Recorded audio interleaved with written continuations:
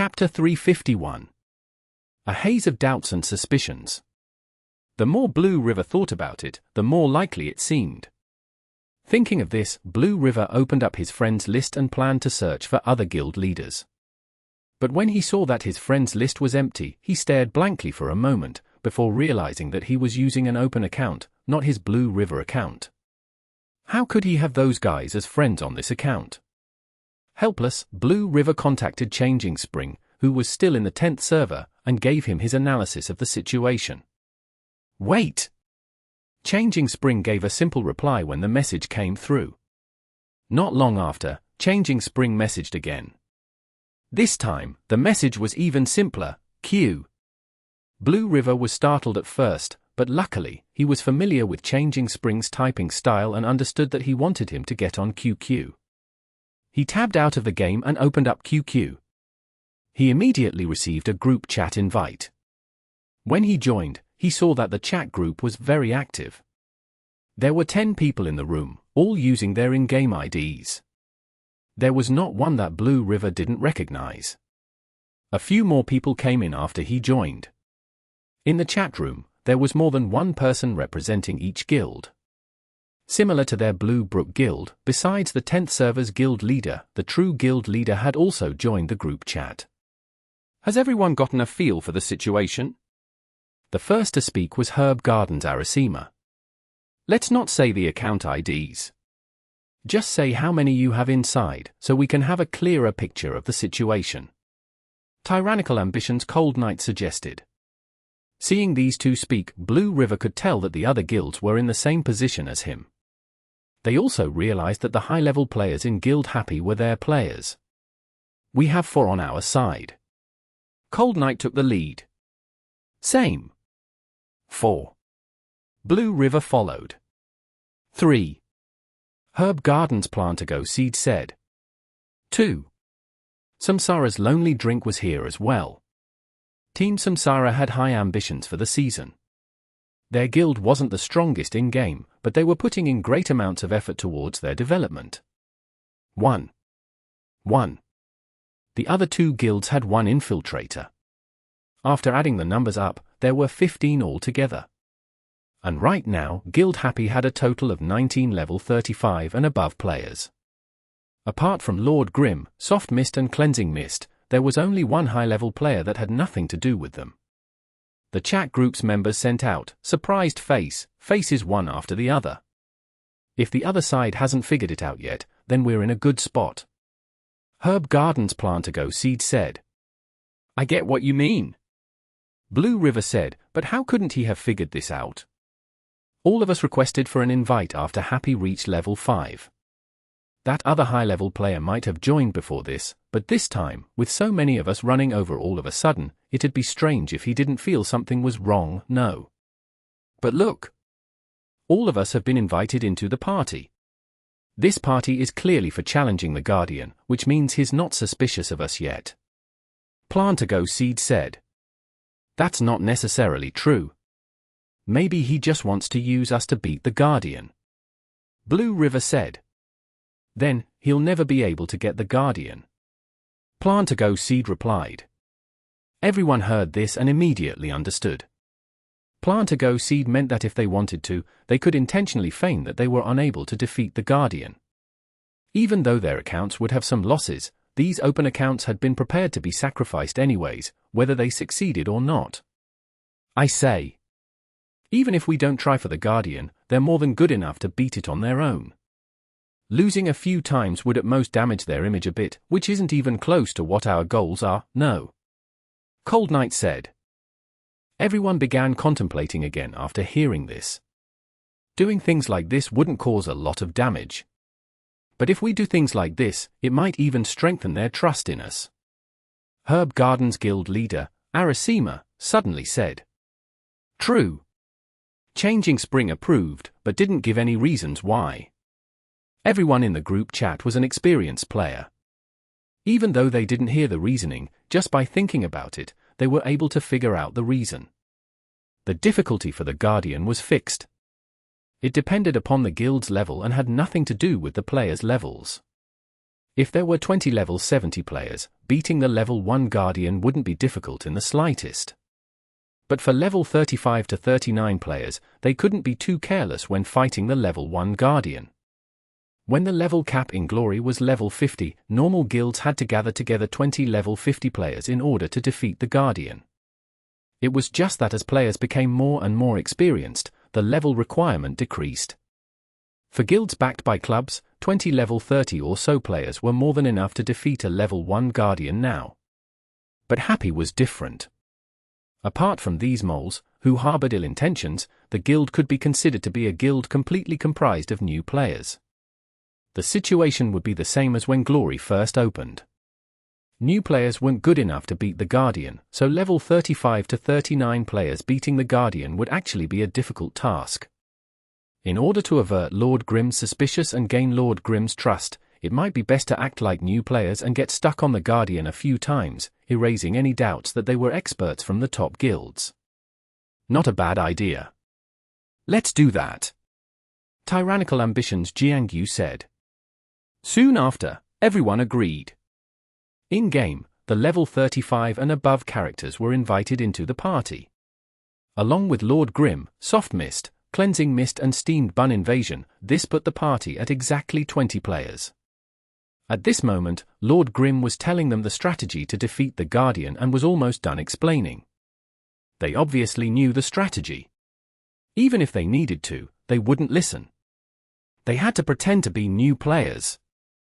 Chengua's spirits were raised when she saw that the guild finally had a few level 35 and above players. It was already late at night, but she didn't want to sleep yet. Not just her, almost everyone in Guild Happy was still online. Everyone wanted to see the Guardian fall.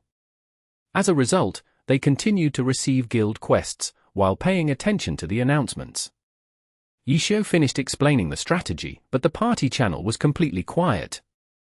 He had no idea if they understood what he had said. When Chenghua saw this reaction, she immediately began feeling uneasy. She had been in other guilds, before she had joined Excellent Dynasty, and participated in the Guardian quests. She knew very well that the boss's strength couldn't be looked down on. If the party failed the challenge, all of the penalties for dying would be assumed. The cost for taking the challenge would also be wasted. This challenge required money in order to try. In addition, the success or failure of the challenge would be announced in the world chat. Failing the challenge would undoubtedly hurt the guild's morale, as well as damage the guild's image. To the guilds backed by clubs, they felt that these penalties weren't serious enough. But in Chengua's eyes, they were more than enough. Even though a god like Ye Qiu was presiding over the challenge, Chenghua was still worried. Are you sure about this? Maybe it'd be better to wait until you've reached a higher level. Chenghua said. Relax. Ye Qiu replied with a smile. Look at these slow-witted idiots. They didn't react at all. Did they understand anything you said? Chenghua looked at the chat record in the party channel. It was all Ye Qiu's messages. The others were completely silent. Chenghua suddenly thought of something else. She stretched her neck out and asked Tang Ru, Little Tang, how much of it did you understand? But as Chenghua expected, Tang Ru was completely puzzled and she shook her head. For someone who had never seen a Guardian, Ye Qiu's explanation for beating it was too much for her to digest. See? This isn't good.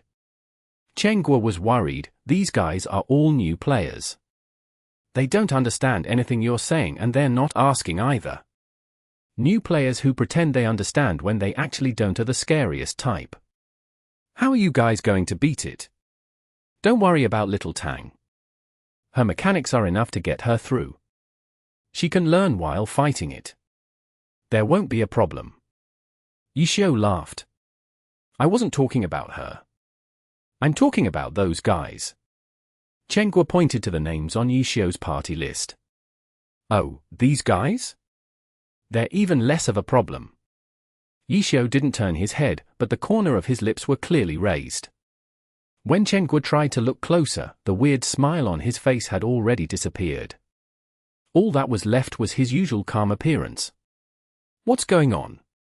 Chenghua felt that there was something she was missing. I can't be certain that there aren't any new players in the bunch, but it's very unlikely that all of them are new players. Ye Qiu grinned. How can you be so certain? Chengguo asked. Because of their levels. Ye Qiu said. Is it really only because of their levels? Chengguo said. Ye Qiu nodded his head. That's not a good reason. Chengguo said. There's an abnormality in level differences in the 10th server. Ye Qiu said. He then shifted the subject. You probably didn't know that every guild backed by clubs have a batch of open accounts, right? Open accounts. Accounts that haven't joined a guild. Ye Qiu said. What are those for? Chengguo clearly didn't know. To do bad things. For example, to become undercover moles. Ye Qiu said. Chengguo was startled. She had heard many stories about undercover moles. So you're saying that these characters are all moles from these top guilds? Chengguo said. There were never very many level 35 and above characters. Even rarer are those without a guild already. With so many coming out all of a sudden, besides these open accounts owned by these top guilds, there aren't very many other possibilities. Ye Qiu said. Chapter 352. Each with their own motives. Then if you clearly knew that these high-leveled players were spies, why did you let them join? Chengguo asked.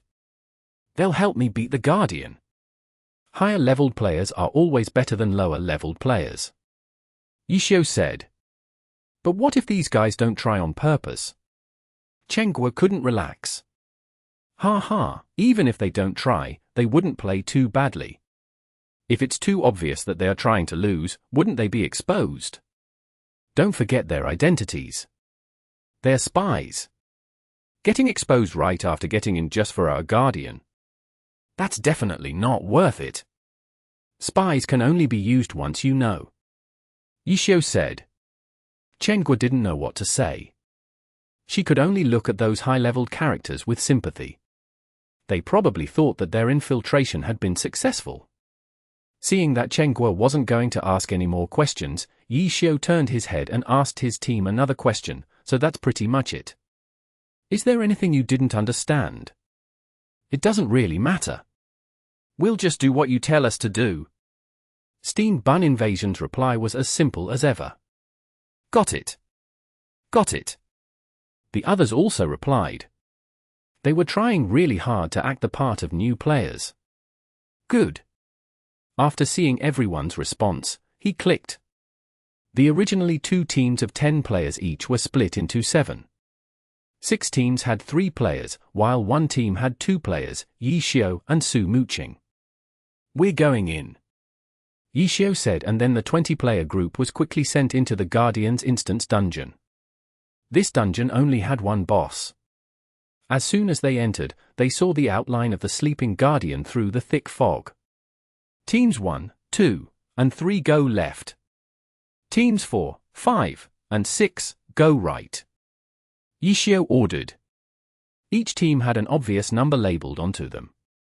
Thus, 3 teams went left, while the other 3 teams went right. Stop! Ye Qiu called. The 6 teams had no choice but to stop. These orders were too simple. Even if Blue River and the others were pretending to be noobs, they couldn't make such a mistake. If they made such a mistake, they wouldn't be noobs, they'd be idiots. Each side make a line. Melee classes in front. Ranged classes in the back. Maintain a 24-unit distance between each other. Do you guys know how to calculate these units? Hover your mouse over the other players and look at the coordinates shown. Then check your coordinates and calculate. Ye Qiu patiently explained.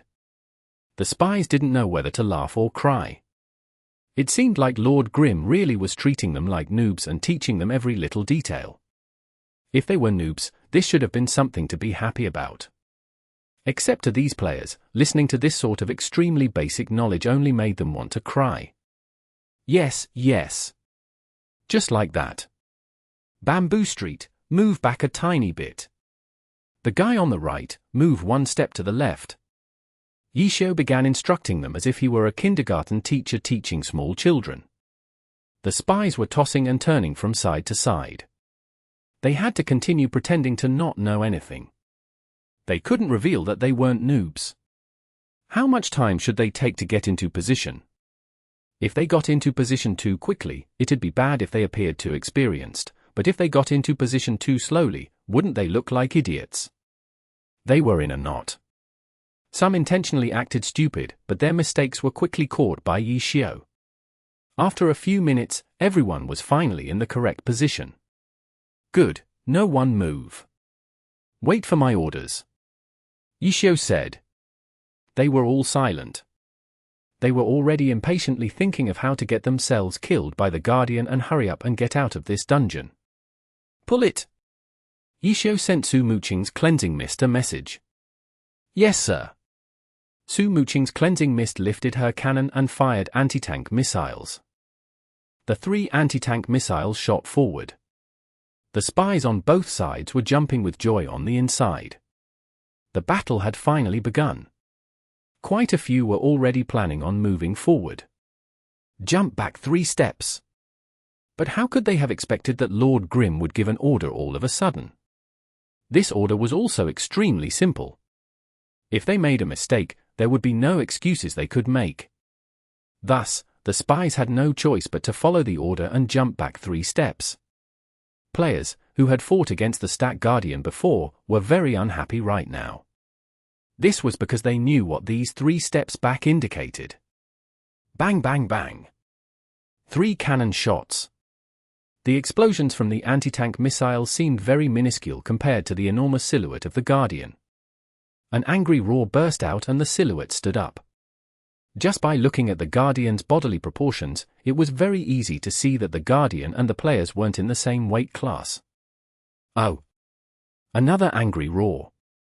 As if its body was weightless, the Guardian suddenly jumped out from the fog and landed in the space between the 2 teams. Everyone's screens shook.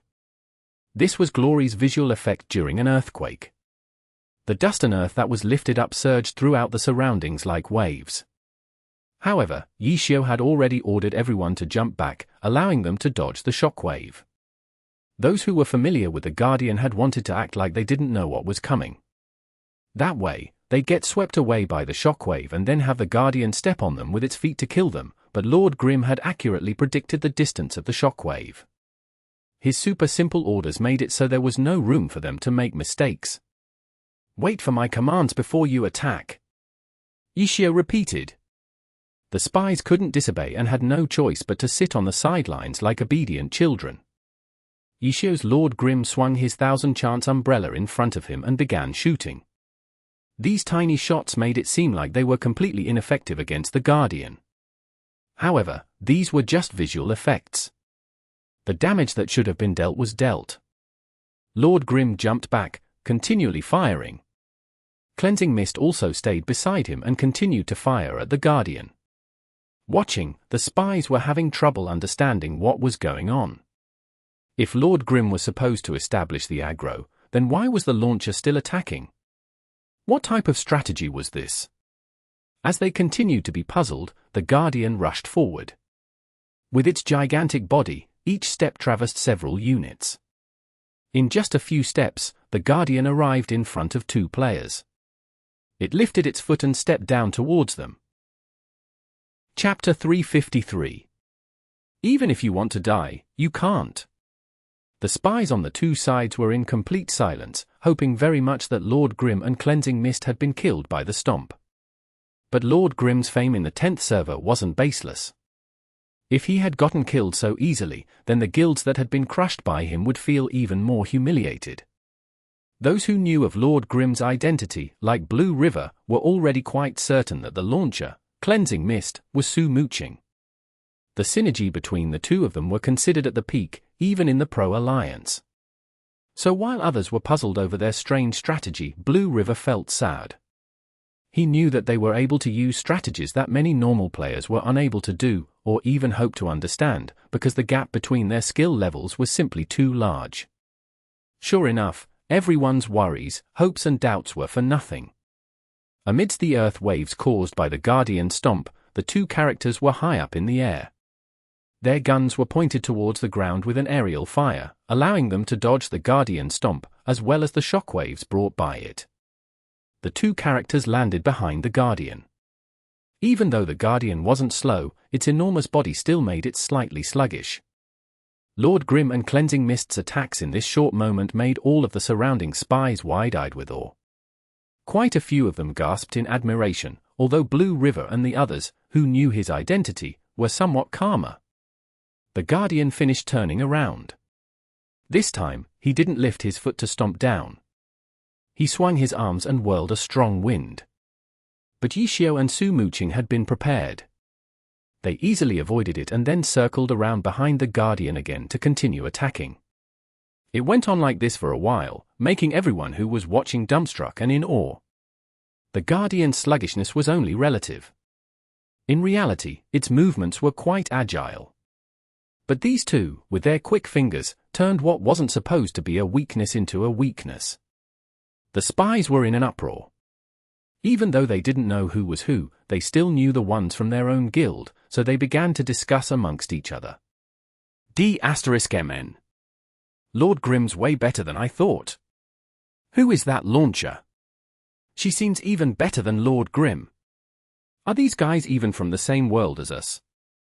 Even though it was somewhat exaggerated, it was quite close to the truth. In a short moment, the spies all forgot why they were here and were only gasping in admiration at their brilliant play style. After a while, they recalled their goal, but with where they were at right now, even if they wanted to die, they couldn't.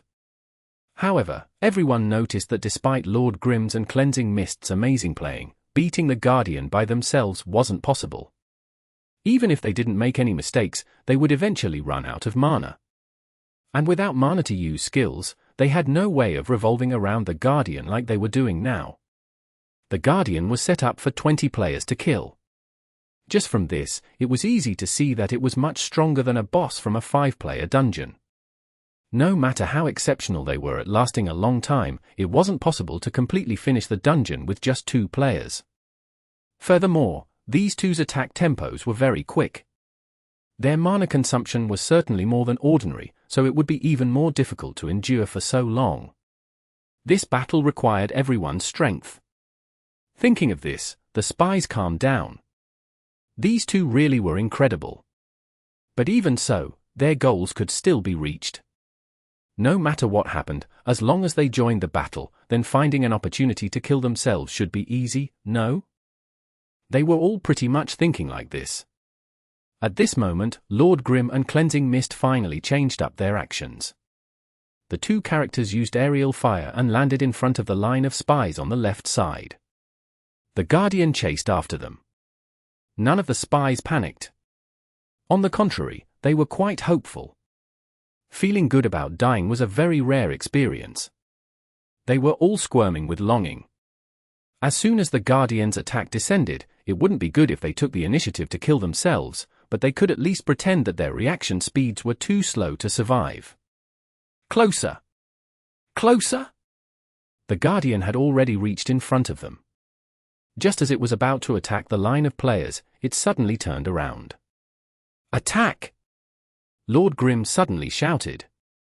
The spies stared blankly as the Guardian's back turned to face towards them. With such a large opening exposed, they had no choice but to attack. But the Guardian completely ignored them. It continued to stride forward. The spies naturally chased after it to attack. They hoped the Guardian would turn its head to look at them, but they knew that it wouldn't. This was because they could already see that Lord Grim and Cleansing Mist had already begun working separately. Lord Grim stood on one side, while Cleansing Mist stood on the other. Right now, the Guardian was heading towards Cleansing Mist. Only now did the spies realize that they hadn't known where the Guardian's aggro was the entire time. In the beginning, Cleansing Mist had pulled the monster, but then Lord Grim had snatched it away. Afterwards, the two both jumped at the same time. When the Guardian tried to catch them, the only thing the spies could remember was that it was chasing them around. Who exactly was it going for? Impossible to tell. They couldn't see it. But now that they separated, it was very clear that the Guardian's aggro was locked onto Cleansing Mist. Right now, the aggro wasn't in their direction. They could only chase and unleash their attacks at the Guardian's back. But no matter what they did, the Guardian refused to turn around. Soon enough, they all became the team's DPS, and the reflection from the spy's screen showed their depressed expressions. Some tried to take the initiative and attempted to create an opportunity for themselves. But who would have thought that as soon as they moved forward, Lord Grim would appear in front to block them. He then gave an order, "Do not go past me." It was a very simple order. If they couldn't even follow this, calling themselves a new player wouldn't be a good enough explanation. The only explanation would be that they were idiots. It would also make it obvious that they were intentionally trying to mess things up. Helpless, they could only obediently follow Lord Grim's directions and attack. "Stop!" Lord Grim shouted again. Another simple command that they couldn't disobey. Even though some of them pretended that they hadn't heard it and continued to attack, Lord Grim called them out by name and even messaged them personally. There was no way that they could keep pretending. And these few extra hits weren't enough to create enough of a disturbance. "Retreat back to your original positions," Lord Grim said. They could only retreat. Some wanted to pretend that they didn't remember where they were originally and stand in the wrong spot, but they soon discovered that they weren't able to fake it. This was because their troops weren't completely pure. Soft Mist, the battle mage from Lord Grim's friend group, accurately stood at her original position. And then, those who stood in the wrong spot were immediately corrected by Lord Grim with Soft Mist as the reference. The spies were very sad. This was because they saw that not long after they retreated, the Guardian unleashed a powerful skill, which would have hit them. Unfortunately, the opportunity to kill themselves passed by just like that. The spies on the left line looked towards the other side. They watched as the Guardian ferociously charged towards that side and watched as the spies on the right side begin to think the same as them previously. Suddenly, their hearts thumped as they realized something. Bang! Just when the spies were trying to figure out what to do next, gunfire exploded onto the Guardian's body. Lord Grim hadn't retreated like the spies on the left line. Instead, he had continued to attack, and after the barrage, the Guardian turned around. And sure enough, the spies cried out in their hearts. And then, the spies on the right line did what they had done previously. They furiously chased after and attacked the Guardian's back with Cleansing Mist as the person they couldn't go past. Everything was just that simple. It could be your first time playing Glory, but you had still played for around 30 levels. As long as you were a human being, there was no reason you couldn't do such a simple task. The spies were in complete dismay. They discovered that they really had become free laborious. With the situation they were in, there was no way they could die, unless Lord Grim and Cleansing Mist made mistakes. However, they had already witnessed their skill. And after separating, their aggro control appeared to be even more precise. The two could actually make the Guardian run back and forth between the two teams. If the battle continued like this, the clerics might not even need to use a heal. They were all frightened now. Even though on the surface, it seemed like nothing had changed, but in the chat, they were already in complete disorder. Right now, even if they wanted to die, they couldn't. To possess such terrifying control, just who were these two? Chapter 354. Firm Decision. However, without any definitive proof, thinking that a normal player in the game was a top-tier pro player exceeded their imagination, especially for the more experienced players of Glory. Every single one of these spies were experienced veterans though, so in the end, they didn't dare think to assume two players' true identities. Everyone still carried one last line of hope. After all, this sort of precise control was very demanding for the player. A single error could cause the whole situation to go amiss. And losing control over a monster's aggro was the main reason for a team wipe, so if something like that really did happen, then pretending to be noobs and dying would be a lot easier. Only Blue River and the others, who knew of these two's true identities, felt truly hopeless. Who were these two? These were the two players that had consecutively won Best Duo in the pro scene. With that type of synergy between them, they wouldn't deserve that title if they slipped up while dealing with an NPC. Blue River still received messages from other spies though, who were still patiently analyzing the situation. Lord Grimm's true identity was knowledge that only relatively high-ranking members of Blue Brook Guild knew. When they faced him, they often had feelings of cowardice and fear. These feelings had already overwhelmed Blue River. However, he couldn't share his knowledge with them and could only watch as they patiently waited for an opportunity. He strengthened his resolve and decided that he too would hope that a miracle would occur. Correct! In Blue River's eyes, hoping that this duo would make a mistake was the same as hoping for a miracle. Attack! Retreat! Attack! Retreat! Those were pretty much the only words that came out of Lord Grimm's mouth. Their attacks were led by him and Cleansing Mist. Their retreats were led by Soft Mist and Steamed Bun Invasion. The two didn't make any mistakes. He goes, then she goes. Everyone had already gotten used to the routine. Making a mistake now would be extremely embarrassing. Miracle. A miracle is a highly improbable event. Blue River was hoping for a miracle, but the majority of the spies held a normal attitude. In their eyes, it would be a miracle if the two didn't make a mistake. And the result? The Guardian's health continued to drop. Those who were hoping for a miracle didn't receive one. Those who were afraid of a miracle watched as the miracle began to unfold. The spies no longer had the time to continue waiting for the two to make mistakes and began to employ more active approaches. They would go all out in order to force the Guardian's aggro to go out of control.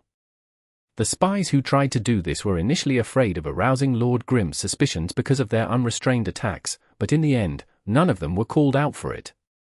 As a result, all of the spies began to think along the same line: don't worry about aggro, just put out as much damage as possible. However, Lord Grimm's and Cleansing Mist's aggro control wasn't disrupted. The two continued to pull the Guardian back and forth.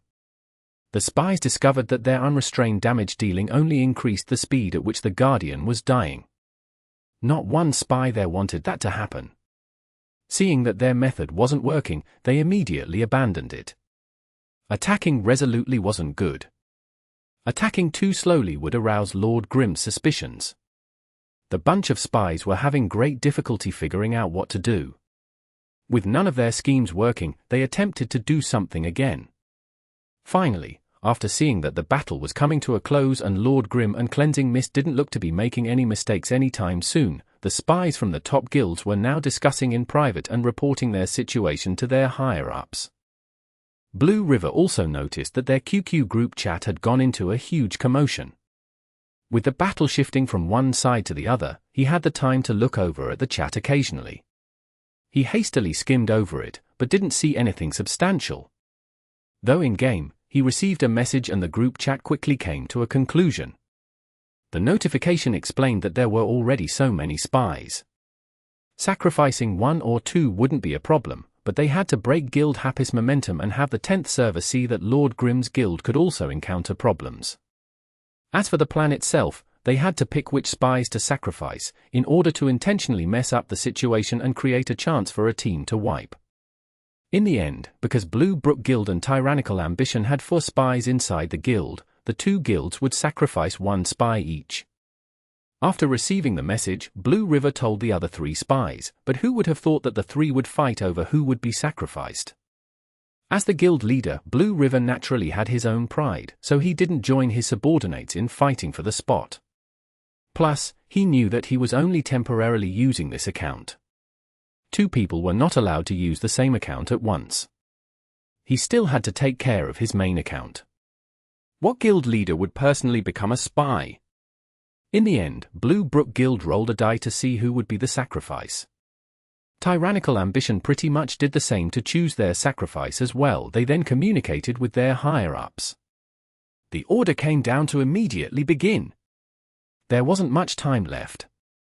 Under the gazes of envy from the other spies, the 2 sacrifices began to wreak havoc. Even though being a spy in-game wasn't as thrilling as in real life, apart from a few abnormal people, most people didn't like doing this type of thing. Being a spy meant becoming friends with someone and then selling them out. Whether it was for justice or not, doing it always felt bad. The two sacrifice just happened to be on the same side, and since the two sides took turns attacking, this allowed them to work together to attempt to disrupt the flow. It just happened that their team was chasing after the Guardian and attacking right now. The two confirmed the command and they no longer hesitated. Anything Ye Qiu told them not to do, they would immediately do. The first thing they had to do was pass the line that Ye Qiu told them not to pass. Amidst the spies' hopeful gazes, they suddenly heard two system notifications. Two guild notifications popped up in their guild chat. Player More Seasoning has been kicked out from the guild by guild leader Lord Grim. Player Clearly Smooth has been kicked out from the guild by guild leader Lord Grim. The spies' attacks clearly turned sluggish all of a sudden. They almost completely stopped attacking. The decision had been too decisive. More Seasoning and Clear Smooth had only passed Lord Grim by 1 unit, but Lord Grim didn't even attempt to ask what was going on and directly kicked them out of the guild. The Guardian challenge could only be done by guild members. With them being kicked out from the guild, the two were immediately kicked from the dungeon. They might not have died, but they had been sacrificed for nothing.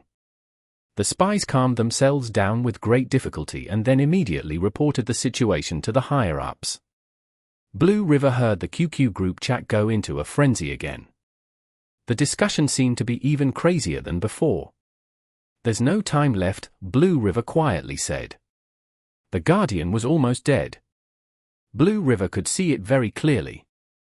How could the others not know? The Guardian would be dead in a short moment and there was nothing they could do to stop it. "Should we stop?" Another private message came. Some of the spies' attacks had already gone sluggish, enough to make others suspicious. "Don't," Blue River decided and immediately told them not to. "There's no point," Blue River said. It's not that they didn't know kicking players who were causing trouble would destroy their plan.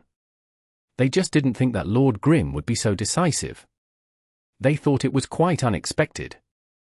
Lord Grim always communicated with them when they made mistakes, so the two spies took advantage of this fact to use the best way to cause a ruckus. Who would have thought that as soon as they broke his rules, they'd be kicked? It was something no one expected. Even if they chose more sacrifices, they would be decisively kicked out in the same way. Since the Guardian had so little health left, they weren't necessary to beat it. After all, Guild Happy still had 4 actual members. Slowly whittling down the Guardian's last bit of health wouldn't be a problem. Blue River completely gave up for an even deeper reason. He felt that if Lord Grim could be so decisive, then he might have figured out that they didn't have good intentions long ago. So many high-leveled players joining at once was already very suspicious. This was why everyone wanted to act like new players and get wiped out in order to erase any doubts. But who could have thought that the two's coordination would be so good, from their positioning down to the very details? With all of the orders so simple, intentionally breaking them was difficult to do. Even for More Seasoning and Clear Smooth, who had been kicked out in the very first moment, if they had been allowed to rush forward, how much harm could their betrayal do? No one had any confidence in their answer. It was good now though. They didn't need to worry about anything anymore. The Guardian's health was so low and it would soon kneel to the ground. The goal for the Guardian challenge wasn't to kill it, but rather to make it kneel. From this acknowledgement, Guild Happy would receive the Guardian's blessing. When the guild reached level 10, the Guardian would be stronger and it would not submit to the guild. At that time, they would have to try the challenge again and defeat the level 2 Guardian. Amidst the Guardian's wild laughter, the world and Guild Happy received an announcement, congratulating on the guild's success in beating the Guardian and were awarded the Stack Guardian's blessing. The guild celebrated. After understanding the strength of the Guardian's blessing, the players had already studied what to do with their new points. Some carefully looked at their extra points, but didn't want to use them yet. They would put it to one side for now in case. Some were in high spirits and immediately allocated their extra points. Blue River and the others. They could only feel depressed, but they had to pretend they were happy. Plus, they had participated in the Guardian challenge, so they should be even happier. After being unhappy for only a day, these spies already needed to display an attitude that was completely different from how they were feeling. Luckily, this was in-game. If it had been face-to-face, they would have already been exposed. Guild leader, why did 2 of our players suddenly get kicked out? It seemed like they were part of your team. Someone suddenly asked. Chapter 355. Who's leaving? Who's staying? As soon as someone said this, a lot of people began to wonder as well. Although, for the spies, they all froze as if they had been struck by thunder. Who would have thought that Lord Grim would be so quick and decisive? Could he have seen through them from the start? If that were the case, then the others who had come in together with them were in the same position that they were in. The only difference was that those 2 had acted out of line and exposed themselves. As for the others, even though they didn't put on a very good performance, they at least did as they had been told. Had they been detected by Lord Grim or not? This was what made everyone feel uneasy. The spies once again began chatting. They had planned on killing themselves from the very beginning. Failing the Guardian challenge was only their secondary objective. Their main objective was to pretend that they were new, inexperienced players in order to avert any suspicions towards them. But these guys had messed this up. Under Ye Qiu's and Su Muqing's lead, where it wasn't possible to make any mistake, they all still actively looked to make mistakes. That was the complete opposite of their main objective. The past was the past. They no longer thought about it, but then suddenly, someone raised the question, making everyone once again recall their identities and think of Lord Grim's decisiveness at that time. It was as if cold water had been splashed on their heads and they immediately woke up. Messages continued to be typed in the chat and the question had been lost amidst the storm. However, it would never be erased from the spies' minds. The spies all stared intently at their screens and at the chat to see if Lord Grim would reply. They all hoped that Lord Grim wouldn't see the question. Lord Grim didn't speak in the guild chat, but rather in their party chat. Good work, everyone. Lord Grim's name suddenly appeared. It was nothing. How could that have been difficult? The spies lied. Even though from a killing the Guardian perspective, it was nothing was the truth, but from the spies' perspective, the battle had been very difficult for them. Then what now? Lord Grim said. What now? They didn't understand. Stay or leave. It's up to you guys, smiley face. Lord Grim even added a smiley face. The spies stared stupidly at their screens. They understood now. They hadn't dispelled any of Lord Grim's doubts. They had been compromised from the very beginning, yet even so, Lord Grim had still bravely brought them to fight the Guardian. Lord Grim had been confident because he had the skills to create a situation where it wasn't possible for them to make a mistake. The party chat instantly quieted down. Lord Grim didn't dissolve the party either. For a short moment, no one said anything. This time, even the private messages to the spies had quieted down and instead went directly to their higher-ups. The QQ group chat set up by the top guilds immediately went into a frenzy again. Blue River was already distraught with anxiety and didn't want to be involved any longer. This Lord Grim. How cunning! Samsara's 10th server guild leader Lonely Drink hatefully spouted. This was the impression that Ye Qiu had left him since the very first time they had met, and it would never die. He completely ignored the fact that their plans had been too obvious and went straight for that "it's not our fault. Our opponent's just too cunning" analysis. These characters are useless now. There's no point in keeping them if Lord Grim already knows. Herb Garden's head guild leader Arasima said. But there's one thing that everyone should know. Tyrannical Ambitions Ye Qiu said. Speak. Blue Brook Guild's Changing Spring typed in his usual manner, telling everyone that he was still there. Even though the majority of the players in the party are ours, there's still one person who's not with us. He's an actual high-leveled player who wanted to join Happy. Ye Qiu said. True. Cold Knight naturally helped his boss and immediately provided proof for it from the chat logs. The proof listed the number of spies from each guild. In that 20-player team, there was actually one person who wasn't theirs. What I want to know right now is whether or not some guild is hiding him from us. Ye Qiu asked. Definitely not. Lonely Drink said. The other guild representatives confirmed that they weren't hiding anything either. If that's true, then I believe we can have the majority of our characters leave the guild, but have a small portion of them stay and establish a good relationship with this player. That way, if this guy really isn't a spy, then he can be a good cover for us. If necessary, he can help vouch for us. Ye Qiu said. Might that be a little bit excessive? Arasima said, this time, our biggest issue was that we didn't consider everything. Our characters' levels were clearly very high for characters of the 10th server. Lord Grimm would have certainly anticipated that we would send spies into his guild.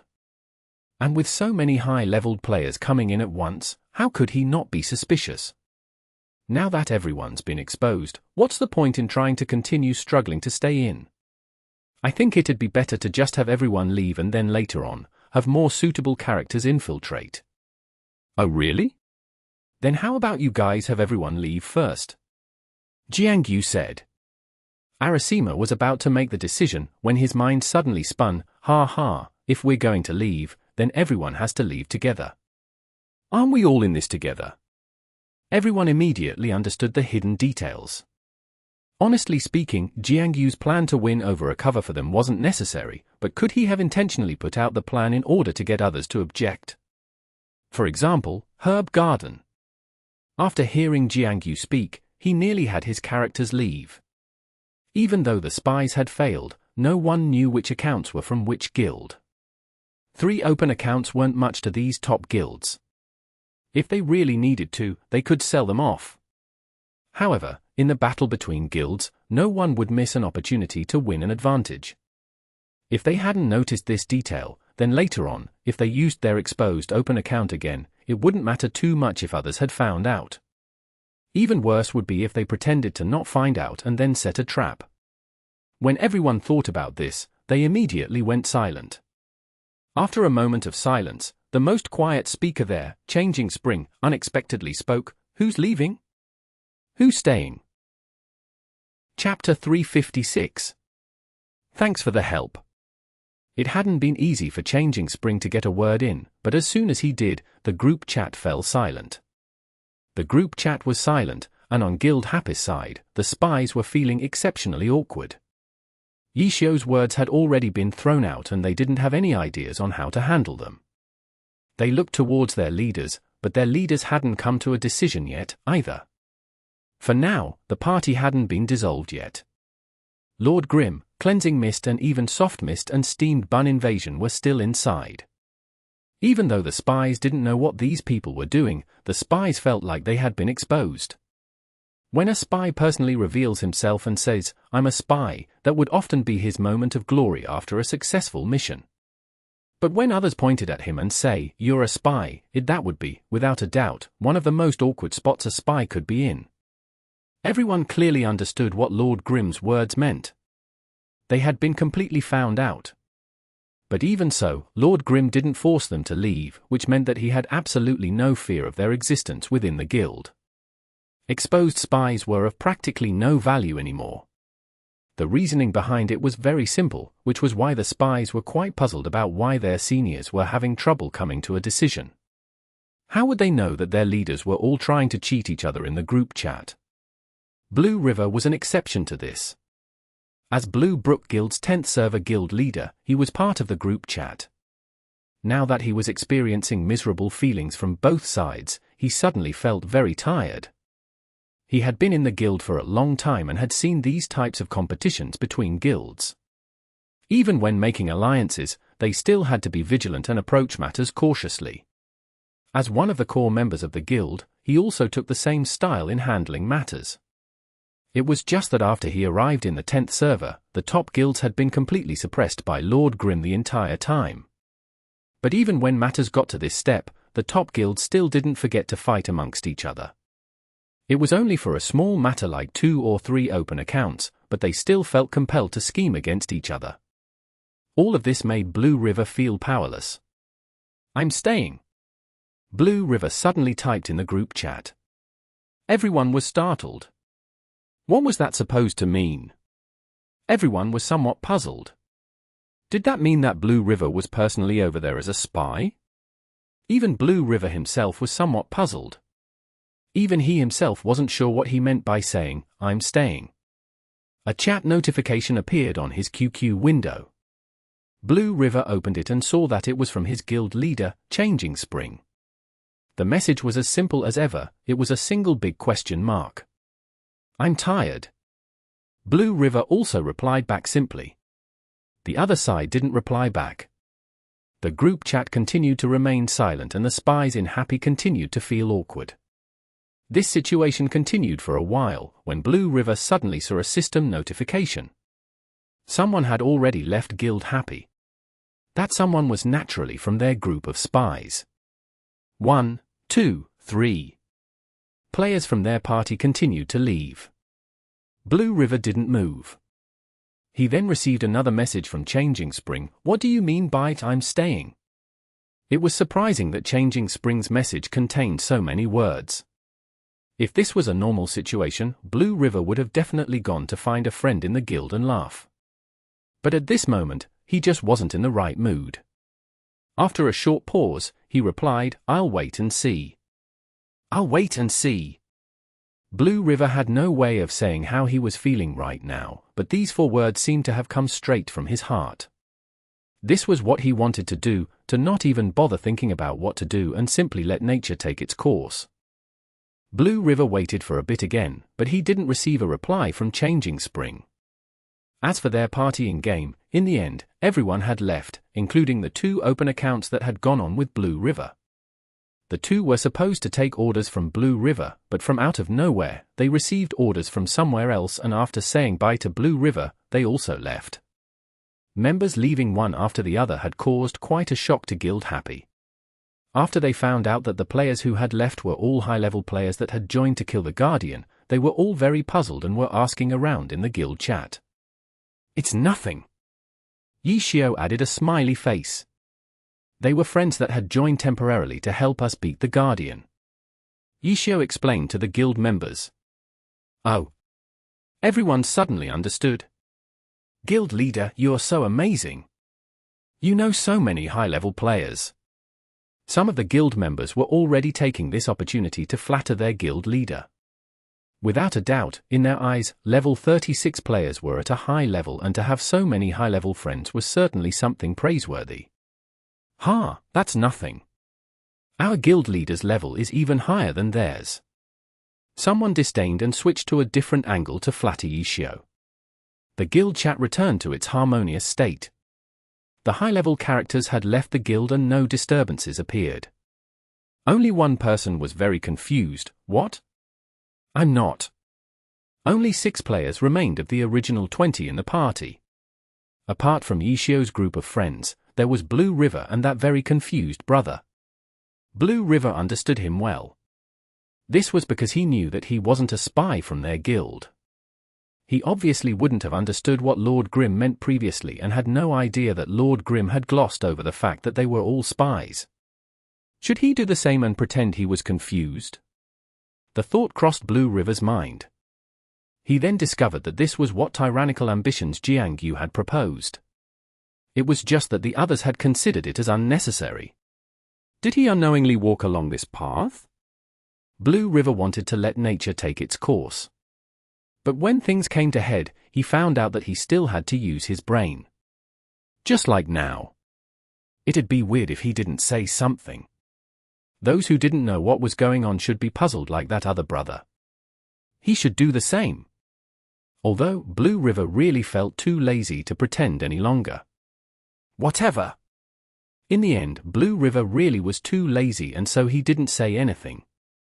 He took his account, added the extra points from the level 1 Guardian and then left the party to level.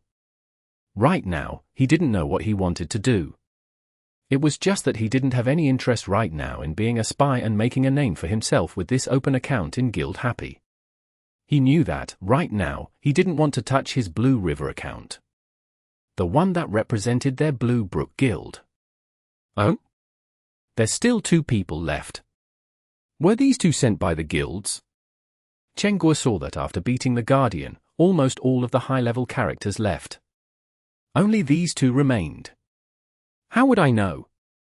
I'm not God. Ye Qiu said. This one seems like he isn't fake, but where'd he run off to? What is he planning on doing? Cede commented on the two characters. Ye Qiu shook his head. You're really shameless though. You actually used spies from other guilds to help you in beating the Guardian. Cede said. It's fine. It's fine. Ye Qiu said, while using his mouse to click on a few names on his friends list. Who are these guys? Cede asked. Herb Garden, Tyrannical Ambition, Blue Brook Guild, etc. They're 10th server's guild leaders. Ye Qiu introduced them to Cede. Cede knew these guilds well in the Heavenly Domain, but she didn't know anything about them in the 10th server. Though with your strategy, you'd still be fine even if they weren't there. Cede said. No way. Did you see my character after beating the Guardian? Ye Qiu said. I was almost out of mana. Ye Qiu said. Ah. Cede seemed to have figured something out. Without these high-level characters, this strategy wouldn't have worked. My mana wouldn't be enough to whittle down the Guardian's health the entire way. Ye Qiu said. Cede understood now. To others, it just looked like the other party members just needed to put out damage. But if their damage output wasn't high enough and the battle dragged on for too long, the two characters, who controlled the aggro, would have run out of mana and been unable to continue. Then, if you didn't have these guys, how would you have done it?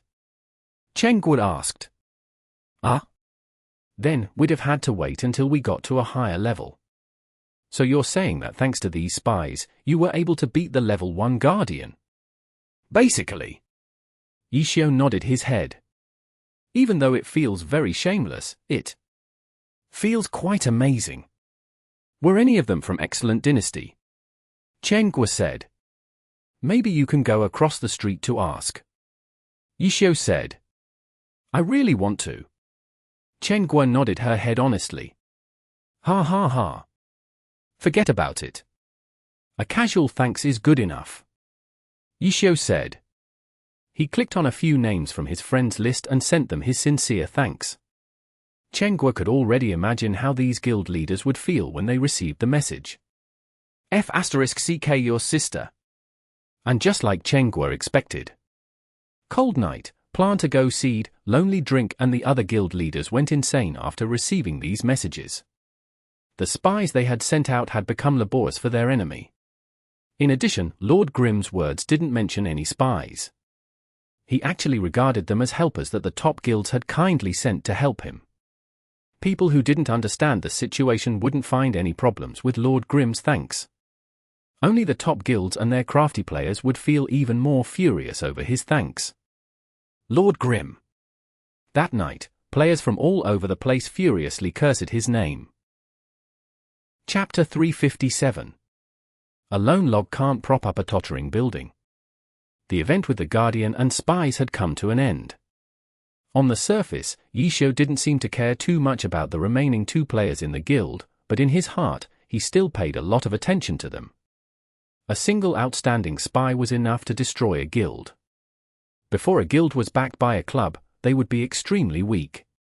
Sometimes, what would seem like a very trivial matter could cause a guild to collapse, let alone when someone had infiltrated specifically in order to destroy them. Even though Ye Qiu didn't say anything to the two characters that hadn't left, he took note of their names. This was because he still lacked a way to completely reveal all the spies in his midst.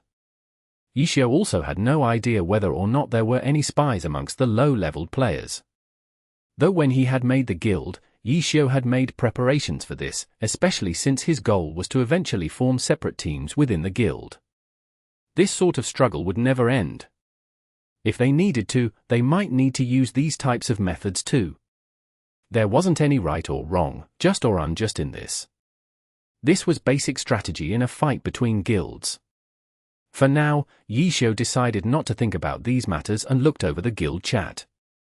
The majority of players had gone offline to rest after seeing that the Guardian challenge had been successful. The ones who were still online were pretty much the all-nighters. There was no way they could be like the top guilds and have their accounts played on by multiple players as a type of work. These all-nighters, who were willing to spend this amount of time in their lives, could very likely be their guild's main force. The guild chat's discussion topic was naturally about the Guardian's blessing that they had obtained after the completion of the Guardian Challenge. Players of all kinds of classes were talking over how they should allocate these extra points. Quite a few were browsing through various guides on the web, while debating with others. This sort of low-level talk was beneath Ye Qiu, although for these noobs, Ye Qiu still felt like he should help guide them so they wouldn't go off on the wrong path. After seeing just a few minutes of their discussion, Ye Qiu already saw several flaws in quite a few of the players' arguments. He had no idea where these noobs found such trash guides, yet they were treating them like treasures and spreading them around. Hey, the one called Careless. Ye Qiu couldn't bear it any longer and finally called out a name. Here.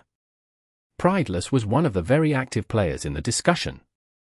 When he saw that he had been noticed by the guild leader and had even been called out by name, he felt extremely happy and immediately replied. Where do you find that guide? It's wrong. Ye Qiu was quite direct, simply because the nonsense Careless was spouting was too far off. It didn't even seem like it was right. Careless was startled. Most Ghost Blade skills are magic-based, so adding intelligent isn't wrong, but whether you're a phantom demon or a sword demon, putting points into intelligence can't be the only choice. Sword demons have a few physical damage attacks. In addition, a lot of the time, you'll be using normal attacks to connect combos, so adding a few points into strength is a must. Now as for phantom demons, they have several skills with crowd control effects. Spirit increases the effectiveness of these crowd control skills, so phantom demons also need to add a few points into spirit. The guide that you posted doesn't even consider the basic characteristics of your class. If it's a magic-based class, then put everything into intelligence. It's not quite that simple. Careless stuttered, but wasn't able to say anything to defend himself. He was having trouble understanding what Ye Qiu was saying. And that battle mage guide, Ye Qiu switched the topic and pointed at a different guy who was also spouting nonsense. Ye Qiu knew even more about battle mags. With just a few words, he had made the guy go speechless. There's more. There's no point in saving up your extra points from the Guardian's blessing. If you add it wrongly or want to change it, you can just leave the guild and then join again. Ye Qiu didn't know whether to laugh or cry when he saw that these guys were telling everyone to not randomly allocate their points. When the player left the guild, these extra points from the blessing would be automatically taken away, so they could basically reset it whenever they wanted to. And the team that's going to dungeon. What type of party composition is that? You'll definitely die from exhaustion. Get 2 magic classes in there. The more Ye Qiu looked, the more problems he discovered. Some of these players saw that their dungeon count had reset, so they immediately went and formed a party with their new guildmates, but didn't pay attention to the party composition and just added whoever wanted to join. There were many classes in Glory. Different matchings had different strategies for them. For different dungeons, there would always be the most efficient, safest, etc. party compositions. For new players, being able to easily beat a dungeon was quite impressive. In Glory, every time you entered a dungeon, the dungeon count would decrease whether you succeeded or failed. Ye Qiu had only been playing with experienced experts. Even without them, by having him in the party, they would never fail a dungeon. But for new players, dying in the dungeons was a very common occurrence. This was also one of the main reasons why the players from top guilds were so far ahead of normal players in levels. With experts carrying the party, beating a dungeon would be much quicker and easier than having those who were studying it for their first time. Even if these dungeons all had detailed guides, if new players wanted to turn the guide into a reality, they would usually die several times trying. And every time they died, let alone not receiving the dungeon rewards, they would lose experience. With this back and forth situation, how would these experienced veterans not level faster? In the past, Ye Qiu had only the few around him to care about. He could carry Tang Ru, Steamed Bun Invasion, or whoever else was on their team to beat any dungeon with ease, but now that he had a guild, there were several hundred members. Thus, he could only talk in the guild chat and fix any problematic areas. Ye Qiu was too preoccupied with this to do anything else and spent a good 2 hours talking in the guild chat. And this was when the guild only had a small number of players, yet there were still so many issues. When all 500 players got on, what would that be like then? Ye Qiu thought of this and felt his head go numb. Creating a guild in itself was already troublesome. This was why pro teams always had someone else specially deal with it. How could pros personally run over to do this sort of work? Ye Qiu didn't want to do it either, but he didn't have anyone else to help him. Tangru was skilled, but she might not be any better than some of these new players in this area. Steamed Bun Invasion was more familiar with games, but letting him manage a guild? That would only happen if his head got smashed against a tree. Su Muqing and Chenghua could help, but because they had their own work to do, the amount of help they could offer was limited. After thinking and thinking, Ye Qiu's gaze stopped on the 2 level 36 characters in his guild. These 2 hadn't gone offline yet. They seemed to be all-nighters. When they were fighting against the Guardian, Ye Qiu had actually been paying attention to everyone's movements. Those cheap tricksters, who weren't trying or weren't following orders on purpose, couldn't get past Ye Qiu's experienced eyes. This was what made him even more confident that they were spies. The huge rush of high-leveled players coming in all at once wasn't the only reason. However, even though Ye Qiu had perceptive eyes, he had still been fighting, so there was no way he could have caught everything that they tried to do. For example, Ye Qiu couldn't remember how these 2 characters performed. This was another reason why he couldn't be sure of these 2 players' identities. If they really are spies, could I maybe use them? Ye Qiu pondered. Spies were always extremely loyal to their guilds and were definitely experienced glory veterans. Even though they might not have the ability to manage a guild, Ye Qiu didn't need such an experienced manager yet. He just hoped that they'd help him share the responsibility in guiding these noobs. This was something any glory veteran could do. But this assignment would be very different from the Guardian. Assigning them such a task would be the same as making them a core member of the guild. This was something that any spy would want to do. Once they entered the inner circle, they would be able to set up a reputation in the guild. If they really were spies, then it'd be very dangerous. How should I do this? Ye Qiu quietly pondered. In the end, he clicked on the 2 names and requested to add them as friends. One of them quickly accepted it, while the other didn't respond, even though he was clearly online. The one who didn't respond was Blue River. Right now, he didn't know what he was doing. He was using an open account and wandering around randomly in Glory. When he saw the notification and opened it, he was surprised to see that it was a friend request from Lord Grimm. What's the meaning of this? Blue River discovered that life truly was hard. All he wanted to do was run around and daydream, but something always had to pop up. He thought about it and then in the end, he decided he didn't care anymore. He accepted the friend invite and then sent a message, "What's up, guild leader? You busy? If you've got nothing to do, why not come to the arena and compare notes with me?" The other side responded as if they were good old friends, making Blue River surprised again. Could he have recognized me? No way. Blue River mumbled and then replied, "All right, where to?" Chapter 358. Getting straight to the point. Blue River asked as he returned back to the city from the wilderness. He headed straight for the arena. When he found the room that Lord Grimm had set up, he found that Lord Grimm and the other level 36 player were sparring. It only looked like a battle though. After taking a closer look, he felt that calling it a battles would be too praiseworthy for Chicken Feather. It was a completely one-sided match. With Chicken Feather's skill, Blue River couldn't bear to watch anymore. In his eyes, this Chicken Feather really was someone who had just started playing Glory. And his opponent? Ye Qiu with 10 years of experience. Not long after Blue River joined the room, Chicken Feather fell to the ground, defeated. He even sent out a sad face emoticon afterwards. Blue River reckoned that this Chicken Feather probably couldn't even recognize how terrifying his opponent was or perhaps even thought that he was just slightly worse. It was similar to how Tang Ru was initially. She wasn't good enough to tell how large the skill gap was.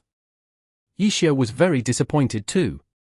He had fought with Chicken Feather very diligently, but after 3 rounds, he was already certain that this Chicken Feather truly was a new player at Glory.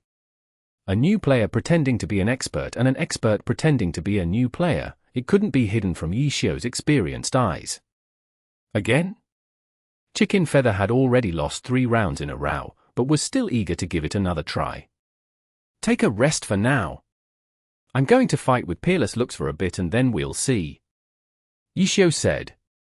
Peerless Looks was the ID of the account that Blue River was currently using. The class was a Blade Master. He knew Lord Grim was God Ye Qiu, so he didn't have any hopes of beating him in a fight. He simply continued on with his go with the flow attitude. If Lord Grim had wanted him to fight, then he'd fight. Blue River accepted Ye Qiu's invite and the two entered the stage. Start. Blue River asked after entering. Go ahead. Ye Qiu didn't say too much. Blue River didn't hesitate.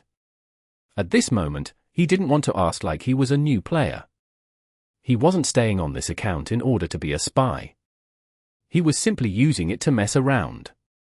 His blade light flashed and Blue River began with a simple sword draw. Lord Grim was taking it very seriously too. He began moving before the blade light flashed and easily dodged the attack. How quick! Blue River gasped in admiration. When he had used sword draw, Lord Grim had definitely been within range, but by the time his sword strike had flown out, his sword strike had missed Lord Grim by 2 full units. This couldn't be done solely through his reaction speed. He had clearly predicted that Blue River would initiate with this move. Blue River wasn't surprised that this had happened though. He didn't think that he had any chance of winning, so he was very relaxed. Sword draw missing wasn't anything to sigh about. He moved 1 unit to the side and then sprinted forward with a stab. Dong! Lord Grim had taken out a sword and guarded against Blue River's attack. After guarding, he retreated backwards. The sword in his hand shifted back into an umbrella and as he slid back, 3 anti-tank missiles fired out with a bang. Too quick, Blue River was helpless. His opponent was better than him in every way. He didn't have any time to react to the 3 anti-tank missiles. He tried to dodge, but he was too slow and was pushed back by the explosion from the missiles. Blue River rolled on the floor, an experienced maneuver. Oh, not bad. Lord Grim suddenly said. What was not bad? Blue River didn't see anything praiseworthy. Could it be because his role had been done beautifully? In truth, Blue River hadn't predicted that Lord Grim would use a method to continue attacking. His role had simply been done out of habit. Whenever he encountered a situation such as this, he would instinctively do a roll.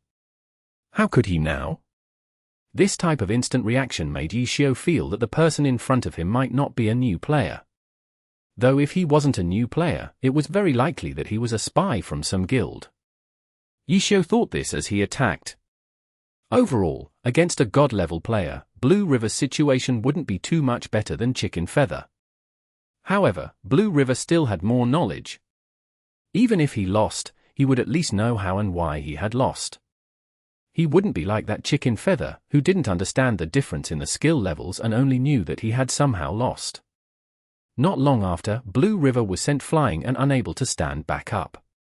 The first round had ended. It hadn't even been a full minute since the match had begun and Lord Grim hadn't lost a single drop of blood yet. Blue River felt his face burning. Even though he knew that he was up against a top god, he had still been confident that he could hit him a few times and at least prove himself to be better than that Chicken Feather, but from the looks of it, he seemed to be the same as that Chicken Feather and had gotten beaten up too. It seemed that he had overestimated himself. Again? Ye Qiu asked. Ye Qiu already felt like he had seen enough. This person definitely wasn't a new player and was quite familiar with the Blade Master class too. Some of his moves had clearly been out of habit. In-game, he would definitely be considered an expert. But apart from that, Ye Qiu was somewhat puzzled. He had been able to see all this in a mere 1 minute and the reason he was able to was because this person didn't hide anything. This was what Ye Qiu couldn't understand. If he was a spy sent by another guild, wasn't he afraid of being exposed? Or could he have been employing a reverse psychology tactic?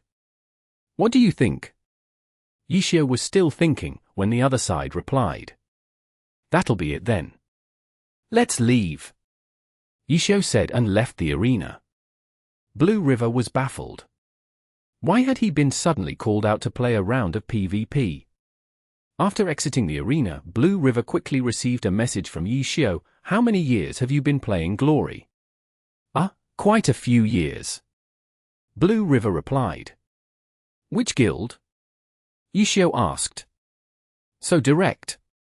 Blue River coughed up blood, but he was too lazy to hide himself. Since he was going with the flow, he might as well answer the question. Blue Brook Guild. Blue River? Ye Qiu asked. No way? How'd you know? Blue River was shocked. He was quite sure that Ye Qiu had the ability to tell that he was an experienced player from his previous performance, but being able to actually identify him was truly too terrifying. Even though he was also an in-game expert, he was still only a measly character compared to a pro. He had a hard time believing that such a god would care so much about him and even recognize his style. I didn't. It was a random guess. Such an accurate random guess.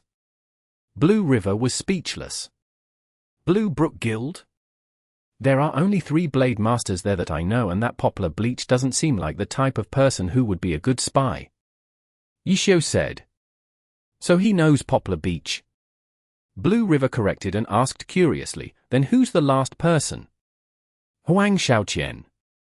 Oh, Blue River wiped a bead of sweat from his face. Huang Xiaoqian obviously couldn't be a spy. What's up with you? What type of spy acts like that? Ye Qiu had already begun scolding him. Blue River's cheeks were streaked with tears. This was such a weird conversation. He didn't know how to reply. You've already been caught, so why did you stay in my guild? Ye Qiu continued to ask. I was bored, so I just stayed. Blue River replied. Bored, HM? Then I'll give you some stuff to do. What stuff? Blue River asked. Help me manage my guild. Ye Qiu said. He instantly froze. Blue River pinched himself to confirm that he wasn't dreaming. He then opened up his chat log and looked carefully again to see that he hadn't seen wrongly. He then froze again. He couldn't understand where such a weird thought came from. Hello? Hello? Ye Qiu was still urging him. Help you manage your guild? Blue River asked back. Yeah. Why?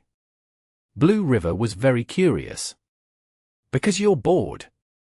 Ye Qiu's response made Blue River want to slam his head against the wall. Not that. Blue River typed, you know who I am and yet you want me to help manage your guild? Yeah. What do you mean, yeah? What's your reasoning behind this? Look. Ye Qiu began to help Blue River analyze. My guild has just been created and everyone is a new player, so they don't understand a lot of things. They very much need a qualified veteran to help them out. I'm a spy. Blue River stressed. With this line, Blue River felt that he might be the weirdest spy ever. But you're a spy who's been caught. Ye Qiu said. Blue River stared blankly. He suddenly understood a bit of what the god was thinking. He was getting straight to the point. Chapter 359. Babysitter Blue River. Blue River froze for a good while before finally replying back. Why should I help you manage your guild? Because you're bored. The other side responded with the same answer as before, making Blue River grab his hair in frustration. In this strange situation, he reckoned that if news of this spread, everyone would think that he was mentally insane. He was a spy who had lost faith in what he was doing and even had his true identity exposed, but the other side had unexpectedly handed him an important task. If he didn't know that the other side was a god and that he was just a little shrimp in comparison, Blue River would have suspected that there was some sort of conspiracy theory revolving around him. There really isn't that much work to do. Ye Qiu began to say, if you look at the guild chat, you'll see that some of these new players are super newbie. I saw. Blue River hadn't really paid too much attention to the guild chat, but once Ye Qiu finished what he had said and Blue River looked, he saw that there were actually a lot of noob discussions going on. Ye Qiu had worked hard these last 2 hours trying to correct them, but even after correcting them, the new players continued to let loose with their noobish thoughts. Ye Qiu's knowledge and theories were being corroded by these noobs. The person leading these bunch of players wouldn't really be considered a leader, but more like a babysitter. This was something that Blue River was very experienced with. This was exactly the type of work a guild leader in a new server would do. It was just that when he came over to the new server, he also brought along a few helpers, so that they wouldn't be like guild happy, which didn't have any experts at its core. Well, it did have experts, but only having Ye Qiu teach a bunch of noobs was a bit too much. When Blue River thought about how there were 500 noobs, he also shivered, but he quickly slapped his forehead. Why am I even thinking about this? I'm the Blue Brook Guild's 10th server guild leader. How could I run over to another guild and be a babysitter? Blue River thought, while cautiously looking left and right. Blue River couldn't let his co-workers know about this weird event. Meanwhile, on the other side, Lord Grim continued to send messages one after the other. His messages were very clear. They were clearly explaining to Blue River how he should begin his task. Hey, I never said I'd help you. Blue River replied. Oh, then hear me out. Doing this can help you manage your Blue Brook Guild as well. Ye Qiu said. One person playing on 2 accounts and managing 2 guilds. That's got to be a first. Ye Qiu messaged once again. Blue River immediately began imagining the scene, but he quickly recovered. What the heck? Why does it feel like I've agreed with him? How much does Blue Brook Guild pay you every month? Ye Qiu messaged. Money was a touchy topic, but it had to be mentioned. In truth, players like Blue River could be considered as someone who played games for a living. It was just that, when compared to pro players, their jobs were more stable. They were basically Club Blue Rain's employees with their work being to play Glory. The entire industry in Glory was maturing, including both the Pro Alliance and their professional guilds. Guilds that were backed by clubs were one of the types of professional guild, but apart from those, there were also other types of professional guilds that didn't rely on a club backing them. Some of these might actually be workshops that existed as guilds in the game. Substitute leveling, trading items, materials, etc. would all be covered by this business. As for guilds backed by clubs, they weren't as professional as these work studios. The only ones that were paid by the clubs were its upper-level core members. The rest were fans that gathered together to support and contribute to their favorite teams through the guild. Blue River was one of Blue Brook Guild's 5 great experts and the guild leader in the 10th server, so Ye Qiu was very certain that Blue River was paid for by Club Blue Rain. As for how much their salary was, Ye Qiu could only make an assumption. Each guild had different rates, but there wouldn't be too big of a difference between them. Blue River didn't expect Ye Qiu to ask this question, but from this, he was able to see the other side's ambition. Only a guild with a pro team could hire employees to manage their guild. Not waiting for Blue River's answer, Ye Qiu sent another message. Well, it doesn't matter. We don't actually have any money, so go work first and then we'll pay you back later. Blue River coughed up blood. In the end, he just wanted free labor. Blue River trusted that Ye Qiu would keep his promise though. Even though this guy sometimes made him want to grind his teeth, Blue River always felt that he was a trustworthy person. I think that's it. Is there anything else? Ye Qiu asked again. Hey. What the heck? I never agreed. Blue River struggled. There's no need to be polite. What? Polite? I'm the guild leader for Blue Brook Guild. I don't have time to help you manage your guild. Blue River said. But you have the time to play on a different account and blindly stroll around in my guild. Ye Qiu replied. After a short pause, he added, and you've already been exposed too. Blue River couldn't answer back. He didn't really care about anything right now.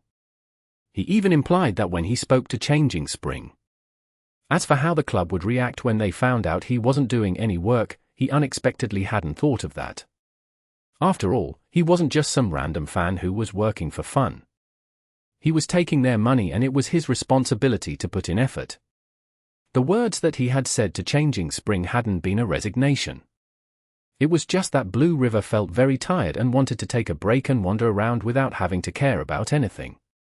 But it hadn't even been 2 hours since he had started and Lord Grimm had already handed him a bunch of stuff to do as if he actually was Guild Happis manager. Lord Grimm had even given him the power to add and kick people from the guild. Blue River had no idea what to do at this moment. Look, look! These two noobs have started arguing and neither of them is right. Ye Qiu messaged. Blue River opened the guild chat and looked. Two elementalists were discussing which path to take. Both were sticking to their own views and it turned out that both views were complete nonsense. Blue River's knowledge of the game obviously couldn't compare to Ye Qiu's and he certainly wasn't proficient in every class like Ye Qiu was, but he was more than qualified enough to correct some noobs. Blue River glanced at it and in the end, he couldn't help but speak up and instruct the two noobs. When the two noobs saw this Careless looks talk, they thought he was another noob who had joined in on the debate, but then they saw that he had said that both of them were wrong and quite impolitely too. Though after seeing Careless look's level, they immediately became obedient. In game, being high level didn't necessarily mean you were an expert, but that was what a lot of noobs thought. Once Blue River started, he couldn't stop. He began organizing the members who were still online to do quests and run dungeons, assigning everything clearly and orderly. Blue River was clearly much better at this than Ye Qiu was. After all, playing in a guild was something that Ye Qiu had done before he joined the pro scene. It was something that he hadn't done in many years. Who's this? Su Muqing and Tang Ru asked curiously. At this moment, Cheng Gui had already gone to sleep. Blue River. Blue Brook Guild's 10th server guild leader. Ye Qiu told them. The two heard this and had weird expressions on their faces. Why would someone from Blue Brook Guild help manage our guild? Su Muqing asked. I don't know why, but this guild leader ran over to our guild to be a spy and was caught by me. In any case, I know who he is, so we can just let him work. See, he's very good. Much better than I am. After seeing how Blue River was handling things and that the guild chat was now neat and orderly, he could only feel inferior. So is he a deserter? Su Muqing asked. No idea. But I reckon that something's up with him. A guild leader running over to be a spy is already very unusual. Even when everyone else left, he still stayed. When he was called over to fight, he didn't even try to hide that he was a spy. When I asked for his identity, he just said it. We'll see. Ye Qiu said. Hey. Ye Qiu received a message from Blue River. What's up? What's up with this guild title you gave me? I'm not a babysitter. Get rid of it. Get rid of it. Blue River had been talking in the guild chat the entire time. Then he suddenly discovered that his character had a title on his head that said Guild Happis #1 Babysitter. Every guild member by default had the titles Guild XX member. To those who had the power to, the word member could be changed. A lot of guild experts gave themselves impressive titles. Ye Qiu had changed Blue River's title to #1 Babysitter. Even though it was quite fitting, Blue River was clearly unhappy with it. HM? You don't like it? Then what should I call you? Ye Qiu asked. Nothing. Just use the default. Blue River liked to stay low-key. Okay, Ye Qiu didn't make it difficult for him and immediately switched the title back to the default title. Blue River began talking in the guild chat again. Keep up the good work. After a few days, there'll be more people here to help you. Ye Qiu messaged Blue River. After a few days. Blue River didn't understand. Around 5 days. Ye Qiu replied. 5 days. So it's like that. No wonder you're at ease with me being here. I'll only be working for 5 days. Blue River replied. How could that be? As long as you're willing, you can keep working for as long as you'd like. Ye Qiu replied. Chapter 360. Steady Development. 5 days. Blue River immediately understood after hearing this.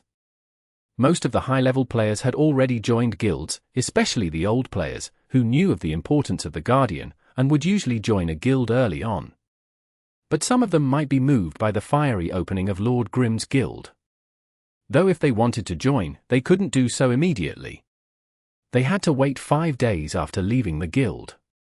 As a result, after 5 days, Guild Happy would have a batch of useful players join, whether that was a lot or only a few. When that time came, he might not be the only spy though, since it would be a perfect opportunity to get high-level spies into the guild. Blue River had thought of a lot of things, though he was still stumped for words when Ye Qiu causally told him that as long as he wanted to stay, he could. Was Ye Qiu really not on guard against him? He didn't even know whether or not to be on guard against him because, right now, he didn't know what was going on with himself. He had accepted Ye Qiu's task for some strange reason. When he was busily typing in the guild chat, he really didn't have too many thoughts. He was simply doing what Ye Qiu told him to do. But if this was his normal self, would he have used this opportunity to gain trust and become an actual spy? Blue River stared blankly. He felt like he was stuck at a crossroad. Should he go left or should he go right? It seemed like he would need to choose soon. One person, 2 accounts, managing 2 guilds. Blue River suddenly thought of what Ye Qiu had said previously. That had obviously been said as a joke. A normal player might be able to do something like this. But he was a professional with Club Blue Rain's name. With Club Blue Rain paying him, how could he help someone else do their work? Whatever. There's no point in thinking about it so much. I'll just go along with it for 5 days and then go from there. Blue River shook his head. He wouldn't think so much and just continue being busy in the guild chat. 5 days. It couldn't be considered as a long time, but it couldn't be considered as short, either. In Glory, 5 days was enough to set many dungeon records. This was something that many guilds cared about, especially after the creation of Lord Grimm's Guild Happy. Rumor has it that many of the guild leaders had woken up during their sleep from nightmares. In reality, what everyone feared didn't happen. After 5 days passed, when the level of Guild Happy's players increased another stage, Guild Happy didn't take down any records. There were even some who were initially filled with high expectations for Guild Happy, thinking that there would be lots of exciting gossip to hear, but were all disappointed after 5 days had passed. Day 5. Guild Happy leveled from level 5 to level 12. For a guild that always had the maximum number of players possible, this leveling speed wasn't actually anything impressive. And after getting past level 10, the excitement from the new Guild Happy members had died down a lot. The main thing was that Guild Happy had already reached level 12, but they still hadn't challenged the level 2 Guardian. A lot of talk, but no action. There were already many criticisms of this type from the outside world. But for top guilds like Tyrannical Ambition, this situation was quite rage-inducing. Not challenging the Guardian at level 10, could it be because Guild Happy wasn't strong enough to do so? Could the reason Guild Happy had been able to beat the Guardian at level 5 be because of the spies they had sent out? When the top guilds thought of this, the guild leaders didn't have any other thoughts than kicking people. But it was currently a good time to send out spies. 5 days. The players who had left their guilds to join Guild Happy could finally do so. This was something the top guilds were certain of. This was because there was no lack of players that had left their guilds to do this. Among these, Blue Brook Guild and Tyrannical Ambition stood out. These 2 guilds had been crushed by Lord Grimm before. Quite a few new players in these guilds had begun doubting their guild. These new players didn't have that sort of fan loyalty yet. Seeing what seemed to be an even better Lord Grimm create a guild, many of them immediately thought of running over to him and quickly left.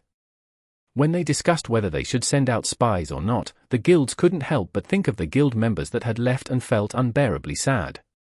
The spies had to be sent out. This time, the top guilds didn't need to worry about whether their spies would become their enemy's free labor force.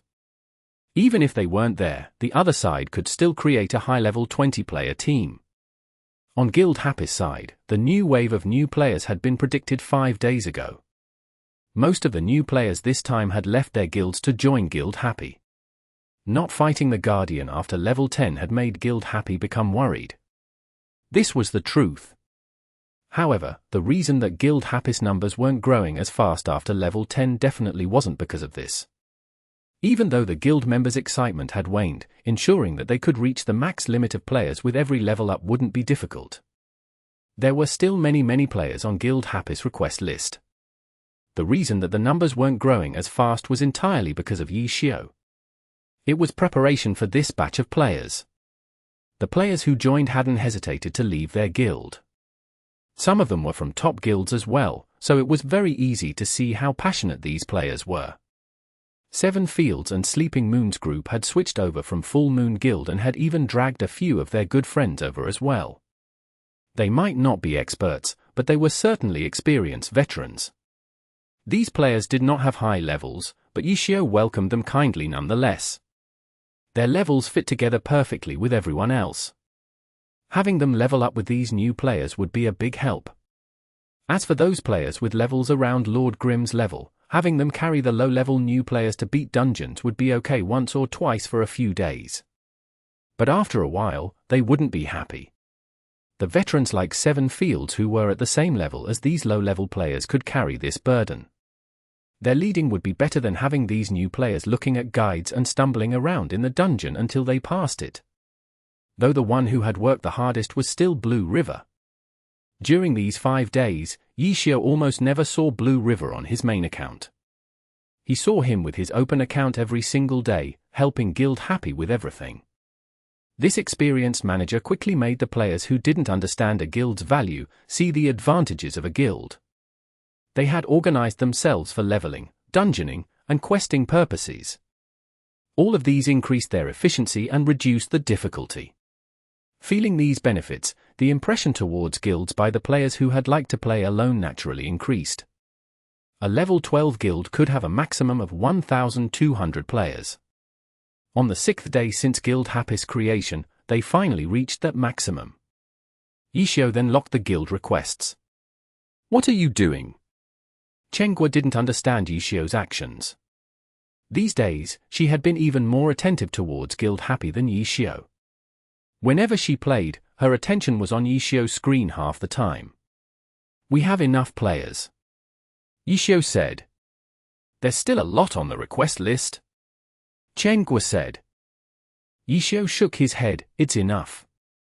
We're still only a normal guild. Our players aren't as loyal as those guilds backed by clubs. Our development can't be too quick. We actually have a bit too many players right now. Without Blue River's experienced managing, who knows what would have happened? It can't be that bad, right?" Chenghua thought differently. Guild Happy's development had made her very excited. In her eyes, Guild Happy getting to a maximum of 10,000 players wouldn't be difficult. When the time for the Heavenly Domain challenge passed, 10,000 players joining the Heavenly Domain would create a huge scene. She had been expecting this scene to happen, but then Ye Qiu suddenly closed off the guild request list. "You've played the game for so long. You should have seen a big guild fall many times," Ye Qiu said. "There were reasons for those," Chenghua said. "If we don't control it, those sorts of reasons will pop up," Ye Qiu said. "Then what do we do?" "Right now, it's still in my range of control. We'll slowly grow in this way. After we officially create our team, participate in a few matches and win some fame, the nature of our guild will gradually change," Ye Qiu said. "Oh," Chenghua nodded her head and didn't argue. She really didn't know enough in this area to discuss things with Ye Qiu. "Then what now?" Chenghua was concerned over this. "We'll beat the Guardian first," Ye Qiu said and began pulling in people. Quite a few high-level players had joined. "There will definitely be spies from the top guilds among these, right?" Chenghua said. "Of course, but it doesn't matter. there's nothing we can do about it," Ye Qiu said casually. The 20-player team was quickly created. After saying what they were going to do in the guild chat, no one objected. The Guardian's blessing was something that everyone wanted to have. With Ye Qiu and Su Muqing's aggro control, the difficult Guardian challenge transformed into an easy and relaxed battle. And this time, not everyone could be a spy. Everyone listened to directions and tried their hardest. The level 2 Guardian seemed to be even easier than the level 1 Guardian, and it was quickly defeated. Chapter 361. Lacking characters. Beating the level 2 Guardian naturally meant that they would receive a level 2 Guardian's blessing. The guild members online celebrated in the guild chat. Blue River was one of the players that had participated in the Guardian challenge. When he saw the great celebration that was going on in Guild Happy's chat, he suddenly felt a huge sense of accomplishment. He hadn't felt such an emotion in a very long time with Blue Brook Guild. Over there, he felt like he was only doing work. The number of new guild members and their satisfaction felt like performance reports. He hadn't shared such simple joys with the new guild members in a very long time. He had always walked with the top players and would fight for dungeon records with a bunch of old birds every day. For these old birds, the fun in the games had turned monotonous. "Good work, everyone," Ye Qiu's Lord Grim said to everyone who had participated in the Guardian challenge. Everyone replied back politely. Some of these might be spies from other guilds. Blue River thought quietly. Even though he hadn't logged into his Blue River account very much these past 5 days, he still knew what was going on in Blue Brook Guild. He had others beside him in the guild. They didn't understand what Blue River was doing, but they didn't ask him any questions. Nothing really happened during these 5 days either. Should they send more spies into Guild Happy? Changing Spring had personally dealt with the issue. No one had run over to ask Blue River though. As for the character Blue River was playing on, his position in Guild Happy was very high. Apart from the extremely famous Lord Grim, he was certainly the second most recognized character in the guild. Blue River managed the guild neatly and orderly. Whether it was for leveling in the wild, for dungeoning, or for doing quests, Guild Happy already felt the effects from his management. Even Blue River was having trouble adapting with Guild Happy's rapid development. Every time they leveled, another 100 players would immediately join. The fame for the guilds backed by clubs came from old players who loved Glory's competitive scene. They supported their teams and players and would naturally support their guild. The guilds backed by clubs still had to follow the game's rules though. But in reality, in gathering places for old players such as the Heavenly Domain, there were branches of Blue Brook Guild. These were obviously fans of Team Blue Rain as well. In-game, it was a very convenient way of gathering fans together. Their cohesiveness depended on the team's existence while the benefits from guilds weren't necessary. As for Guild Happy, they were still a normal guild. Even though their guild leader was actually God Ye Qiu, this truth hadn't yet been revealed. And in reality, in the new server, his identity would only be the same as the club's. His name wouldn't actually prove to be too useful. New players had only just touched Glory. Teams? Pro players? They had only just started understanding them, and so it would take them a while to get interested. The reason Guild Happy could expand so quickly was entirely because of Lord Grim's fame, which had come from him having crushed the top guilds. However, the cohesiveness from this type of fame couldn't compare to the loyalty of team fans. Even for a guild created by a famous player, Blue River wasn't too optimistic about unrestrained expansion. He had originally planned on reminding Lord Grim, but after the guild reached level 10, he saw that the number of players who joined had slowed down. At level 12, after the last batch of players joined, Blue River saw that the guild closed off any other requests to join the guild. Blue River hit his head. These sorts of things didn't need to be reminded of by him. Some of the management matters had been given to him simply because Lord Grim didn't have that much time on his hands.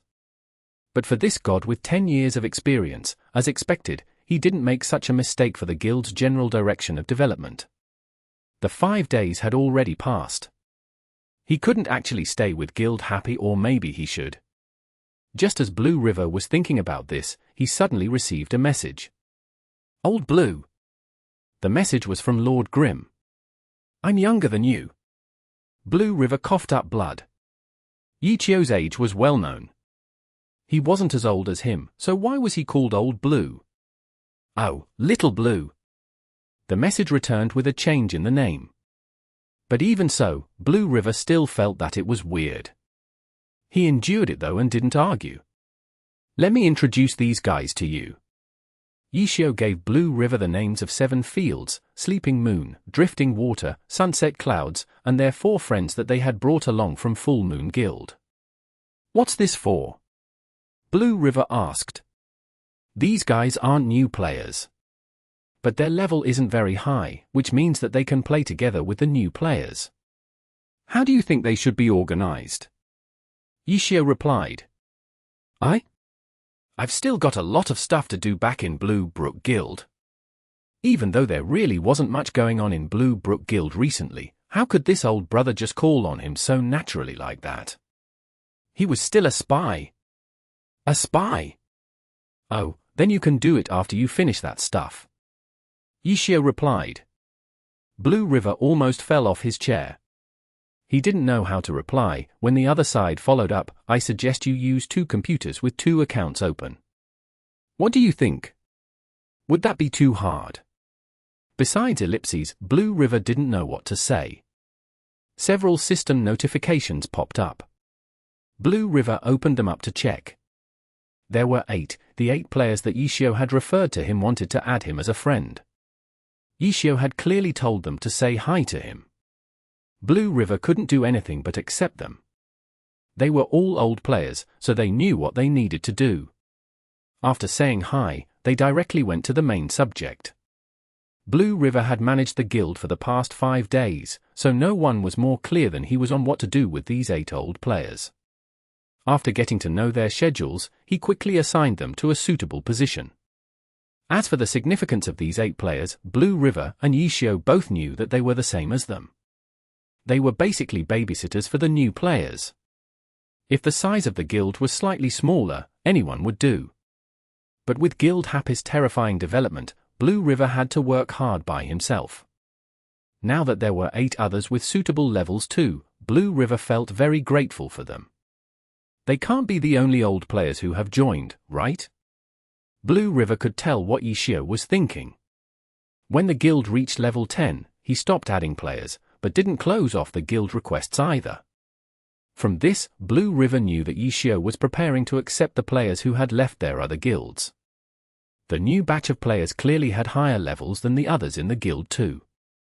When Blue River swept across the names list, he could even see a few names he had recognized. They were originally from their Blue Brook Guild and had switched over to Guild Happy. Blue River didn't know what to feel about these players. Yeah, there should be quite a lot. You can slowly feel them out. Ye Qiu replied. Facing someone who asks another to work but didn't actually work himself, Blue River couldn't feel happy. Are you planning on competing for the dungeon records? Blue River switched the subject. In truth, this was the reason why the top guilds were hostile towards Guild Happy. From a common sense perspective, Guild Happy didn't have a reason not to compete for the dungeon records. But after managing the guild for so long, he discovered that Guild Happy didn't have the conditions necessary for competing for the dungeon records. Level. This was their main problem. In the entire guild, only Lord Grim, Cleansing Mist, and Soft Mist had levels that could compare with the top guild's first-string players. They could compete with the top guilds in the forefront 10th server dungeons. But aside from them, they didn't have a 4th person. Lord Grim originally had steamed Bun Invasion, but right now, his level was too far off. As for that Ghostblade, 1-inch Ash, Blue River couldn't find him in the guild's name list. No matter how good God Ye Qiu was, with only 3 players, it wasn't possible for them to compete for dungeon records. And there was no way that they'd be able to find any accounts at this level in the new server. Blue River could even say how many players were at this level, 99. At that time, there were 99 players who were cooperating in Sin City. In addition, Blue River could even write down all 99 players' names if given enough time. They were all elites from the top guilds. These players definitely wouldn't help Guild Happy out. There aren't enough players who meet the needed conditions. Our levels aren't high enough. Ye Qiu's reply told him of this problem. Can your Blue Brook Guild lend me 2 accounts? Ye Qiu asked. Don't even think about it. Being a babysitter in Guild Happy was already weird enough. He really had no way of explaining about letting him use 2 accounts. His Blue Brook Guild friends thought that he was just addicted to being a spy and didn't know what exactly he was up to. That Blue River account hasn't been on these past few days, right? Ye Qiu asked. Yeah, it hasn't. What a waste. How about I use it? F*CK off. That's the guild leader's account. Guild leader account. Blue River couldn't endure it anymore. In the past, he had always taken note of God Ye Qiu's professional identity, so his tone had been respectful. But the more he came into contact with him, the more he felt like there was no reason for his respect. There really is no reason to respect him. After Blue River shouted at the god, he suddenly felt quite good. Chapter 362. There's still one more trick. In the 10th server, the highest level that players could be was level 42. There were differences in the experience within this group, but the differences weren't too big. The main reason for their level advantages was because of the alliance with Ye Qiu in the Christmas event. Ye Qiu, Su Muqing, and Tang Ru could be considered a part of the top players in the server. But since they couldn't be online 24/7 like the characters from the top guilds, they were among the bottom and were only at level 41 right now. The guild leader account Blue River was also amongst these top players. This account's level had been outstanding. But because it hadn't been played on for 5 days, it was immediately left behind by the other elite characters. Ye Qiu's mention of this account was a reminder to Blue River. Since he hadn't been on his main account for 5 days, his character's level hadn't really changed. Even though the guild leader didn't necessarily have to be the highest level in the guild, levels were still the most direct symbol for one's status in the game. Having a higher level as a guild leader gave more power to their words. Blue River's account was still at the top of the guild, but if he continued to neglect using it, that would soon no longer be the case. I have to go back to Blue Brook Guild to take a look. Blue River thought. He sent Lord Grim a message and hastily logged off his account Peerless Looks. In the blink of an eye, he logged back in with his Blue River account. How fast? I wasn't even done talking yet. Lord Grim had chased after him. What else is there? Blue River asked. As soon as he logged on, he received quite a few greetings. Spies were a very secretive matter in the guild, so not many players knew that Blue River had been using Peerless Looks to infiltrate Guild Happy. The majority of guild members thought something had happened to him in the past few days. Seeing Blue River suddenly return, they quickly asked him if anything had happened, making Blue River feel very moved. Blue Brook Guild was still his home. With so many friends and memories. Blue River replied to everyone with a tinge of emotion. Ye Qiu once again messaged him, among those that are high up on the level standings, do you think there are any that can be dug out? No way. Blue River decisively said without looking at the standings. These characters were definitely loyal to their guilds. How could such carefully groomed characters be pulled away so easily? Not even one. Ye Qiu asked.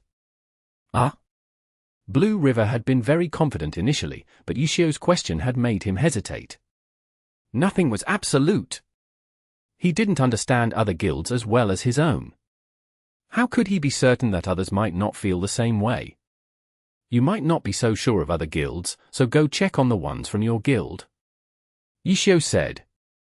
F*CK, you even know that they're from our Blue Brook Guild. Blue River replied with an emoticon of a crumbling face.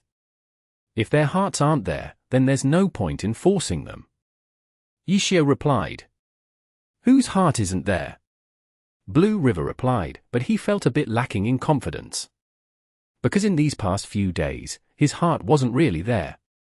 But after logging into his Blue River account and receiving the concern of everyone in his guild, he still felt that he belonged to Blue Brook Guild.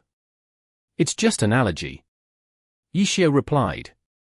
Even if the player's heart isn't there, the character is still going to stay. Blue River wasn't lying. These characters were all being leveled by using the guild's resources from up to 3 players. The character was considered the guild's, not a single person could just take that away whenever they wanted to. There isn't any exception. Ye Qiu asked again. Blue River hesitated again because when he looked at his guild's member list, he discovered that there really was an exception in their Blue Brook guild. 1000 Creations. This guy loved to KS and he was the only one who had leveled his own character.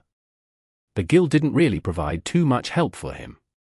However, his skill in the game was truly top-notch, so whenever an important activity happened, 1000 Creations would usually be brought along. For the Christmas quest, 1000 Creations had been specially called him over, too, so he leveled up like crazy. Afterwards, he continued with his play style. His leveling speed couldn't compare to those characters that could be on the 24th of July, but he was still among the very top. I know how you guilds groom your elite characters. But because Glory requires that you use an account card to log in, there's a limit to your method of leveling. There can't be too many characters that can be leveled this way. From the looks of it, the highest leveled ones are definitely being leveled in this way, but the ones that are just on the border are probably leveling on their own, no. Ye Qiu said. That. Blue River felt powerless against Ye Qiu's message because his analysis was completely correct. For example, by looking at the level standings, Blue River had been dropped off of it because he hadn't played for 5 days. As for 1000 Creations, who was being leveled by only one person, he was on the very edge. So from the level standings, you can test it out starting from the bottom to the top. Ye Qiu said. How are you going to test them? Blue River couldn't help but ask. Even though Ye Qiu's decision made sense, his decision still stood that there were players that had the qualifications to take their accounts with them. This didn't have anything to do with the players' loyalty to the guild either. Trying to rope these players in would be very troublesome, so Blue River was curious as to how he was going to achieve that. Sigh, there really isn't any other way. My only choice is to use my old name and tell them that I'm Ye Qiu to see whether or not they'll follow me over. Ye Qiu replied. F*CK. Blue River's hand shook and he typed a string of exclamation marks. How could he have forgotten about this move? Ye Qiu's identity. Thinking about this and checking the name list, Blue River's eyes turned black. 1000 Creations. How could he not understand his own guild's players? Even though 1000 Creations was a member of Blue Brook Guild, his favorite player was still Ye Qiu. Any player whose favorite class was the Battle Mage would have Ye Qiu as their idol. With such power, he'd be the same as their guilds who were backed by clubs who used their teams to attract fans. It couldn't be said that them support a team and liking a player from another team were conflicting. Especially for players like Ye Qiu, or Huang Xiaoqian, or Han Wenqing, Juzakai, these players who represented the top of their respective classes. Battle God, Sword Saint, King of Fighting, Great Gunner. How could people who played these classes not idolize these pros? If we start from the bottom, the first one is you. So it isn't convenient for you to come over with your guild leader account. Ye Qiu began. Blue River was silent. Next up is 1000 Creations. Hey, I think I recognize this guy. He's from your guild, right? Ye Qiu gave a live report of what he was doing to Blue River. Blue River was speechless. He didn't know what to do. Should he go warn 1000 Creations first? But how should he go do that? Was he just going to tell 1000 Creations that in a bit, Lord Grimm's going to tell him that he's Ye Qiu and that he can't trust Lord Grimm because he's a dirty liar? The problem was, it was actually the truth. If he actually said that to 1000 Creations, then he'd be the dirty liar. But then again, how was Ye Qiu going to prove that he was actually Ye Qiu? Blue River still didn't know what to do. He suddenly received a message. At first, he thought it was from Lord Grimm, but when he opened it, he saw that it was actually from 1000 Creations. Lord Grimm said he was Ye Qiu. Did you know that? 1000 Creations messaged. Blue River was startled. Where'd that question come from? That guy added me as a friend and said that he was Ye Qiu. He said that if I didn't believe him, I should go and ask you. Thousand Creations said. God d*mit. Blue River's hands trembled. He hadn't thought that he'd become Ye Qiu's proof. What should he say? What should he say? What's wrong? Thousand Creations replied quite quickly. Lord Grimm isn't anything special. Blue River replied. Oh? He's pretending to be Ye Qiu. Thousand Creations asked. Blue River struggled for a while, before finally replying, yes. He's a dirty liar. Ah? Guild leader. Are you saying this because you're afraid that I'll run over to Guild Happy? Thousand Creations suddenly replied. How could that be? Blue River stared blankly after replying, because Thousand Creations wasn't wrong. Because he said that you wouldn't help him prove his identity because you're afraid that I'll abandon you. Thousand Creations said. How could he be so shameless? Blue River was about to go mad. Guild leader? Is he really Ye Qiu? Thousand Creations asked. What about you? If he really is him? Are you going to leave? Blue River asked. After a long pause, a message finally flashed. Blue River looked and saw Thousand Creations reply, leave. He's not. Blue River decisively replied. Guild leader, Thousand Creations could already see the reason for his answer. Fine. He's Ye Qiu. He really is. Quite a few already know this. If you want to go, then go. Blue River sighed. Thanks, Guild leader, smiley face. Thousand Creations added a smiley face, and in the next second, a guild notification appeared in Blue Brook Guild's chat. Player Thousand Creations has left the guild. Chapter 363. One more. In the end, Thousand Creations left the guild. Blue River had been prepared for this though, so he wasn't too surprised. It was just that the way Ye Qiu had used him to prove himself made Blue River want to cry. Thousand Creations leaving the guild gave Blue River less worries. He was familiar with the players in his guild, so apart from Thousand Creations, the rest weren't big fans of Ye Qiu. This meant that using his identity to pull them in wouldn't work. For example, Bound Boat had known of Lord Grimm's identity long ago. Blue River thought that everything was good now, when a bunch of messages suddenly popped up. He opened them and looked. Most of them were old veterans of the guild asking what was going on with Thousand Creations. A cold sweat ran down Blue River's back. The top elites weren't fans of Ye Qiu, but it was hard to say whether or not the others were. Blue River also couldn't tell them all that Thousand Creations had left in order to follow Ye Qiu. This answer could very likely send another batch of talents running off. It's nothing much. He just chose to. Blue River could only give them an evasive answer. Luckily, Thousand Creations wasn't a very popular character in Blue Brook Guild. It was just that he had been with them for so long, so most players still recognized him. When he suddenly left out of nowhere, it was natural for them to question it.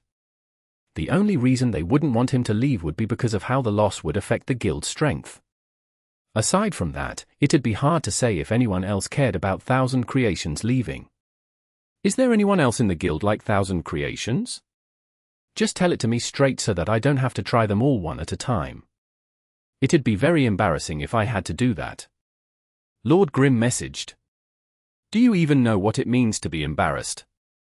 Blue River didn't even have the strength to comment sarcastically. Of course. Lord Grimm said, as if he had standards. That's it. You'll know if you look. Players who idolize you usually play as battle mags. Blue River replied. That's true.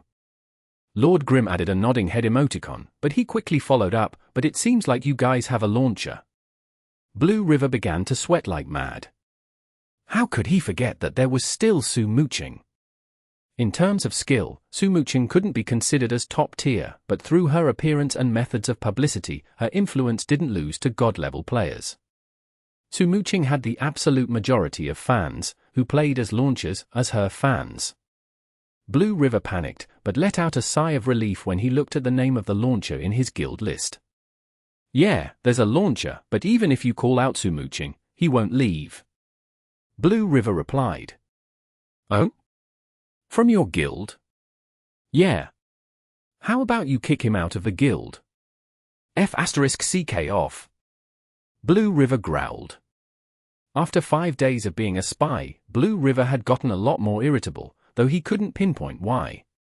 It looks like there really isn't anyone else from Blue Brook Guild. Ye Qiu had been very serious when he studied the list of high-leveled players. He understood that his identity really only worked for battle mags.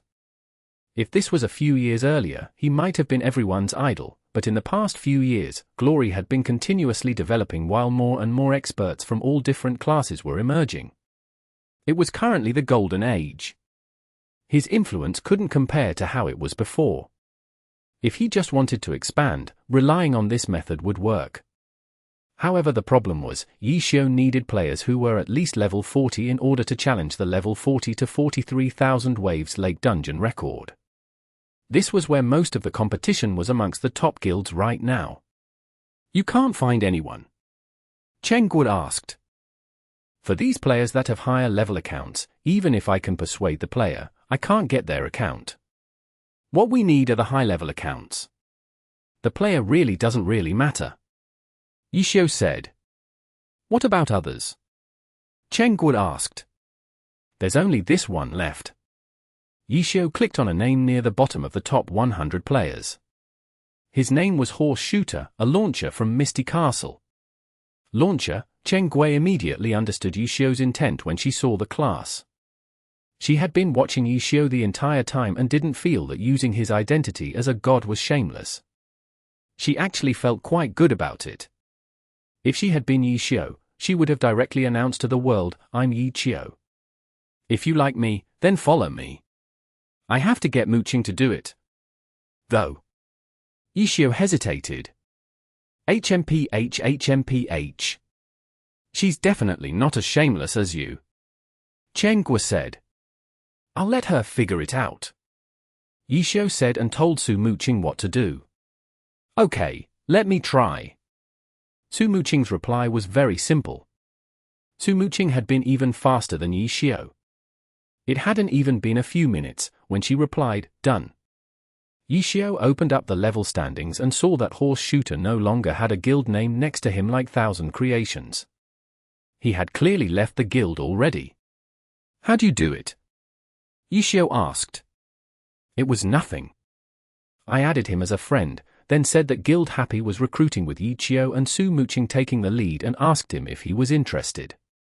Su Muqing replied. And then? He was obviously very amazed. I then told him that I'm actually Su Muqing. Su Muqing said. And then he believed you? Ye Qiu asked. Of course not. I then gave him a cell phone number and told him to call it if he didn't believe me. Su Muqing said. You gave him your cell phone number? Huang Shaoqian's. He likes to talk, no? So I had to give him this opportunity. Su Muqing said. Hey, Ye Qiu began to sweat. It was still a private number. In particular, for gods like Huang Shaoqian, randomly giving out his number wasn't good. I'm just kidding. I just video chatted with him for a bit and that was enough. Su Muqing said. Okay. Ye Qiu suddenly understood.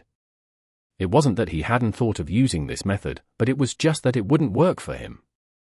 No one knew his appearance, so what would a video chat do for him? Su Muqing was different, though. Pictures of her were everywhere. Okay, after 5 days, we'll be able to form an elite team. We can use these 5 days to start practicing. Ye Qiu announced. Will that class comp work? Cheng Guo asked. Not really. But it's better than not having enough people. Ye Qiu was helpless. This team had 2 battle mags and 2 launchers. It was quite a mess. At this moment, Blue River took another sweep at the level standings and saw that Horse Shooter didn't have a guild name next to his name like Thousand Creations. He immediately understood that Ye Qiu had gotten him. Truthfully, Blue River had noticed him and guessed that he would be Ye Qiu's next target. It turned out to be true. Using Su Muqing's fame, they were able to recruit a launcher. Now, Guild Happy had a high-level dungeon team. Thinking of how the dungeon records could only have been made with the dungeon guides, Blue River felt like the future for the top guilds in the 10th server were looking very grim. How are the top guilds going to compete? Blue River racked his brains. He had already forgotten that as the 10th server guild leader of Blue Brook Guild, this was supposed to be an issue that he should be trying to solve and not just thinking about it as if he were an outsider. The level standings weren't something the top guilds paid much attention to like Blue River did, but there were still players that noticed. Two characters not having a guild wasn't something that the top guilds thought too hard about. Seeing that these two high-level characters didn't have guilds, the first thing they did was try and pull them in. As a result, Thousand Creations and Horse Shooter were receiving invites from all the top guilds in the server. But after receiving their replies, as if lightning had struck them, the guilds immediately understood the truth. These two high-level characters had gone to Guild Happy? Like Blue River had initially thought, these guild leaders hadn't thought that these high-level players were able to be dug out by Guild Happy, and from the reports given to them by spies in Guild Happy, they knew that Guild Happy wasn't able to compete with them for the level 40 to 43,000 Waves Lake dungeon because they didn't have enough high-level players. This was the result of Lord Grimm's work in Sin City. If he hadn't come out, the top elites from their guilds wouldn't have pulled so far apart from the rest of the player base. It could be said that Lord Grimm had suffered the consequence of his own actions. The top guilds were happy about this, but who would have thought that Guild Happy would be able to persuade two high-level characters to join? This news made them feel very uneasy. What the heck was Blue Brook Guild doing? What the heck was Misty Castle doing? The guilds that had their characters leave immediately received a bunch of hate. They obviously didn't know of Ye Qiu's method of persuasion. They just felt lucky that he didn't persuade their players. In 5 days, Lord Grimm will bring his team to compete for the dungeon record. The top guilds were all discussing about this issue. 5 days. Will we be able to pull our levels apart? Not by much. Lord Grimm's team doesn't need the highest level characters to take down the record. Unless we can pull far apart enough to reach another dungeon, 1 or 2 levels won't make a difference. Everyone was silent. No one knew what to do. As a result, the guild leaders created a group chat again and began tackling this difficult issue. How could Blue Brook Guild and Misty Castle let these high-level characters go? This question started the discussion. The answer to that is very scary. Are you sure you want to know? Blue River said dully. Chapter 364. Next stage. Many of the participants in the group chat already knew what Blue River was going to say. The leading top guilds were especially quiet, but then, Samsara's lonely drink stood out. Seeing that no one was speaking, he typed in an angry face emoticon to express his feelings and then asked, "What's the answer? I want to know what's so scary about it." Happy's guild leader, Lord Grimm, is Ye Qiu. Blue River didn't try to decorate his words. They were very blunt. The people who knew this continued to stay silent, but Lonely Drink continued to jump out, "Ye Qiu? Which Ye Qiu? Which Ye Qiu do you think? F*CK, no way." It wasn't hard to imagine what Lonely Drink's expression was, and he wasn't the only one either. After a moment of cold silence, Lonely Drink once again spoke up. If Lord Grimm is Ye Qiu, then that launcher cleansing mist is. Lonely Drink was already beginning to carefully pick his words. "Yeah, you've probably guessed correctly," Blue River replied. "Sweat. So what?" Lonely Drink had been the most aggressive towards Lord Grimm, but at this moment, everyone felt like he had suddenly weakened. "Nothing really." Blue River's words were as if he had nothing to do with it. Guild Happy has Ye Qiu and Su Muqing. That's the reason why there were people who left to go join Guild Happy. Guild leader Blue River, you seem to know a lot. Tyrannical Ambitions guild leader Ye Qiu suddenly said. Same to you. Blue River replied. What? You guys already knew about this. Lonely Drink had just realized that he had been the only one asking questions. The others just sat there like spectators. In truth, there weren't that many who knew of this, it was just that everyone in the chat group was of high status. No one answered Lonely Drink's question though, whether they already knew of it or had just learned of it. Don't tell me. No wonder the overall guild leaders of the three great guilds all ran over to manage the 10th server. It was because the opponent this time wasn't normal. Lonely Drink said. Changing Spring, Arasima, and Ye Qiu going over to the 10th server was something that only their respective guilds knew of. They obviously didn't tell outsiders. It was just that more perceptive people could tell. Don't blame me for being too blunt. With opponents such as Ye Qiu and Su Muqing, even with you three here, it still won't even be close to enough, right? Lonely Drink clearly wasn't in a good mood. These guys seemed to have known everything all along, while he was the only one completely in the dark. To them, his previous actions made him look like an idiot. Lonely Drink obviously wasn't happy about that. The others understood what he was thinking, but they didn't bicker. Herb Garden's plan to go Cede came out to mediate the situation. Aren't we going off topic? The main issue is that we originally thought that Guild Happy wouldn't be able to compete with us for dungeon records, but now it looks like the situation has changed. That's what we should be trying to figure out, no? Ha ha ha, you're right. This issue really is very troublesome. You guys hurry up and think of a solution. Lonely Drink said. Everyone was stumped for words at first, but quickly recovered. This troublesome issue didn't really matter much for Samsara. This was because during the last Christmas event, Guild Samsara hadn't been in the list of guilds working together with them, so their first-string characters weren't in the same level range as them.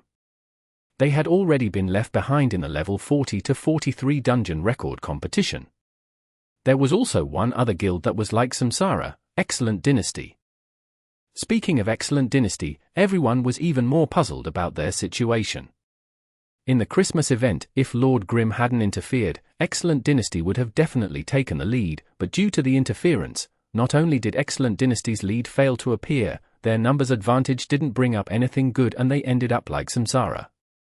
They had invested the most into the 10th server, but right now, they were still rushing towards level 40. In terms of their investment and return, they were doing even worse than Samsara. Samsara doing poorly wasn't important. However, Excellent Dynasty was the guild Ye Qiu came out from.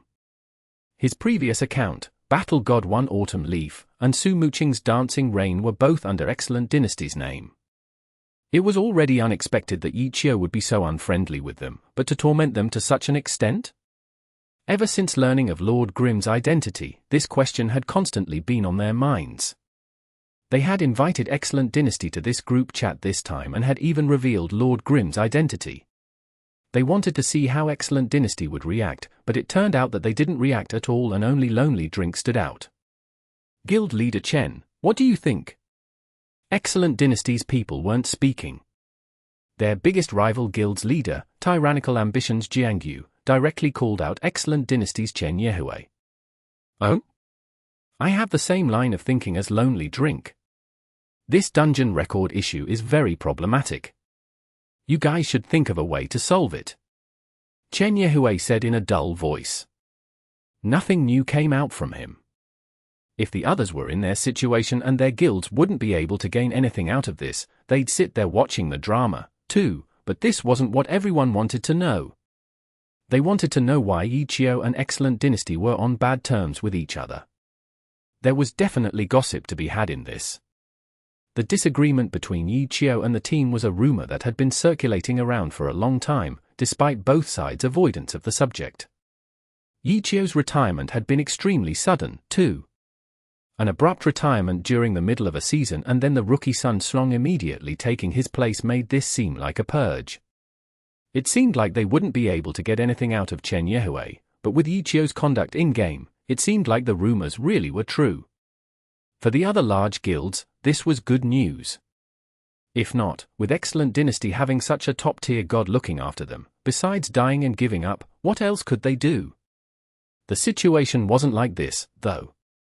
Excellent Dynasty and Samsara were currently at the foot of the mountain looking up at the tigers fighting because they hadn't been able to gain any benefits. Everyone knew that neither side would be able to dupe the other. As a result, a new group chat quickly formed. This time, the people who were only there to watch the drama weren't invited. They didn't want these drama watchers to know of their plans. If not, then who knew which of those drama watchers would try to take advantage of it? What should we do? A formal discussion began in the group chat. The group didn't forget to make sham gestures of politeness. I say that we need to rely on killing, Ye Qiu said. As someone who liked tyranny, he liked to use the simplest methods to resolve his problems. After a moment of silence, Arasima helplessly said, "You're right. There really isn't any other way." "How do we go about killing them?" someone asked. From the looks of it, the current level structure in the 10th server is pretty much set. Our leveling speeds are already at their peak. Even a god like Ye Qiu wouldn't be able to level any faster. So as long as our characters don't make a wrong move, Happy will only have these 5 high-level characters. Arasima analyzed. So you're saying we should target these 5? No need. We only need to choose one. As long as we kill him until his experience drops by a significant amount, that'll be enough. Arasima said. Right. First, we need to be able to guarantee that everyone's characters won't leave. Can everyone guarantee that? Arasima asked. That won't be a problem on my side, Blue River said. The others hesitated. They couldn't be confident that they could guarantee it. Or just promise that no more problems will occur. Arasima said it in a different way.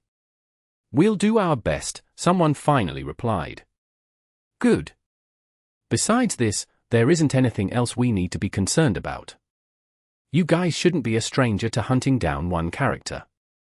The other guild members need to watch out for Happy's movements and defend against any rescue attempts.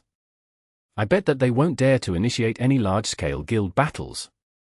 With their levels and skill, they would only be looking to die. Arasima said. I say that since we're all in this together. Why not just eliminate Happy directly? Ye Qiu said. That wouldn't look good for us. Changing Spring forced himself to speak at critical moments, so he usually only spoke during these moments. Everyone agreed with his reasoning.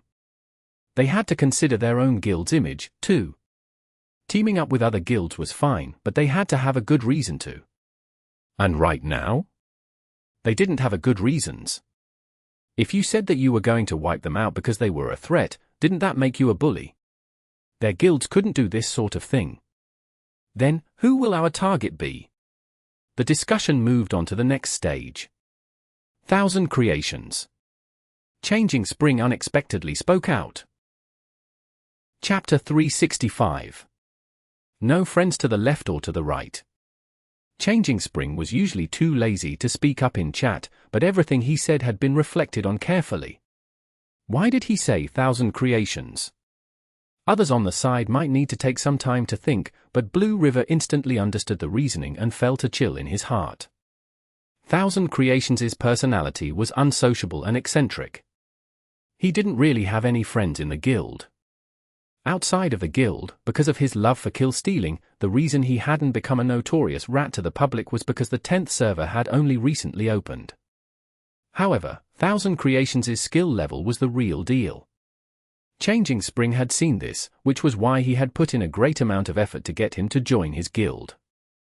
After spending so much time together, there were moments where he stirred up trouble, but he would always perform outstandingly at crucial moments. Even without all of his merits to the guild, he had been with them for so long, so there was still a bit of a relationship. As soon as Changing Spring saw that 1,000 Creations would not help his guild anymore, he immediately used the black marks on 1,000 Creation to make him the target.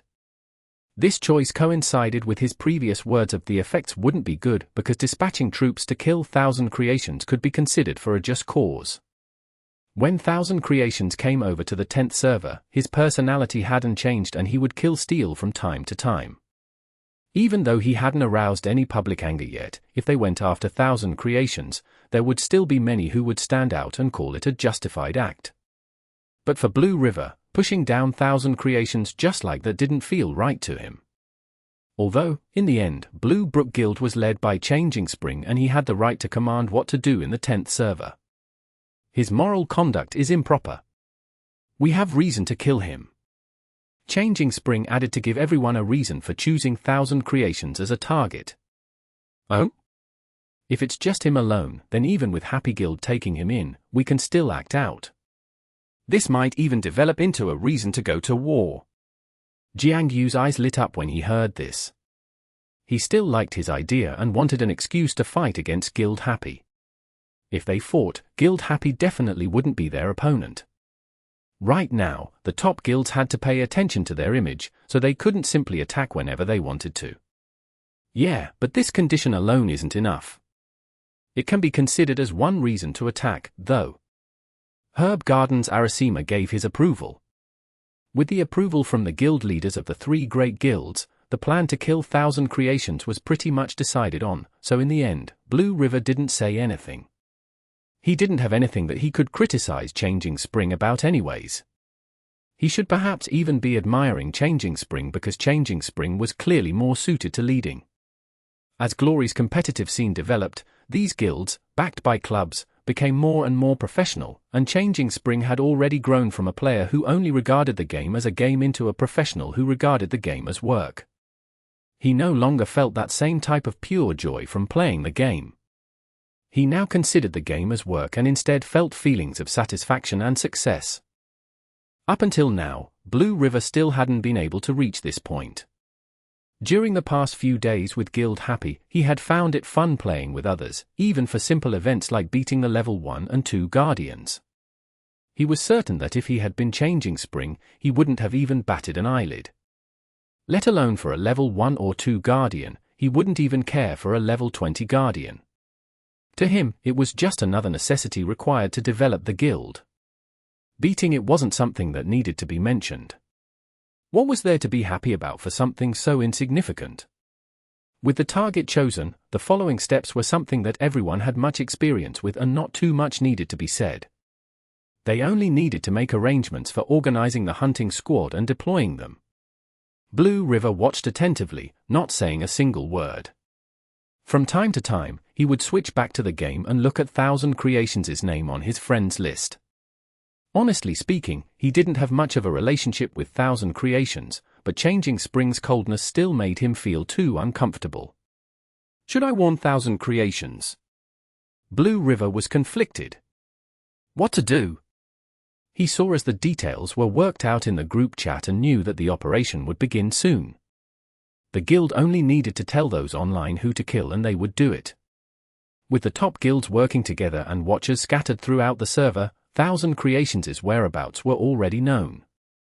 Should I or should I not? Blue River had already opened and closed the chat window with Thousand Creations several times now. He was extremely conflicted on what to do. In the end, Blue River finally came to a decision. He opened up the chat window with Thousand Creations and typed 2 words. Be careful. Blue River didn't say much. It was only 2 words, but he believed that Thousand Creations would understand. As soon as the message was sent out, Blue River felt as if a large burden had been lifted from his heart. When he looked back at the discussion going on in the group chat, he suddenly felt as if none of it was related to him. I know. Thanks. At this moment, Thousand Creations sent back a reply. He didn't ask for any details. It was simply an I know.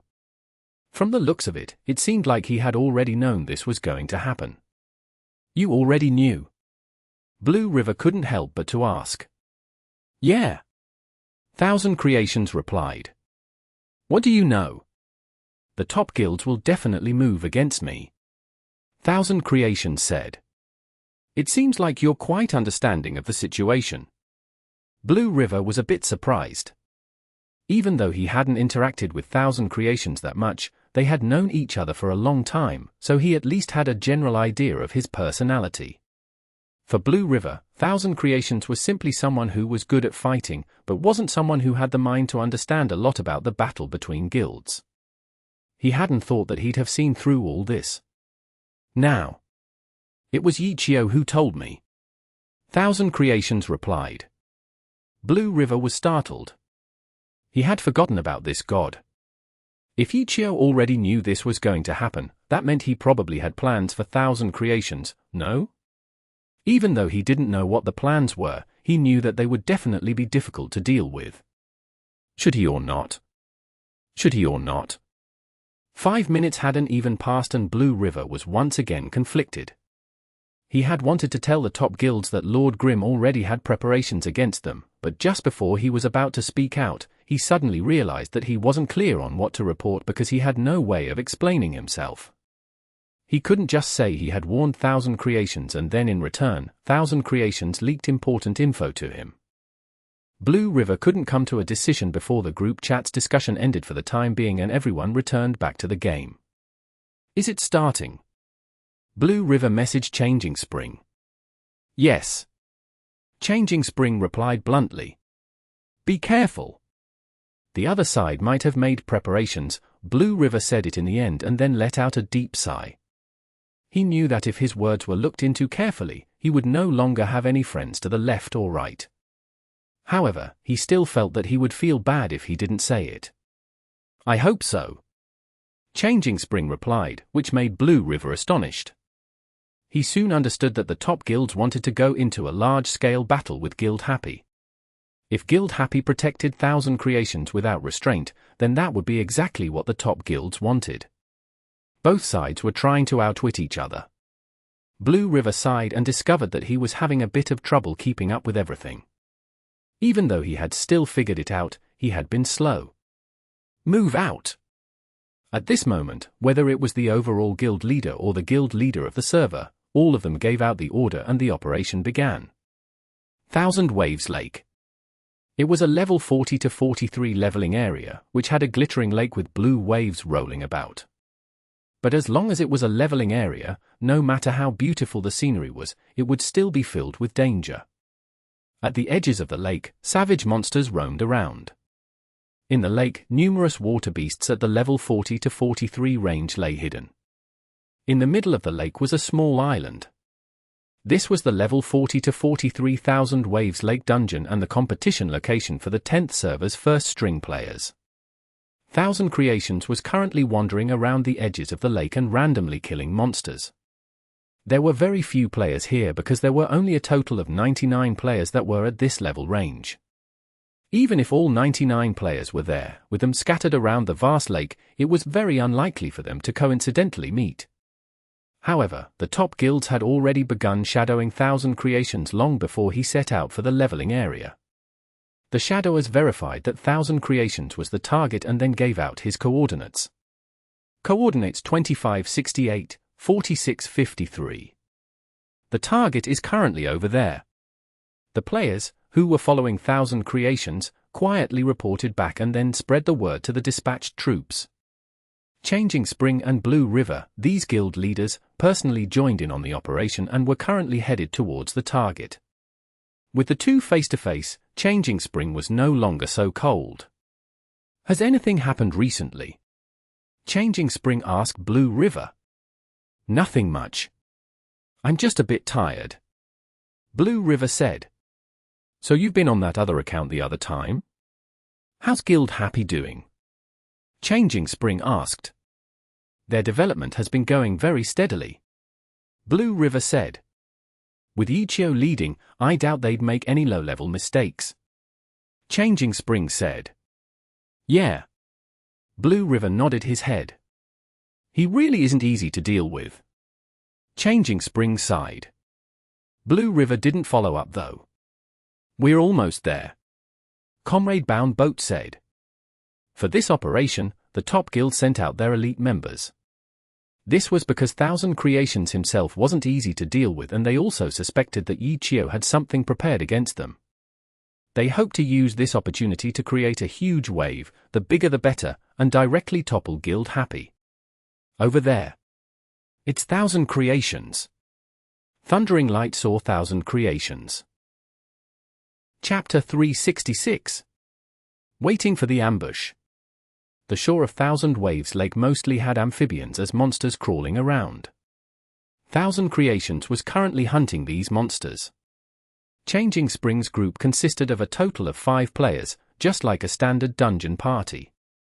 They were hiding in a small forest along the shore. But no one rushed out after Thundering Light shouted, though. "Let's observe for a bit before we do anything," Changing Springs said. All 5 took his advice and crouched down together amongst the trees. Blue River looked around and saw a few brushes on his left rustle slightly, so he lifted his body a tiny bit in order to take a look. He saw a character ID floating up above the brushes and recognized it as one of Herb Garden's elite members. "Herb Garden's over there," Blue River said to the group. "Good. It seems like the other guild's players have arrived," Changing Springs said. "With such a large place, it doesn't seem like it's possible to do any large-scale preparations." Bound Boat whispered. "Could they be in the water?" Thundering Light guessed. "They can't hide in there for very long," Changing Springs said. In Glory, all characters were born with the ability to swim. However, when they dive into the water, they would only be able to hold their breath for so long. If they continued to stay underwater after running out of air, they would eventually drown themselves. How long they could stay underwater depended on the character's stamina. However, no matter the case, it wasn't possible to stay underwater forever, so it would be very easy to tell whether or not there was an ambush waiting in the water. Thousand Waves Lake had numerous ripples along its body of water, but there were no signs of any heads popping out. "What do you think?" Changing Springs spoke in the channel.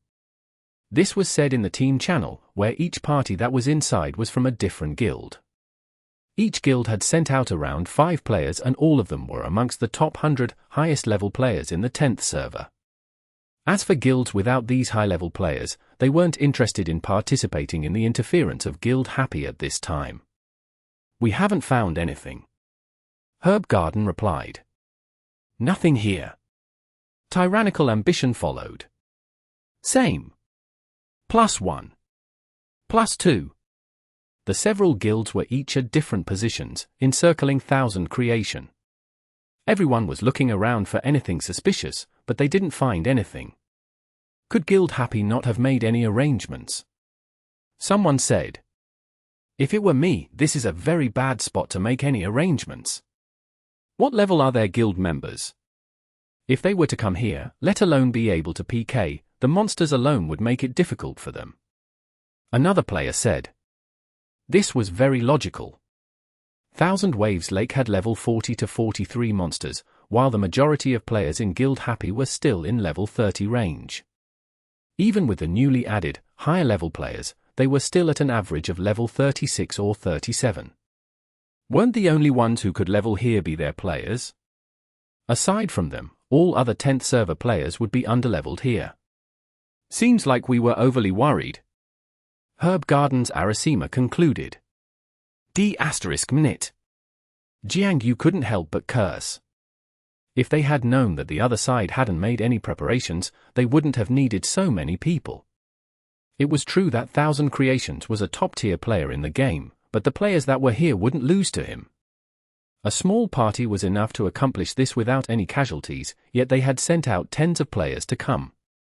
"Wait a moment," Changing Spring unexpectedly said. "Let's wait a bit longer. Our movements might have been too quick and perhaps Guild Happy hasn't finished their arrangements yet. We should wait a bit longer. We might be able to catch them in an ambush while they're arriving." Blue Brook Guild's Bound Boat explained what Changing Spring meant. Everyone listened and felt that he was right. They weren't worried at all for Guild Happy's ambush. In fact, they were more afraid that the other side wouldn't ambush them. Right now, everyone was quiet. They were somewhat impatient, but if they waited and something big happened, their trip wouldn't have been in vain. As a result, everyone continued to stay silent for a while longer. 1,000 Creations was no longer the focus anymore. Their focus was on their surroundings for any signs of movement. More importantly, they conveyed orders to the entire guild to pay attention to Guild Happy's movements. In particular, if they saw Lord Grim, Cleansing Mist, Soft Mist or any other elites from Guild Happy, they were to immediately report back. However, after half an hour, not a single report came back. "All right, everything should be good now," Arasima said. "Our opponent is still Ye Qiu. If he noticed something wasn't right, he wouldn't be this slow, right?" Jiangyu said.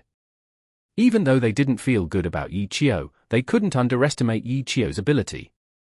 Yeah, Changing Spring had no choice but to agree. Only Blue River was startled. This was because he clearly knew that Ye Qiu had predicted this would happen. But why did it seem like he hadn't made any preparations? He couldn't understand. In his eyes, without any good methods to counter them, he still could have had 1,000 creations go offline temporarily. There was nothing they could do about that. However, nothing was going as he had imagined it would go. He had warned Changing Spring previously, but Changing Spring had clearly regarded Blue River's warning as a type of analysis. Changing Spring didn't know that this warning had come directly from the target. Blue River didn't know what to do or say. If he explained himself, he would reveal his misdeeds and it would truly be quite awkward. But this time, they didn't give him any time to stay conflicted. Tyrannical ambitions. Jiangyu had run out of patience long ago. Seeing that no one had any new suggestions, he immediately said, "Then what are we waiting for? Let's move. We've already wasted so much time for this little punk. Have those at the respawn point get ready." After sending out the messages, the guilds began to move. If it was only 1,000 creations as their opponent, there would be nothing they would need to worry about. They could kill him however they'd liked. The guild players came out from their hiding spots and rushed out. They didn't present themselves as powerful or shout anything out. For something as easy as this, there was no need for it. It would only make them look stupid. The long-range gunners began firing and 1,000 Waves Lake silence was broken. The monsters crawling around were immediately alarmed. They didn't need to be concerned about them, though. The only thing they needed to focus on was 1,000 creations, who reacted very quickly. Hearing the gunshots, he immediately ran and jumped into the lake. He really is 1,000 creations. Blue Brook Guild's players couldn't help but say after seeing 1,000 creations' quick reactions. Humph! Blue Brook Guild's Luna Grace immediately humphed in disdain. She was a female player and was disgusted by 1,000 creations' bullying. She knew why the other Blue Brook Guild members commented with a hint of lament. It was because 1,000 Creations' nasty hobby had trained him to be very alert. In the heavenly domain, there were quite a few players who wanted to kill him as soon as there was any sign of him, so he was very used to people coming to PK. In addition, because of his agreement with Blue Brook Guild, the guild wouldn't help him out of these types of situations, so he was used to dealing with this alone.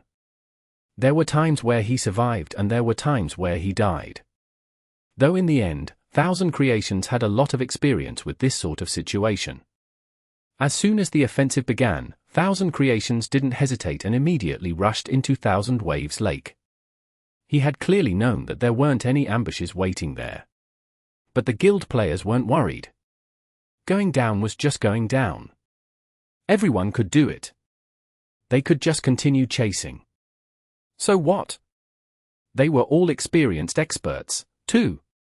The guild leaders were all better than 1,000 Creations, too, so there was nothing to be afraid of. "Don't let him escape!" Jiangyu impatiently roared. He was still using the crowd lover elementalist and waved his staff as he chased. A frost ball shot out from his staff and chased after 1,000 Creations. The other guild players also used their methods. Those who could attack, attacked, while those who had crowd control, used their crowd control. Those who had to close into attack had to spring faster. Players rushed at him in many different directions. They predicted 1,000 Creations' movements and made preparations for where he would go. Over there. Jiangyu's frostball hadn't connected, but he continued to chase, while directing others to attack. They were all experienced veterans. They didn't need to hear all the details. They only needed to know the timing. As soon as Ye Qiu's words came out, tyrannical ambitions for other players split paths. 2 players headed straight into the water, while the other 2 headed towards where Thousand Creations was predicted to go in order to cut him off. The other guilds had their own thoughts. In only a short moment, half of the players had already gone into the water. The originally rippling surface of Thousand Waves Lake began to spray out splashes as the players ran into the lake like torpedoes with their target as Thousand Creations, who was swimming frantically. "Long-range people, block him!" Ye Qiu shouted. He was more direct and didn't care about the other guilds hearing. In any case, if there was something that he needed to do, he would order it. The long-range gunners didn't dive down in a hurry and instead fired at Thousand Creations. This was a maneuver that required experience. In the water, the characters would never be still and would be constantly bobbing up and down. In particular, with so many players jumping in, the waves were large and the bobbing would be more intense. In this situation, aiming accurately was very difficult. As a result, they stayed on shore, where the land was steady, and fired happily before doing anything. As if sensing the threat, Thousand Creations suddenly plunged downwards and his character dove into the water. The others looked and did the same.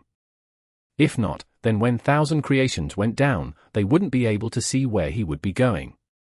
Who knew that at this moment, a huge wave suddenly rose up along with a boom right after.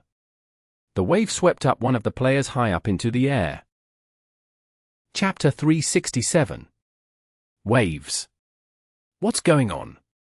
Everyone was practically in the same area, which saved them some time because they wouldn't need to type out their messages in the team channel and instead could directly shout their words for everyone to hear. The instant the player was lifted into the air by the waves, the scene erupted into shouts, as if a pot had exploded. But no matter how many shouts there were, they wouldn't be able to cover up the rapid firing that followed after. Ta ta ta ta ta. Amidst the sounds of shooting were also the sounds of the waves surging forward. Countless bullets broke out from beneath the water, flying straight for the player who was tossed into the air. "There are players beneath the water," someone shouted. Thousand Waves Lake only had amphibious creatures and water beasts. It was impossible for them to have any gun abilities. Only players could have done it. "No way," someone cried out in astonishment. They had been carefully observing their surroundings for about half an hour and they hadn't seen any signs of players underwater. But somebody suddenly appeared in the water and this person definitely wasn't Thousand Creations. How did he escape from everyone's eyes? This?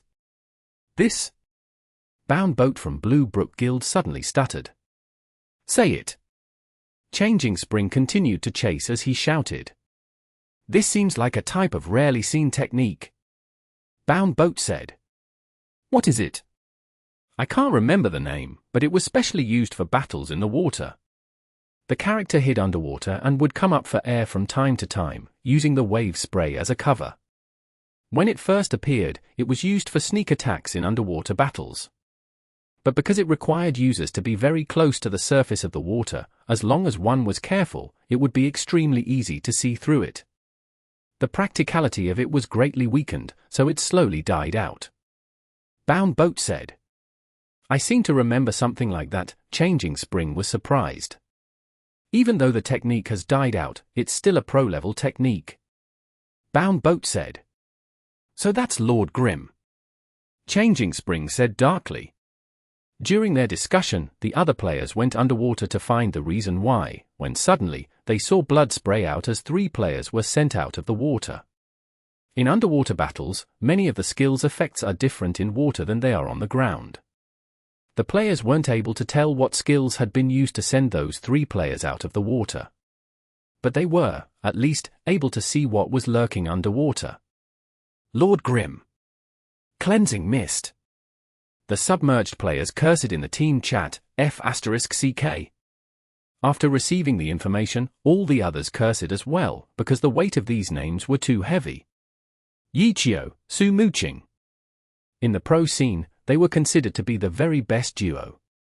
Even though they had dozens of players, they still weren't confident in fighting these 2. For a moment, the players who had been standing happily above the water stopped moving, as if they had agreed by chance. Against these 2, they weren't sure whether they should fight or not. They hoped to receive clear orders from above. Splash! Splash! Splash!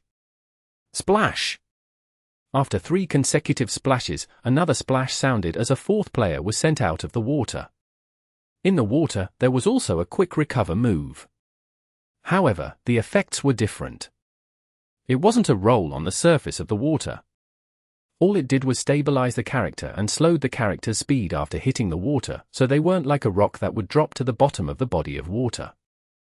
Quick recovering on the ground was something these elite players were very adept at. However, in the water, there really weren't many of them who had gone through specialized training for it. All 4 players failed their quick recovers, one after the other. 4 splashes as the 4 shot towards the bottom of the lake. This effect was similar to that of getting knocked down onto the ground. Only after a while did the 4 finally stabilize themselves and began heading towards the surface of the water. But then they suddenly saw numerous bubbles float up and turned their heads only to see a laser beam shooting towards them. Su Muqing's launcher had sent out a laser rifle. It was a game, so unless stated otherwise, any skill could be used in the water. It was just that the effects would be different because of the difference in the environment. Most of the skills simply had reduced speed in the water. However, the launcher's laser rifle didn't seem to have this reduction and was as fast as ever. The movements of the characters were slowed in the water, though, and they couldn't move as quickly when compared to the times they were on the ground. How could they dodge this attack? The light from the underwater laser rifle could even be seen by those above the surface of the lake. The refraction and reflection of the glowing light made the scene look like a light show. It looked even more impressive underwater than it was on the ground. These 4 players were blasted into Tanghulu. They weren't dead, but the damage they took wasn't light. The 4 were already confused and disoriented, when suddenly a figure quickly swam to their sides and sent out a skill. The 4 could see the skill coming at them slowly and felt like they could dodge for sure. But they had forgotten that even though their opponent's skill moved slowly, their movements were slow as well. Their eyes and hands were quick, but their characters' movements lagged behind. The skill that they thought they could dodge with certainty connected. What's going on over there? The players above the water didn't know what was going on. They just saw the 4 characters drop into the water, get hit by the laser rifle, and then saw the part of the water continuously surge, as if it were boiling. It looked like they were dumplings going into the pan, the laser rifle was the fire and the water was now boiling. Help! Just when they were still pondering over how these dumplings were being cooked, someone in the team chat suddenly asked for help. Honestly speaking, they didn't see clearly which individuals had been turned into dumplings. They only saw that the situation seemed off. There was no need to question it, though. Even though their bosses hadn't told them whether or not to continue fighting, with players crying for help, how could they just sit idly and ignore them? The players in the water dove down and looked towards that direction. All they could see was that that area of water had already become like a flood. They couldn't even see how many people were over there. They hastily swam over there, when suddenly, they saw a flash of white light. Everyone was startled. They looked at their team list and sure enough, one of them had left the team, meaning he had been killed. Hurry forward! With one now dead, everyone immediately understood the situation. As a result, this player began to urge them to hurry up. But during this time, white light continued to flash again and again amidst the storm of waves. Finally, the waves stopped and the lake water stilled. All that was left was a single character standing, Lord Grim.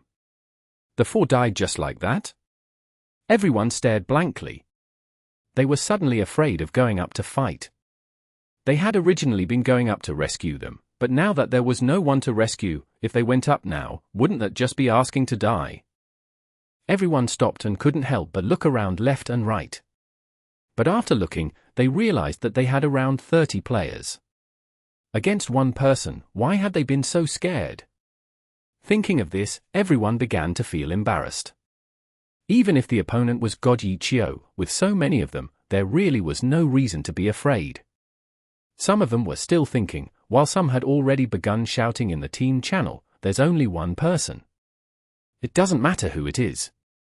Everyone go forward. As soon as the message dropped, several players began to shoot forward. Ye Qiu's Lord Grim didn't wait there like an idiot, either. After killing 4 players, he was beginning to run out of air, so he immediately headed towards the surface. Stop him! Don't let him go up to the surface! Someone figured out what he was doing and immediately realized that Lord Grim didn't have enough air. As long as they stopped him from going up to get air, they wouldn't even need to fight to win. They could just let him drown himself to death. 2 figures immediately appeared above Lord Grim, blocking his path to air. These were 2 ninja classes. They used the shadow clone technique to instantly move to their location, in order to block him. Lord Grim's hands extended out and threw a grenade. The explosion wasn't as large in the water, but the waves began to surge again and the 2 ninjas, along with Lord Grim, were sent up above the water. It was just that while the 2 ninjas were blown up above the water, Lord Grim had swam up to get air. Lord Grim didn't stop to rest. Sending a spear to the left and a sword to the right, he attacked the 2 ninjas. Su Muqing's cleansing mist seemed to have been waiting, bobbing up and down with a cannon on her shoulders. This sort of bobbing up and down wouldn't affect a pro player's accuracy, though, as the cannon shots caused the 2 ninjas to continue to roll up above the surface of the water. Hello? Don't just stand there watching! Ye Qiu suddenly shouted. On the surface of the water, a character's head stuck out, staring blankly at the scene. On his head was the name Thousand Creations. These are for you. Lord Grim suddenly shot out his palm and one of the ninjas flew towards Thousand Creations. Since you know how to bully little noobs for monsters, you can do harsher things, too, right? Ye Qiu said after sending Thousand Creations an opponent. His Lord Grim suddenly jumped, though it wasn't very high because he was in the water. But with this, he was able to dodge the numerous attacks from below him. He then spread out his hands and tossed another hand grenade. F*CK. The players who had just gotten their heads out of the water saw the hand grenade dropping towards them and hastily tried to run, but how could they move so quickly in the water? Bang! Another wave lifted these bunch of players to the side. Splash!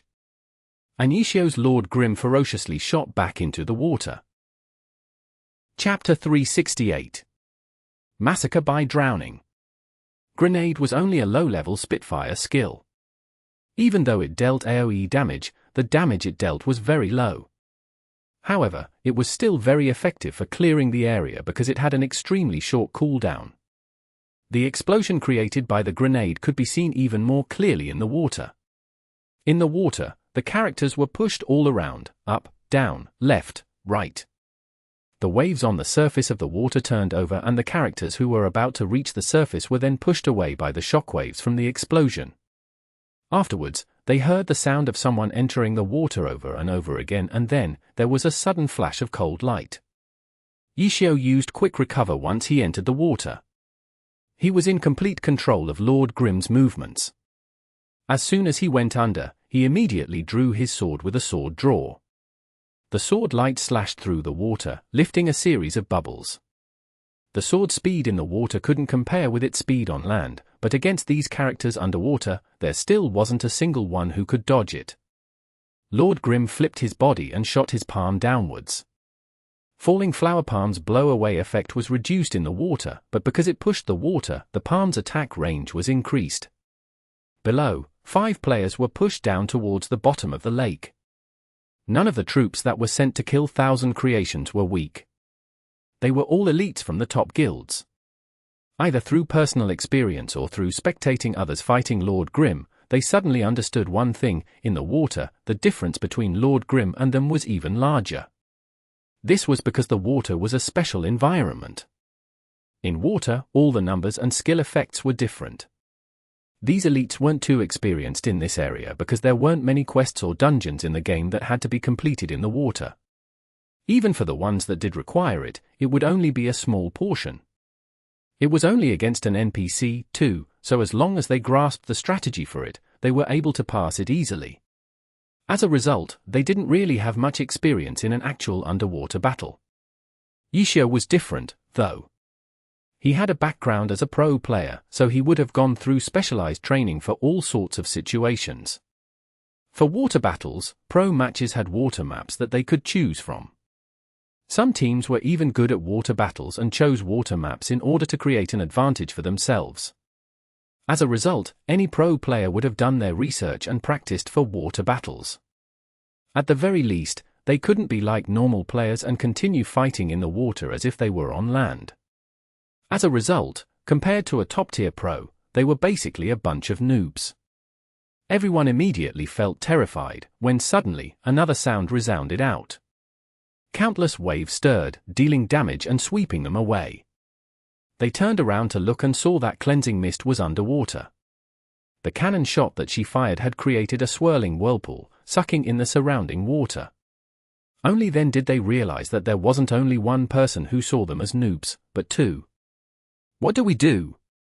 Everyone already had their own thoughts on what to do in this situation, but they couldn't help but ask for instructions from their higher-ups.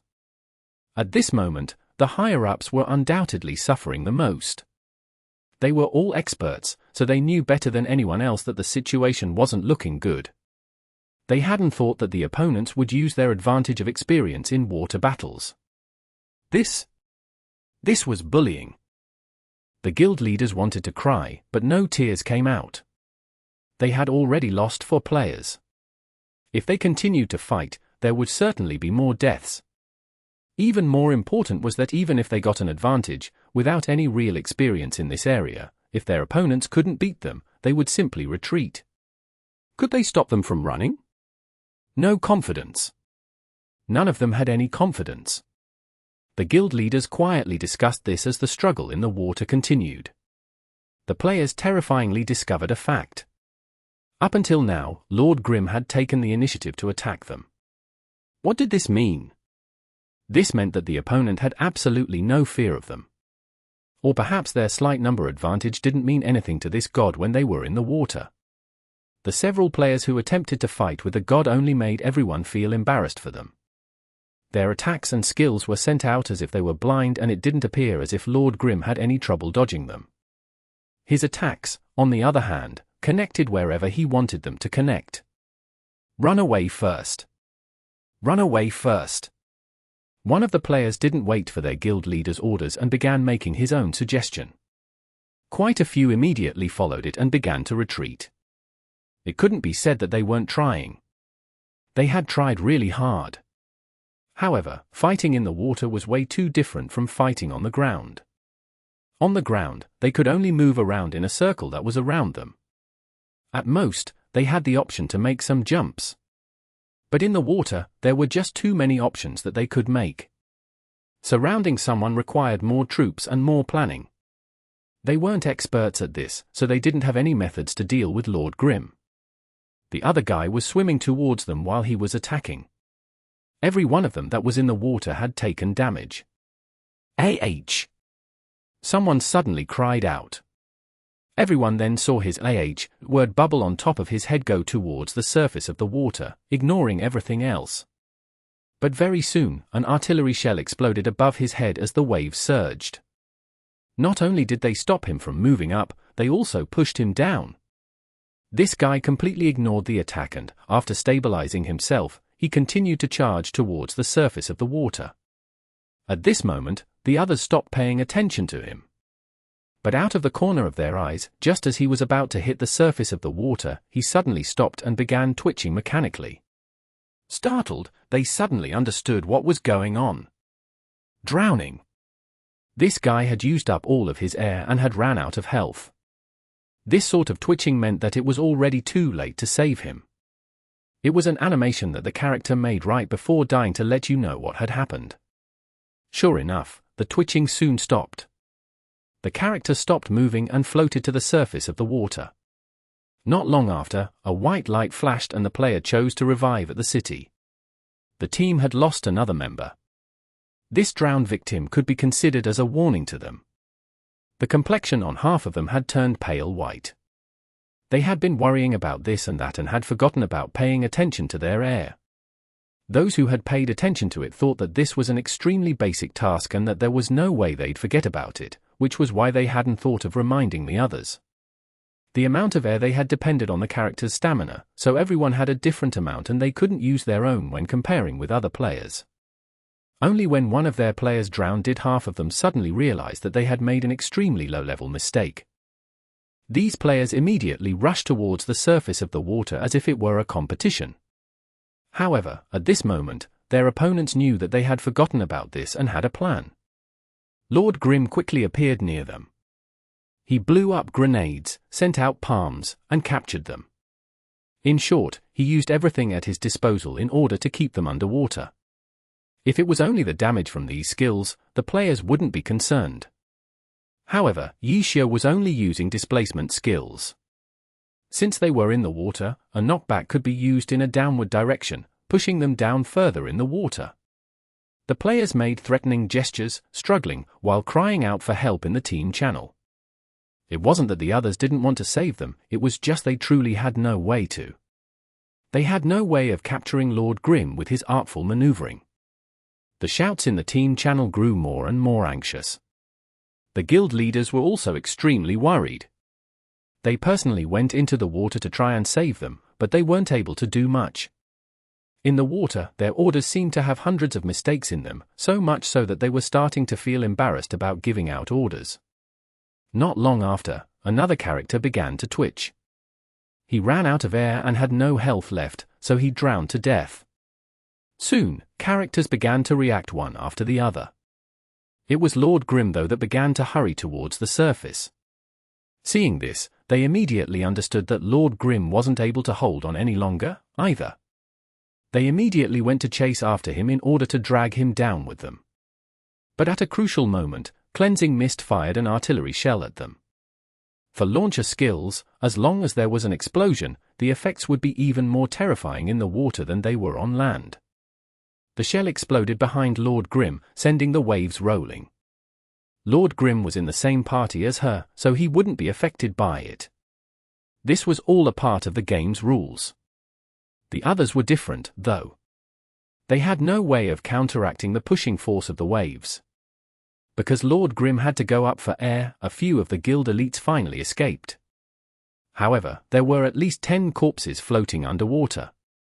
This low-level mistake had already created huge losses for the team. Scatter! Changing Spring typed into the team channel. Who knew how long these players had been waiting for this command? They didn't care if the order didn't come from their guild's leader. They immediately rushed towards the shore. As they turned their heads to scatter, they discovered that Lord Grim was still chasing after them.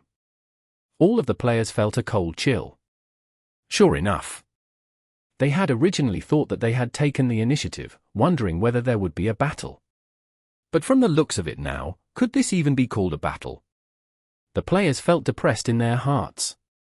But because of their numbers, Lord Grim's group didn't have enough players to catch them all. Just as they were about to reach the shore, several players suddenly jumped out from their ambush spots in the forest. In the lead was a brawler.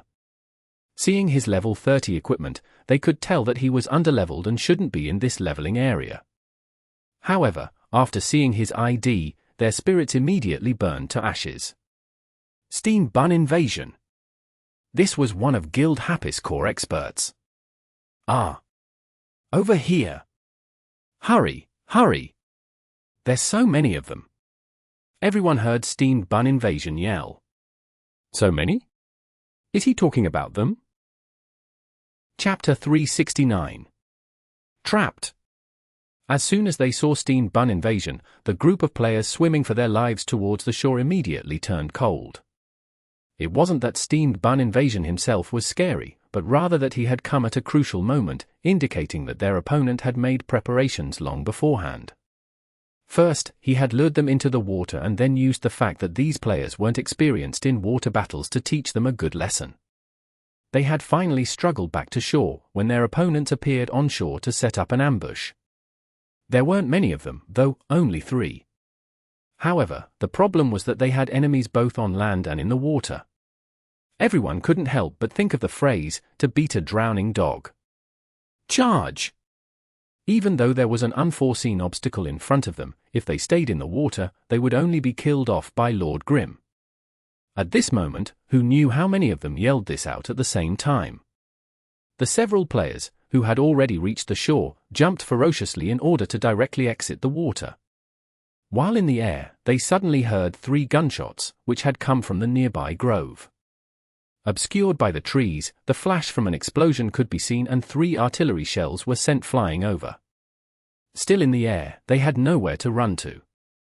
They could only brandish their weapons and pray that they could chop down the artillery shells. In theory, this was possible, but apart from the pros, very few could actually accomplish it. Right now, they were controlling their movements in the air, but they also wanted to hit a high-speed artillery shell. These players simply didn't have the skill to do that. The 3 artillery shells connected with the several players that had shot out of the water, instantly exploding. The shockwaves from the blast sent the players flying. Several splashes could be heard. Of the 5 players who had jumped out, 4 had been sent directly back into the water. The 5th person jumped over the explosion. Just as he was feeling proud of himself, he hadn't yet landed when a brick hit him from the side. Following steamed bun invasion, Soft Mist rushed forward and thrust forward with a double stab. A streak of blood flew through the air and this brother was also sent back into the water with a splash. The difference, though, was that after entering the water, a cloud of red could be seen floating on top of the water. Blood was pouring out. Tang Ru's double stab had hit in the same place twice, causing a bleed status. Steamed bun invasion. Soft Mist. These 2 were the brave generals in Lord Grimm's dungeon team. No one dared to look down on them. Who was that person shooting from the grove? They hadn't seen him clearly. However, Misty Castle's players were even more quiet than any other guild. This was because this person made them think of the player who had recently left their guild, Horse Shooter. There was still one more standing on the shore side. No one recognized him, but in their eyes, the threat from this person was even greater than the other 3. That was because this person was a summoner. He had already summoned a mob of creatures and had arranged them in a line along the shore, blocking their path from the shore. Were they not confident in beating the summoner? These experts wouldn't go that far, but the main point was that it would waste time. With the summoned creatures in the way, Steamed Bun Invasion and Soft Mist would have time to arrive and throw them back into the water. No. Another name from their team list faded away. Another had unexpectedly died in the water. The attentive ones immediately discovered that this player was one of the players that had been tossed back into the water. Lord Grim and Cleansing Mist had caught him and he died very quickly. Behind them were pursuers, and in front of them was a blockade. These guild leaders had experienced many battles before. It wasn't as if they had never seen this scene before and instantly figured out what advantages would help them escape. Scatter! Changing Spring shouted. Everyone else immediately followed. No matter the case, they had the advantage in numbers. Happy's players were using few to surround many. Even though they had been successful, they couldn't cover the entire field. If they split up, some might die, but the majority of them would be able to escape. As a result, the players in the water acted instantly and began swimming either to the left or to the right. With enemies behind them and enemies in front of them, what other direction could they run in other than left or right? There was nothing Ye Qiu could do about them splitting up, so he could only split his forces as well. Those in the water would chase after one side, while those on shore would block the other side, but his opponent split up again. No one pulled along any partners with them. It was every man for themselves and their forces became even more scattered. Tang Ru's group didn't go down into the water. They stayed on shore, chasing them. Even these experienced players from the top guilds were like noobs in the water. For players like Tang Ru and Steamed Bun Invasion, no matter how good their mechanics were, they would need practice before they could do anything in the water. They'd be even more newbie than the guild players. As for Concealed Light, he didn't need to be said. The line of summoned creatures on shore, now that was a bluff. In fact, the palms of his hands were drenched in sweat. They had been too cautious. If they had courageously charged at the summoner, they would have immediately known that these summoned creatures were basically the same as paper. Their controller's skill level was too poor. In the end, the blockades on shore wasn't able to block anything. The players in the water swam along the shore for a bit and then went on their own way. Some turned around to keep swimming. Some continued to swim along the shore. Others even swam into deeper waters. Tang Ru's group didn't know who to chase, when Tang Ru suddenly received a message from Ye Qiu: chase after the ones who turned around. Okay. Tang Ru received the message and called out to everyone to immediately go back and chase after the ones who had turned around to run. As a result, those who hadn't turned around waited for a chance to get back onto land. Tang Ru looked and wanted to turn around to kill them, but Ye Qiu seemed to have guessed what was on her mind and messaged, ignore them, keep chasing. Why? Tang Ru was only controlling her soft mist to run along the shore, so she had the time to reply. Many players. Hard to fight. Ye Qiu seemed to be busy, so he didn't say much. Tang Ru turned to look. There were already almost 10 players that had climbed onto the shore. Tang Ru knew that these were all experts. One-on-one wouldn't be a problem, but if there were so many of them, if they had a strategy as well, she didn't think that she could fight them. Understanding Ye Qiu's intent, Tang Ru continued to chase after those who had turned back, along with Steam Bun Invasion and Concealed Light. But these players' minds were quite clear. Seeing that there were players over there that had gotten onto land, they immediately turned around again, heading in the direction where others were getting out of the water, clearly to look for help. What do we do? Tang Ru was at a loss. She had the mechanics, but her ability to think was very far off. Keep chasing. Ye Qiu replied. Tang Ru immediately told everyone else and then turned around, too. It hadn't been easy for those 10 or so players to get onto dry land. Seeing Soft Mist's group running towards them, they immediately began arranging their team. Even though they weren't at Ye Qiu's or Su Muqing's level, they didn't dare to look down on them. Last time, when they chased after Lord Grim and the others, Soft Mist had slaughtered her way out of Kanji City by herself. They had heard of her might. Even though there hadn't been any elite experts there at that time, to be able to slaughter her away out of such a large mob, no one dared to say that they had the same level of mechanics and courage as her. Hurry, hurry! Heal! Heal! The 10 or so players busily ran about in disorder. Some of them had taken damage in the water and were hurriedly urging the clerics to heal them. The aquatic battle had been so chaotic that, let alone coordination, the clerics had even forgotten to do even the most basic support. The clerics in the team were bustling around and white light swept down. Those who were still in the water gradually grew braver as they saw that they were getting closer to the shore. The 10 or so players finished arranging themselves. As a result, they moved forward instead of retreating, rushing towards Tang Ru's group. What now? Tang Ru asked Ye Qiu. Kill. Ye Qiu replied. What? Then why didn't you let me do that earlier? Tang Ru asked. Then, were you going to let those in the water run away? Ye Qiu asked back. How evil? Tang Ru said. You don't like it? Ye Qiu asked. It's exactly what I like.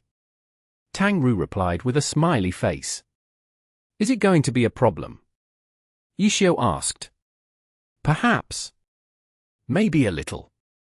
In the All-Star Weekend, Tang Ru had thoroughly witnessed the phrase, no matter how good you think you are, there is always someone out there that is better. The pros' mechanics, as well as the coordination in the All-Star team competition, had made her a lot more modest. She was slowly discovering the difference between herself and a true expert.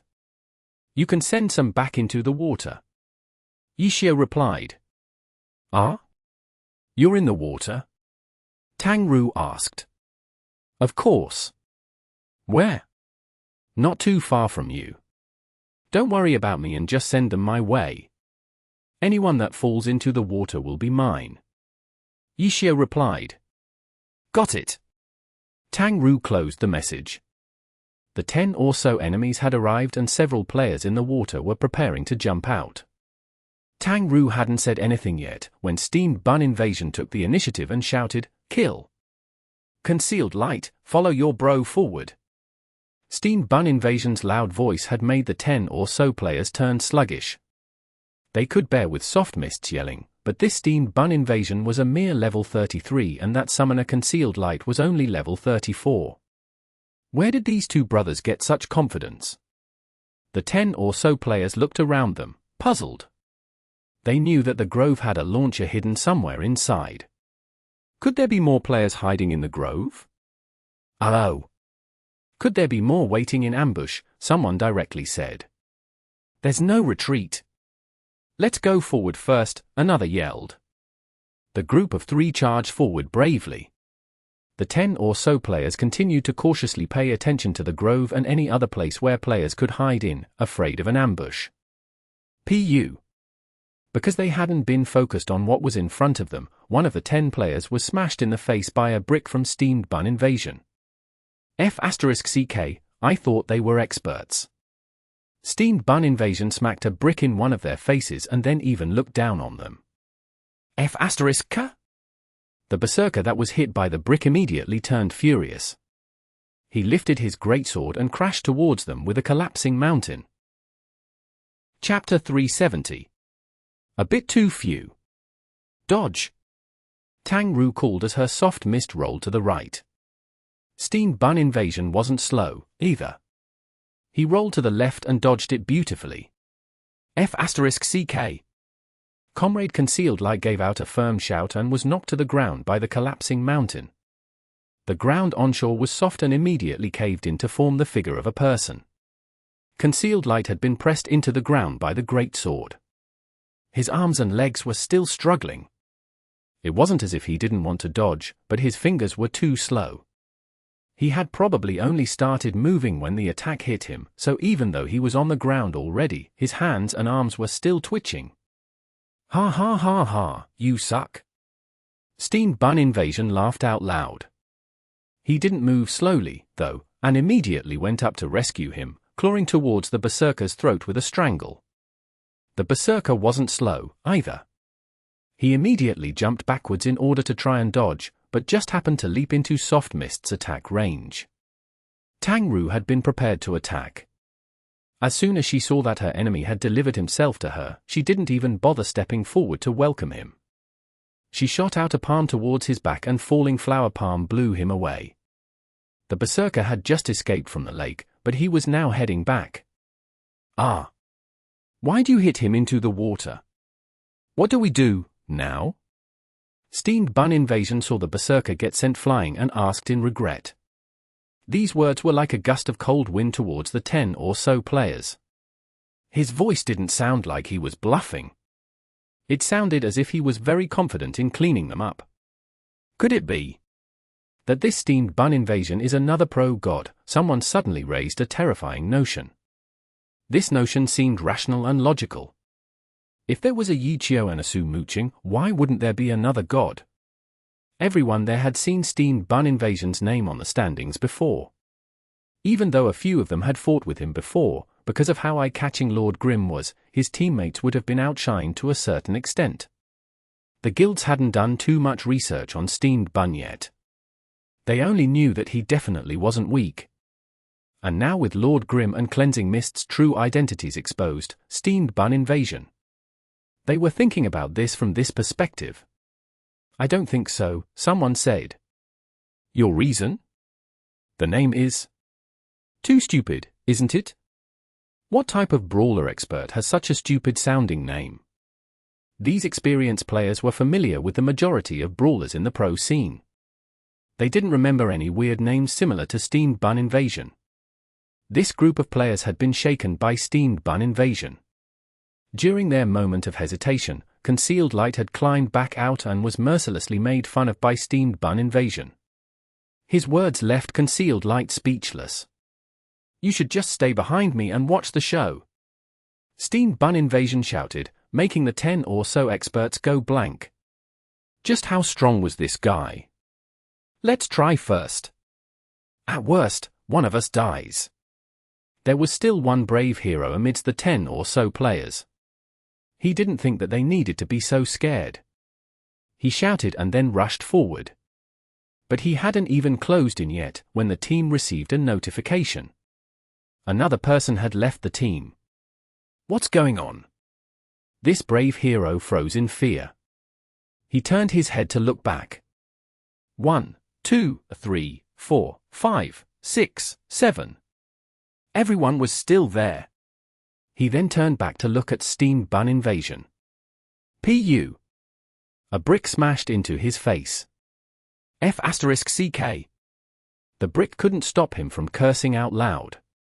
The brick covering his mouth was only a visual effect. Steamed bun invasion moved nimbly and quickly circled behind him. Kick him into the lake. Tang Ru shouted. Why?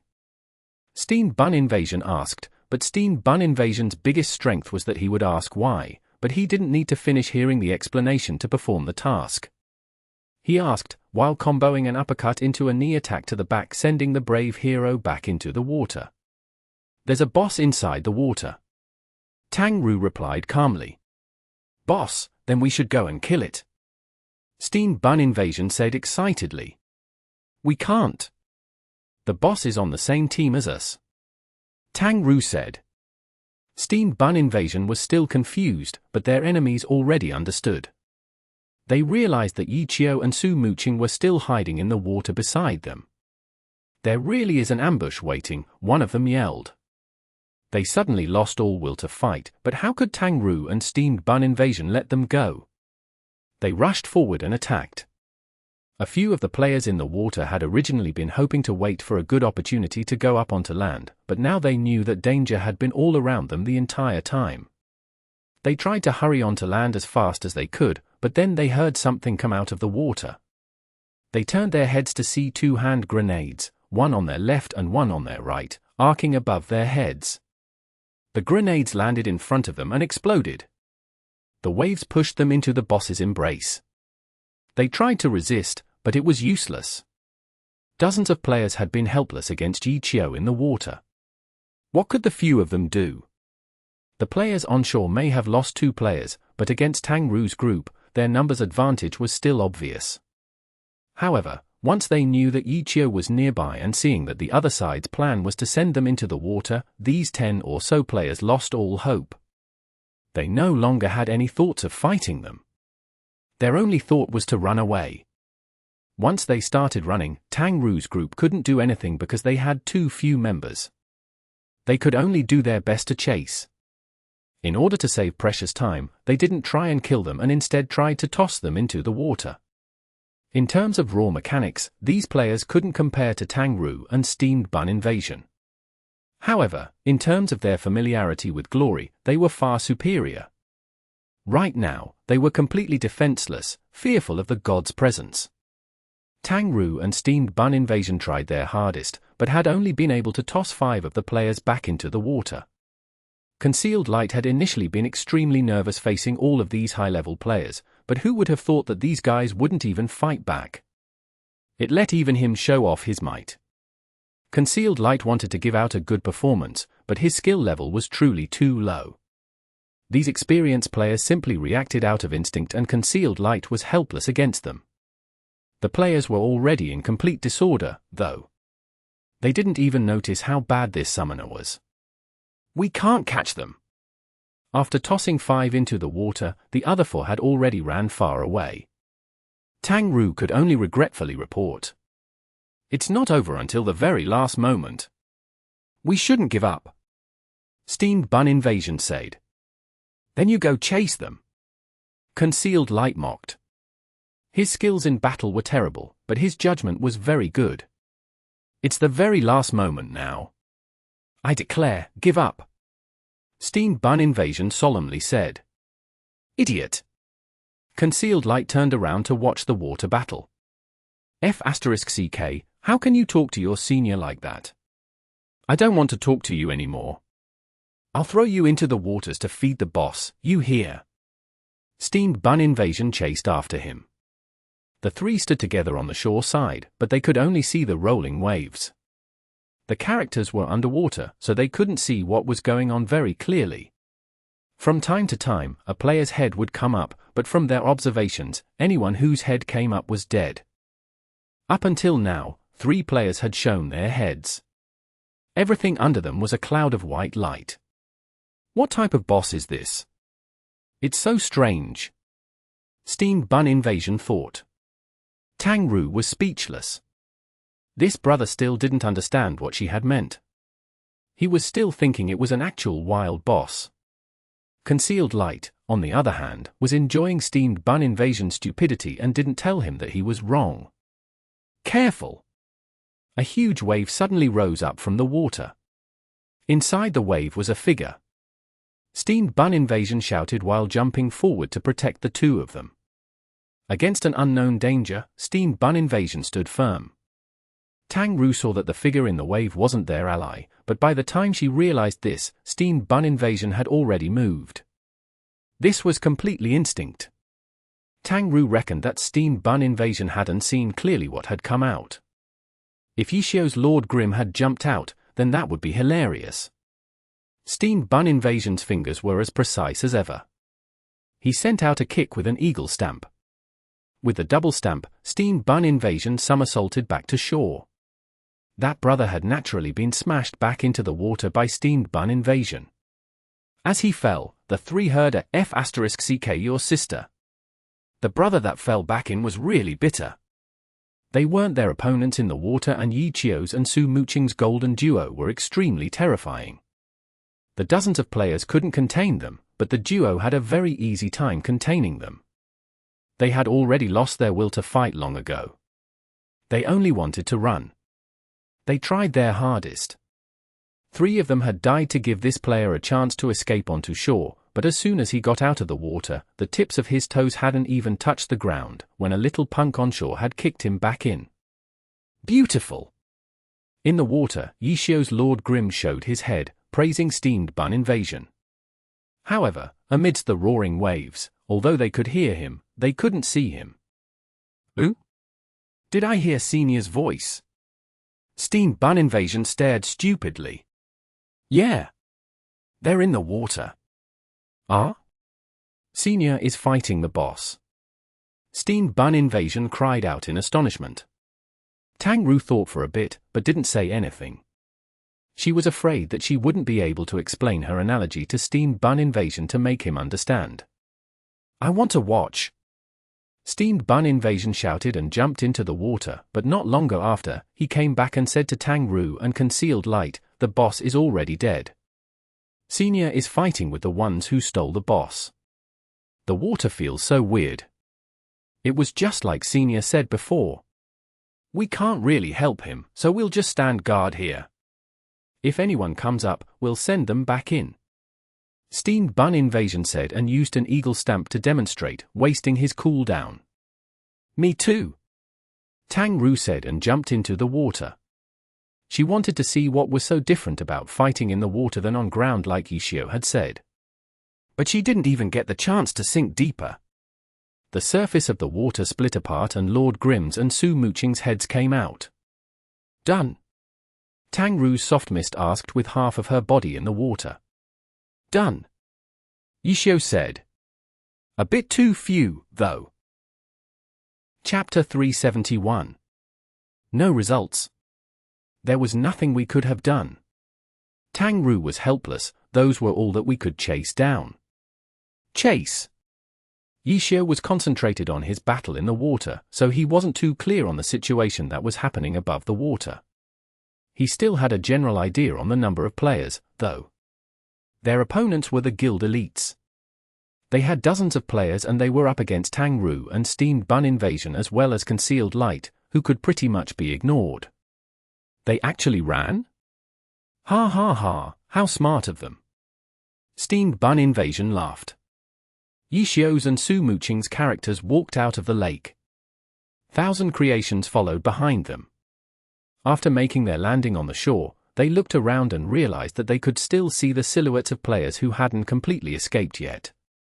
As for 1,000 Waves Lake, besides them, there was no one else.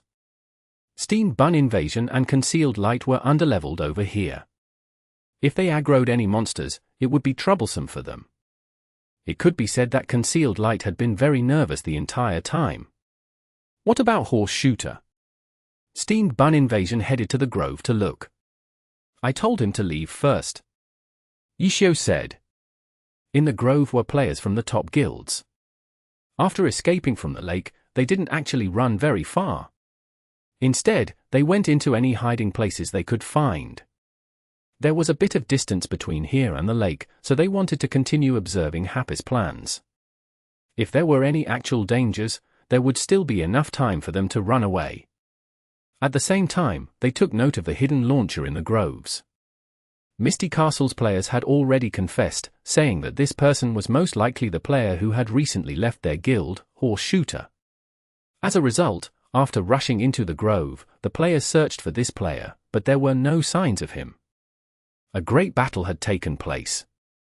There were those who were tossed into the water and those who ran away. Notifications soon popped up repeatedly in their team channel. Not a single player who had been tossed into the water had survived. None of the guild leaders had died, but their moods were even worse than those who had died. Their operation at Thousand Waves Like had officially come to an end. Not only did they not obtain any results, but 29 players had died in the water, which was almost half of their troops. The remaining half were currently hiding in the grove bushes near the lake. The reflections from the computer screens revealed expressions of constipation from these players. They quietly watched as Lord Grim, Cleansing Mist, and their target for this operation, Thousand Creations, walk out of the water unharmed. The 6 players on the shore were chatting with each other happily. They then looked at themselves and saw the ones who hadn't been chased down by Steam Bun Invasion's group of 3 joined them in their miserable states. Too mean. The players that came gave a detailed account of what had happened to them. Ye Qiu and Su Mooching were hiding in the water and told the guys on shore to push us in, one player said. You guys have so many people. There's only 3 of them. How could they just push you around as they pleased? Someone asked. That. The players who had just escaped were at a loss. Right? What was up with that? They couldn't think of an answer for it. What now? Another asked. No one said anything. The guild leaders were all here. There was no need for them to discuss with one another. What now? The guild leaders were nervously discussing this issue. With only these few players, if we fight with them head-to-head, we might not be worthy of being their opponents. Jiangyu said. He had some experience fighting against them and each one had ended in a complete and utter failure. Even with their entire squad dying, they hadn't been able to take a single one of their lives. Even if we can, we can't. If they go into the water, what can we do? Arasima said. This is the perfect leveling place for them, too. If they stay here and level, 5 days later, they can just swim over to the dungeon. Changing Spring had predicted what everyone didn't want to hear. F*CK. All the guild leaders cursed. Let's leave for now. From a long-term perspective, there's no point in sitting here, waiting like idiots. Arasima said and turned around to leave the grove. Once he moved, the other herb garden players naturally followed. The others didn't have any other suggestions, so they left, too. It seems like killing them here will be difficult. We can only have our players in other leveling areas be aware and see if we can catch them somewhere else. The guild leaders continued to discuss as they retreated. The problem is if they stay here to level and refuse to leave. What do we do then? Changing Spring said. Everyone was silent. Issues, such as their supplies and repairing their equipment, weren't brought up. If they were lone heroes, they might be forced to return to the city because of these difficulties. However, since they were all in the same guild and the same team, these wouldn't be an issue for them. They could just ask someone else to do it. Although they wanted to completely cut off their supply, no guild had that type of control, no matter how big they were. The players left the Thousand Waves Lake leveling area. They had walked for a while, but they still hadn't come up with any ideas. Someone suddenly asked, "Where are we going now?" The guild leaders at the front heard this and all stared blankly. After pondering for a bit, they said in a not-so-confident voice, "The city." "Why the city? Is there something we need to do?" someone asked. The guild leaders' faces were almost about to fall off. The operation resulted them in returning to the city in tatters. They had nothing to show for it. It was truly quite embarrassing. "Shut up," Shut up! The guild leader of the curious player immediately shouted at him in private. Nothing for now. Changing Spring said quite calmly. They hadn't come up with any plans after discussing this entire way. He believed that even if they continued discussing all the way back to the city, they still wouldn't be able to come up with anything. If there's nothing to do, then why don't we go level, someone suggested. When the guild players leveled up, they usually did so in teams. If they went to go and level, they would obviously leave from their current team. But if they left now, it would reveal which players were from which guilds. Go ahead. We'll disperse first. Changing Spring was too lazy to argue. He was this team's leader, so he immediately dispersed the team. As a result, the parties began to separate with each unit being from a different guild. With this dispersion, each team had 2 or 3 players. They then scattered and the place turned empty. That can't just be it, can it? The team had dispersed and everyone had scattered. But the group chat outside of the game was still there. Arasima went over there to talk. If you have any methods, say it. Jiangyu was clearly agitated. Arasima was silent. If he had any methods, he would have said them earlier. Tell us if anything happens. Changing Spring concluded. He was saying that they should discuss again after something happens. If not, then there was no point in wasting their time. As a result, the group chat went silent. After the team dispersed, the players that had scattered were quiet, as well. Time went by quickly. Nighttime was the game's peak with players everywhere. This was also the time when the guild had the most players online. As the guild's elites, although they had been gathered together previously to be soldiers, in the guild, they were all of high status and had their own responsibilities. They quickly got busy. In the blink of an eye, the early morning came and the number of players online decreased. After the guild developed, the guild leaders and elites couldn't only level. There would always be a few guild tasks that they had to take care of. For example, killing 1,000 creations. Even though they had completely failed, it was still a task from the guild that they had to take care of. During these early morning hours, these players could finally have time to concentrate on leveling. The dungeon counts refreshed. They formed parties and began to head to the dungeons to begin. Changing Spring and others like him had run over the new server to handle the issues here. They obviously wouldn't do any leveling. They weren't online in the 10th server right now and were on their main accounts in the heavenly domain. How depressing! Jiangyu suddenly yelled in the group chat. This group chat had even more people online than before. Jiangyu and the other 3 great guild leaders weren't the only ones there. Guilds like Misty Castle had also joined in after hearing the news. Even if you're depressed, you still have to work. Howling Heights guild leader, West Riding Wind, replied. Right now, the Heavenly Domain's guild leaders were heading to the dungeons. Which dungeon are you planning on tackling today? Misty Castle's guild leader, Misty Lock, asked. Floor within a floor. We've only advanced to 37%. West Riding Wind said. The floor within a floor he was talking about was the largest scale dungeon in the game and would refresh every week. A team, which was 100 players, could enter each time. The dungeon was extremely difficult. In addition, the battle line was extremely long. Whenever a team tackled the dungeon, they would usually advance to a certain percent each day and save it before continuing on the next day. This was one of the features that was provided by the system for these types of large-scale dungeons. 37%. That's not too good. You're probably going to be playing the entire night then, no? Misty Lock said. Sigh, even with that, it'll be difficult. This time, most of our players are from the reserve unit. 22 players have already died at only 37% progress. It would already be good if we can get to 75%. West Riding Wind said.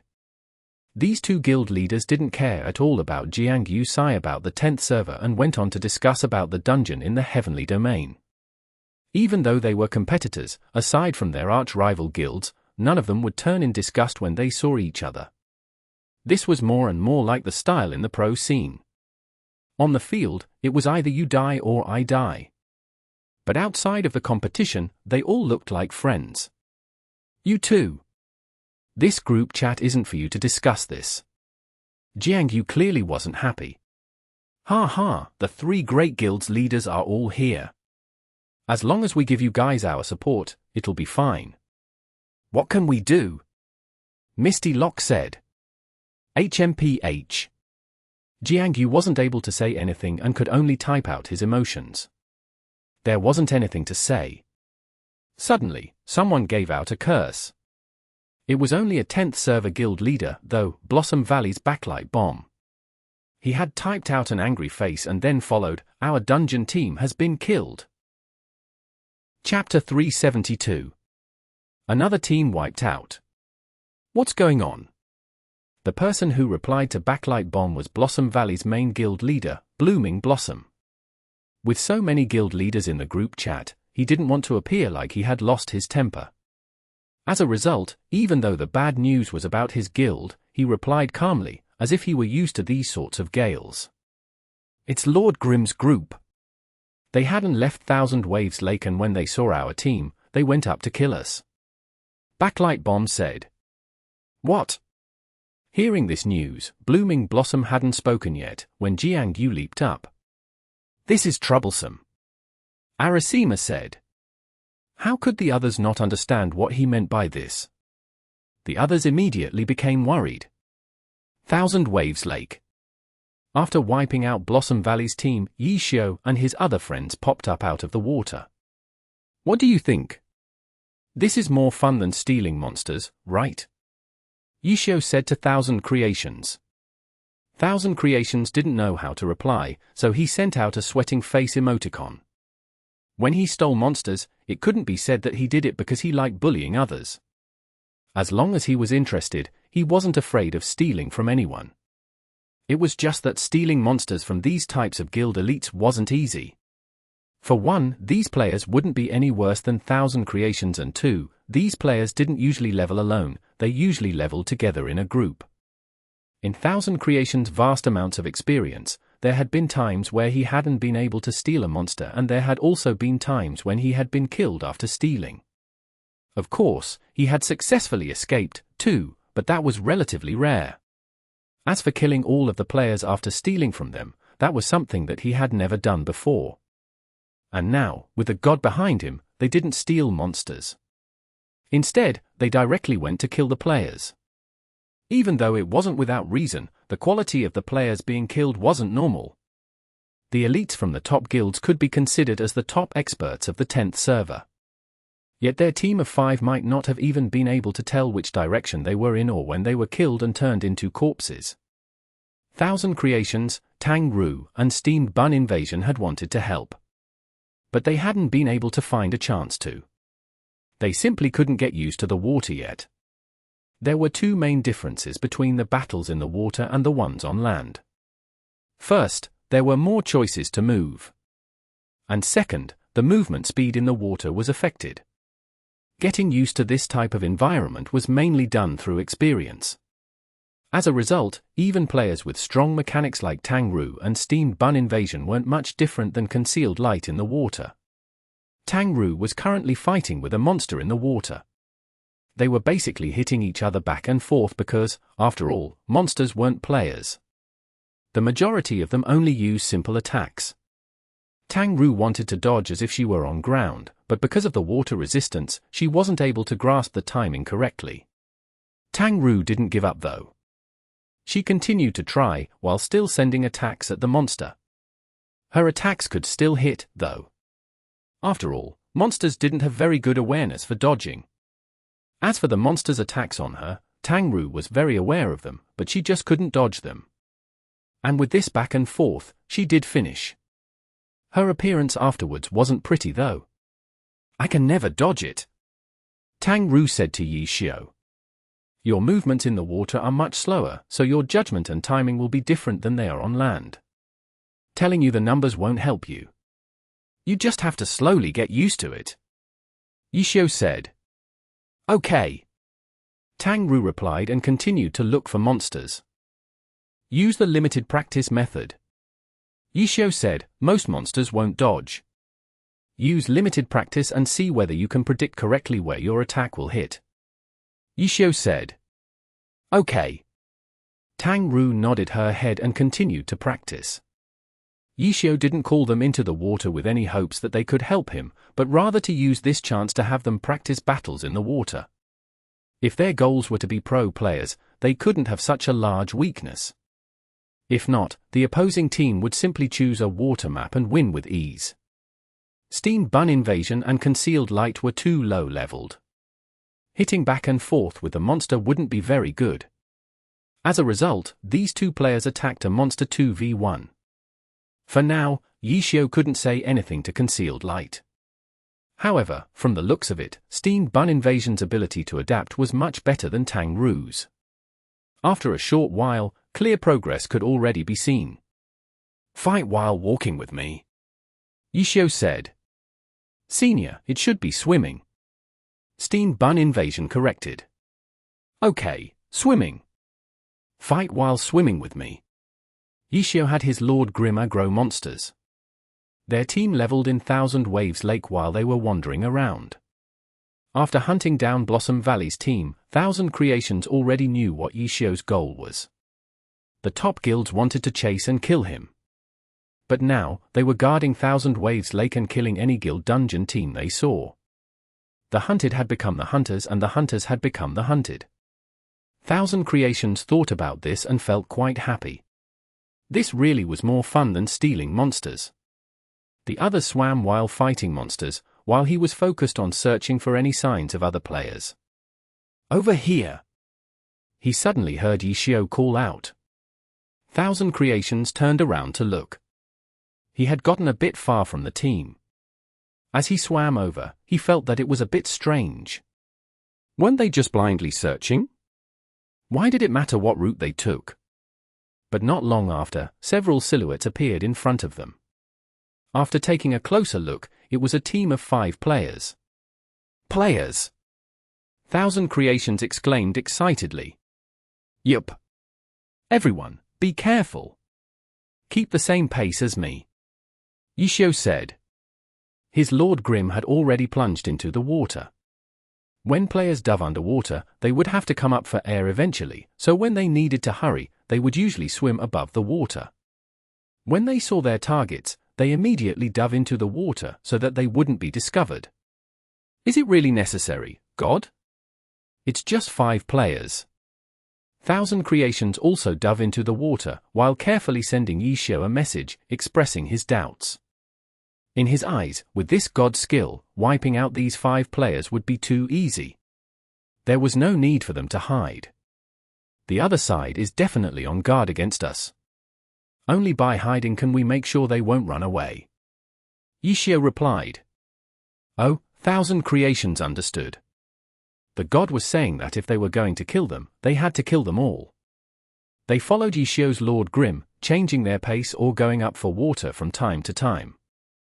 As expected, those 5 players didn't show any signs that there was something amiss. Changing pace wasn't new to Thousand Creations. At that time in Line Canyon, he had learned from it and knew that it was a way to efficiently use stamina and improve their average speed.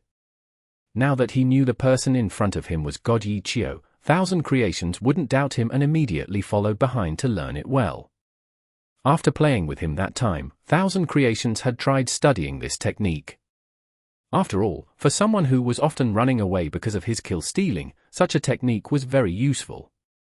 His studying hadn't gotten much results, but he could tell that their current pace was somewhat fast. With their current pace, their stamina wouldn't last for very long. It seemed a bit different than what God had done at that time. Thousand Creations was about to ask, when suddenly he recalled that they were in the water. Perhaps this had something to do with the difference in movement speed between in the water and on land? He pondered over this and didn't ask for now. He continued to observe the distance between them and the 5 players, while making his own assessment. As the distance between the 2 sides shrunk, Thousand Creations was beginning to understand their stamina usage. He discovered that their pace might not be the most efficient usage of stamina, but it was enough to chase down those 5 players. And since this still allowed them to chase down those 5 players, it meant that this was the fastest way to chase down those 5 players. Thousand Creations finally realized this after thinking about it for a while. He immediately had even more respect for this god. Just how much experience and calculating ability did he have? Reality turned out to be just like Thousand Creations had predicted. The distance between them grew closer and closer.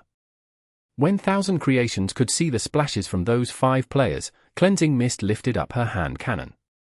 Crash! A burst of bubbles blasted out from the cannon. Cleansing Mist was also pushed back by the recoil. In the water, even normal attacks would cause the character to be pushed back from the recoil. 3 anti-tank missiles shot out. Ye Qiu's Lord Grim also flew through the water like a torpedo. The missiles exploded and violent waves rolled out. The 3 anti-tank missiles were in a triangle formation. Not a single one of the 5 players fell as the waves pushed them into the air. Ye Qiu's Lord Grim quickly swam a bit. He suddenly lifted his weapon and a burst of bubbles blasted outwards. Just as the 5 players fell back into the water, another wave lifted them up into the air. Thousand Creations looked on with wide eyes. They truly deserve to be called the Golden Duo. After 2 rounds of anti-tank missiles, the 5 players dropped down as Lord Grim went up to kill them. These 5 knew what was happening. But they didn't have any thoughts of resisting and only thought of running away. But as soon as they hit the water, they were attacked on all sides. Lord Grim was already in front of him. How could they even have any thoughts of attending to the others? Even though the others were complete noobs in the water, they were still useful as blockades, especially concealed light. His summoned creatures were running around all over the place. The 5 players looked around wildly, but they couldn't find any escape routes. With Ye Qiu and Su Muqing attacking, the 5 players didn't have any chance of escaping. After a short moment, in the group chat, Misty Castle's 10th server guild leader Misty Haze said with a sullen expression, "One of our teams has died, too." Chapter 373. Blue River's Analysis.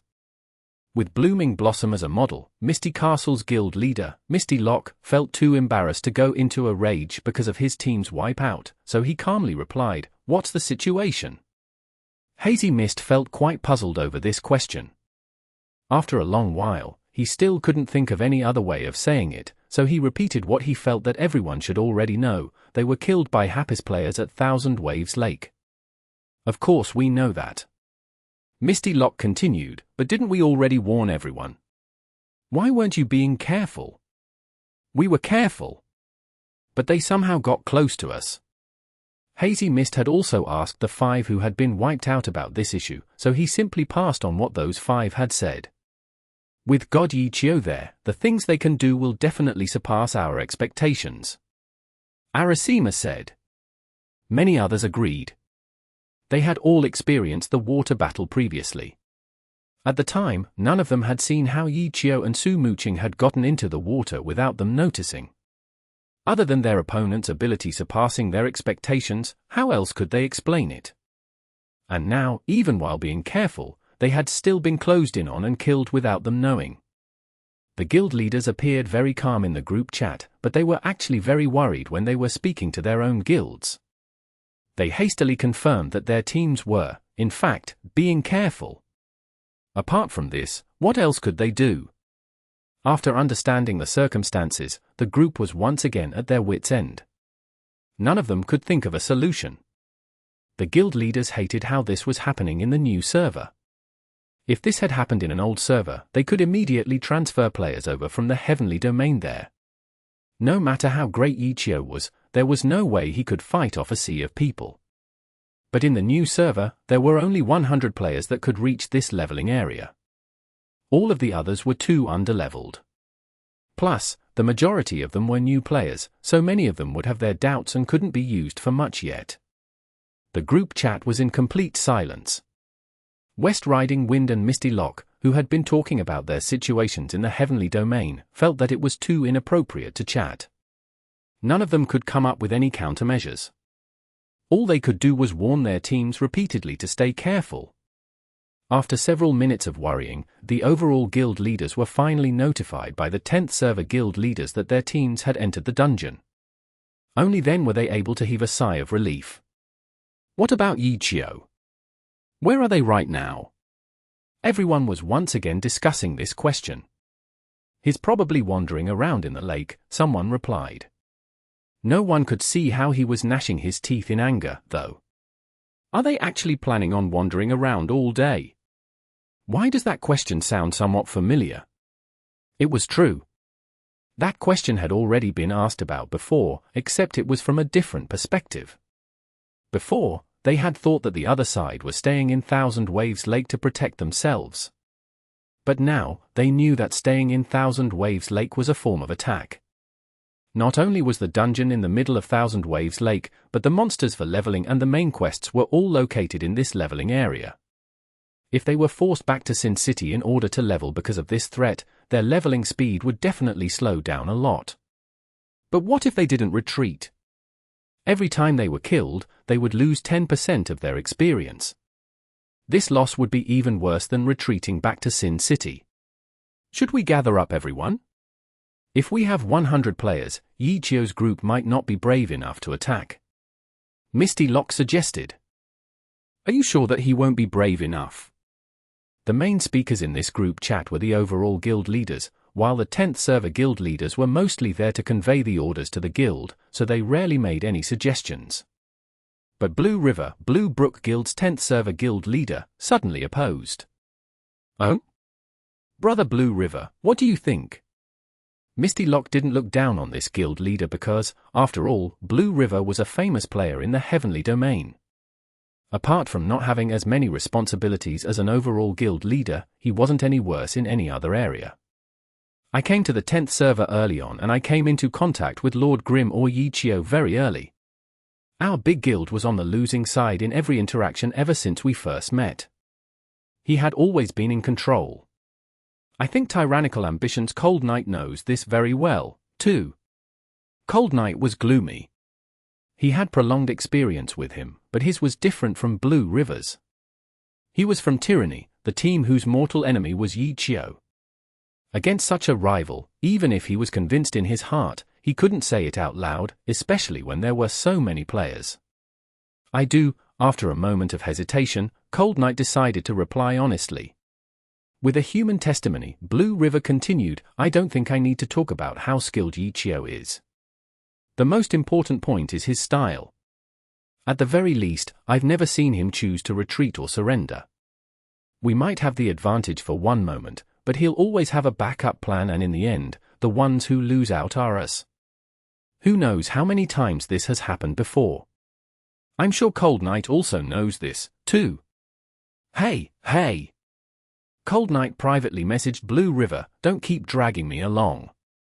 Don't you know Tyranny's position? It's very shameful like this. You think it won't be shameful if we continue fighting? Blue River asked back. What exactly do you plan on saying? Cold Knight asked.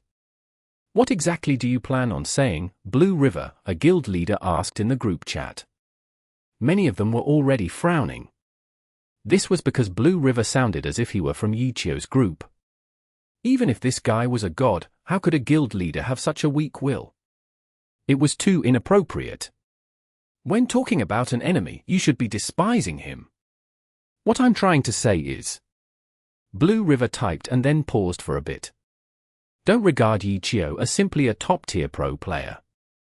In reality, even within the game, his experience is incomparable. There's nothing that he isn't familiar with in the game. In addition, his individual skill is something that none of us can deal with. It's by relying on all of this that he's able to create such a huge movement in the 10th server. His overwhelmingness has always been like our current situation. We know that he's waiting in Thousand Waves Lake. We know what he's doing, but the problem is, what can we do to stop him? That's why I'm saying, against such an opponent, retreating is the choice for the greatest victory. Blue River concluded.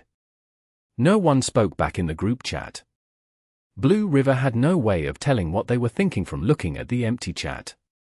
After staring for a long while in silence, Blue River took the initiative to speak once again. There's one more thing that I think we need to pay careful consideration to. Blue River said. I doubt any of you think Ye Qiu is making a guild simply for the fun of it, right? I'm sure you've all watched the All-Star Weekend. All of the pros saw Ye Qiu's dragon raises its head as a declaration of his return. By observing his movements in the game, I think that his intent is to create his own pro team with Guild Happy as the team's foundation in the game. That's why I'm saying that there's no way we can avoid having Guild Happy competing with us. This is where I don't understand what you're saying, Blue River. Misty Lock typed.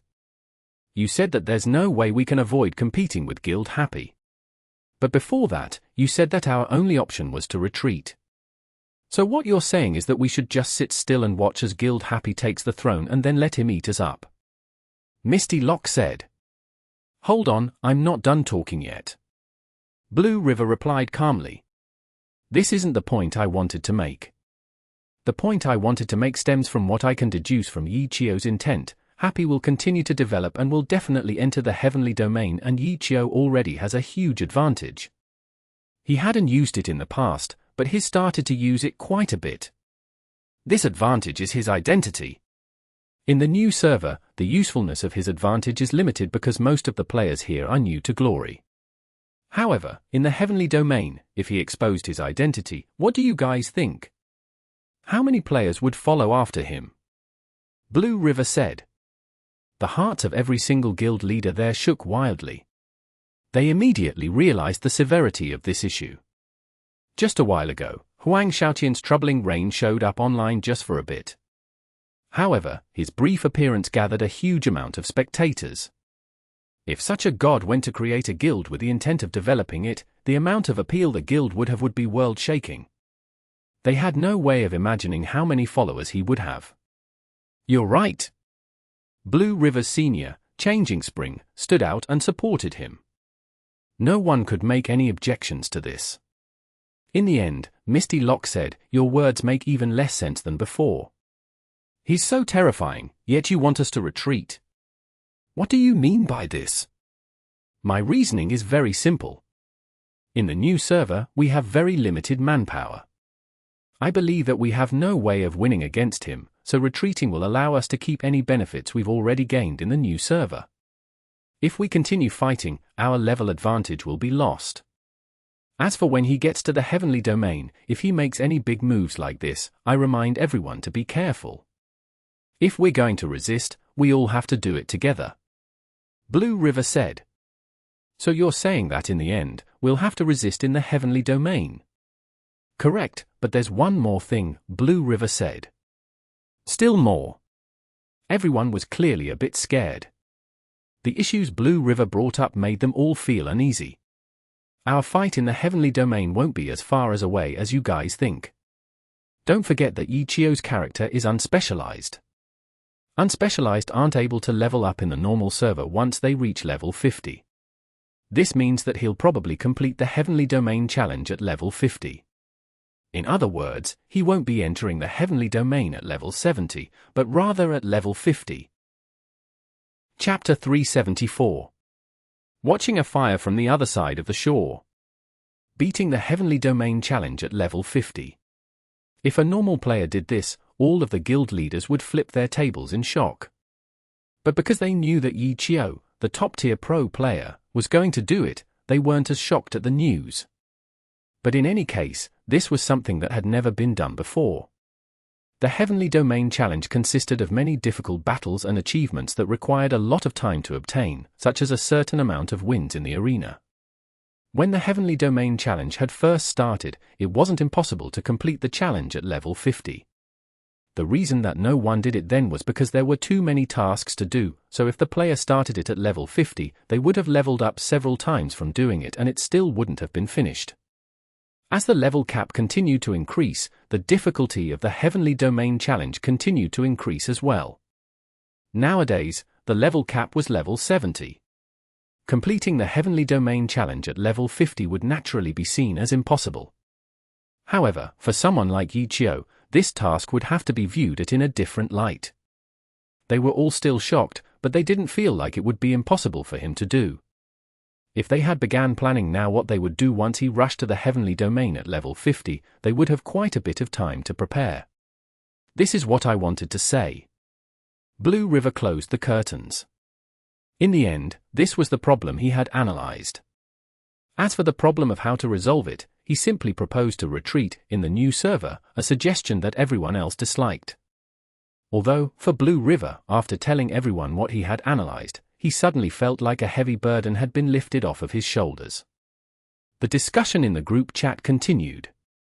Honestly speaking, I think that if Ye Qiu's might is that great, then our best option is still to deal with him in the 10th server.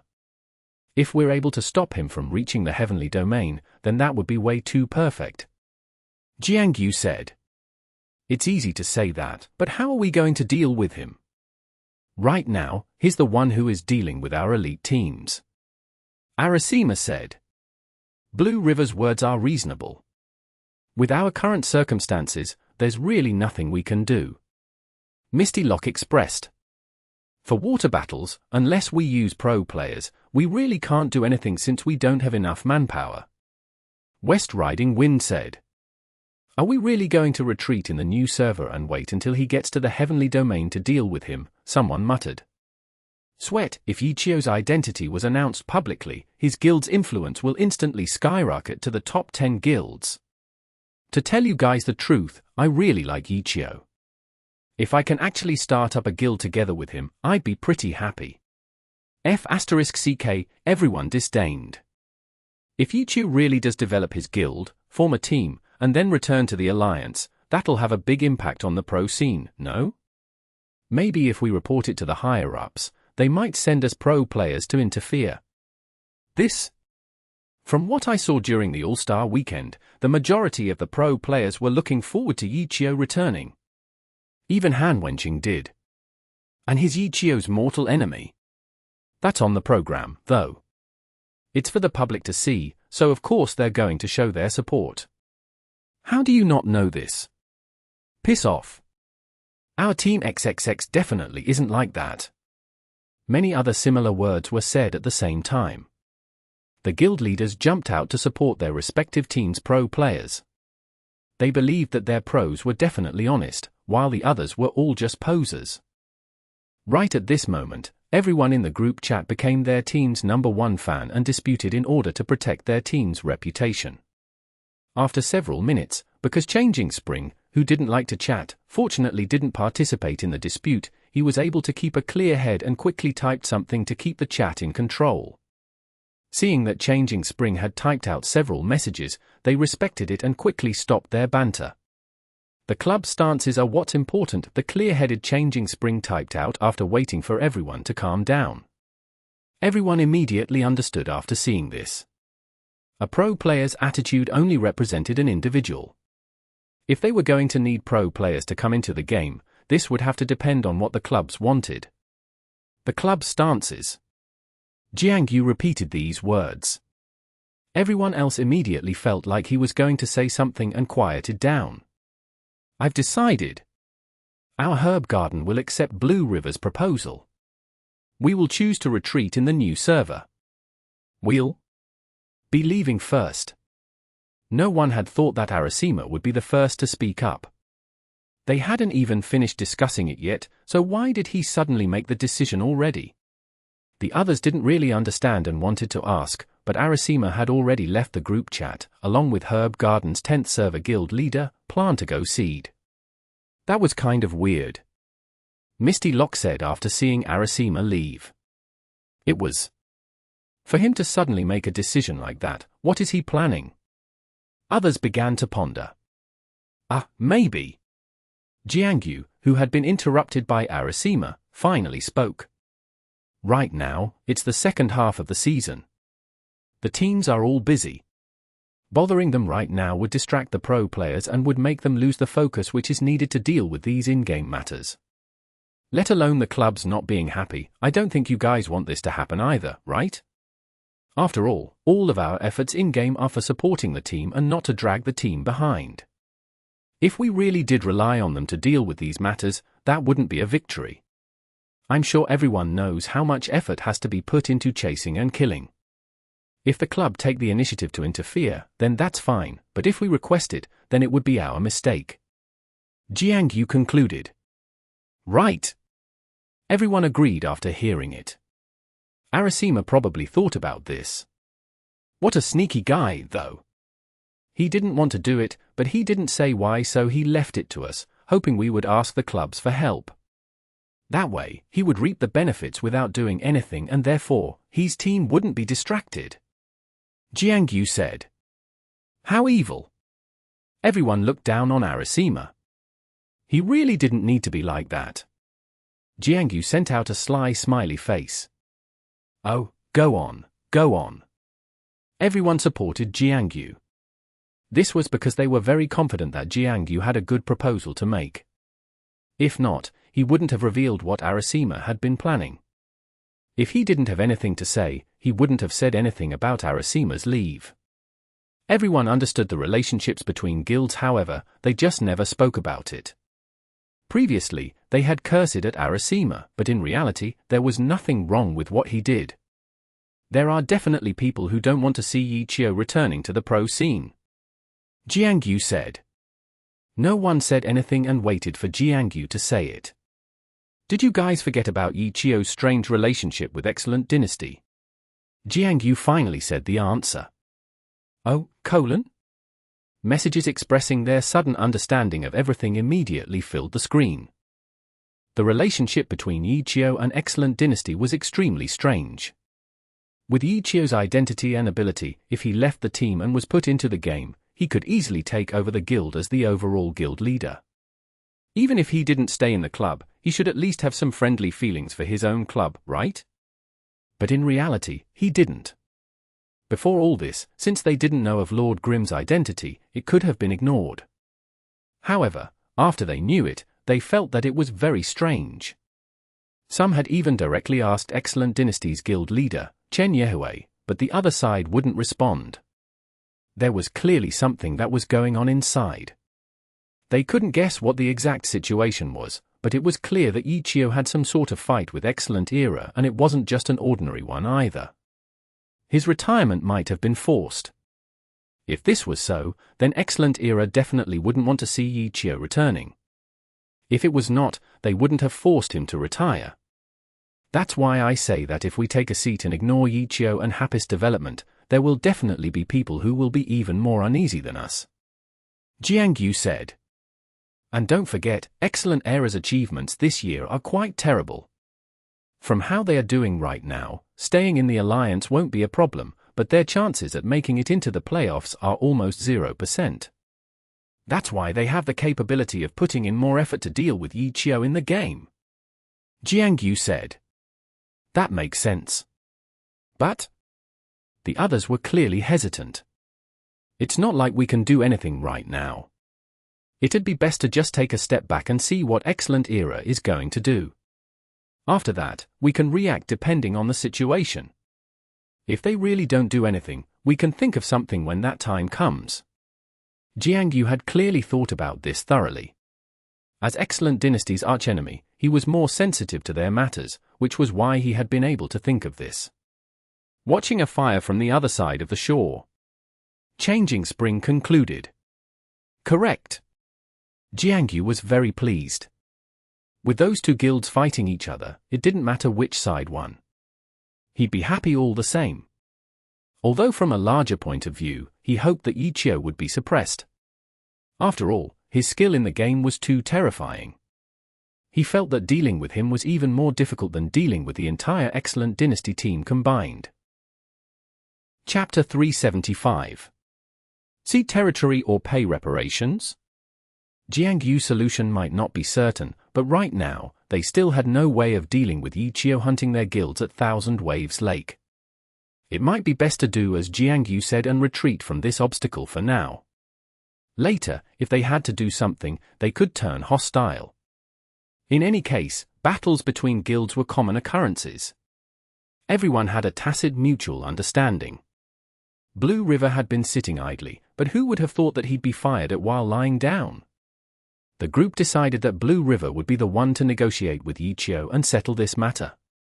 You've come into contact with him the most often, so you understand him the best. The words that Blue River said himself had been used against him by the guild leaders. Go. Even his own comrade, Changing Spring, had declared his position. He clearly thought that Blue River was also the most suitable for this task. Blue River was naturally very depressed because this task wasn't as simple as just talking for a bit. When you want to kill, you go kill. But when you can't kill, you ask the other side not to kill. The world wasn't so convenient like that.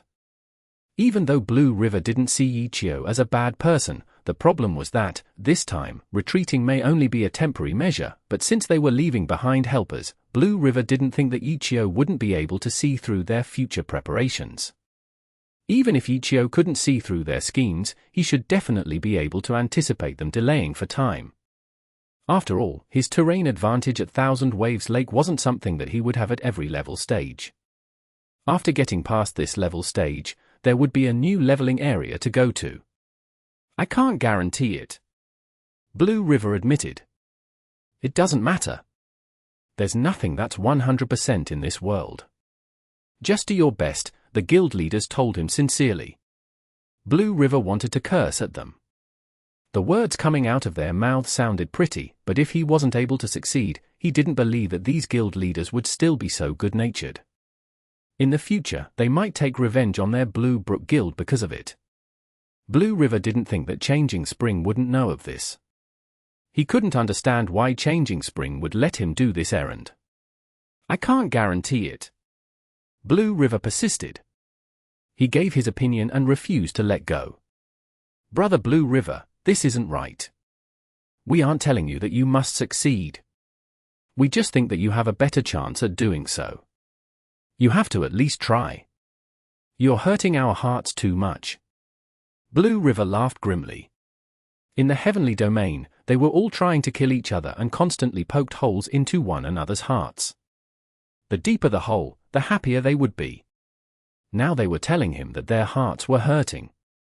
Blue River could only laugh at this. Seeing that Blue River wasn't responding, they switched targets and began peddling to the Blue Brook Guild's leader, Changing Spring. They were clearly trying to get Changing Spring to persuade Blue River to go. Changing Spring didn't say much either and simply sent Blue River a question mark. I can't guarantee it. Blue River didn't hesitate. I can't guarantee it. Blue River saw his own words get typed out into the group chat by Changing Spring. He was quite sure that his guild leader had just copy and pasted it. This guy refused to let up. No matter how angry they were, there was nothing that they could do, except ridicule him in secret. They weren't from the same party, so how could their remarks do anything? They did this often, so none of their words had any effect. After a bit, they felt like there was no point, so in the end, they had to choose someone else. How about we have Brother Cold Knight go? In the 10th server, besides Blue River, Tyrannical Ambition has interacted with Lord Grim the most, so you should understand him well, too. Blossom Valley's 10th server guild leader Backlight Bomb suggested. Cold Knight's expression turned dark. His senior, Ye Qiu, came out to support him, though everyone. With our guild's background, our interaction with him will be filled with tension. If you have us go, I doubt we would be able to succeed. His words made sense. But in truth, even if Cold Knight now knew that Lord Grim was Ye Qiu had known that they were Tyrannical Ambition from the very beginning. After so many interactions with each other, Cold Knight had never felt like the rivalry between their backgrounds had meant anything to Ye Qiu, so even if their reason made sense, it wasn't actually true. Of course, Cold Knight wouldn't say anything. In truth, his thoughts were the same as Blue River. He knew that this was difficult to guarantee and didn't want the guns to be pointed at him. As a result, he refused to let up as well. There was nothing that they could do. In the end, they directly mentioned Ye Qiu's name. Guild leader Ye Qiu, you made this plan, so you choose someone. Don't say Blue River. He's already expressed that he won't do it. How about we do a vote? Ye Qiu suggested. Vote? If someone gets picked, will no one refuse? Someone said. Refuse. Blue River wasn't being vague. He directly objected. Everyone gave out helpless expressions. Ye Qiu saw that his brilliant plan was actually being stopped at this place. He couldn't point at the other guild's members, and Blue River refused to go. If they voted, Cold Knight would definitely be chosen. Since things were like this, Ye Qiu decided to take it up like a man. Cold Knight, you go. If you don't succeed, we won't blame you. We'll make an agreement. If Cold Knight doesn't succeed, no one will blame him. How about it? Ye Qiu said. That's fine. That's fine. Quite a few guild leaders agreed.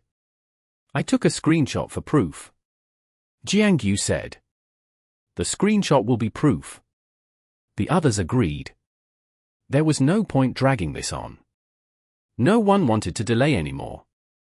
The faster they got this done, the better. As a result, Cold Knight was forced to do the negotiations. He was sent online to talk with Ye Qiu and make peace. God! Cold Knight wasn't as stubborn as Blue River. After being sent by Ye Qiu, he could only agree. What's up? Ye Qiu replied quickly. He was clearly taking it easy. Cough, cough. Can we discuss something? Cold Knight said. Go ahead. Ye Qiu replied. Can we not fight? We surrender this time. Cold Knight thought about it for a bit and decided that he might as well get straight to the point. He probably wasn't a match in speaking in a roundabout way anyways. Oh? Sure. Thanks. Cold Knight didn't think that the other side would be so quick. He was so happy, his eyes were sparkling. See territory or pay reparations? Ye Qiu replied. What? Cold Knight replied, but after pondering over it, sweat began to drip from his head. The territory you have to cede is Thousand Waves Lake, so that we can level up. The reparations are the same. I'll send you guys a materials list. Ye Qiu replied. Cold Knight had already anticipated this reply. He had already run out of sweat to sweat. This, it shouldn't go to that extent. Cold Knight didn't have any thoughts of negotiating. He was just saying nonsense at this point. It's a surrender, no? Don't you have to cede your territory and pay reparations?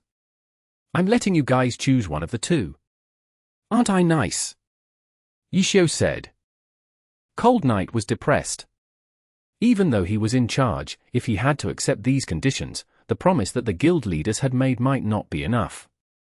Thinking of their promise, though, Cold Knight had his own idea. He directly copied down his chat with Lord Grimm and sent it over to the group chat. Everyone, what are your thoughts? Cold Knight acted tactfully. He wouldn't be their negotiator. He would simply be passing on their messages. Lord Grimm's material list. The 10th server guild leaders knew about this, but the Heavenly Domain guild leaders didn't know, so they asked, what is this? It's very simple. It's his condition. Blue River wasn't busy, so he explained it to everyone. The others clearly didn't have very good opinions of Blue River and ignored him. They listened to a different 10th server guild leader explain it. Give Thousand Waves Lake to him? F*CK, their guild only has 5 level 40s. 2 of them can't even join until 5 days later. One guild leader was furious. Maybe we should have a look at the materials list. West Riding Wind said. Yeah, let's take a look at the list. Misty Lock agreed. The 10th server guild leaders chose to stay silent. They wouldn't say to look at the list because they anticipated that the list would also be brutal and inhumane. The main guild leaders would definitely have their eyes opened. Cold Knight didn't dawdle and immediately asked Lord Grimm if they could take a look at the materials list. Ye Qiu had clearly anticipated that they would talk it over. After fighting with them previously, he knew which guilds had participated. He swiftly sent them a long list. The speed made Cold Knight believe that he had prepared for this long beforehand. F*CK me. How can he be so heartless? Sure enough, after the list was sent to the group chat, the main guild leaders all went crazy. His way of getting materials has always been far more efficient than looting, Blue River mocked. This, Misty Lock looked at the list and kept saying, this. He couldn't seem to find any words. Though if you guys think about this carefully, if we split this up evenly among everyone, the list is in our acceptable range. Blue River said. Blue River, which side are you on? Someone began to doubt Blue River's position. I'm just helping you guys understand his style. He's always been like that. He'll make your heart hurt, but he won't go past what your heart can't take. I'm not the only one who has experienced this before, right? Blue River said. The majority of the 10th server guild leaders were already used to it, but the main guild leaders clearly couldn't bear it. It doesn't matter. Misty Lock finally said after saying this many times, I don't believe it. Thousand Waves Lake is so large. They only have those few people. How can they control the entire field? Brother Misty, you're right. West Riding Wind, who was always quite close with Misty Lock, expressed his approval. Chapter 376. Too Careless. The guilds had to advance or retreat together because it was just like Blue River said, the materials Lord Grim had requested just happened to be within their limit of acceptance. If everyone equally split the materials, it was still bearable. However, if a single guild backed out, sharing the cost would be difficult. Herb Garden had already left, though, but Ye Qiu didn't know that, so the list of materials he wanted already made the remaining guilds extremely unwilling. 2 guilds immediately refused. Splitting the cost was now impossible. And from the looks of it, ceding land was also unacceptable. The 2 guilds didn't want to talk anymore and planned on continuing to delay matters. The group chat went silent for a while again. Jiangyu began, have you 2 already decided? Decided? The 2 practically said at the time, making the others wonder if they were discussing with each other in private. Altogether, 3 guilds have already left. From what I see, there's already no point in this group chat. Jiangyu's personality was very direct. He was extremely disappointed in this alliance and he clearly had some anger in him. After throwing these words down, he directly left the group. Cold Night followed soon after. The remaining guilds saw that there really was no point, so they left as well. In the blink of an eye, the group chat dissolved because there was no one there. Each guild began to discuss with themselves for their own plan. Everyone had already seen the conditions and they were still the same as before, so therefore, some of the guilds began to negotiate with Ye Qiu. Misty Lock and West Riding Wind had different ideas, though. They felt that, with Thousand Wave Lake's size and Happy's few players, taking complete control over the entire map wasn't possible. They might as well try delaying to see what would happen. The group chat dissolved as the guilds went on their own paths. No one knew what the others were planning. However, Ye Qiu had a good understanding of the situation. There were a total of 9 guilds competing in Thousand Waves Lake. All of them had fought together during the Christmas event. One of them had conflicting interests with the others and immediately cut off any and all connections. Although Ye Qiu felt it was a bit of a pity, he wasn't too surprised.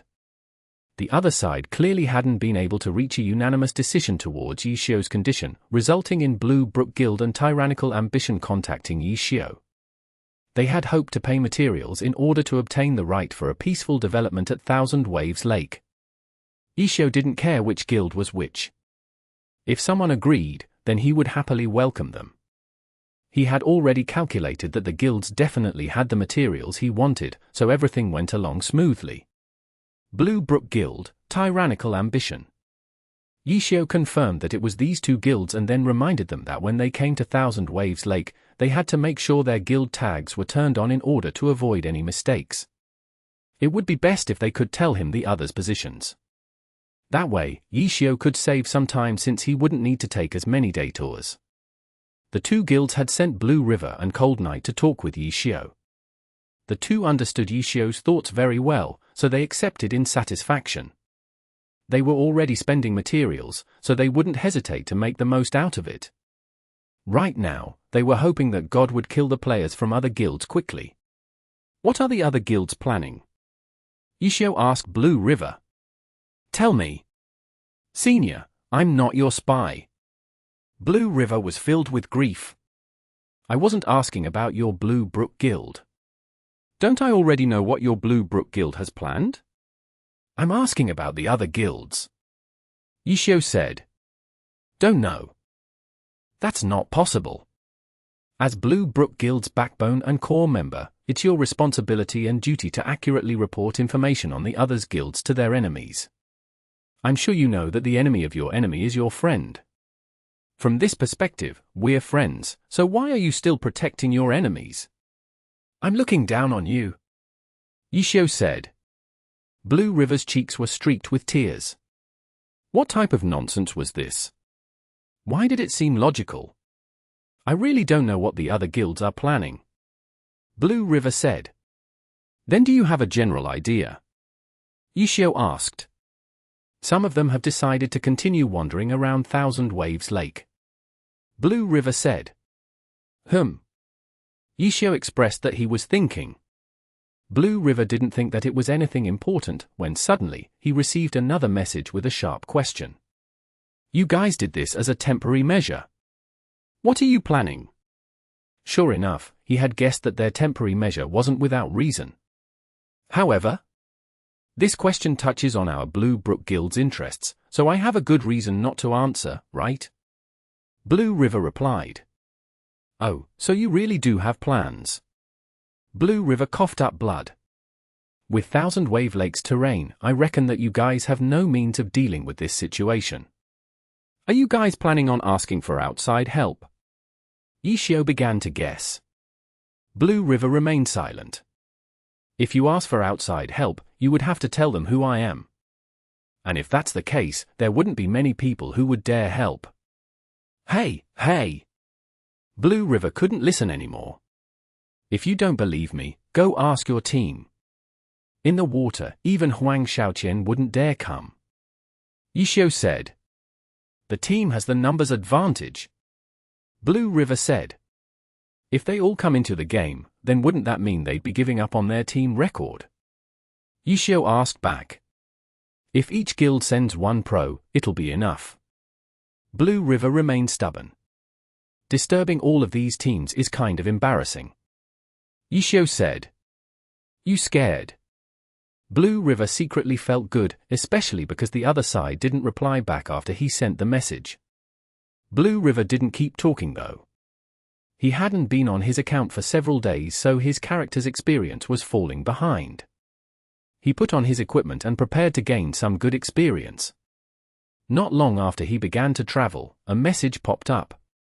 He checked and Lord Grimm had replied. TCH, you were just bluffing. I just went and asked around. None of the teams said they were sending players over. What?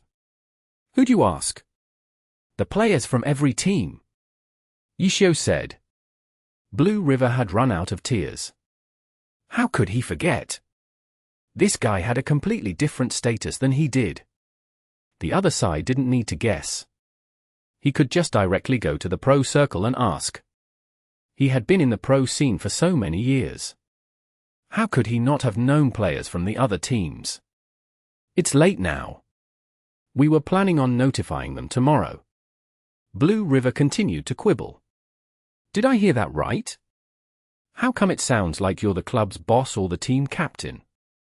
They're just going to come if you tell them to come? Are you summoning creatures? Ye Qiu replied.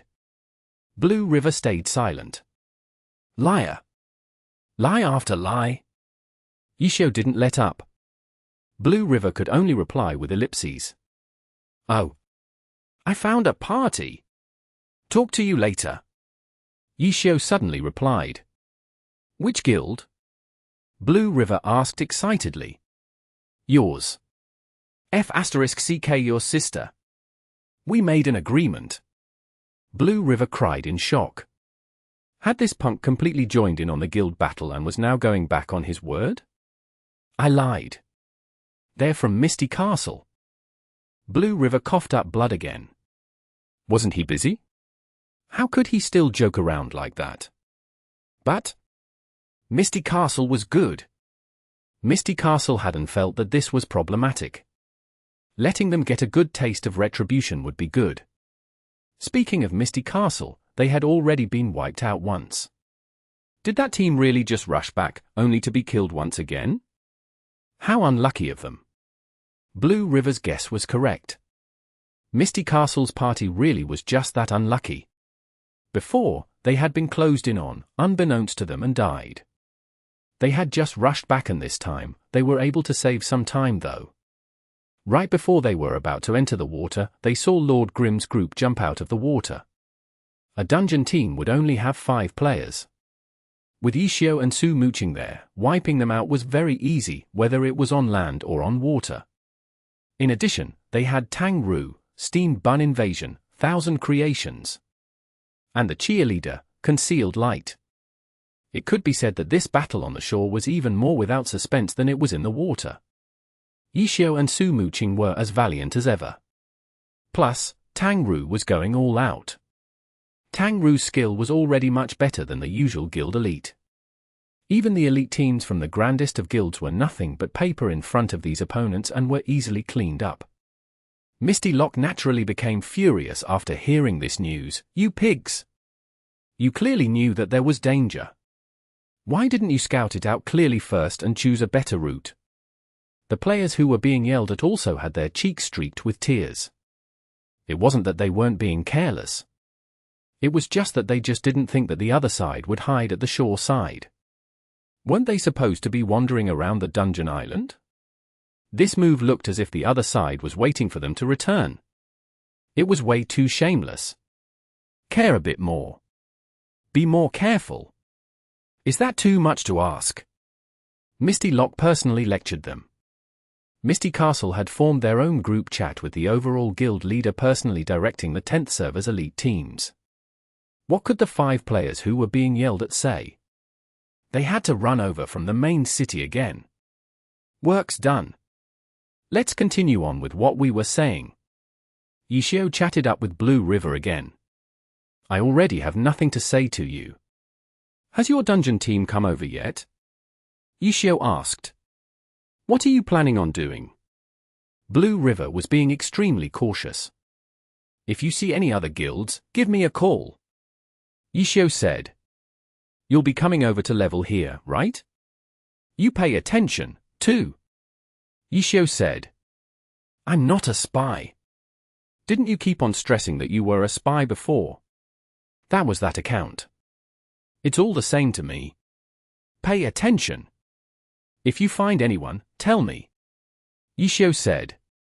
Okay. I'll talk to you later. Ye Qiu added. Which guild now? Blue River was surprised. What insane efficiency. It was fortunate that their Blue Brook guild had made an agreement. It's quite embarrassing to tell you, but it's Misty Castle again. Sigh, they're too careless. Ye Qiu replied, while looking through reports from his guild. He had the manpower now, too. Chapter 377. One after another. The majority of the guild players were around level 30 and were relatively inexperienced, which meant they weren't able to actually go to Thousand Waves Lakes and fight in the leveling area. However, they were good enough to stay on watch on the road from Kanji City to Thousand Waves Lake. Most of the players in the 10th server were around level 30. If they hid their guild tag, it would be impossible to recognize who they were if they stuck within a crowd. As for those level 35 and above players who had just joined, Ye Qiu didn't maneuver them because he knew that there were spies hidden amongst them. He couldn't be certain that those players who were around level 30 weren't spies, but the risk for that was much less. Even more so, Ye Qiu wasn't ordering every member of the guild to move. Instead, he only picked a handful of them, asking them to take note of certain players. If a spy got in, then he could only blame his bad luck. From the looks of it, none of the ones he had chosen were spies. In addition, they had completed their mission very well. After all, they had only just recently joined the guild, so they were still enthusiastic about the guild's errands. Misty Castle's dungeon team had been noticed this way by these inconspicuous low-level players, who then notified Ye Qiu. From the direction they were moving in, Ye Qiu could easily figure out which route they were taking. Misty Castle's team hadn't thought about this possibility and had only thought about being careful around the lake. How could they not have been mopped up by Ye Qiu? Even more tragic was that Misty Castle's players still hadn't noticed the problem yet. They simply thought that their luck was just bad. The dungeon team was once again completely defenseless when they came out of Kanji City. They rushed out onto the main road and were being watched the entire time by Guild Happy's players, who excitedly notified their guild leader. Ye Qiu looked at their reports and figured out their route once again. This time, let's be a bit more active. Ye Qiu didn't underestimate his opponents. How were the others asked? We'll just ambush them on land and be done with it, Ye Qiu said as he led them out of Thousand Waves Lake. They found a random hiding spot along the main road from Kanji City to Thousand Waves Lake and hid there. How are we going to attack this time? Concealed Light asked.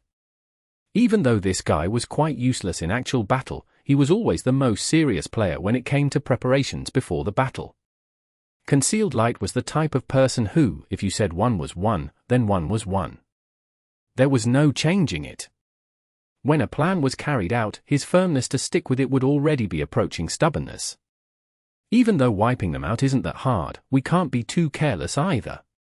Concealed Light, when the time comes, summon your creatures and do your best to fill up any gaps in our encirclement, Ye Qiu said. Okay, Concealed Light said solemnly. In reality, Ye Qiu had already said this numerous times today. However, every time, when a new battle started, Concealed Light would always ask again. Hearing the same arrangement over and over again didn't make him feel tired of it. Everyone else do the same as always. Pay attention to coordinating with each other, Ye Qiu said. With him and Su mooching there, wiping out a 5-man team wasn't a problem. It didn't matter whether or not the others were there. However, since this was on land, Ye Qiu hoped to let Tang Ru and the others practice and gain some experience. If we hide here, even though they can't see us, we can't see them either, Steamed Bun Invasion said. The 6 of them were currently hiding behind a big rock. This way works. Steamed Bun Invasion suddenly started jumping up and down. Don't do that. Ye Qiu hastily stopped him. By taking into account their movement speed and their distance, we can accurately calculate how long it will take for them to arrive, Concealed Light explained. Correct. Ye Qiu said, how's your grasp on the other team's situation? Can you calculate it? I can try. Concealed Light was feeling rather confident in himself at this moment. The last report had their coordinates at 3,654, 2,865, time 054. Ye Qiu said. Okay.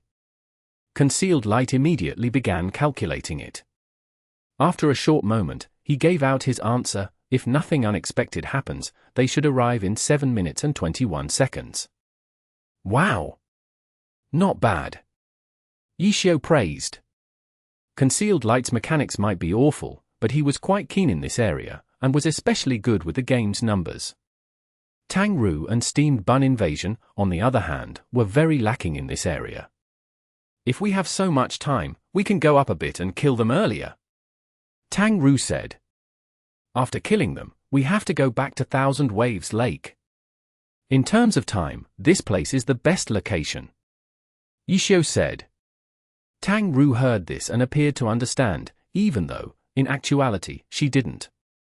Concealed Light, on the other hand, knew that this was another calculation that had to be considered. Even though it was only a small amount of time, if it could be grasped accurately, then it would still save them some time.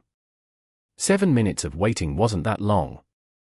They had found some random stuff to do to pass the time, and when it was almost time, they immediately switched back to the game. Switch to using messages to speak. After returning to the game, Ye Qiu messaged the team. Are they almost here? Everyone switched to messaging. Yeah. Listen carefully. There'll be footsteps. By listening to how loud or soft they are, it's possible to figure out how far away they are from us, Ye Qiu said. As a result, the 6 of them crouched behind the stone and began listening intently. They're here. Ye Qiu suddenly messaged. Where? Stub Invasion was completely unaware. Around 20 units away. Su Muqing said. It's 20 now. It was 22 before. Ye Qiu said. The two pros had the ability to determine distance from the sound of footsteps. Even though the others had no idea whether or not the two were right or wrong, from Ye Qiu's confident voice, they could tell that Su Muqing wasn't as good in this area as Ye Qiu. Careful. Focus on one set of footsteps. Ye Qiu didn't waste his teaching materials and helped everyone out. Crouch and go around. Ye Qiu suddenly messaged. Thousand Creations was very experienced in this area. Crouching while walking wouldn't produce any footsteps. It was a necessary movement for sneak attacks from behind. He immediately crouched down and went around the big rock. He heard the sound of footsteps pass by. When his body circled around the big rock, he just happened to see the figures of 5 players. Thousand Creations continued to worship. Tang Ru, Stub Invasion, and Concealed Light followed closely behind Thousand Creations. Quietly, a line of players had formed behind Misty Castle's 5 players. The 4 looked at one another. They didn't hear any orders from Ye Qiu, so they didn't act. Suddenly, they heard a gunshot. The first one to move wasn't Ye Qiu, but Su Muqing's cleansing mist. They were already accustomed to this situation. In the majority of the battles, Su Muqing's launcher pulled the monsters from far away. When monsters were pulled, they would rush over. But players were different. This gunshot had been too sudden. The 5 weren't noobs and immediately scattered. After seeing Cleansing Mist's name, they almost started crying on the spot. They already knew who they had run into. The 5 didn't have any intentions of fighting. They immediately wanted to turn and run when suddenly, they saw 4 characters crouching behind them stand up. The right side became their only escape route. The 5 didn't need to communicate with one another and rushed in that direction. But then a character suddenly appeared in front of them with the terrifying ID floating above his head, Lord Grim. The 5 players' hands trembled and almost crouched down like the 4 behind them. Against top-tier pro players, the 5 truly didn't dare to fight them head-on. The 4 players that were behind them seemed less scary than the pros on their sides. As a result, they turned around and charged at the players behind them. However, when they turned around, there were no longer just 4 of them. That summoner had summoned all of his creatures, who now stood by the 4 players to form a great wall. The 5 fell into despair as the other side began to attack. There's no need to describe the battle. Their defeat came swiftly. Afterwards was another roar by Misty Lock in the group chat. What? Again? They ambushed us on the road. We didn't think. You couldn't even think of that. Did you guys forget to bring your brains with you when you left? Misty Lock was truly furious and he denounced them savagely. This Ye Qiu is too excessive. Why isn't he looking for tyrannical ambition to attack? Why is he set on our Misty Castle? Misty Lock was unbearably depressed. Hazy Mist wanted to say that Ye Qiu probably didn't have any special hate towards them. It was just that their Misty Castle was showing openings and giving the other side the opportunities.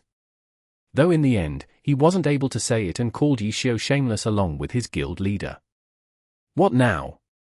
After dying 3 times, the 5 players' cheeks were streaked with tears. They hadn't gone to the dungeon this entire night and their experience had already fell by 30%, and that wasn't even including the previous massacre. In that massacre, one of them had been among the dead, so he had lost a total of 40% of his experience today. That loss was too great. An entire day wouldn't even be enough to get it back. Hazy, what do you think? Misty Lock asked. I think that the other guild's teams are already in the dungeon, so Ye Qiu only has our team to attack. Let's not fight with him and hide for now. When the other dungeon teams come out, there will be new targets for him. At that time, we can take that chance to get to the dungeon. Hazy Mist suggested. Chapter 378. Separate attacks. Misty Castle's players might stop coming for now. Ye Qiu received reports from the guild members that were assigned to Kanji City. This time, after reviving, Misty Castle's dungeon team didn't seem to have any plans for leaving the city. 2 of them were taking a stroll in the market, another 2 had gone to the arena, and 1 was just standing there, staring blankly into space. Ha ha ha, they're smart. They at least know what fear is. Steam Bun Invasion was delighted. Steam Bun, you and Concealed Light go and train. You can leave Thousand Waves Lake to us. Ye Qiu said. Steam Bun Invasion and Concealed Light were more than 5 levels lower than Thousand Waves Lake's monsters, so even if the 2 possessed the ability to beat the monsters here, the experience they would gain would be reduced because it was over the 5-level range. Leveling here was absolutely no good. Senior, will you guys be okay without us? Steam Bun Invasion asked in a serious tone. We'll be fine. If not, we'll call for you. Ye Qiu said. No problem. You can call for us whenever you'd like. Steam Bun Invasion gave out a mighty expression. He turned around and looked towards Concealed Light. Let's go, little bro, say bye-bye to everyone. F***CK off. Concealed Light was sad. Steam Bun Invasion didn't stop treating him like a little bro, he was treating him like a little kid. The 2 went off to their own suitable leveling areas. Ye Qiu and the other 3 were at the perfect level for Thousand Waves Lake, so they returned there. The guilds were no longer attacking together. If it was just a 5-player team, let alone 4 players, Ye Qiu alone would enough to beat them. The reason they were in a group was for carrying out Ye Qiu's usual battle spirit. If he was going to kill, then he would kill them all. Thousand Waves Lake was as calm as it was before. There was no one in sight. Ye Qiu looked at the time, it was 1:17 a.m. Even if the guild dungeon team started at 12 o'clock sharp, there was no way they'd be finished with their 3 runs already. The guilds that had participated in the Christmas event had each sent out 8 players. In other words, 3 of them were left out. For newer players, it wasn't possible for them to clear Thousand Waves Lake with just 3 players. However, these were all veterans from the Heavenly Domain, so Ye Qiu reckoned that it would be possible for them. The top guilds were still competing for the dungeon records, so an elite team consisting of a complete 5 players was necessary. The 3 that left out would have a harder time, or perhaps they might look for other guilds to form parties with. Ye Qiu guessed, but he couldn't be certain. In truth, Misty Lock's thoughts weren't wrong. Thousand Waves Lake was too huge and the number of players Ye Qiu could use were way too little. If he had wanted to cover the entire lake and make it so that it was impossible for the other players to enter, it would be impossible with just Ye Qiu's small group. They could only continue chasing and killing the other guilds in order to threaten the guilds to give in. For example, Misty Castle had been a successful case where they had to give up because they were too afraid of the dangers. What now? Tang Ru asked after seeing that there was no one left to fight at Thousand Waves Lake. Would you be fine with a 1v5? Ye Qiu asked. In the water. On land. I could try. But if they run, there would be nothing I could do. Tang Ru said. Of course, if they split up and run, there's nothing anyone could do, but you could at least kill one of them. Ye Qiu said. Okay. Tang Ru nodded her head. What about you, Thousand Creations? Ye Qiu asked Thousand Creations. God, don't joke with me. Thousand Creations wiped away some sweat. But getting their attention shouldn't be any problem, right? I remember you being very good at taunting. Ye Qiu said. Thousand Creations was speechless. The past had come back to haunt him. At the time, he had taunted because he was too weak when compared to the god, which was why he had been preyed on because the other side thought he was easier to deal with. However, that was completely different. He hadn't known of Lord Grimm's identity at that time. Thousand Creations had felt extremely annoyed at that time. But now that he knew of Lord Grimm's true identity, there was nothing he could say. Compared to God Ye Qiu, being a worse player was a given. God, what do you want me to do? If you can't beat them, then lure them to where we are. Ye Qiu said. Okay, I'll do my best. Thousand Creations said. That's good. Next, we'll be camping at the dungeon entrance. We don't know which entrance they'll be coming from, so each person will each take one. The more you can kill the better. 1,000 creations, you can just report your position and then we'll find a way to meet up. Ye Qiu planned. Understood, the three affirmed. Horse Shooter, you'll be the same as 1,000 creations. Ye Qiu suddenly called. Okay.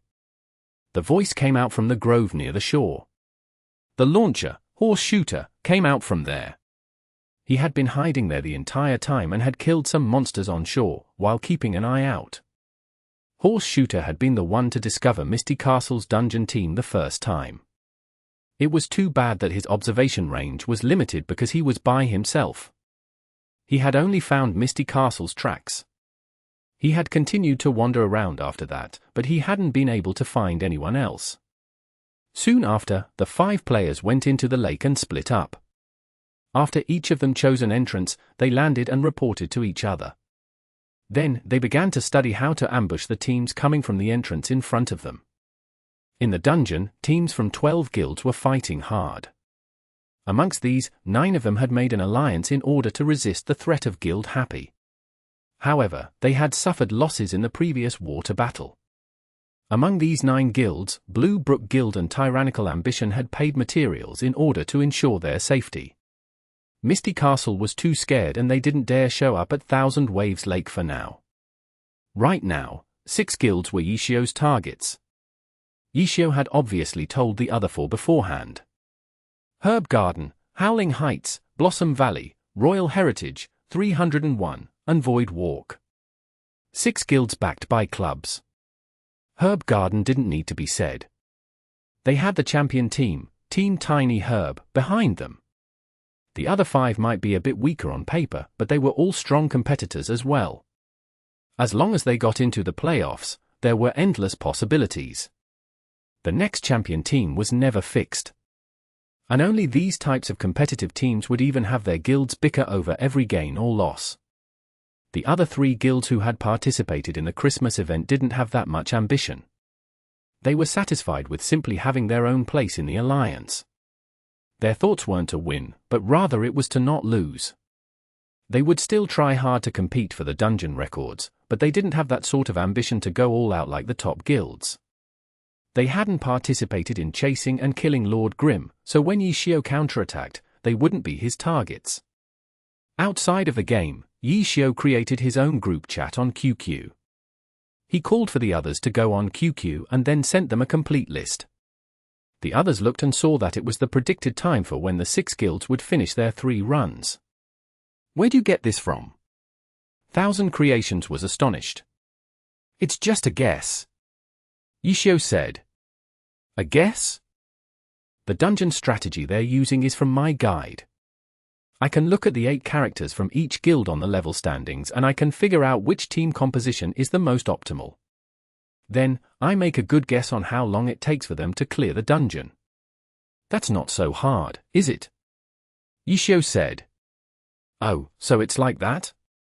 1,000 Creations wasn't too amazed. He had already reminded himself that he was currently playing with one of Glory's top experts. He couldn't keep on looking at things like he had in the past or he'd die from shock sooner or later. His view on things had to be very wide. Everyone, pay attention. Remember these 6 times. Ye Qiu said. The 6 times were around the same. The elite teams were putting in all of their efforts into the dungeon and so their character strengths were around the same. The only differences were the players and some luck from the dungeons. Before the time came, the 5 players killed some monsters around the lake in order to not waste any time. When the time grew near, they immediately went to the spots they had chosen beforehand. Ye Qiu and Su Muqing weren't afraid of battles in the water, so they could choose any spot. The other 3 were different, however. They wanted to finish matters on land. Tang Ru was looking for a battle, but 1,000 Creations and Horse Shooter were only planning on luring their opponents to where God was.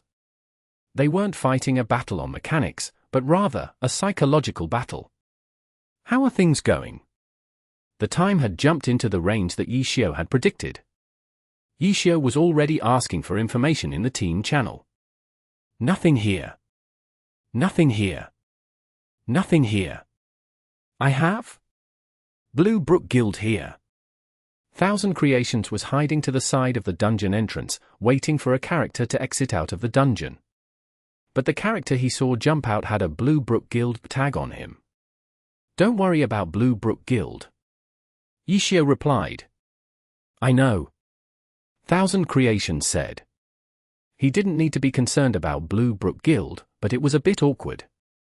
Thousand Creations didn't show himself and instead shrunk back as Blue Brook Guild's 5 players left the dungeon. Ah. What good luck. Su Muqing suddenly said. What is it? I have 2 teams. On Su Muqing's side, one dungeon team came out. Before she could make a move, another team came out. Herb Garden and Royal Heritage. These 2 guilds' teams had appeared in front of Su Muqing. Su Muqing was alone, so surrounding them was impossible, which meant there wasn't any point in being sneaky. As a result, she chose not to hide and directly stood outside of the dungeon entrance. The first team was still astonished when suddenly the second team came out and saw Su Muqing's cleansing mist fire a shot from her cannon. F***CK. The curses from the 10 players were nearly in perfect sync as they scattered to dodge the artillery shell. The fear in their hearts only magnified Su Muqing's attack. It made the attack seem like an atomic bomb rather than an anti-tank missile. Chapter 379. 2 types of intimidation. Thousand Wave Lake's dungeon entrance was a cave. The echo from the cannon shot was extremely frightening. The 10 players had dodged it, but they all felt that they were going to die very soon. They didn't think about too much. As soon as they saw Su Muqing's character, they immediately thought Ye Qiu would be nearby. As for any others, they weren't that important. Those 2 were enough to wipe them all out. None of the players had been hit by the artillery shell, but they had immediately scattered as if the shock wave from the explosion had pushed them away. Aside from the direction directly facing cleansing mist, every other direction had a splash sound. There's no way they can kill all 10 of us.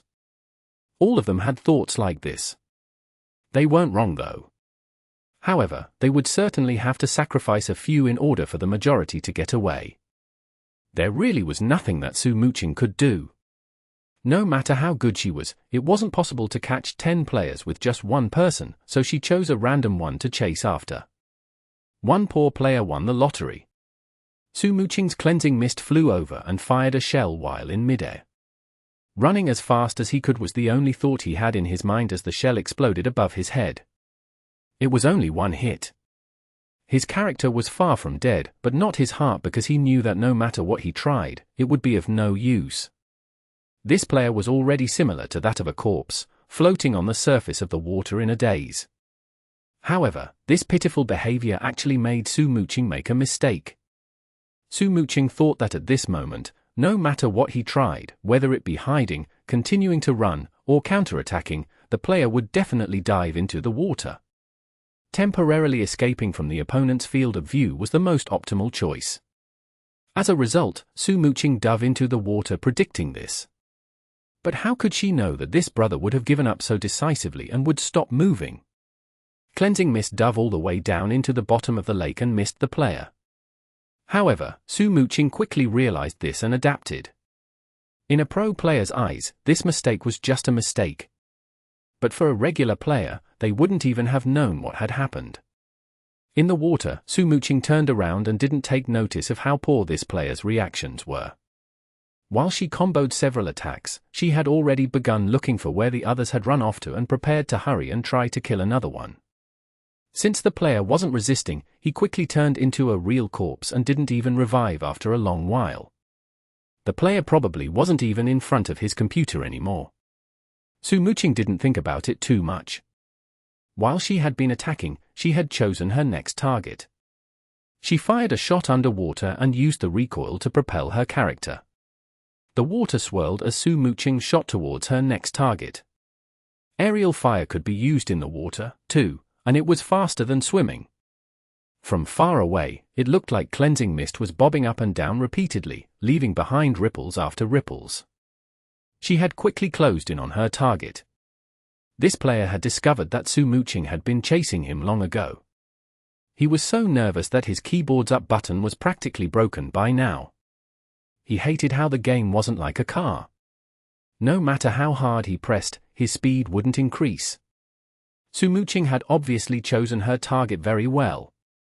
Her target was neither a gunner nor a witch, since those types of classes with high movement speed skills. She knew that even if his mechanics were 10 times better than hers, if she continued to chase, she would eventually catch up. Sometimes in the game, there was nothing you could do. In the blink of an eye, she had caught up. This target wasn't as pitiful as the previous target and had already dived into the water long beforehand in order to escape from her line of sight. But in front of a pro, he was simply displaying his slight skill in front of an expert. It was obviously useless. Su Muqing accurately caught up in the time that she had predicted and fired. The target tried to resist, so it took Su Muqing 10 seconds longer to kill him. Of the 10 players, Su Muqing had successfully killed off 2 of them. There was no longer anyone in her line of sight, but Su Muqing still went towards a direction to search for more. With the 10 players running in this manner, killing 3 of them was the limit. The third relied on luck, too. Su Muqing remembered which direction they had initially gone off to, but whether or not the player changed directions midway was something that she had no way of knowing. After all, quite some time had passed since they had scattered. "How's it going on your side?" Ye Qiu asked in the team chat. It'd be great if pro matches played out like this. Su Muqing sighed in lament. "What is it?" "As soon as I appeared, they scattered," Su Muqing said. "Ha ha, how many did you kill?" "Currently, 2. There's still 1 more that I'm not sure if I'll be able to get." "That'll depend on your luck." Ye Qiu had already guessed the situation.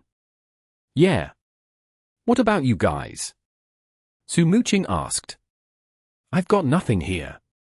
Ye Qiu sighed. "Nothing here either." Horse Shooter said. "None." Tang Ru said. "None." Thousand Creations was the same. Because Glory had so many players, characters couldn't pass through one another, which was why dungeon entrances were often packed with players. One entrance wasn't enough for everyone. As a result, no matter which leveling area it was, there would always be several dungeon entrances. In Thousand Waves Lake, one dungeon entrance was an island. Su Muqing encountering 2 teams was already extremely lucky. In comparison, not finding anyone was even more likely. It seems like it's about time Thousand Creations looked at the times that Ye Qiu had calculated. That's just in theory though. It's not that rigid in reality, so we can afford to wait a few more minutes. Ye Qiu replied. "Got it. I still remember where a few of them were heading. Do you guys want to try and stop them?" Su Muqing asked. "I'll go then." Ye Qiu replied. Finding them would require going into the water. Only he could do that. For the others, it was hard to say whether they would win or lose. "Oh, I have some here," Tang Ru suddenly said excitedly. The other 3 could only hear this, but Ye Qiu could see it. Ye Qiu turned his head and looked at Tang Ru's screen to get an accurate first-hand report. It was Guild Void Walk's team. They were influenced by their team style since Void Walk had a lot of players playing as a Ghost Blade. Even though class composition was important to the guild, this sort of characteristic from fans would still be revealed. After all, these types of loyal supporters were the club's foundation. As a result, Void Walk had many Ghost Blades, Blue Brook Guild had many Blade Masters, Excellent Dynasty had many Battle Mags, and Tyrannical Ambitions had many Strikers. These were not coincidences. At this moment, Void Walk's dungeon team had 2 Ghost Blades, who were naturally imitating Team Void's classic Ghost Blade duo. Of course, an imitation was still an imitation. If they could reach Li Xian and Wu Yu's level, then they wouldn't be here running dungeons. Tang Ru wanted to fight though, so she didn't hide and immediately appeared outside the dungeon entrance. As soon as the 5 players came out, the 2 sides faced each other. The 5 players were all surprised, but Tang Ru wasn't as shocking as Su Muqing. The 10 who saw Su Muqing had immediately scattered, but the 5 who saw Tang Ru looked for a bit longer, thinking over what their situation was. Besides Soft Mist, there were no signs of anyone else. What type of conspiracy is this? The 5 couldn't help but feel uneasy. There's something strange, one said. I agree, another agreed. Let me say something, another interjected and then followed. The other side has Ye Qiu and Su Muqing. They wouldn't need anything strange to deal with us, right? The listeners stared blankly. The 2 who had thought that there was something odd immediately felt embarrassed. That's right. What was their identity? The strongest duo in all of Glory didn't need any tricks to beat them. They were overestimating themselves too much. Could she be alone? One person was still unsure. Ye Qiu and Su Muqing definitely aren't here though. If not, then she'd have attacked long ago, one player said. With those words, it's still strange. The 5 couldn't come to a conclusion. Soft Mist raised her spear and rushed forward to attack. Don't go in the water. Stay on land. Let's see if there really are any tricks. Knowing that there was no Ye Qiu or Su Muqing, the 5 thought about fighting. They immediately got into position. Each player took a direction, guarding against the charging Soft Mist and looking towards their surroundings. The island with the dungeon entrance was very small. If you stood on top of the rock at the cave entrance, you would get a sweeping view. In truth, there was nowhere to hide. At best, they could only be hiding behind the cave. Even so, the 5 were very careful. From time to time, they would raise their heads to look up at the sky to see if there was anyone behind the cave climbing up to ambush them. In the end, their worries were for nothing. There was only the spear in front of them that was stabbing towards them. Soft Mist charged directly towards the cleric on the team. Tang Ru was no longer that noob who didn't know anything. After playing for some time and learning this and that from Ye Qiu, she at least had this sort of basic knowledge. In a 1 against many, if the cleric wasn't killed off quickly, the opponents would be able to heal up. Even if they couldn't kill her directly, they would be able to slowly whittle her down. Killing the cleric was the first step for battle. Chapter 380. Key. This important strategy was very basic. Anyone with a bit of game knowledge understood this. Whenever there was a team battle, the clerics would always be protected. Even though this was only a small-scale battle right now, with many against 1, the 5 players didn't dare be careless, since they knew of Tang Ru's history and immediately went into a team formation. 4 players formed a square with the cleric being protected in the middle. Soft Mist was charging head-on. If she wanted to reach the cleric, she would have to break through the 2 players in front. One of these 2 players was a Ghost Blade, while the other was a Knight. The guild's elite team coordinated well together. The Knight moved forward with his shield raised to meet the attacker. The Ghost Blade stayed behind and sent up a ghost boundary. Apart from reducing damage, the shield was also important for reducing effects from attacks. For example, the Battle Mage's Falling Flower Palm was a blow-away attack that would cause the player hit by it to be sent flying and knocked down to the ground. However, if the palm hit a shield, the blow-away effect wouldn't appear, and instead it would be reduced to a knockback. The character would be forced back a few steps, but he wouldn't be knocked down to the ground. This sort of basic knowledge was something that Tang Ru already knew. But she still sent out a falling flower palm as if she didn't know this, and it hit the knight's shield. With the shield protecting the body and a cleric to heal, the knight ignored the hit. After being hit by the falling flower palm and staggering backwards, the ghost blade had to dodge. Crashing into each other would at least interrupt his ghost boundaries cast. This slight dodge forced him away from the knight's protection range and caused a slight change in position. A cold light slashed across. The ghost blade was caught unprepared and was flung into the sky. The ghost blade hastily adjusted his camera and saw Soft Mist stand up from a crouching position. Her position was extremely brazen. She was actually right next to the knight's shield. After pushing the knight back with a falling flower palm, she rolled forward to stay close and seized an opening that wouldn't have been considered one to a normal player. Shield attack, the ghost blade roared. Because he was a member of the team, he knew that when knights had a shield, it was true that the larger the surface of the shield, the better the protection. However, if it was too large, the shield might obstruct his line of sight. His teammate Knight's maple leaf shield had an extremely large surface. In a dungeon, knights love to use this type of huge shield. However, in a PvP battle with many variations, knights had to be careful when choosing a shield. The best examples could be seen in the pro scene. The self-made shields in the pro scene were never large because large shields weren't suitable. Right now, this knight had suffered from his large shield. Soft Mist's role had been very precise. She didn't bump into him and used the shield as a cover to stick close to the knight without him knowing. The Ghost Blade in midair saw this and naturally gave a warning that knight hadn't completely realized the situation, but when he heard his brother shouting, he didn't hesitate and immediately slammed his shield forward with a shield attack. However, Soft Mist had already rolled to the side. She stabbed forward with her spear and pierced through the Ghost Blade. Target stabbed in the air would be blown away a bit. The Ghost Blade was sent flying by the attack to the others, who were still studying whether there was someone waiting to ambush them in the cave. Under his warning, the brothers were able to dodge this human meat bag. Tang Ru ignored them. With just a few moves, she had circled around one of the two characters in front and sent the other one flying away.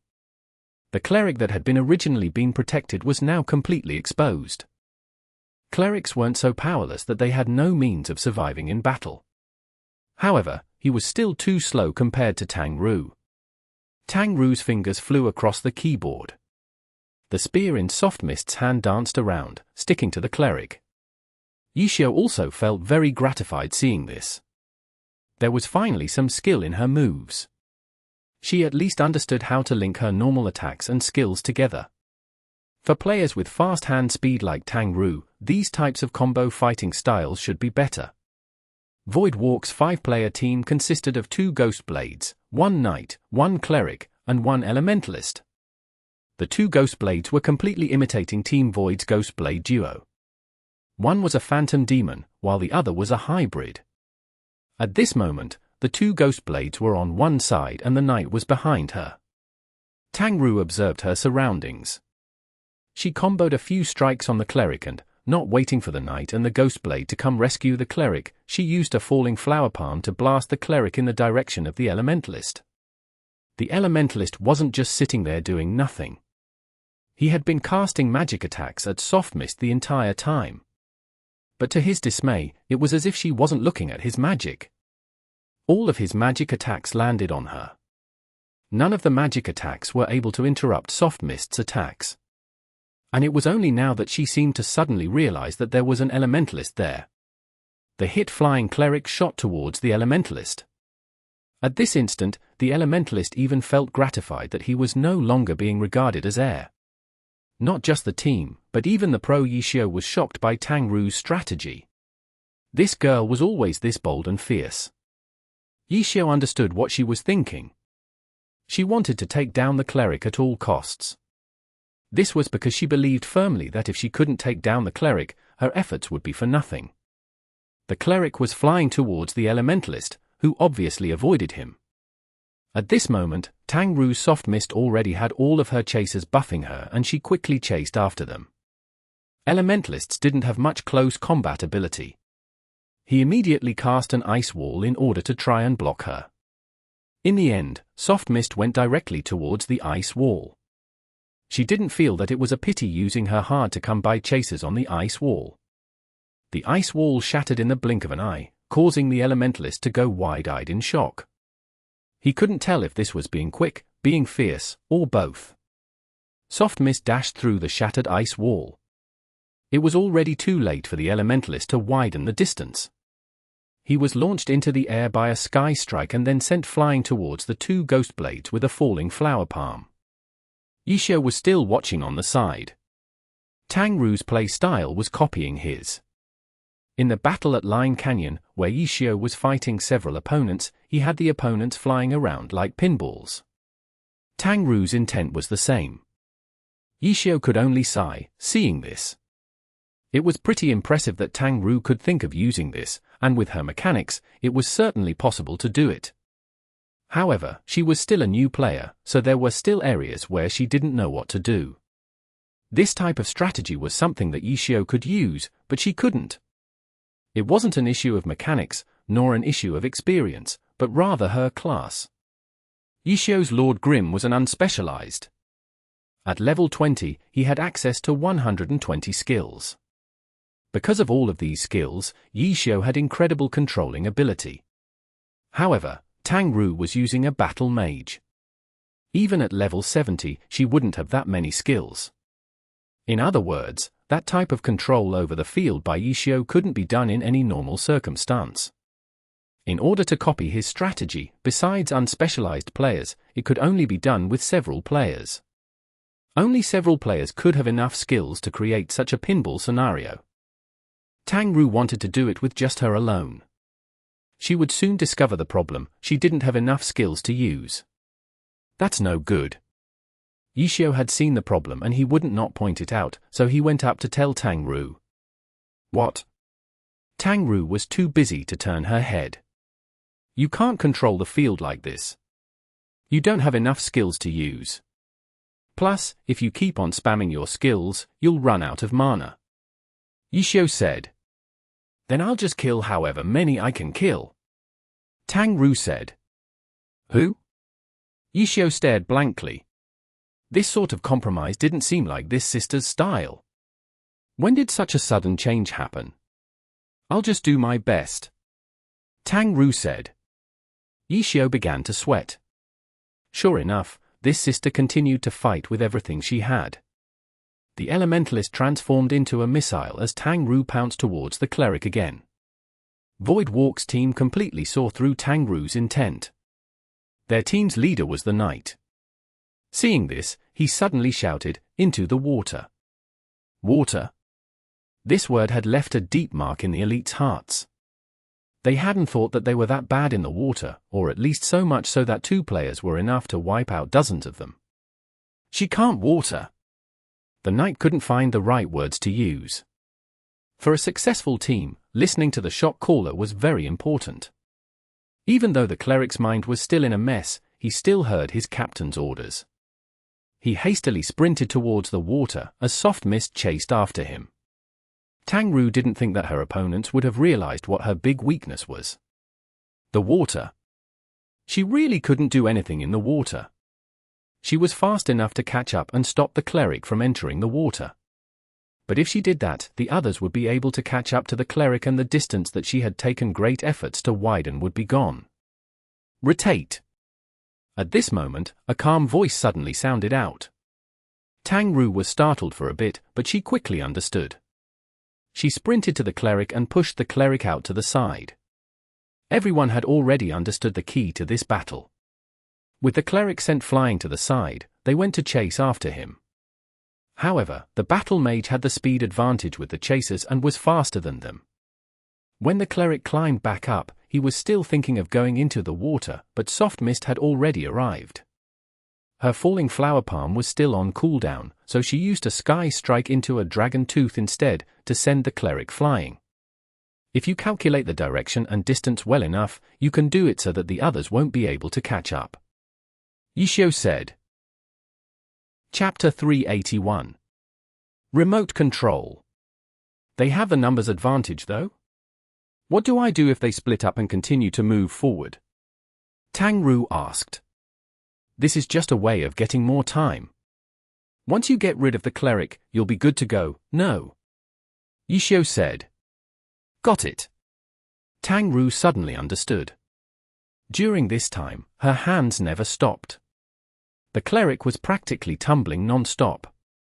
Even if he succeeded in using a quick recover, Tang Ru's soft mist could still catch up in time to send him flying again. All of the attacks she used were able to push him quite a bit of distance away in a circle around the small island. It looked as if he were only a few steps away from jumping into the lake, but he could never find the opportunity to do so. The cleric hoped for his allies to help him, but none of them were able to do so. They were always just a bit too far. Battle mags had a faster movement speed than the other 4 classes after being buffed by neutral chasers. She was running while attacking him, but her movement speed didn't slow down. The cleric immediately understood that her playing style was quite quick, being able to complete all of these attacks while still moving. You two, cut her off from that side.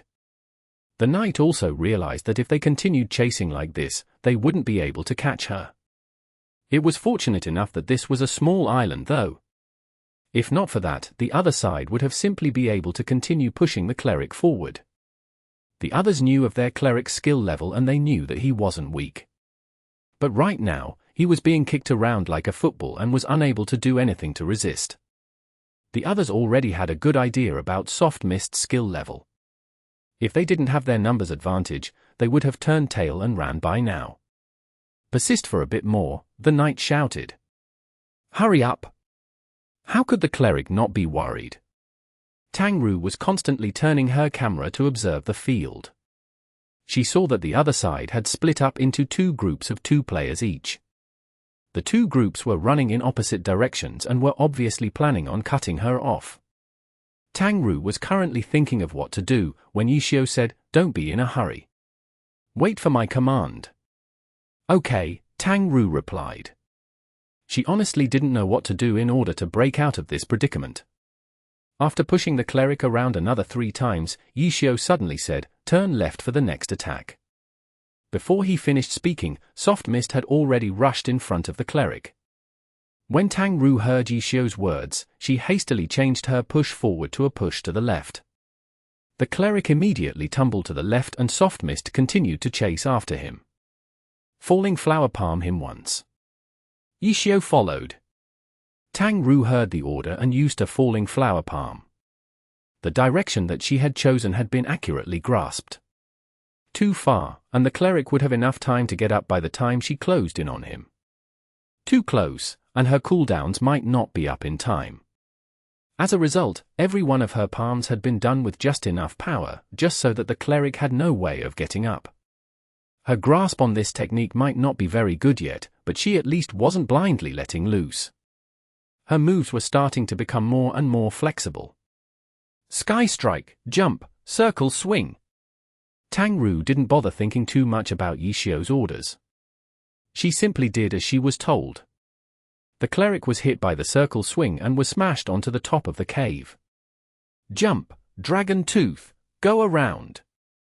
Tangru was having a very comfortable time with Ye Qiu's commands. The 4 players, who had just barely been about to pincer her, were now heading in the same direction. Stop for a bit and give him a good beating. This time, the cleric didn't get pushed away immediately. Instead, he received a violent beating. Good. Continue pushing now and head towards the water. Ye Qiu called. The battle spear thrust forward and the cleric was driven to the edge of the water. He had healing skills, but he didn't have the chance to use them. As a cleric, being forced to use potions to heal was the same as if he had lost his identity. In addition, his health potion was currently on cooldown. From the damage he had taken, the cleric knew that he didn't have enough time to wait to down another potion. He would either die or be saved by his friends. In any case, anything he did was for nothing, so the cleric could only message, "Hurry. I'm going to die soon. She's so cunning. We were so close to trapping her just before." The other 4 were trying their hardest to catch up. "Hurry, hurry, hurry. I'm about to die." The cleric was extremely agitated. In the time it took for these few messages to be exchanged, the cleric had already been pushed into the edge of the water. Hurry up and kill him. If your hands are fast enough, it'll be no problem for you. Ye Qiu said. These sorts of words were very effective for Tangru. No matter what, she didn't want Ye Qiu to say that her hand speed wasn't fast enough. She knew very well that her greatest strength right now was her hand speed.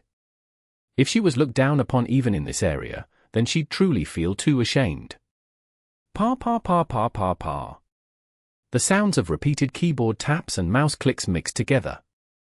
Basic attacks and skills chained together onto the cleric. The cleric hadn't thought that his opponent could attack even faster. He had originally held great confidence that he would be rescued in time. But as his health quickly dropped, his hopes gradually died out as well. he saw his four friends getting closer and closer, but it seemed like he wouldn't be able to hold on until they arrived. Hang on. The elementalist was a long-range attacker. As soon as he was in attack range, he immediately cast a spell. Tang Ru's camera quickly glanced at the elementalist and saw that he was chanting. Ye Qiu's voice could already be heard. He's using Ice Wall. Go forward 2 units. Tang Ru hastily attacked and moved forward. Right as she completed Ye Qiu's orders, she heard a crack as 3 ice walls stood erect in a triangle formation. If she hadn't gone forward 2 units, she would have been trapped by the ice wall. For the elementalist to instantly put up an ice wall accurately was quite impressive. D***M it. Just barely. The elementalist shouted in a depressed tone. Stop talking. The other 3 were just as depressed. In truth, if the elementalist hadn't yelled out a hang on, Tang Ru wouldn't have turned her camera to look at them. And if she hadn't seen them, Ye Qiu wouldn't have known that the elementalist was going to cast an ice wall. Tang Ru was feeling quite guilty, too. She knew that if it weren't for Ye Qiu, there would have been no way that she would have been able to make that sort of split-second decision. She would have most likely been trapped by the ice wall. With her fast hand speed, she would have been able to get out of the ice wall very quickly, but she needed all the time she could get to kill off the cleric. That small amount of delay could have been enough to turn the whole situation around. So dangerous.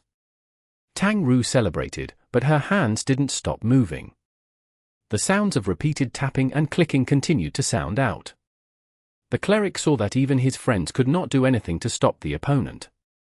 In the end, his last shred of hope disappeared. While the elementalist was chanting another spell, he saw Soft Mist suddenly leave. She took her spear and made one last strike on the cleric. The cleric's body finally fell over. The cleric's name on the team list had faded away. He was now dead. However, because he hadn't chosen to revive back at the city yet, he was still with the team.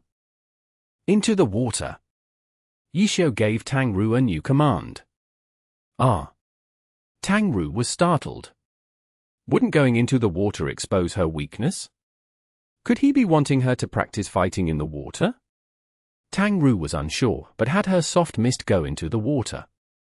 The 4 players chased closely after her as she was already in their attack range. Go down, turn around, swim back, flip over. Ye Qiu continued to give orders. Tang Ru finally realized that with this prompting, there was nothing she needed to worry about. It was kind of boring to play though. Don't play so mechanically. Be more attentive and find your tempo. Ye Qiu saw Tang Ru controlling her Soft Mist as she was commanded to do. Dragon Tooth. Dragon Tooth? Right now. Tang Ru questioned, but still did as she was told. She had originally thought that using the Dragon Tooth was completely wrong, but it turned out that it accurately hit one of the ghost blades. Tang Ru followed up with an attack. But when she used Sky Strike, she missed because of the water. Whether you hit or miss, pay attention to them. Ye Qiu said. Okay, I understand. Tang Ru understood what Ye Qiu was saying. Afterwards, she didn't stop following Ye Qiu's orders. Her line of sight was no longer on the enemies. That capability had been completely given to Ye Qiu. With Ye Qiu observing the opponent and giving her directions, she focused on observing the timing for her strikes and their effectiveness. F***ck me. This? What's going on? The 4 players weren't stupid. After exchanging a few blows, they felt that something was off. This sister didn't seem like she was clueless about water battles. It could be said that she was an expert. If they kept on fighting her, the 4 players wouldn't stand a chance. None of them had much skill in water battles. They just had the numbers advantage and wanted to go down to bully someone. How could they know that their opponent was actually extremely good in the water? F***ck. Too crafty. The 4 felt like they had fallen into a trap. They didn't dare fight in the water anymore. They only wanted to get back up onto shore now. Tang Ru was listening to Ye Qiu's orders, so she was slower. Completely trapping the 4 of them wasn't very likely. However, she had still been able to successfully catch 2 of them. Underwater, these 4 players were pretty much dead weight. Chapter 382. One battle after another. Ye Qiu's orders continued to be carried out. Even though there were lots of problems with this method, it was more than enough when facing against these 2 opponents. The 2 players who were caught by Tangru were the Knight and Elementalist. Right now, they had no means of resisting. Their only thoughts were to get onto land. However, it seemed as if the water was doing damage to them. Every time they swam a stroke, their health went down a chunk. The 2 obviously knew that all this was due to Soft Mist's attacks. But what could they do? In the water, they already had a deep scar in their hearts. Seeing Soft Mist move so agilely in the water, their hearts wanted to sink into the depths. How could they have any thoughts about fighting back? The only thing the Knight could do was swing his shield around randomly, hoping that he could block a few of the attacks. However, under Ye Qiu's experienced eyes, trying to win through sheer luck was just a dream. Soft Mist's attacks avoided his random shield swings and continued to directly strike him. It's no good. The 2 had already drunk their best potions. There was nothing they could do about their potion cooldowns, and their cleric had died. What hope could they have? What about those 2? The Knight's health finally dropped down to 0 and his character floated in suspension. He knew that the Elementalist would definitely die with him, but it seemed like the 2 ghost blades had successfully escaped. His dead spirit's viewpoint slowly floated higher. The Knight saw that the 2 ghost blades had climbed back up onto the island and were currently standing on the shore side, looking helplessly towards the water. What are you doing? Run! The Knight quickly revived and messaged the 2 of them. The Elementalist was going to die. With only the 2 of them remaining, whether it was on land or in the water, they still weren't going to be Soft Mist's opponents. They should be using this time to run, not stalling around, waiting to die. The Knight only regretted that they didn't immediately run. Otherwise, they might have had to sacrifice 1 player, but 2 fewer players still would have died. I underestimated the opponent too much, the Knight cried. After reviving in the city and telling the 2 to hurry up and run, he left the game and went into the QQ group chat to give a report. When he went into the group chat, his comrade cleric was already wailing remorsefully inside. Their guild leader hadn't said a word the entire time. The Knight wasn't sure about the current situation was, so he sent an emoticon of a crying face. You also died? The cleric asked after seeing it. The Knight typed out a yeah and then saw the Elementalist's name pop up, too. He didn't cry. Instead, he sent an angry face, I died, too. The group chat suddenly fell into silence. No one said anything. And at the same time, Su Muqing was going along a route based off of her initial observations. She didn't find her original target, but she happened to bump into someone else. The guys from the guilds knew that they all had to flee. Every one of them had hidden their guild names. But what did that do? All of these characters were on the 10th server's level standings. Even if they died another 10 times, their names would still be there. Su Muqing saw him and wanted to confirm. She opened up the level standings and checked the player's name. After 5 seconds, she confirmed who it was and saw that he was from Royal Style. Su Muqing had encountered a combined total of 2 guilds. The previous 2 players that she had killed were both from Herb Garden. After fleeing far away, this Royal Style player was praising himself for his outstanding luck. However, if he had just gone straight instead of going on this random path, he wouldn't have bumped into Su Muqing. His luck really was outstanding. Su Muqing aerial fired her way over. The wave split apart, causing this lucky talent to turn his viewpoint to look over to see cleansing mist behind him. He had originally thought that he had escaped from danger, but his mood immediately turned from heaven to hell. Smashing his face to the ground wasn't enough to vent all his emotions. Fight back? He didn't have any thoughts of doing that. This player also thought about playing dive deep down to see if he could hide.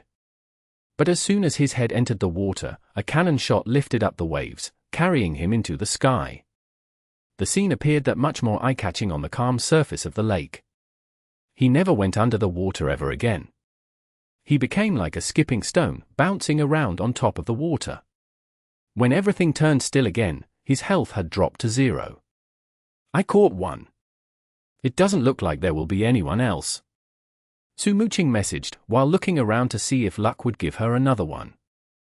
If I had known this would happen, I would have gone with you. Ye Qiu hadn't found anyone at his dungeon entrance. He had already given up and was now wandering around randomly to see if he could bump into someone. I killed 4 of them. I'm currently heading towards where the 5th one is going. I might be able to catch up. Tang Ru also said. Ye Qiu obviously knew about her situation. Her report was just for the others on the team to know. Which direction? Do you need me to help block him? Su Muqing asked. No need. I might bump into him. Ye Qiu was now heading towards the Ghost Blade's direction. The 2 Ghost Blades had split apart. Tang Ru could only catch one of them. She had chased one, the same one as Su Muqing. As for the other one, she had remembered which direction he had gone off to. After finishing off her target, she could try and chase towards that direction. Ye Qiu saw this and, since he wasn't doing anything, naturally went over to intercept him. At this moment, 3 of them were busy. Only Thousand Creations and Horse Shooter were sitting on their island, silently going around in circles. Ye Qiu hadn't forgotten about these 2. He messaged, I don't think anyone is dungeoning anymore. Thousand Creations, Horse Shooter, you 2 can leave. Go to Sin City. If you meet any other guilds, do what you want. Sin City. The 2 questioned, but immediately understood. Of course, Sin City. Ye Qiu chuckled.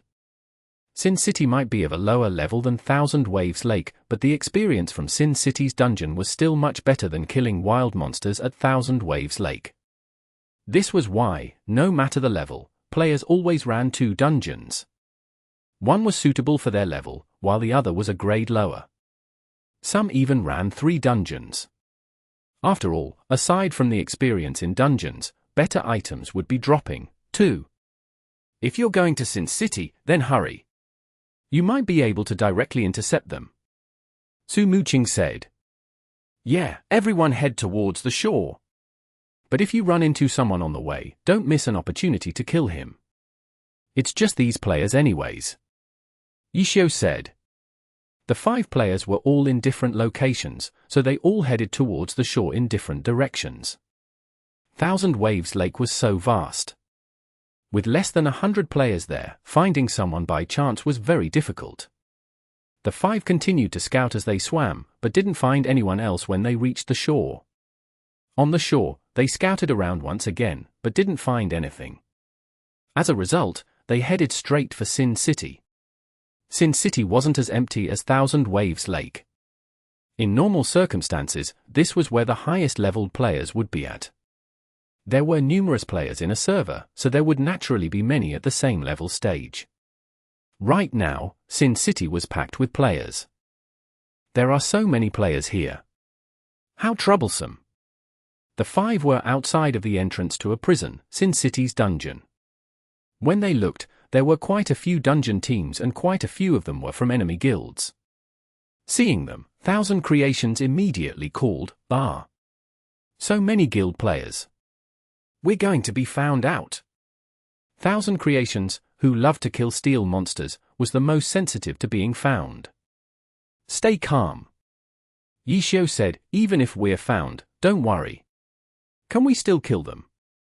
Thousand Creations said. Even if we can't, we can at least let them know. Ye Qiu said.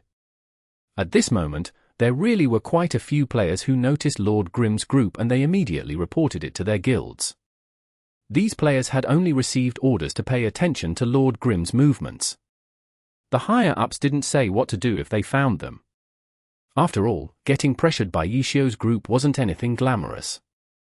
The guilds backed by clubs cared about their appearances, so they hid some things from their members. The players from the new servers weren't as loyal though. The top guilds pretty much received notifications that Lord Grimm's group was at Sin City's dungeon entrance. None of their reactions were alike. F***ck me.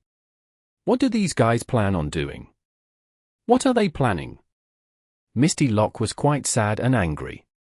They had suffered greatly at Thousand Waves Lake and chose to retreat. Retreating didn't mean that they were just going to stand there and do nothing. They went to the lower grade leveling area and ran over to run Sin City's dungeon. It had only been peaceful for a short while, when suddenly the other side unexpectedly started chasing after them. It was too unlucky. Did you guys offend Ye Qiu somehow? Misty Lock talked to Hazy Mist. He was already at this step. No. We didn't, Hazy Mist said. When they had come into contact with each other, he hadn't known that Lord Grim was Ye Qiu. He was a bit angry when they were haggling over dungeon guides, but Hazy Mist didn't think that he went as far as to offend Ye Qiu. Then why does he keep on focusing on us? Misty Lock said. Maybe it's just a coincidence. Hazy Mist said. How could it be so coincidental? Misty Lock didn't believe it. He felt like he was right. What now? Hazy Mist asked. After this information came, the 5 brothers in the dungeon were notified as well. Reports said that they had narrowly missed getting wiped out in the dungeon because of nervousness. After clearing away a mob, the 5 stopped their advancement and went into the group chat to talk about what to do. Hazy Mist didn't want to say that they had no ideas in front of everyone, so he opened up a private window with his guild leader. Tell the dungeon teams in Sin City to not go into the dungeon. I'm going to contact the other guilds. As the manager of a guild backed by a club, he wasn't an idiot. Misty Lock was finally going to make a move. Chapter 383. Take advantage of the opportunity. Outside of the Sin City dungeon, more and more players began to gather together. There were always lots of players outside the dungeon, so no one noticed the change. The extra characters just stood there in front of an entrance. Their viewpoints were pointed towards the dungeon entrance, as if they were going to go in at any time. However, those who paid attention to them would discover that these characters had already been standing there for at least 20 minutes without going in. Time continued to pass. Players without a team, who were busy organizing wild parties, began noticing these strange fellows. They seemed to be in a party and no one was sure if they had enough players. Others sent them requests, but they didn't seem to even look at them and just left them. All of their energy seemed to be focused on that dungeon entrance. Among this crowd, players gradually began to notice a few characters. These characters were on the 10th server level standings, so quite a few players recognized them. Quite a few of them were here. High-level characters still needed to train. Sin City was a suitable dungeon for them, so that wasn't the strange part. The strange part was that these players were all pushed into this one dungeon entrance. In addition, they were the same as those extras. They just stood there, staring without any response. A few curious players had already begun paying attention to these characters. They moved. The curious players suddenly discovered that these characters suddenly moved. Their feet shuffled forward a tiny bit as if they were ready to rush forward at any minute. Their hands were raised up a bit as if they were going to attack at any time. Their viewpoints all focused towards a certain direction. The curious players also moved their viewpoints in that direction and saw an even more famous Lord Grim. Even though Lord Grim wasn't the player with the highest level in the 10th server, he was most definitely the most famous player there, and was undoubtedly the strongest as well. Were these players waiting for Lord Grim? The curious players were wondering this. Then, they saw that Lord Grim had a few characters beside him. They weren't able to see their names when their characters disappeared. If a character disappeared in front of a dungeon entrance, then they obviously went into the dungeon. Outside of the dungeon entrance, the strange fellows turned into statues again. The faces of the leaders of these strange fellows, the overall guild leaders of the 7 top guilds, turned ugly. He's clearly playing with us. Herb Garden's Arasima gave his opinion. Misty Castle's guild leader, Misty Lock, had the ugliest expression on his face. Their guild had suffered the most losses tonight. He had been the one to look for the other guilds and set up this operation. He had thought that they would be able to cause a ruckus. But all that ended up happening was them being forced to stand outside of the dungeon entrance. His train of thought was very simple. This was because their clubs cared very much about their image. After Lord Grim created his guild, they had the clear advantage in overall strength. On the surface, they had to follow the rules, and could only resort to backhanded methods. And now, Lord Grim's group was attacking back and killing them. They had chased them all the way from Thousand Waves Lake to Sin City. Thousand Waves Lake didn't have any other players, the top guilds could ally together and fight. But in Sin City, they couldn't hide from the public eye.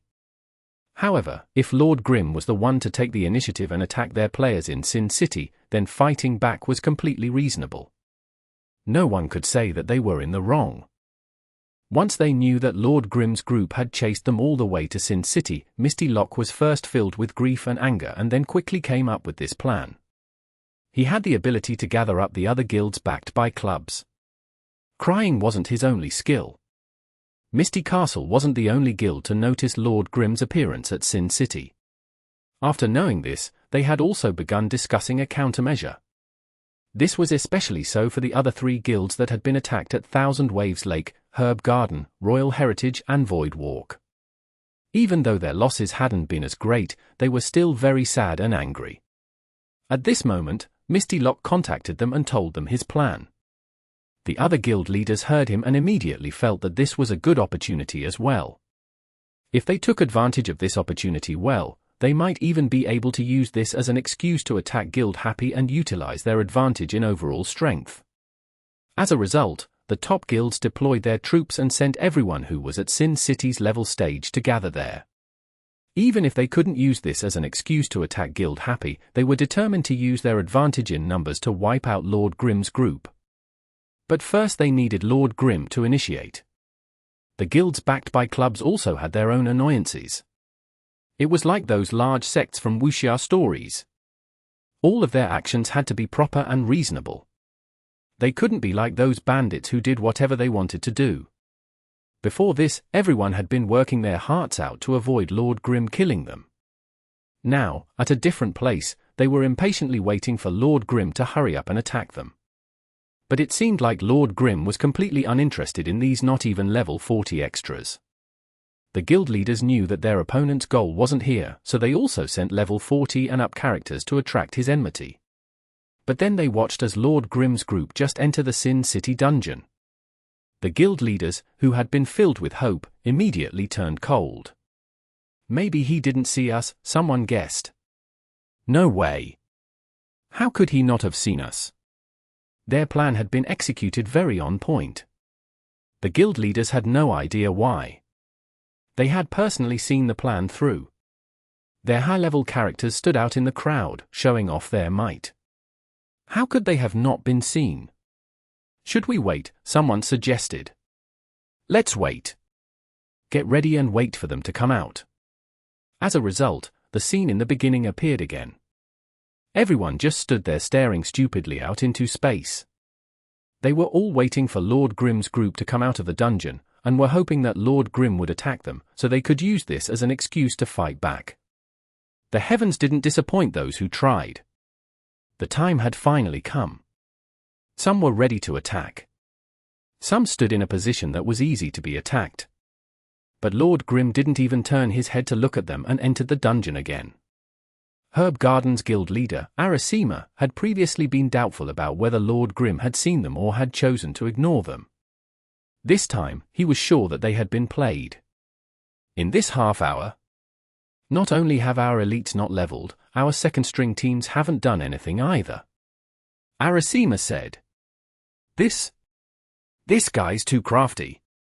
Misty Lock said helplessly. He also understood our thoughts and wasn't tricked by us. He also used this opportunity to waste our time. West Riding Wind said gloomily. Everyone went silent. It was true that normal players may not understand some of the choices that guilds backed by clubs had to make. But how could a pro player like Ye Qiu not know? He already knew that there was no way that they could attack him at this place. If they did, it would have to be some open accounts. However, at this point, most of their open accounts had been sent to infiltrate the other guilds. The remaining few could deal with a normal player, but they were against 2 all-star level pros, who also had the level advantage. Sending their open accounts to attack was just asking to die. It wasn't as if the top guilds hadn't thought of using their open accounts. It was just that their strength wasn't enough. All of this might have been completely seen through by their opponent, which was why he wasn't afraid. Every step he made, whether he fought or not, caused their top guilds to suffer losses. And him? At Thousand Waves Lake, they were clearing monsters. In Sin City, they were running the dungeon. Even though they weren't completely focused on leveling, it didn't delay them too much. The guild leaders couldn't come to a conclusion. They could only quietly make their own orders. The players outside the dungeon entrance gradually went away. The curious players had thought that there would be something fun to watch and were now stunned. During this time, those players just standing there seemed to have moved for a single instant when Lord Grim appeared. And now they just left. Had they been waiting there the entire time for Lord Grim to look at them? Was this some sort of deep love? When Ye Qiu's group came out of their second dungeon run at Sin City, they saw that those bunch of characters had left. They all left. Tang Ru's voice carried a bit of lament. She felt that it was a pity that they hadn't fought.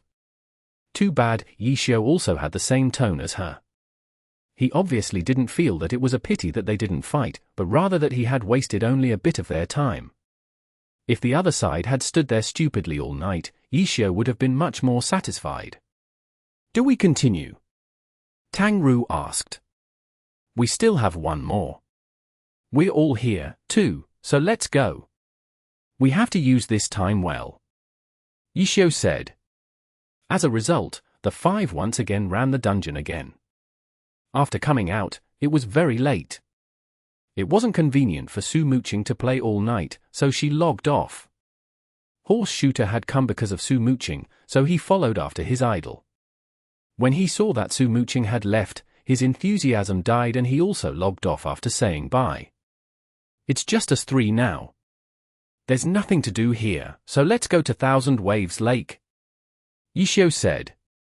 Are we going to keep on causing them trouble? Tang Ru asked. Leveling is our main priority. Causing trouble will only be when it's convenient. Ye Qiu said. Understood. Tang Ru replied. How is it? It's fun, no. Ye Qiu asked Thousand Creations, you probably feel very happy stirring up trouble everywhere, right? Thousand Creations was speechless. Was he really the type of person that liked to cause trouble? But after thinking for a bit, Thousand Creations discovered that he really was that type of person. Chapter 384. Even sitting idle is scary.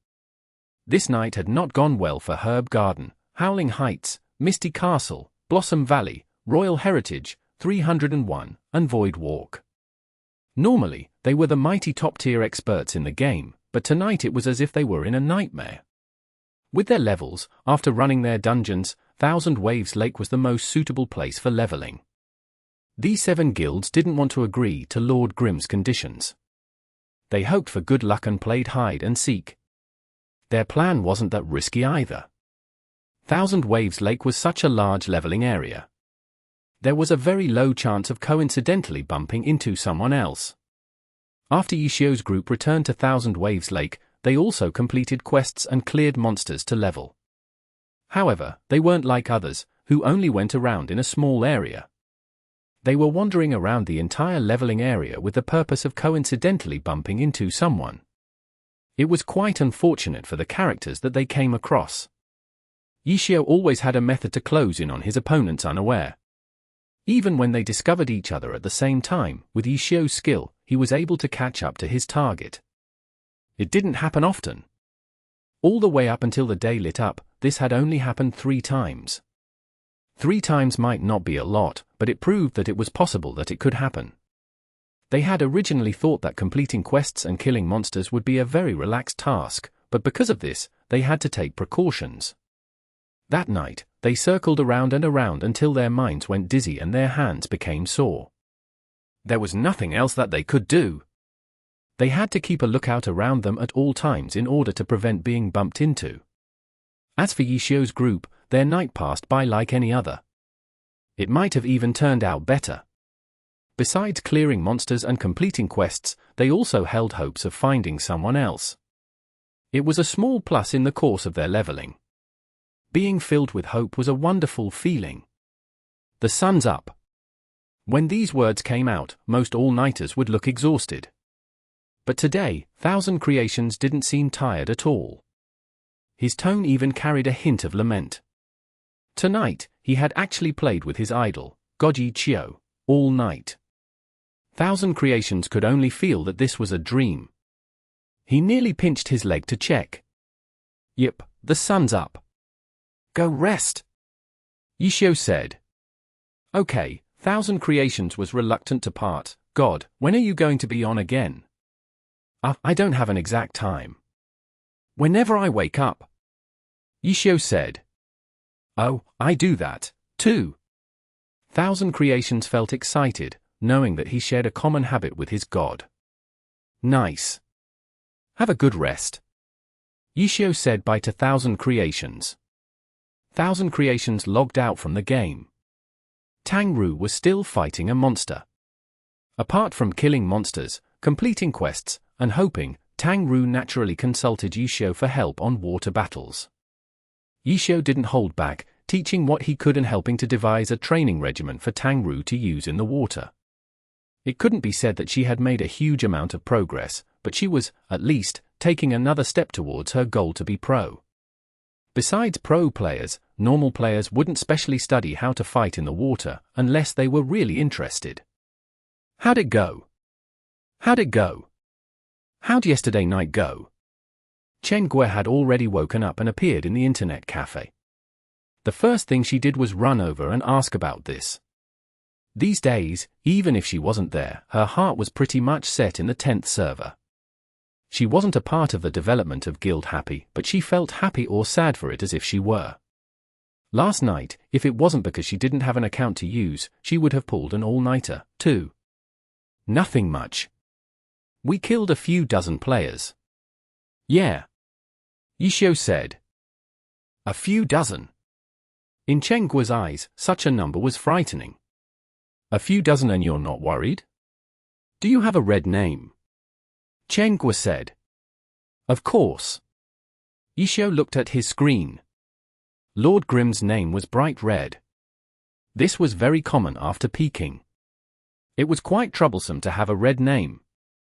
Most NPCs would not trade with a red-named character. When a red-named character died, the experience and gold loss would be greater, and the chance for an equipment to drop would be much higher. Ye Qiu and Su Muqing had peaked the most. Tang Ru had also killed 4 players. But after nothing had happened for a long time, her red name was pretty much gone. Ye Qiu's Lord Grimm was different though. He didn't even know how many he had killed and had no idea when his red name would go away. You've got to be careful, Chen Guo said. Ignoring all else, Ye Qiu's account had a silver weapon on him. If he died and his silver weapon dropped, that would be extremely bad. Yeah, you be careful. Don't get killed by the monsters. Ye Qiu stood up and said. What are you talking about? I'm going to rest. I'm going to leave my account here. Help me watch it. Ye Qiu said. What?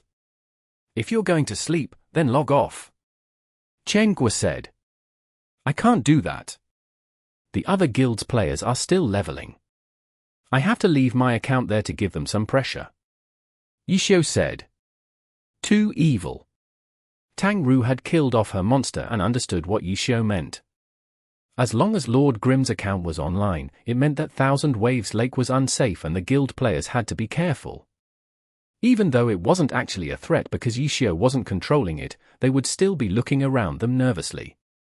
The pressure from an expert standing there was difficult to bear. Don't. What if they attack? Chen Guo was too afraid to take up such a task. What a joke. Who do you think I am? They wouldn't dare to take the initiative to attack me. Ye Qiu said. How could they not dare? They have the numbers advantage. Even if they had dared to before, after last night, they wouldn't anymore. Ye Qiu laughed and then added, just don't go out of the water. Guo sat nervously at Ye Qiu's spot and controlled Lord Grim a bit clumsily. You don't need to play on him.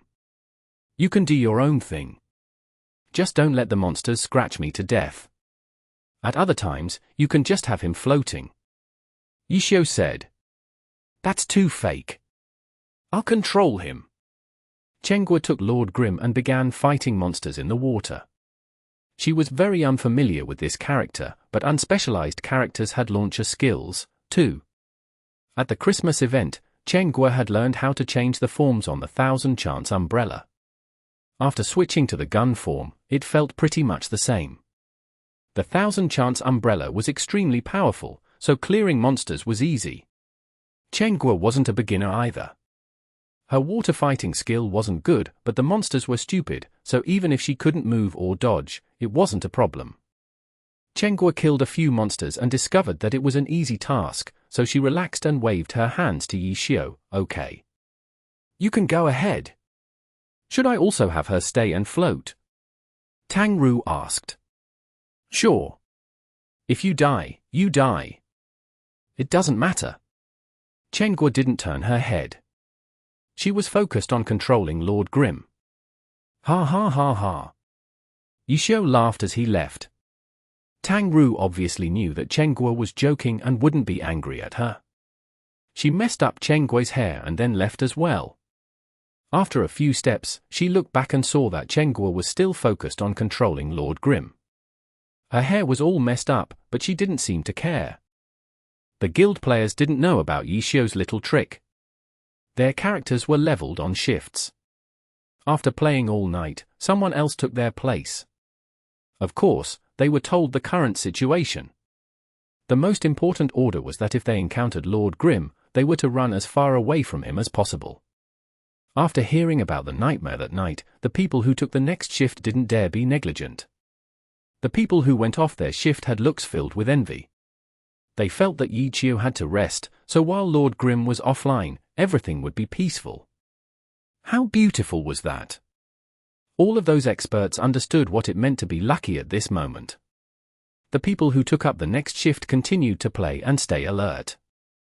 They also thought that it was about time for Lord Grim to go offline, so they asked about it from time to time. 1 hour, still there. 2 hours, still there. 3 hours, still there. The new players were also constantly rotating their cameras in circles to be on the lookout. Their heads were going dizzy and their hands had turned sore, but Lord Grim was still there. Has anyone seen where he is? They continued to ask each other. I haven't. If you see him, you're probably already dead, another said. Yeah, not seeing him is a good thing. If you see him, how could he not see you? That's not necessarily true, no. You can go check then. Go look around and maybe you'll find him.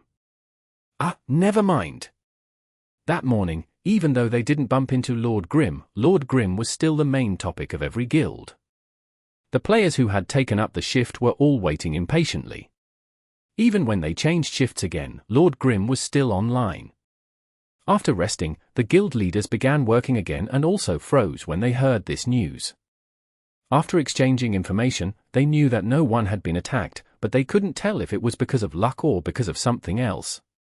Maybe he's already gone to sleep and his character is just floating there. Could it be a bluff to give us pressure? How despicable. And it's about time that he'll be getting up, too. Everyone fell silent. F*CK? He really is up. Guild 301 sent a sad face, one of our players just got killed by him. There's nothing that we can do. We can't know whether he's actually playing or just sitting there. Not moving might just be a trap to lure us in. Oh great gods, help us subdue these devils. The guilds all cried. Chapter 385. Taking advantage of the situation. They might not have suffered any losses, but they had been in a high-pressure situation. Each of the top guilds held a meeting with their 10th server elites, telling them not to be afraid of the dangers. They were to level stubbornly, bearing the heavy pressure, and resist Lord Grim's terrorist attacks. They were to struggle until the very end. The reaction from the meeting was average. These guild leaders ignored exhaustion and nervousness from this type of pressure. They were more focused on the results. They could only say persist, persist and persist towards the difficulties met during the process. If this wasn't a guild backed by a club, no one would be listening. Gaming was for relaxing and having fun. Who would struggle so hard for a game? But once it involved the clubs, the game was no longer just a game. It was a job and a reason to struggle for. Even though the encouragement from the guild leaders didn't do much, it made clear their attitude towards this. The elites could only follow the orders and brace themselves. At Cafe Happy, Ye Qiu switched with Guo after getting up. That morning, Guo hadn't killed anyone, but she had gained quite a bit of experience for him. As soon as Ye Qiu switched places with her, he immediately began his operation. He killed monsters while looking around, and then quickly found a Guild 301 player, who was naturally eliminated. Tang Ru had also gotten up around the same time as Ye Qiu. She didn't go directly to the game though. Instead, she went to change shifts at the front desk. Ye Qiu saw this and was startled. These past few days, he had been too invested in the development of the guild. He kept on feeling that something wasn't right. When he saw Tang Ru take a shift, he suddenly remembered he hadn't taken up a shift ever since the All-Star weekend. Ye Qiu began to sweat madly. He glanced at Guo. There was no way that Guo didn't know that he hadn't worked these past few days, yet she hadn't said anything about it. I say, Ye Qiu opened his mouth to speak. Guo turned her head. Who took up the night shift these past few days? Ye Qiu tried to speak vaguely about the topic, without getting to the point. You don't need to worry. Guo was much more direct. Then I? This? Developing the guild and creating the team is your work. Guo made a fist. What? How come you don't seem happy about it? Guo narrowed her eyes at Ye Qiu, who looked like he wanted to say something. Nothing. I just thought that you've made quite the profit. Ye Qiu said. Me? What profit? Guo was puzzled. The pay for being a cafe manager during the night shift is very reasonable. But now you want me to do this for that pay. That's not how much I'm worth. Ye Qiu said. T. You're taking advantage of me. After knowing Ye Qiu's identity, Guo's tolerance for Ye Qiu had clearly gone up. A lot of things had become nicer to look at. She hadn't gotten angry for quite a while. I couldn't help but mention it. Ye Qiu said. Guo stared blankly for a bit. Her mind churned and she realized that Ye Qiu wasn't wrong. He was an expert at his speciality.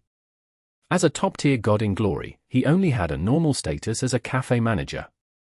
But if you wanted him to play glory, he was much more valuable and his worth would naturally be very different. Then what do you want? Guo was a bit uneasy. If she had to pay Ye Qiu according to his pro status, then she would have some trouble taking the loss. Nothing. I was just saying. Ye Qiu said. Do you want a pay raise? Guo asked confidently. Ye Qiu currently had the pay for a cafe manager.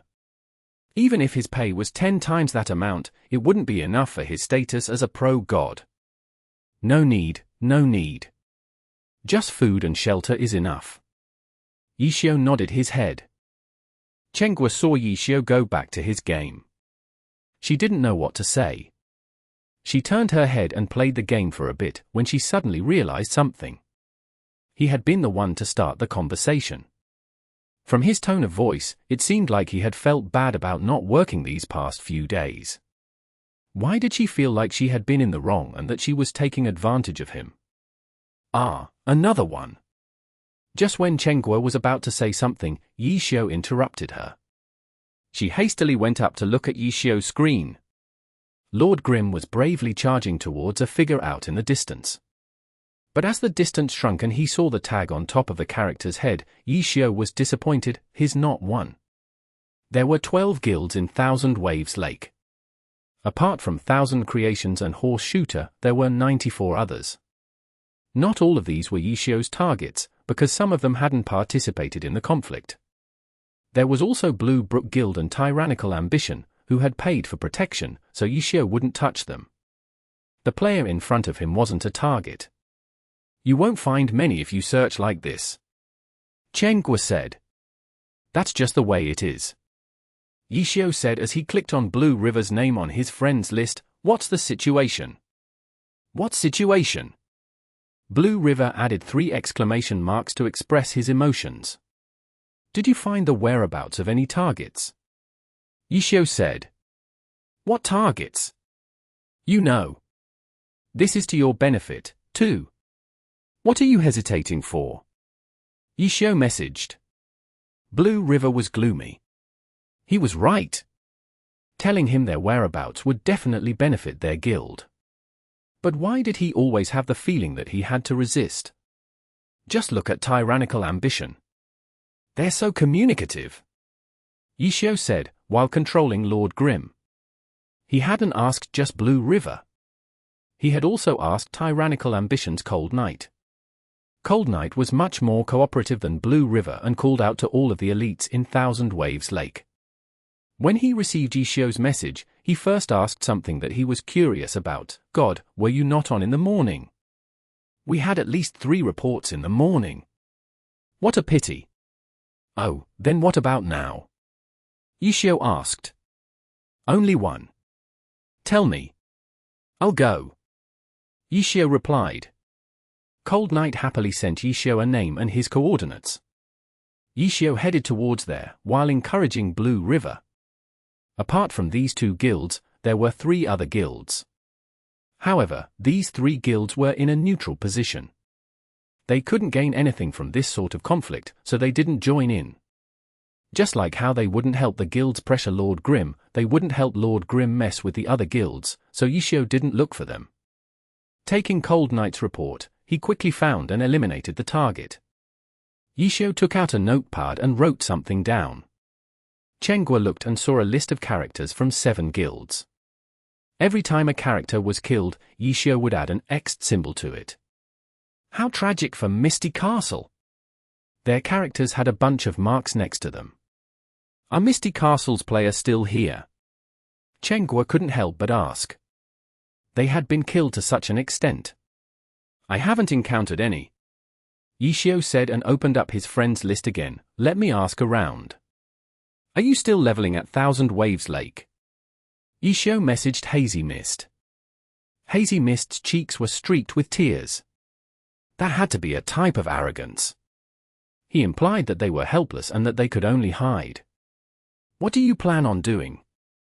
Hazy Mist's heart was weeping, but his reply sounded tough. Nothing, really. My friend just wants to know, Ye Qiu said and turned to look at Cede. Cede was already completely speechless, looking at this exchange. We won't agree to your terms.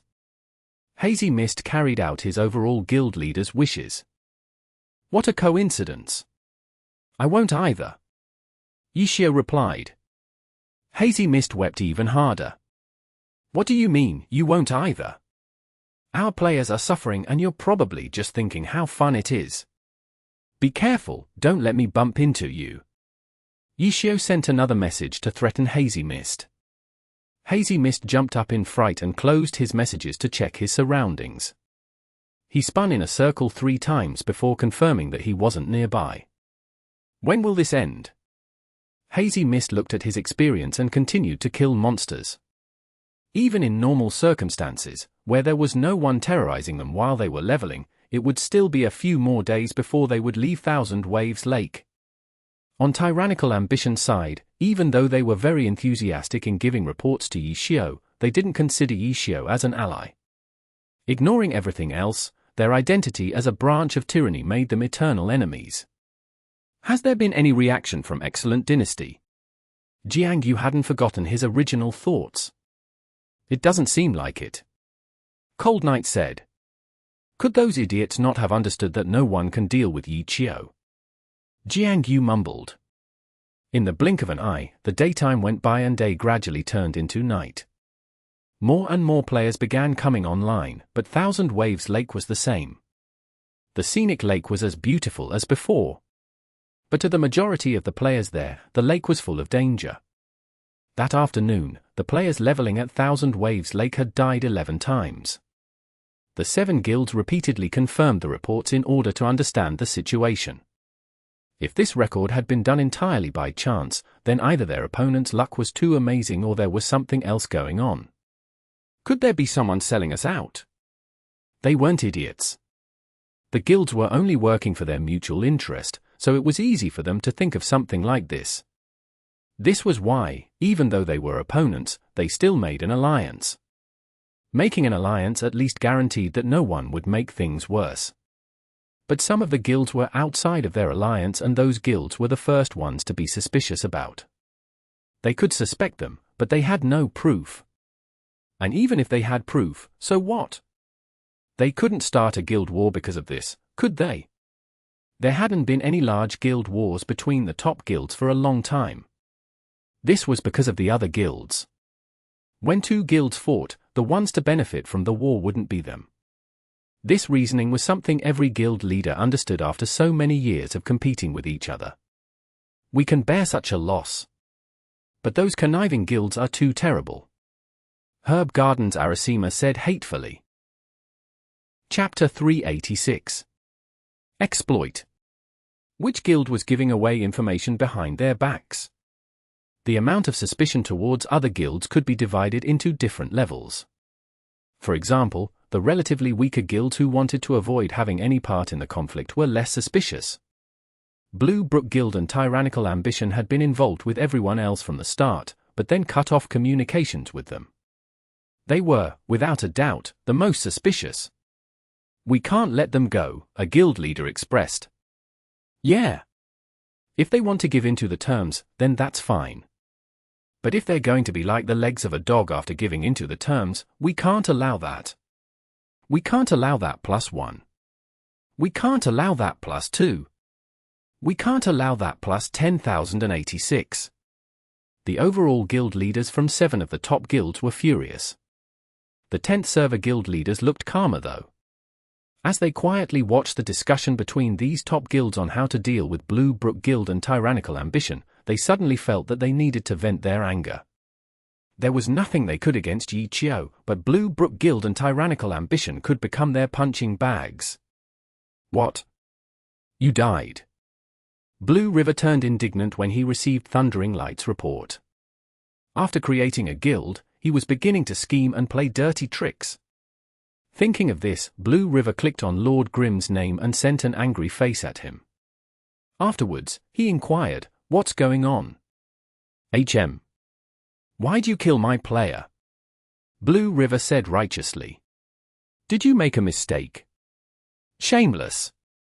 Blue River didn't think that the other side would pretend that nothing had happened. At this moment, he received a new message. It was from Thundering Light. He hadn't been killed by Lord Grimm, but one of Herb Garden's players. Herb Garden. Blue River was in a daze. Did another guild do it? Ye Qiu's message floated in at just the right time. How did you know? You guys sold them out. How could they not take revenge? Ye Qiu asked in return. Blue River nearly choked. He had been the one urging him to sell the others out. Right now he was talking as if he had nothing to do with it.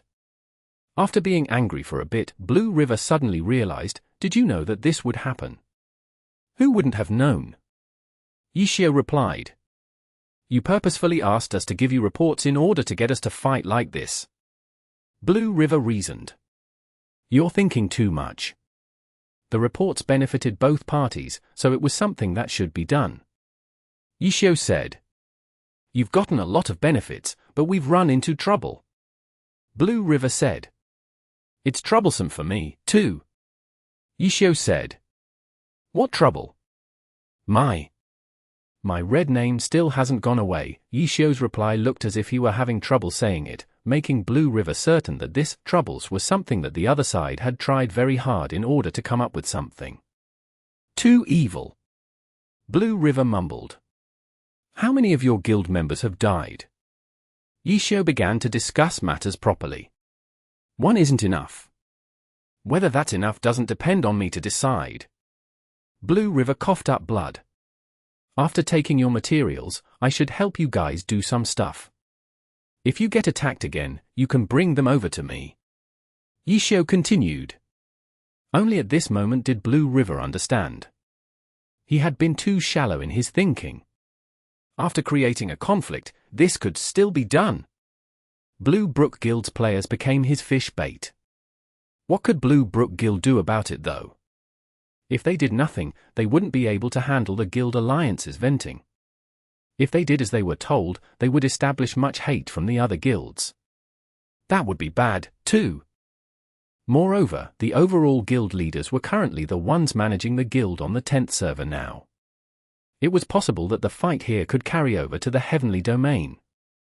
Although the top guilds had always been fighting non-stop, fighting as the few against the many had never been done before. Everyone was always careful and never attracted the enmity of 2 guilds simultaneously. But now, they would be provoking 7 guilds at the same time. That sort of strength was something no guild could defend against by themselves. What do we do? This was a matter of great concern. Blue River didn't want to make a hasty decision either, so he went to look for his guild leader, Changing Spring. In addition, he felt like this matter was complicated as well. He didn't think that he would be able to explain the situation clearly enough through brief messages like how Changing Spring talked in chat, so he went to speak to Changing Spring through voice. The same situation had fallen onto Tyrannical Ambition. After knowing that one of their elite players had died but wasn't killed by Lord Grim, Cold Knight quickly realized the gravity of the situation as well. Of course, he wouldn't be like Blue River and ask Lord Grim. Instead, he directly went to contact Ye Qiu. Asking us to give him reports was a trap. Cold Knight grieved. It was my bad. I was too hasty to gain an advantage and hadn't expected such an obvious development to happen. No. After hearing Cold Knight's report and self-criticism, Ye Qiu paused for a long while before saying this single word. Cold Knight didn't understand what he meant by no, so he waited for Ye Qiu to continue. As soon as we accepted the terms, while others didn't, we fell into his trap. Ye Qiu said. He really does deserve to be called Glory's most experienced god. An encyclopedia? Not only is he skilled in the pro scene, even for guild battles in-game, he also taught us a good lesson. He exploited the biggest weakness between our guilds. In the end, we're all competitors. The only reason we work together is for our mutual interests. We don't have any friends. Ever since we made different choices, we were destined to suspect each other. Asking us to give him reports is only one way. Even if he didn't use this, he would have other ways to sow doubt between the guilds. This is something we can't do anything about. The way we work determined our nature. This can't be changed. Ye Qiu sent. No one interrupted. They all saw how helpless they were in this situation. Then what do we do now? Cold Knight asked. Things are already like this. Those other guilds won't stop either. We can't explain ourselves either, unless we work together with them to fight Lord Grim. Ye Qiu said. This? Cold Knight held back a choke. They had already paid the materials in order to ensure that they could safely level. Lord Grim didn't make trouble for them, but the other guilds did. If they turned around to fight Lord Grim obviously wouldn't not fight back because they had given him materials. Everything would be back to how it was originally. The guilds who accepted the terms would have wasted their materials. The guilds who hadn't accepted the terms had suffered losses from deaths and pressure. Tyrannical Ambition had the same style as their Team Tyranny. Backing down wasn't their nature. When they chose to agree to Lord Grim's terms, that decision had already been difficult to bear. Plus, they had plans on what to do next. But now, their tyrannical ambition was being forced to reach terms with the Guild Alliance. It was hard to say if they had any plans afterwards either. This made Cold Knight feel uncomfortable as if he had swallowed a house fly. He believed that his guild leader Ye Qiu was feeling the same way. Since things are like this, it might be better to be more thorough. Ye Qiu suddenly said. Oh. We'll ally with Ye Qiu. Qiu said. That's not good, right? Cold Knight hastily said, what about the Heavenly Domain and the other servers? If it was just the 10th server, allying with Ye Qiu to bully the other guilds would be a very easy decision. But the problem was, the 10th server was only a part of the top guild's influence. Ye Qiu was currently a huge problem here, but he wouldn't affect any other servers. A move here could affect everywhere else and the consequences would be serious. In the Heavenly Domain and the other servers, if these guilds allied together and attacked, tyrannical ambitions days would become very difficult. We'll just have to try and see what happens. Qiu said. Don't be hasty, guild leader. Cold Knight advised. He thought that Qiu was unable to hold back his anger and was ready to let it out. In the end, Qiu sent a smiley face. It seems like you still don't understand. What? Cold Knight was surprised. These chain of events were probably within Ye Qiu's calculations. Qiu said. Cold Knight stared blankly. His mind was rapidly turning. The balance between the guilds has continued for many years. And with everyone's foundations, pulling up a guild from their roots isn't possible. This is why guilds avoid getting into any large-scale conflicts. Kill 1,000 enemies, lose 800 soldiers. If such a conflict happens, it might even be hard to say what advantages one gets from winning. Instead of a trade-off, it would be better if everyone developed happily together. It really would be difficult to deal with if the 7 guilds allied together, but they wouldn't gain much either. The Sandpiper and Clam war together, while the Fisher catches them both. Only an idiot would make such a move. Do you think the guild leaders are idiots? Qiu said. But if there's a chance. Cold Knight was still worried. There's no chance. Any guild who would make such a move would have already died. Qiu was extremely confident. Then you're saying? Work together with Ye Qiu. If you find a target, report it to him. If they chase after you, look for him. Have our players stay together. Whether they dare to gather together in one area depends on how brave they are. Qiu said. Okay. I understand. Now that he understood the general direction, Cold Knight could figure out the details. First, borrow Ye Qiu's help to beat down these guys. Let them get a taste of hell.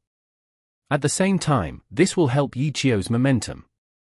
I don't believe that excellent era would kick out Ye Qiu and then quietly watch as he charges back into the pro scene. You want to be the Fisher while the Sandpiper and Clams fight. We'll use this chance to kill 2 golden eagles with 1 arrow. Ye Qiu, you're a good card to play, too. Chapter 387. Still running. Qiu made a clear analysis on the situation. With a definite plan in mind, he decided to make a temporary alliance with Ye Qiu and start a fight with their previous allies. As for Blue Brook Guild? Changing Spring had many years of experience as well. It wasn't hard to predict the direction events would play out towards. His line of thinking was the same as Qiu's and he made a similar decision. The other server guild leaders from these 2 guilds were all worried about the impact the decision would have overall. The 2 overall guild leaders both saw that a violent conflict nowadays wouldn't be a good idea, especially with a god like Ye Qiu attempting to make his comeback. How big such a conflict would turn out to be could be seen by the sorry figures of these 10th server guilds.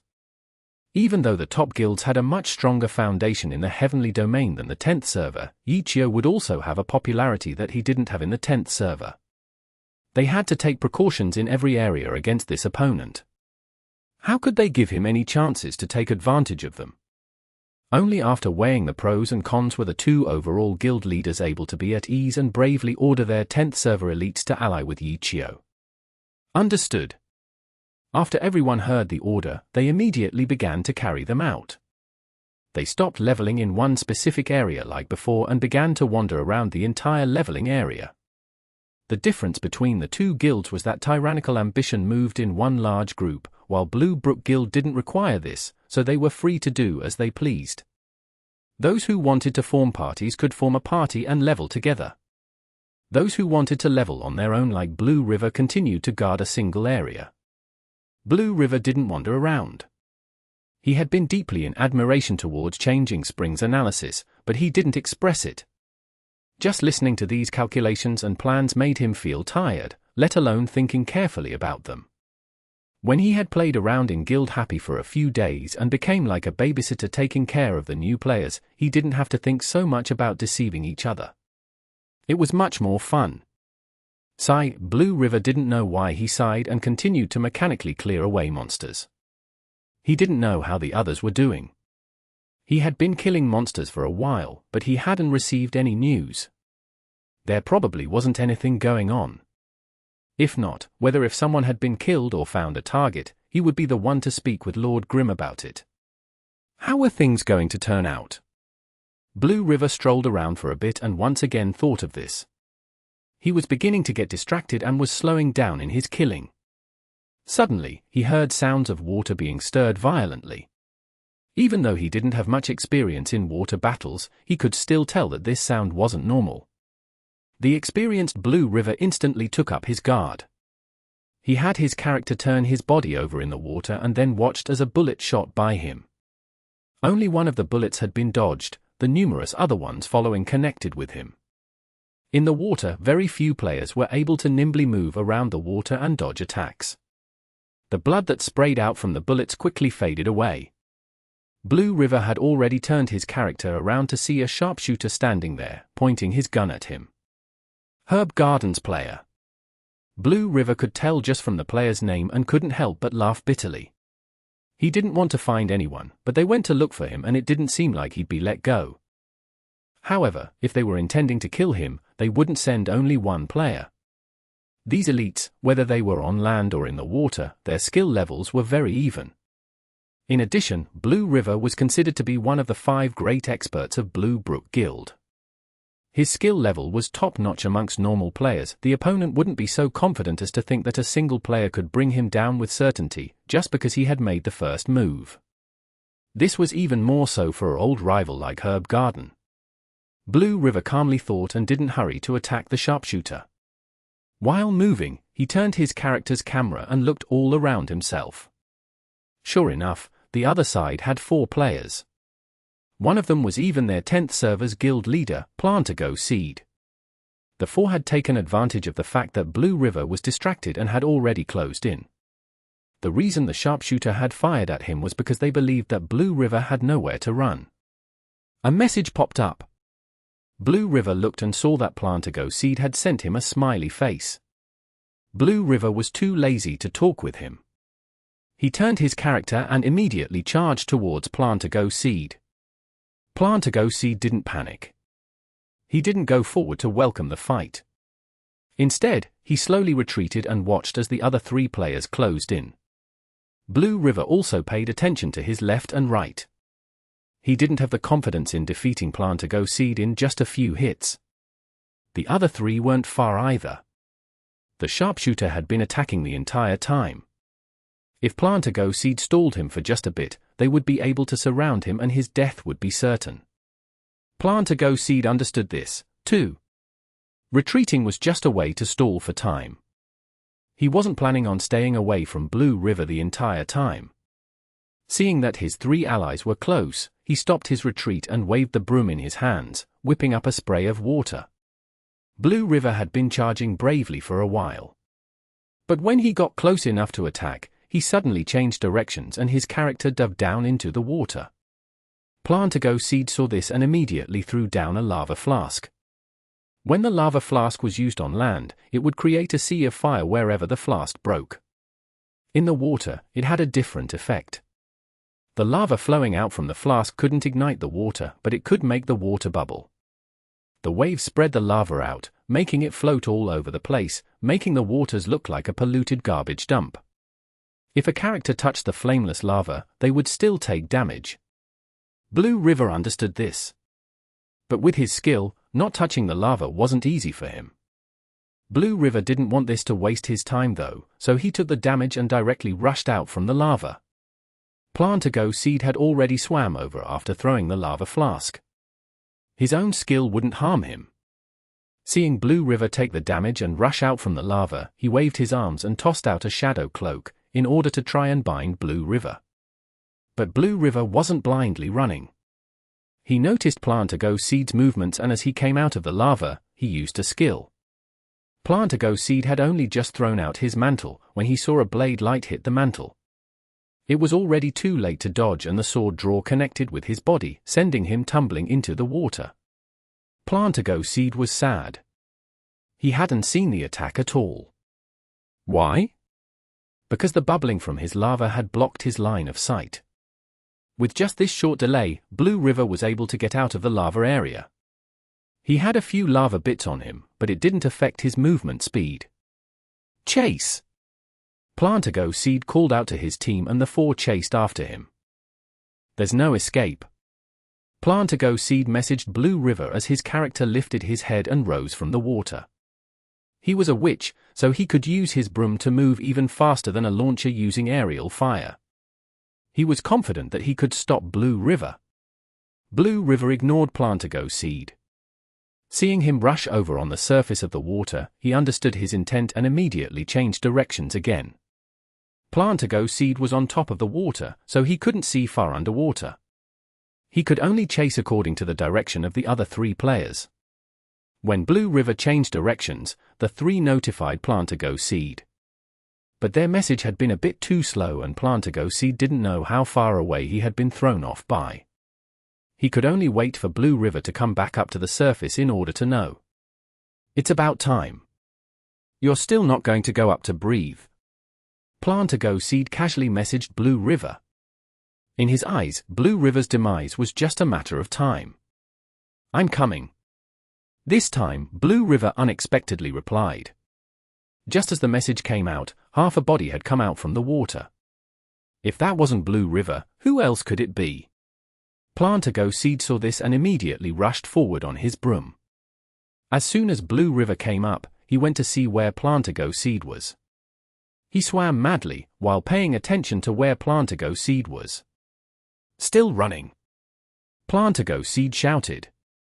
As he flew on his broom, he threw a magic missile to try and stop him. Blue River ignored the damage though and continued to swim madly. Herb Garden's three players had already came up to the surface of the water as well.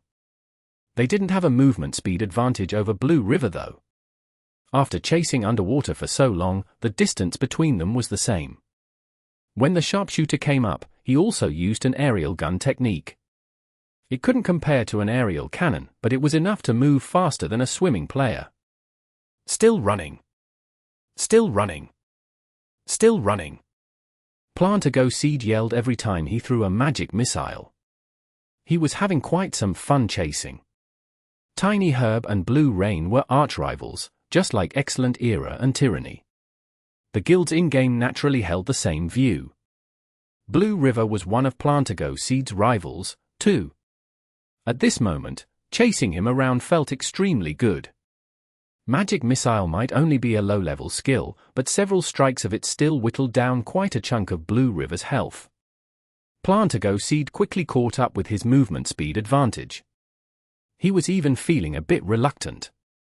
He felt like slowly killing Blue River with Magic Missile was very fun. Was there any need to stop Blue River?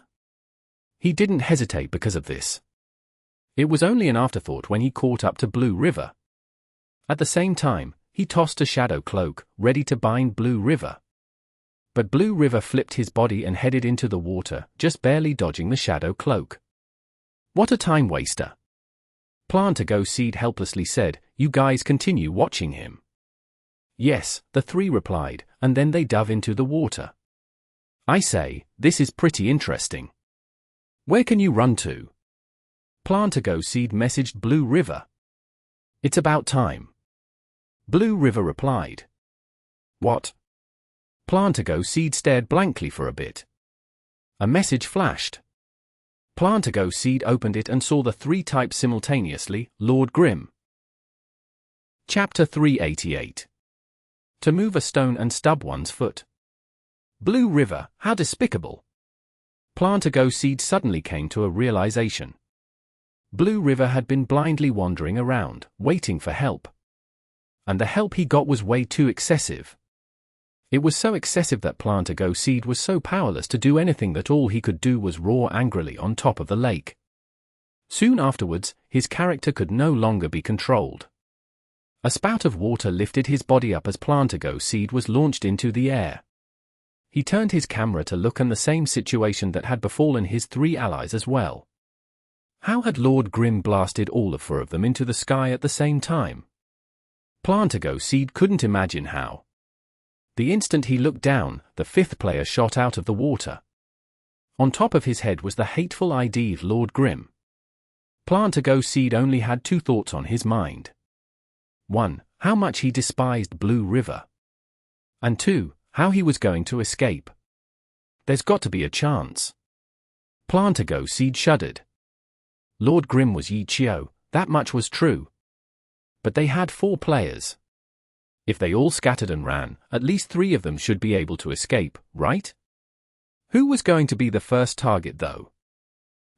Cede was trying to guess, when suddenly he saw that Lord Grim had decided to swim towards his direction. He immediately wanted to cry, but then again, there really wasn't any need to guess. As the guild leader, who wouldn't go after him? Was there any need to think about who else the opponent would attack? Seeing that it had already been decided, Cede could only take responsibility as the guild leader and shout, "Hurry up and run!" "Run where?" someone responded to him. This voice was different, but the tone was very familiar. Cede heard it and wanted to rip his hair out in anger. The voice was Blue River's, but the tone was the same as when he had previously been chasing after Blue River and throwing magic missiles. "Blue River, you have no future. I despise you. If you've got the guts, 1v1 me." Cede shouted. Blue River wasn't having an easy time either. Originally, he hadn't wanted to help God and gather intelligence for him, but the enemies had started to come look for him. First, the opponents were from Herb Garden, and Blue River didn't like them. Second, God had come asking him for intelligence at that time, so Blue River gave him a report because it was convenient for him. As a result, God provided him a direction to go towards. Blue River had swum madly in that direction and received his welcoming.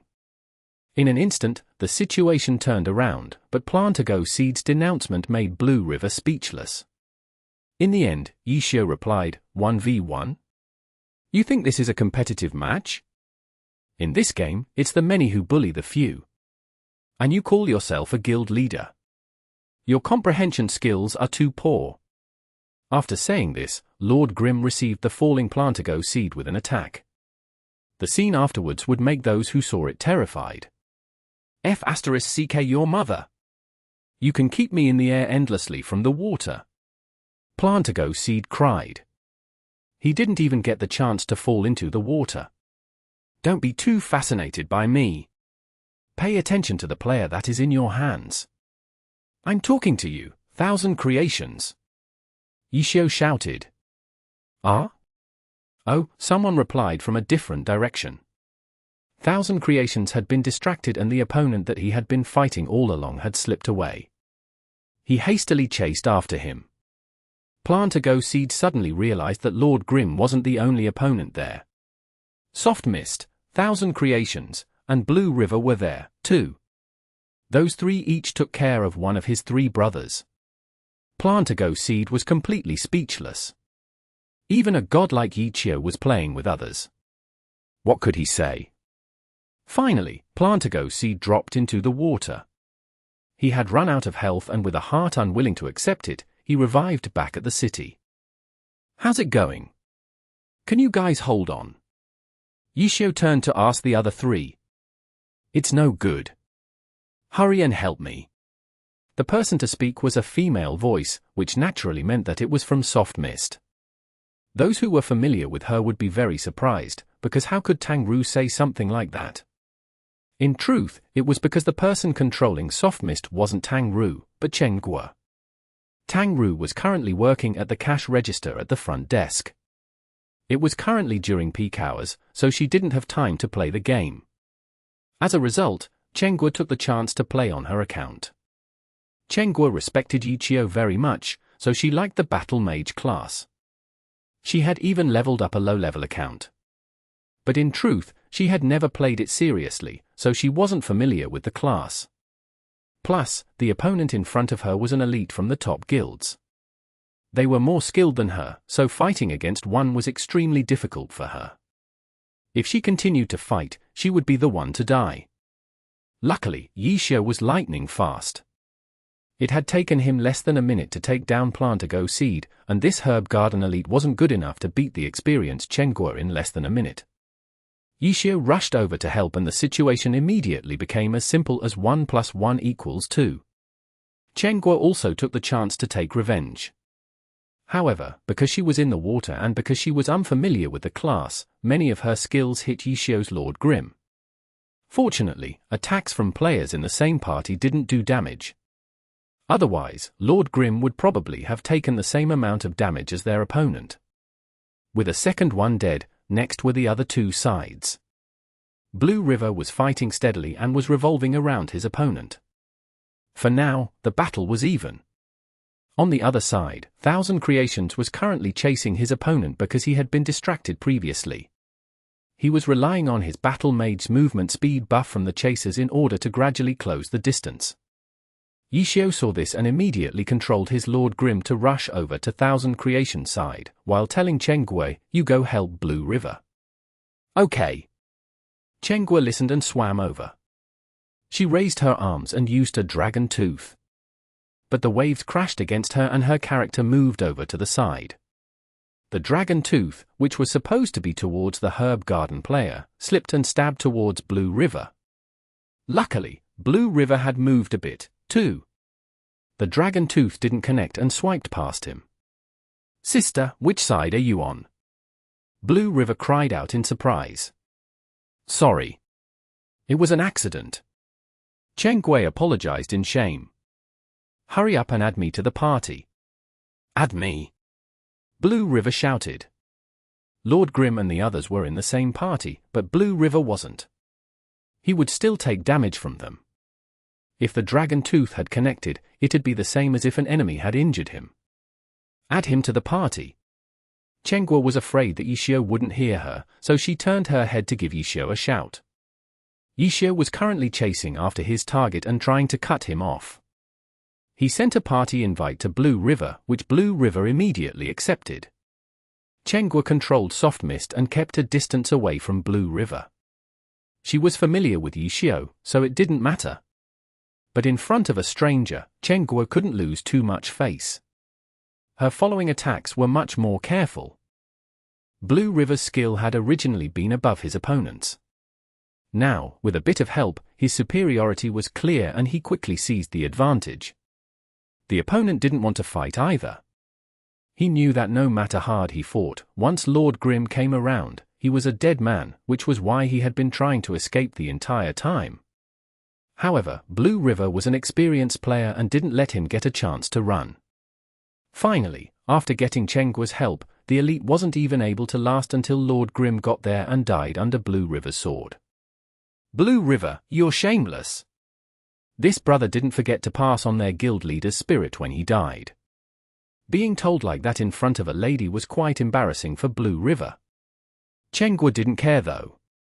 Seeing that the opponent had been taken care of, she immediately looked towards Ye Qiu's and Thousand Creations' direction. "How's it going over there? You think there's any suspense?" Blue River wasn't worried at all. "Stupid. Why am I watching like this?" Chen Guo's words made Blue River somewhat confused. Chen Guo turned her head to look at Ye Qiu's screen. Ye Qiu had just caught up.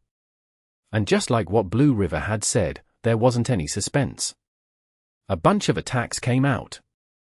In Chen Guo's eyes, Thousand Creations' help only ruined the beauty. "You guys are done over there."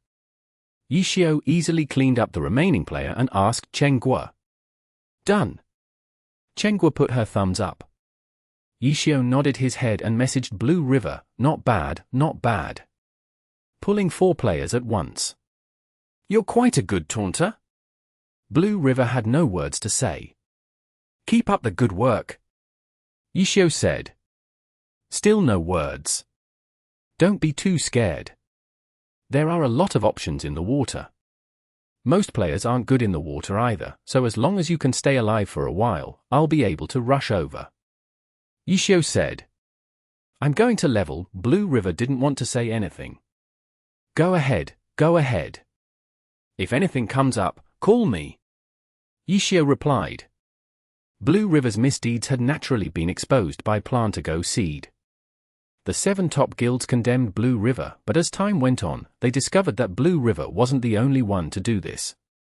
Every player from Blue Brook Guild and Tyrannical Ambition did this. These 2 guilds had entered the struggle again.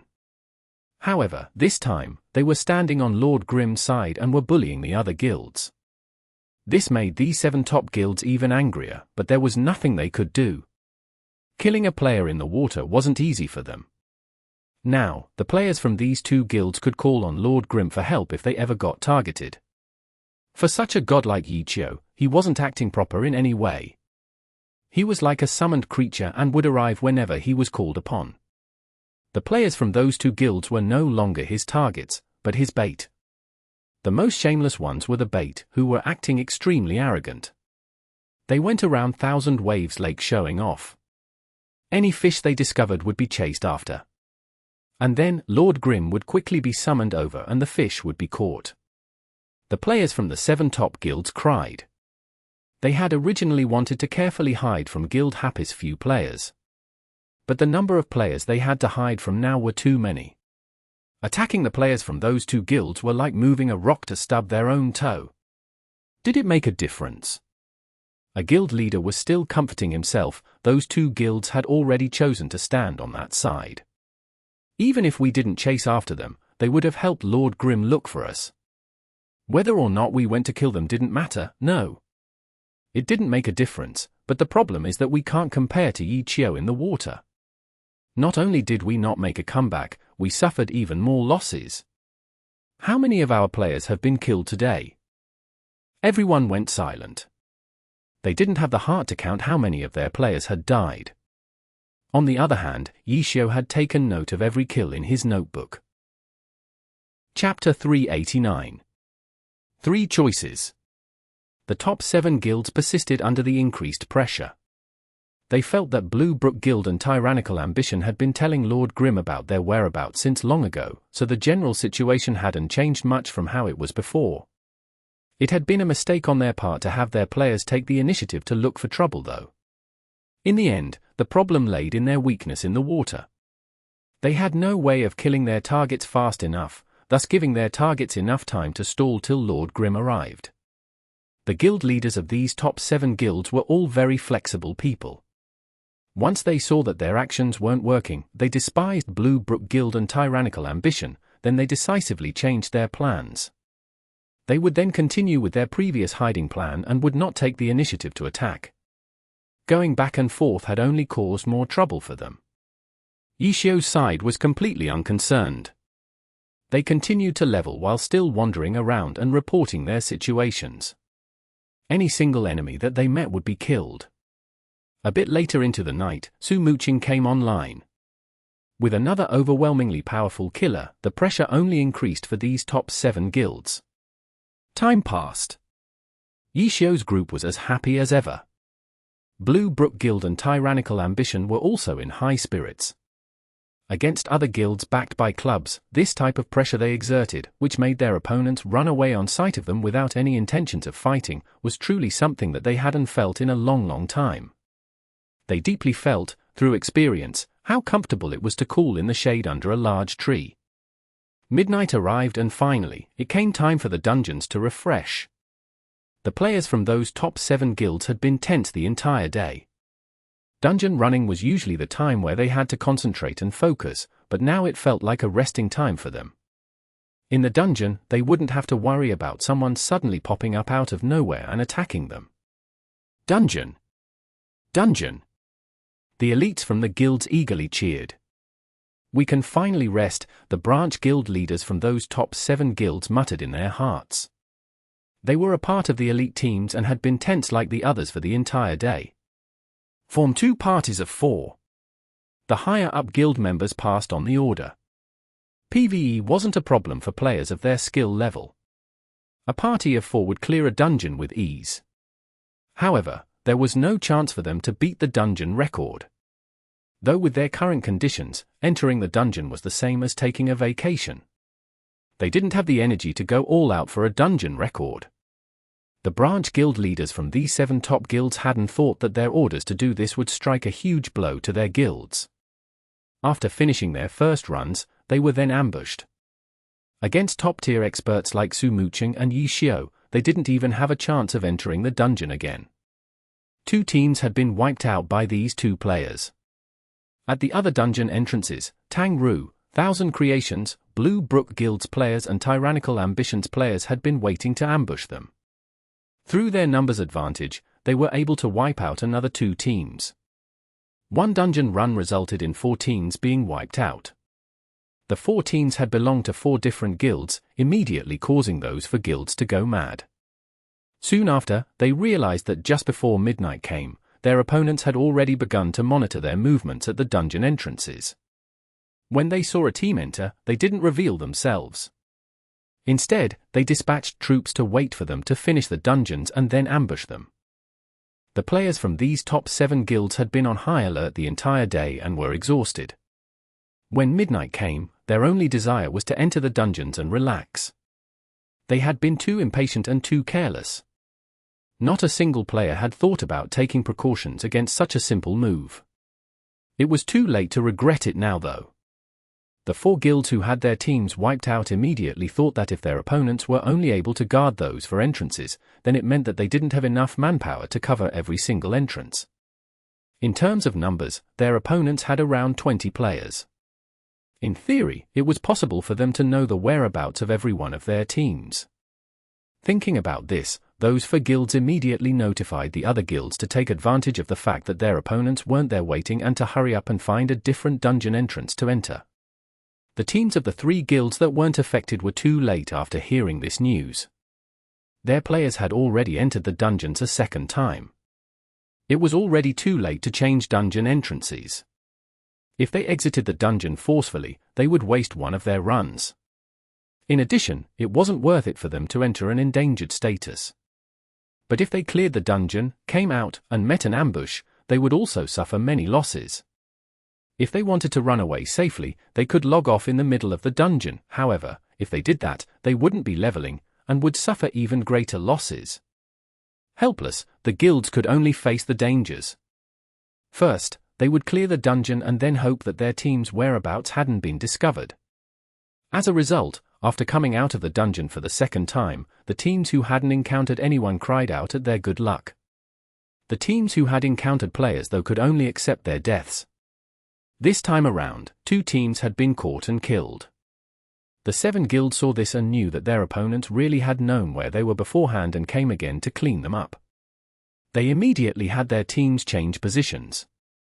They did what they could.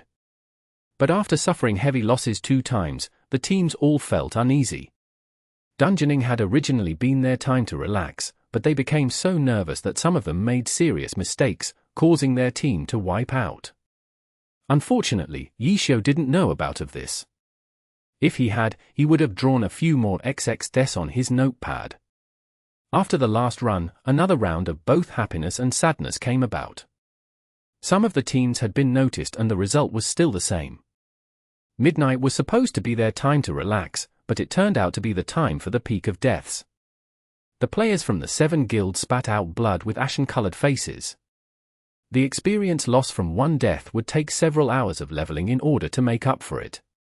The leveling speed of these 7 guilds had clearly slowed down. The top 100 characters on the level standing had a huge change. Even though there was a lot of luck involved in who was killed, in general, the elites from these 7 guilds were steadily dropping. During the peak of deaths, their 3 runs at Thousand Waves Lake finished. Everything was in chaos for these guilds. They had no idea what to do next. After taking a hit in the experience area, everyone's morale was extremely low. Even those who hadn't been killed during the peak didn't feel happy at all. The elites were split into 2 sections. One section had just died and revived back at the city. They had no spirit left in them and didn't want to come out. The second section's players were safe, floating around on Thousand Waves Lake like lonely ghosts. They were just happy to be getting by. At this moment, the guild leaders of these 7 guilds didn't feel good saying stuff like "don't give up." Because what was the point in persisting? Everyone had been very careful and on high alert, but they were all killed anyways. For the dungeon ambushes, even if they had predicted that it would happen, there wasn't much that they could have done about it. Just when everyone was pacing back and forth, the 10th server guild leaders from these 7 guilds all received a message from Lord Grim: "You're still not going to give in. Is there any point?" Yeah. What was the point? The 7 guild leaders received this message, but none of them became angry. After thinking about it for some time, the 7 all felt the same. There really wasn't any point in persisting. Their original motive was to kill 1,000 creations, so that Guild Happy wouldn't be able to create a dungeon team. But the result? Not only were they not able to kill 1,000 creations, but Guild Happy's got attacked back terrifyingly all day long.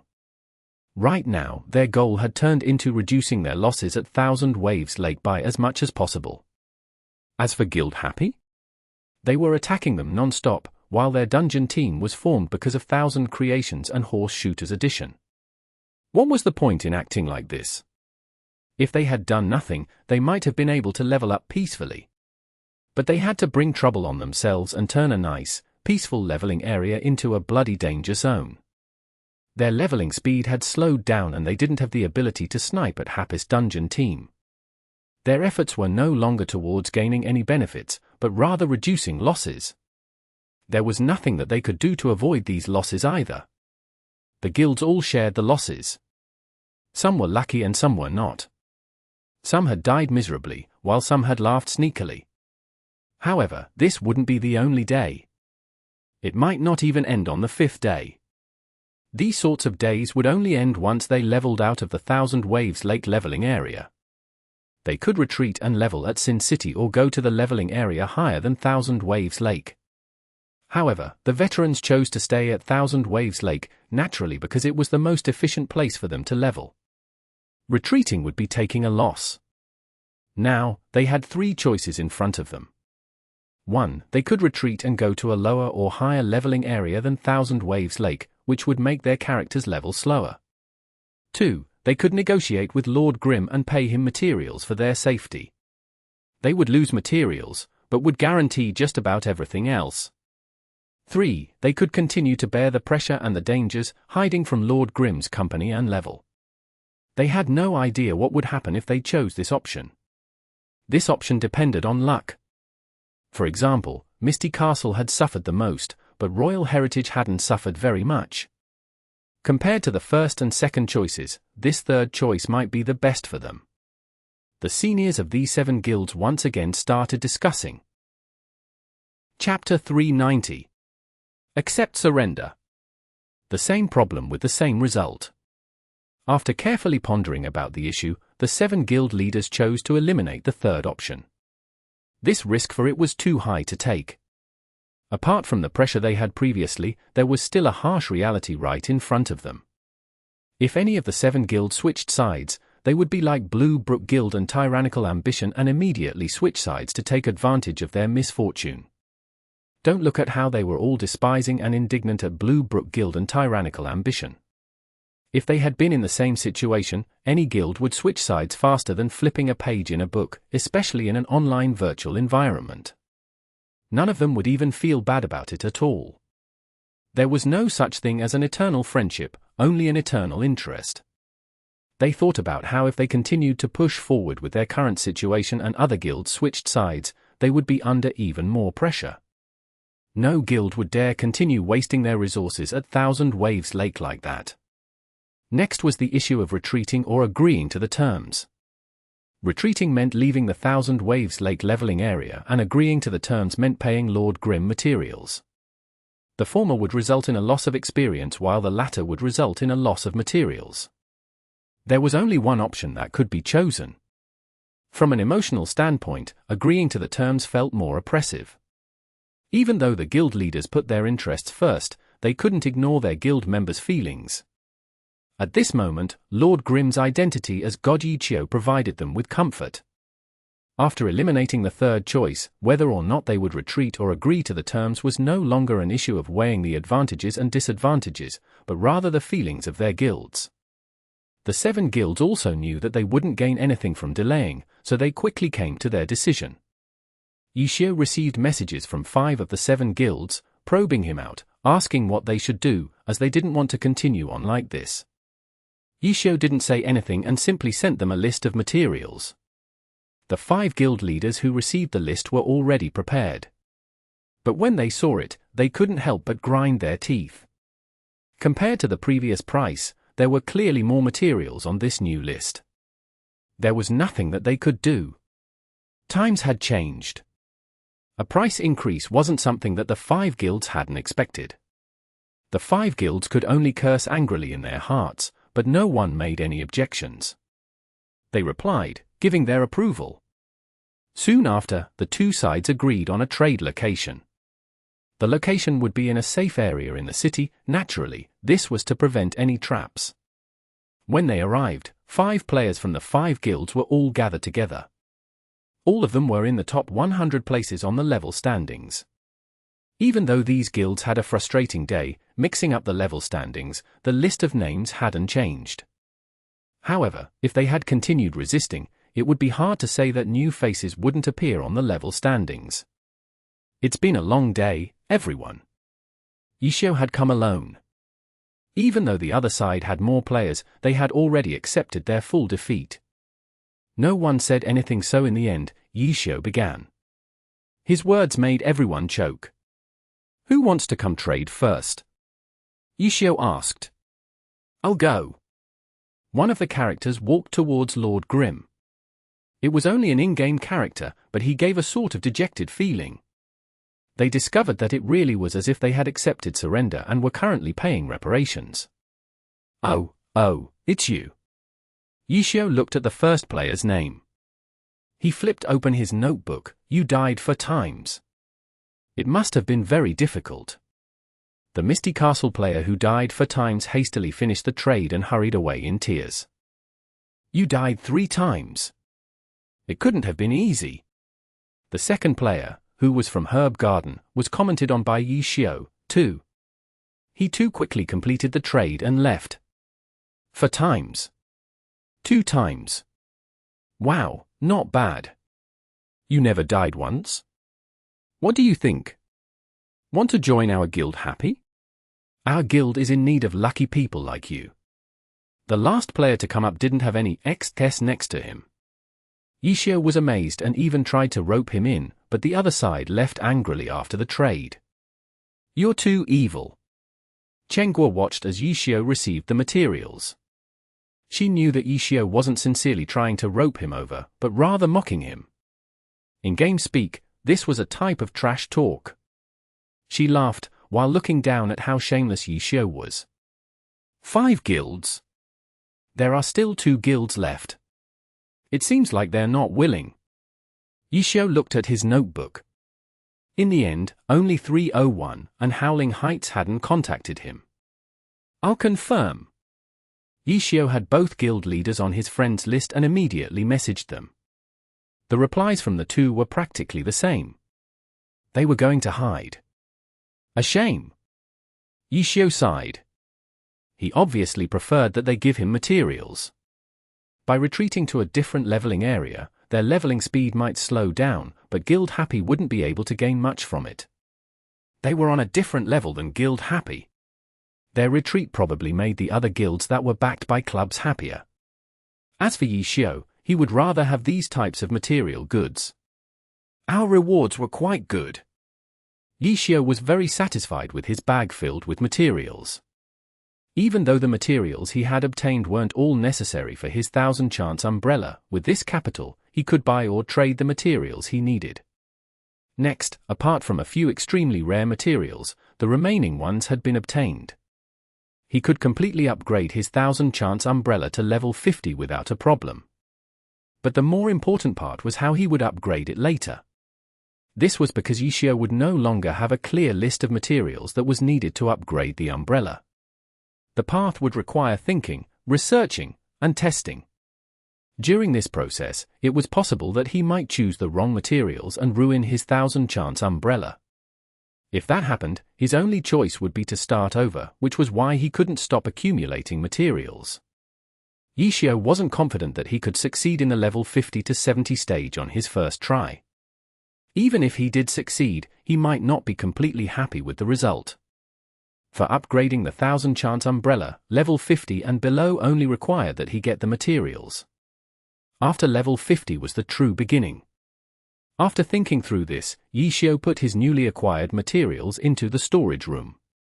In the beginning, he had earned materials by substituting in. Later on, he had bet with Wang Jieshi. Then, he moved on to selling dungeon guides. Finally, he received reparations from this time surrender. His storage room was filled with materials from bottom to top. Moreover, these were all uncommon materials. The glittering treasures made Chen Guo's eyes fall off. She was only a normal glory player, so all of the uncommon materials she had gained over her many years of playing wouldn't even come close to that amount. How do you play this game? Chen Guo felt like she was going to cry. Ye Qiu left the storage room and received a message. Cold Knight was still happily reporting his findings. Oh, there's no need anymore. Ye Qiu replied. What? Cold Knight asked. They won't be looking for trouble anymore. Ye Qiu replied. Ah, Cold Knight immediately understood. He couldn't help but think of something though. Weren't you the one who was looking for trouble? Everything had been dealt with. On Thousand Waves Lake, 301 and Howling Heights had already left the leveling area. Pretending to leave and then sneakily coming back to level was an option, but no guild was in the mood to do that. The guilds were done with leveling while being on high alert at all times. After telling Cold Knight, Ye Qiu messaged Blue River, there's no need to report anymore. What? Blue River also asked. They won't be looking for trouble anymore. Ye Qiu replied in the same way. Weren't you the one who was looking for trouble? Blue River wasn't like Cold Knight and directly said his thoughts. You guys started it. Ye Qiu said. You dug out our players first. Blue River reminded. I didn't. I only said that I was Ye Qiu. They left themselves. Can't you ever say the truth? Blue River wanted to cry. He had lost again. We're going to dungeon. There's a spot. Want to come? Ye Qiu asked Blue River. The guilds had finished their 3 runs. It was almost 2 already. Su Muqing had a match tomorrow, so she had to go to sleep early and had already logged off. Blue River. If you guys put 5 players on a team, there are still 3 players left who aren't in one, right? Want me to carry one of them? Ye Qiu continued to ask. If you carry one, what about the other 2? Blue River exclaimed angrily. Oh, Ye Qiu replied and quickly followed, both of us messed up. After 5 players form a team, there will only be 2 left. Blue River stared blankly. Then, he realized that there was 1000 Creations, who had left the guild, so there were only 2 players left. 2 players can't run the dungeon, no? We can carry one. Ye Qiu said. What about the other one? Blue River asked.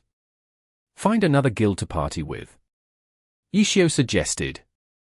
In truth, the first string troops often formed a mismatched team.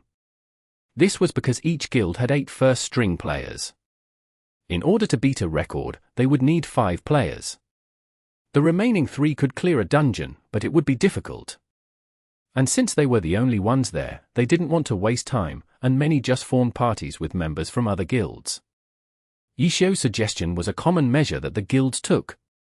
It was just that Blue River felt that forming a team with Happy's players would be setting a bad example for the others. Chapter 391. The breeze is still, the waves are calm.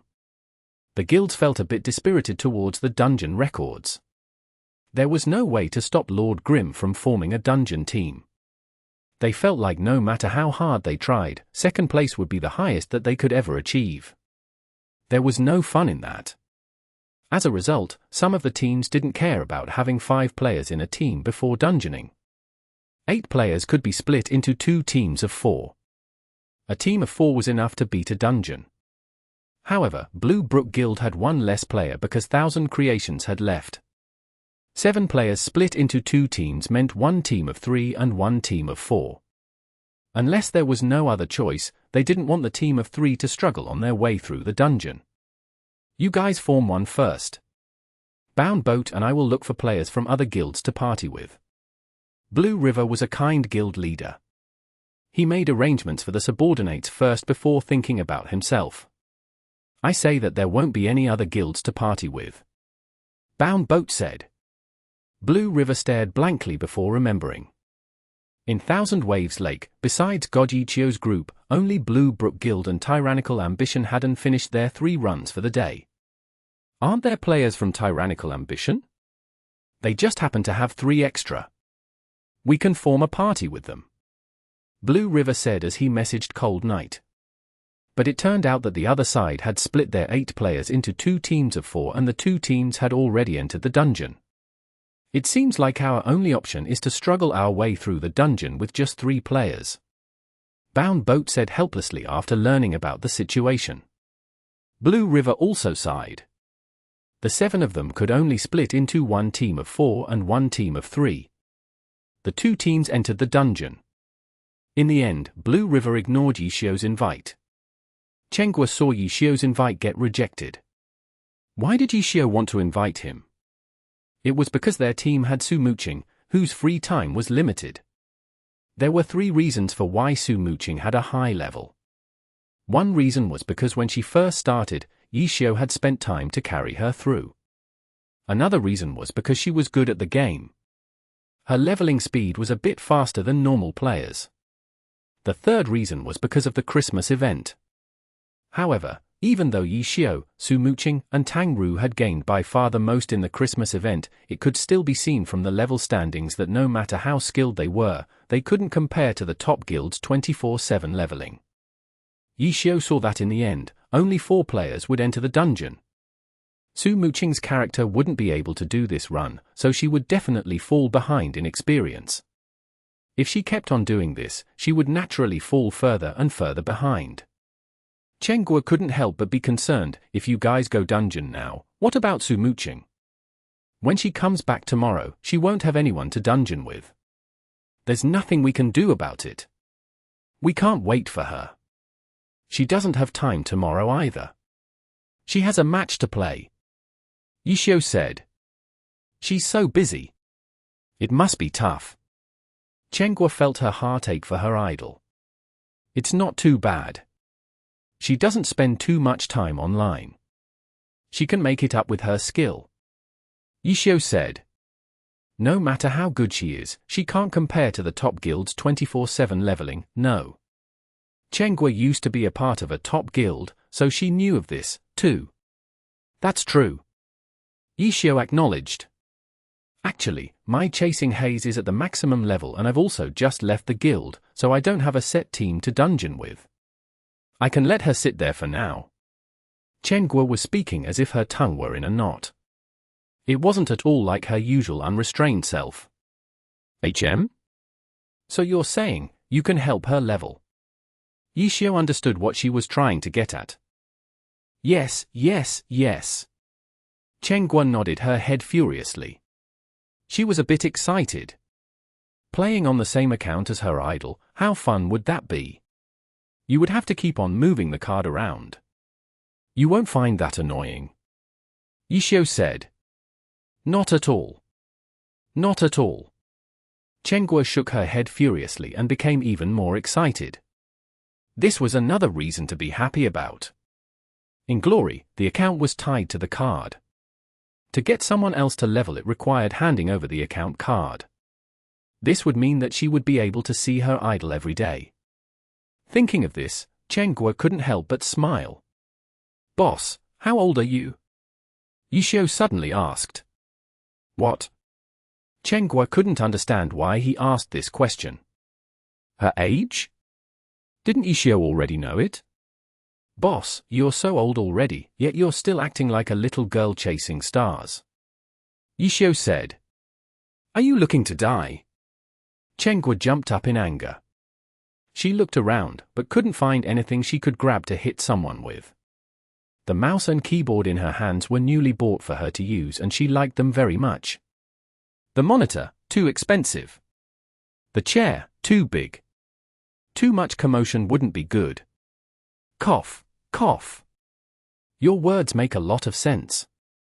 If you help her level, you take a big load off of our shoulders. The guild's development is at a crucial moment right now.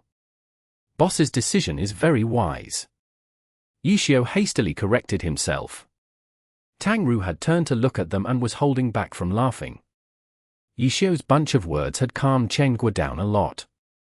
Chenghua sat down, not knowing whether to laugh or to cry. Then how do you think we should do this? For leveling, my character is actually the most crucial. Boss, if you really care, help me level. Ye Qiu said. Help you? Chengguo's interest had clearly gone down. If it was before, she would have gone crazy from excitement if she could help Ye Qiu level. But after knowing that Ye Qiu was Ye Qiu, Chengguo's adoration for the god had weakened. Okay, she still agreed though. Don't sound so disheartened. My account is very fun to play. See, Ye Qiu quickly switched forms for the 1000 Chance umbrella, showing what parts of Lord Grimm were fun. Got it. Chenghua nodded her head. The 1000 Chance umbrella really was fun to play with. It was just that Chenghua wasn't familiar with other classes. The few times that she had played on Lord Grimm were all played as if Lord Grimm were a gunner. If she was going to substitute level, then she could try some other things. Let me tell you something first. I can't play as crazily as you guys. When you're not using it and I get tired, I won't be leveling it. Chenghua bluntly stated her condition. What if it was Su Muqing's account? Ye Qiu asked. Chenghua narrowed her eyes. Are you saying, how can I be compared to her? Ye Qiu was helpless. He was clearly more of a god than Su Muqing. While Ye Qiu chatted with Chenghua, he was also playing in the 1000 Waves Lake dungeon. 1000 Creations and Horse Shooter were veterans. They didn't need Ye Qiu to tell them much. His hands moved effortlessly and the 1000 Chances umbrella continuously switched forms. All sorts of low-level skills were used. He was definitely the team's nucleus. With him watching over the team and no beginners to mess things up, their team easily cleared the dungeon. At this moment, Blue River was feeling quite down. He had taken care of his subordinates as a kind guild leader, giving the position to be in a 4-player team to others. His dungeon run was filled with dangers and frustrations. In the end, they were unable to hold off the second boss. Someone made a mistake and the boss wiped their team out. The difficulty of the dungeon was much more difficult than leveling out in the wild. Dying was a very common occurrence. There was no benefit in dying to a dungeon. Players would still be penalized. At the start of the game, quite a few players criticized this setting. But Glory was 10 years old now. The veterans were completely used to this setting and were too lazy to say anything about it anymore. The only convenient part about dying in a dungeon was that after reviving, players would be sent to the dungeon entrance. They wouldn't be revived back in the city, where they would have to run back to the dungeon if they wanted to try again. Right now, the three were gathered outside of the dungeon entrance. They consoled themselves, while waiting for the critically ill state to wear off. At this moment, Blue River received another message from Ye Qiu, died. Blue River stared blankly. If his death had been known, could that mean that one of the two brothers in front of him were from the other side? How did you know? The level standings. Blue River immediately flipped open the level standings and looked. He hadn't leveled much on his account these past 5 days. With his death, his experience slid down. Lord Grimm and Tang Ru had surpassed him now. Oh, Blue River replied after looking at the level standings. We're lacking one player, Ye Qiu repeated. Blue River stared blankly for a bit and then said to the other two, you, go with Lord Grimm's team. They have a spot there. Ah. That player was startled. Bound Boat, you go with Flower Lantern's team. It seems like they're having some trouble without a cleric. Blue River said to Bound Boat. Their team of 3 had a cleric, which would help keep them safe. However, because of the cleric, their damage output would be weak. But without a cleric, they weren't confident in beating the dungeon just through skill alone. This was why their team composition was a bit difficult to deal with. "What about you?" the two said nearly simultaneously. "I haven't leveled in 5 days. Missing 1 day won't be a big deal. I'll go dungeon at Sin City." Blue River said to the two of them. He contacted Ye Qiu and sent their guild member over. "Oh, what about you?" Ye Qiu asked. "I'll go look around somewhere else." Blue River was quite relaxed. "You don't have a team? That means you have nothing to do. Why not help carry some players?" Ye Qiu suggested. "Get out of here. I'm busy." Blue River set off. Ye Qiu sent him some ellipses. No more words were said that night. After finishing the dungeon, everyone leveled at Thousand Waves Lake and everything was finally peaceful again. The top guilds were still a bit nervous, but after seeing that Lord Grim really wasn't going to attack them because he had received their materials, they gradually began to relax. He would even say hi sometimes, when they came near. However, his greetings were too nasty. Their names were right there, but he never said them. He always yelled something like, "You died 2 times, you died 3 times, you died 4 times. What a god!" He had even counted how many times the little shrimps had died. That was too improper. Everyone could only silently curse in their hearts. Chapter 392. What's so good about Excellent Era? A peaceful night passed. The nervousness that was felt from that day had calmed down. When the light came out and it was time for everyone to rest, the guild leaders suddenly received a message from Lord Grim, "Don't forget tomorrow's materials." What? All of the guild leaders were taken by surprise. The wind whistled and roared and their hands trembled. They were unsure about how to reply. Another message soon followed, "I'm just joking. F***CK. Some of them accidentally typed it into the global chat. Those who didn't know about the situation didn't know the reason for the curse. Of course, those who knew about the situation knew who the curse was supposed to have been sent to. Everyone logged off and their substitutes came on. On Ye Qiu's side, Chen Gui had been with him the entire time, enjoying the show and had even slept even later than Su Muqing did.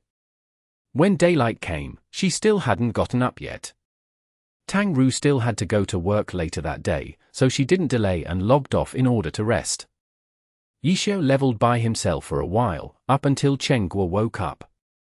In accordance with what they had discussed last night, Chen Gui took over his character to continue leveling. "I'm telling you, again.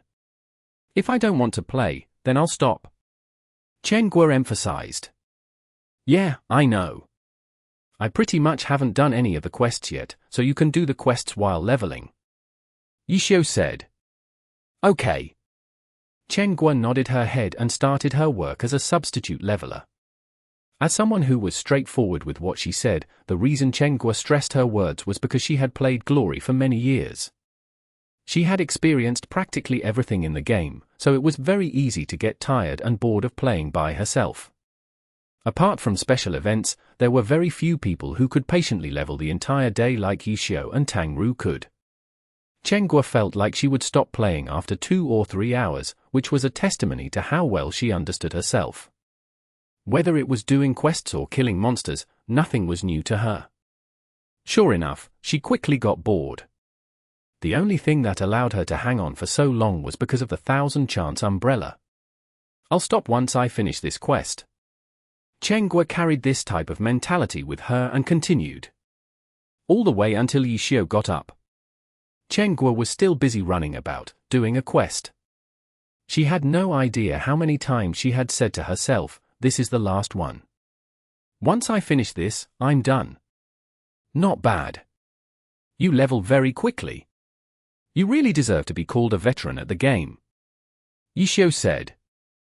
However, Chen Gui had her headphones on and was too focused on killing monsters to hear him. "Boss, it's time to get off work." Ye Qiu could only get closer and yell in her ear. "Ah." Guo leaped up in surprise. She turned her head and saw Ye Qiu behind her. With a look of astonishment, she looked at the time. It was almost 3 o'clock in the afternoon already. Didn't you say you'd stop playing once you got tired? You had that much energy. Ye Qiu saw the experience bar and knew that Guo pretty much hadn't rested. If not, she couldn't have gained so much experience. Ah, yeah, Guo said. You're still not tired? If you're not tired, you can continue. Ye Qiu said. It's yours. Guo got up. She was quite surprised when she left. When did so much time pass? She had gotten bored quite a while ago. What had allowed her to continue playing for so long? Guo walked around in a circle. In the end, she came back to see what Ye Qiu was doing. Ye Qiu was just continuing to level, killing the monsters that she hadn't killed and doing the quests she hadn't completed. It was nothing out of the ordinary. There was nothing to say. Even so, Guo still stood there stupidly for a long time. She discovered that her current situation was, leveling was boring, but not leveling was even more boring. Her interest in glory seemed to have entirely gone into the 10th server, into the 10th server's guild Happy, and into Lord Grimm, an important member of their future team. Unspecialized, Guo scratched her head. If Lord Grimm really did appear in the Pro Alliance, what a sight that would be. Against the famous Vicaria, Desert Dust, Troubling Rain, and even one Autumn Leaf, how would Lord Grimm fare against them? Oh? You finished this quest? Ye Qiu suddenly interrupted Guo from her daze. Guo looked at the quest Ye Qiu was talking about and nodded her head in confirmation. Yeah, I finished it. Okay, Ye Qiu didn't say anything more and continued with his business. Guo pulled a chair over to the side and sat there like a general giving out orders. Even though she knew that she was only displaying her slight skill in front of an expert, she was still full of enthusiasm, especially when Ye Qiu did as he was told. It was truly an amazing feeling of accomplishment. When dinner arrived, a different sort of excitement took over the internet cafe and it became even louder than usual. This was because it was another pro match day. Happy Internet Cafe projected Team Excellent Era's match today like a movie theater. This had already become a big feature of Happy. Whenever this day came, there would always be more customers than usual. Those at a computer had to play. As long as one didn't block another's view, then anywhere else was fine to stand around at. Today, after dinner, Guo directed the employees to begin setting everything up. The broadcast began a few minutes before the match began and it was projected directly onto a screen. The host and the commentator were already chatting with each other. But once everyone heard the content, they felt like something wasn't quite right. The customers who were paying attention and watching the broadcast had already begun calling out. "Boss, what's going on?" Questions began being asked one after the other. "What do you mean, what's going on?" Guo stood next to the projection screen with her hands at her waist. "Excellent Era. Today's TV broadcast isn't showing Excellent Era's match. Hurry and switch it to the online stream," someone shouted. The Glory Pro Alliance had a total of 20 teams. When match day came, 10 matches would be shown at the same time. The TV broadcast was limited. It would choose the most popular match, the match with a feature, or a match that had to be broadcast by contract. That was the best way to get ratings. For example, today, one of the matches was between Tiny Herb and Blue Rain. A match between Excellent Era and a weak team couldn't compare to this. If one wanted to watch Excellent Era's match, it could only be watched online. The online stream showed all 10 matches, so one could watch whichever match one liked. At Happy Internet Cafe, Guo had always projected Excellent Era's matches, so the audience members were all loyal fans of Excellent Era. As long as there was an Excellent Era match, they wouldn't watch a match like the one between Tiny Herb and Blue Rain. But today, Happy Internet Cafe was projecting the TV broadcast, Tiny Herb vs Blue Rain, not the one everyone wanted to watch. Of course, they would hurry and remind the boss. Excellent Era is fighting Bright Green today. What's there to watch? Good matches can't be missed, so we're obviously going to watch Tiny Herb vs. Blue Rain. Qiu said loudly. The entire audience was completely astonished. They had come for this special event and were undoubtedly all frequent customers. How could they not know that the beautiful boss of Happy was a loyal fan of Excellent Era? There were also rumors that she often fangirled over Su Muqing. In private, it was quite a topic for discussion. But today, the extremely loyal fan actually said that there was nothing to watch in Excellent Era's match. Did some sort of devil curse her? After a moment of astonishment, someone finally yelled out, "Boss, don't joke with us. Hurry up and switch the match. It's about to start." "Yeah. Yeah." A bunch of shouts sounded out. Many of them thought that Qiu was only joking. There was no way they were going to miss Excellent Era's match. Who's joking? Today, we're showing Tiny Herb vs. Blue Rain. Qiu's voice held no doubts, making them feel that she really wasn't joking. Excellent Era. Excellent Era. We want Excellent Era. Quite a few audience members protested intensely, shouting and yelling, whistling and booing, throwing around stuff. But Qiu didn't cower back. She rushed towards the projection screen and jumped onto a chair. "We're watching Tiny Herb vs. Blue Rain. If you want to watch Excellent Era, go back home." The fans were clearly more loyal to Excellent Era than the internet cafe. Seeing that today, the boss really wasn't going to show Excellent Era's match, they became furious. Quite a few clamored, "I'm never coming back." After a few more shouts, the majority of the audience left. Some had even trashed the place, throwing mice and smashing keyboards, breaking all sorts of things. Qiu saw this, but she couldn't do anything to stop them. She didn't say anything as she sent them off. The remaining customers, besides those who weren't watching the match, were more mature. They wouldn't be so angry over something like this. The match wasn't going anywhere. If they wanted to watch Excellent Era, then they could just look up the match on the computers and watch, no? On the projection screens, the two powerhouses had already begun fighting. The internet cafe had turned cold and cheerless in a mess. Keyboards and mouses were on the ground. There were countless broken ones, too. Some of the monitors had been smashed. Luckily, the computers were locked inside the table, otherwise they would have been destroyed as well. The employees in the internet cafe quietly cleaned up. They were thinking that with the boss's temper, she might collapse from anger and were too scared to call out to her. Ye Qiu got up from where he had been playing and walked directly in front of the projection screen. He grabbed a chair and sat down in a comfortable position. His mouth moved. "You're very right. There's nothing good about Excellent Era's match today. Of course, you have to watch Tiny Herb vs. Blue Rain. They don't know what it means to appreciate a good match. Them over there. Could you move to the side? You're blocking the screen." "Huh?" Still standing on the chair, Qiu unexpectedly laughed. After jumping down, she pulled over her chair and sat down next to Ye Qiu without even wiping her chair. Cough, Ye Qiu suddenly coughed. "What is it? Do you need to smoke?" Qiu narrowed her eyes.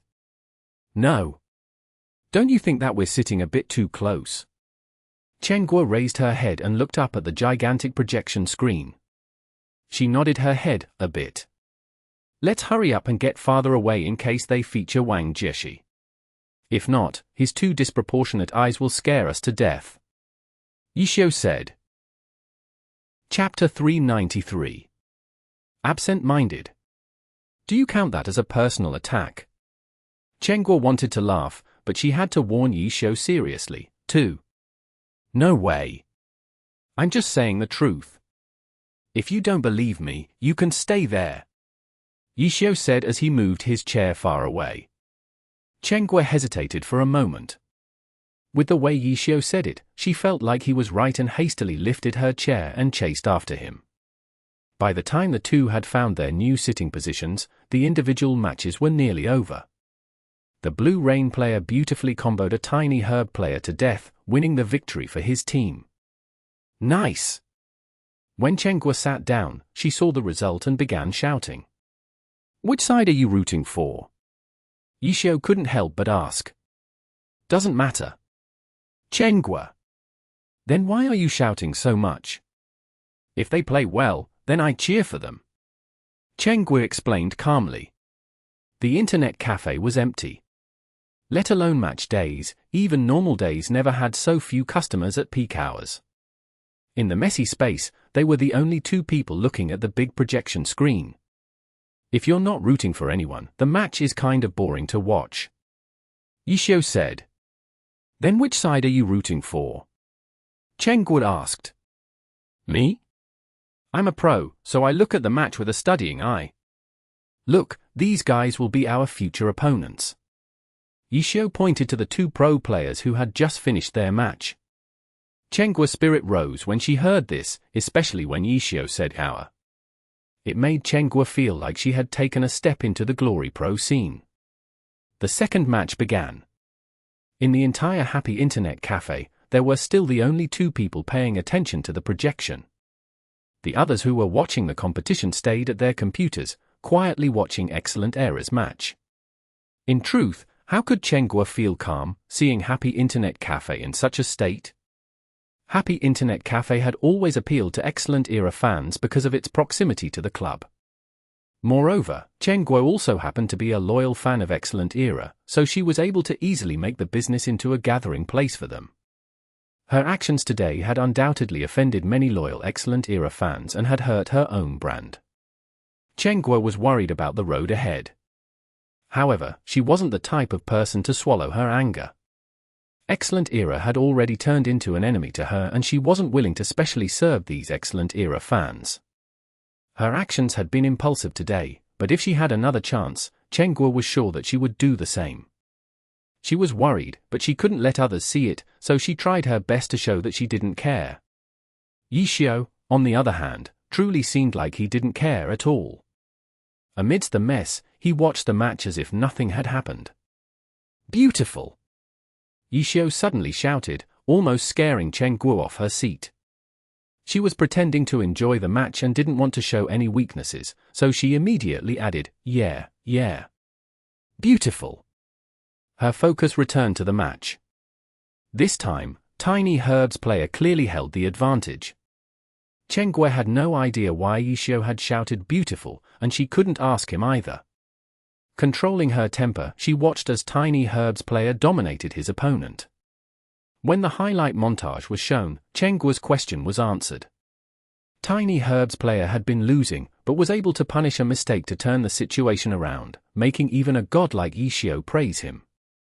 In the third round, Guo felt that it would be too embarrassing to get distracted again. But this time, when she watched, she accidentally glanced at Ye Qiu and discovered that Ye Qiu was the one to get distracted. He wasn't watching the projection screen. His gaze was on one of the customer's computer screens. This customer was watching Excellent Era's match. Guo glanced at it and noticed that the one fighting on Excellent Era's side was Su Muqing. The two people sitting right in front of the projection screen both turned their heads and squinted their eyes to see the Excellent Era match, naturally because they cared about whether Su Muqing won or lost. In the end, Su Muqing won the match beautifully. Excellent Era's opponent, Bright Green, was truly a low-tier team. Their goal was to stay in the alliance. The players in the team weren't that good and their accounts were relatively weak. Even on paper, the difference between them and an all-star like Su Muqing was too great. Su Muqing's performance was very steady and she won with relative ease. At that instant, the two spectators immediately turned back after seeing Su Muqing's match. Both of them sensed what had happened. Cough, the two people lightly coughed. Just as one of them was about to say something, one of the internet cafe employees was deceived by boss Guo's act and felt like the boss was abnormally calm today. The internet cafe had almost been ripped apart, but she didn't seem angry at all. As a result, the employee bravely went forward and reported their clean-up progress. "Got it.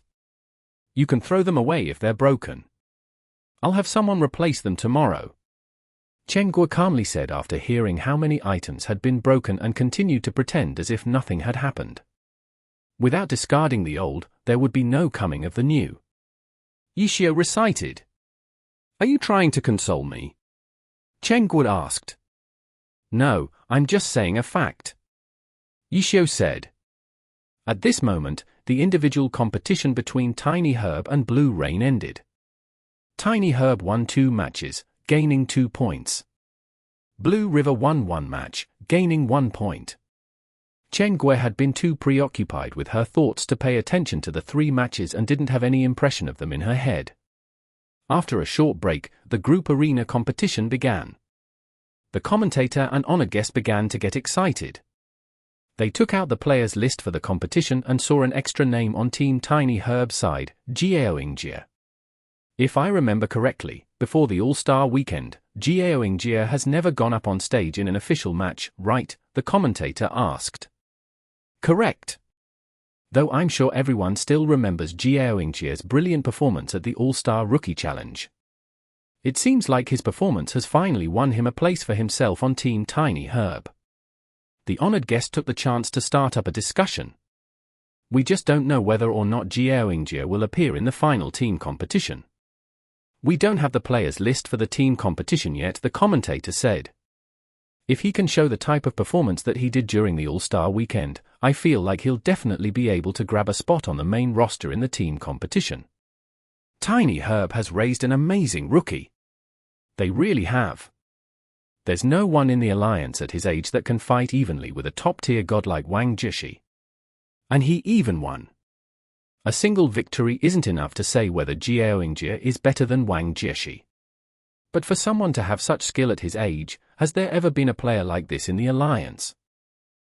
The honored guest clearly hadn't done his homework in this area. He couldn't fill in this hole and could only evade the question embarrassingly. Luckily, the match had started and the commentator quickly switched topics and began to commentate the match. Ye Qiu. Is this kid really that good? Cheng Guo asked Ye Qiu. He's quite amazing. Ye Qiu said. If he fights with you? Cheng Guo asked. Ha ha. Ye Qiu laughed, but didn't say anything. Tell me.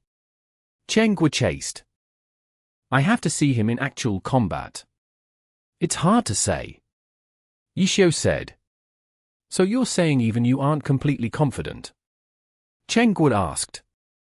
In the pro scene, there's no one who is absolutely confident. Ye Qiu said. Oh. I usually say I'm 90% sure. I have to give myself some leeway. Ye Qiu added. Cheng Guo had no words to say. When the match started, it showed that Ye Qiu really had gained confidence from his match in the All-Star weekend. In this match, he performed outstandingly. However, Ye Qiu's amazing performance didn't win any big advantage because his opponent wasn't weak either. Team Blue Rain's Yu Feng was an All-Star level player. Ye Qiu was still too green compared to him. In addition, the two sides had an absolute disparity on paper, their characters. Yu Feng's Berserker, Brilliant Edge, might not be a god-level account, but it wasn't far. In comparison, Ye Qiu's Witch, Kind Tree, was very far below being a god-tier character. Ye Qiu was being raised by Tiny Herb as the one to inherit Vicaria. Vicaria would be his character in the future. Team Tiny Herb didn't have any double witch strategies, so the club didn't spend much effort on Ye Qiu's Kind Tree. It could be said that they had made the account in passing while raising Ye Qiu. This type of character couldn't compare to an All-Stars account. It was true that Ye Qiu's brilliant performance in the All-Star weekend had won him confidence, but it had also made every team be cautious towards him. No one would underestimate him because he was an inexperienced rookie. Yu Feng had this attitude. It could be said that the reason why Ye Qiu looked more dominant was because of his outstanding performance. However, it would be better to say that it was because Yu Feng was letting him attack in order to get a better feel for him. After all, as a rookie that had never been in an official match, the teams only had very limited intelligence on him. At the All-Star weekend, they were able to see his skill. But what was his style like? What habits did he have? What type of skills did he like to use? These types of intelligence could only be slowly gathered.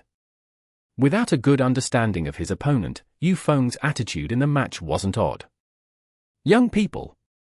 As soon as they break free from their chains, they really are reckless in pushing forward. Ye Qiu watched the match and sighed. He understood Wang Jie's motive at the All-Star weekend. Chapter 394. Cross Swords. Who are you talking about? Chengguo didn't understand. In esports, the pro players were all extremely young, so any of them could be considered as a young person, even for those old pros who were going to retire like Ye Qiu. Ye Qiu was showing off his seniority calling them young people, but Chengguo really couldn't tell if he was talking about Jie or Yu Feng. She even knew that he was talking more about Yu Feng. In Chengguo's eyes, Jie was too young to even be considered as a young person.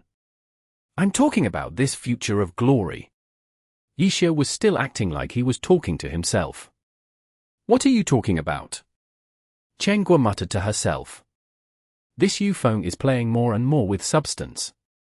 Ye Qiu said again. He was never bad. Chengguo said. She had some understanding of Yu Feng.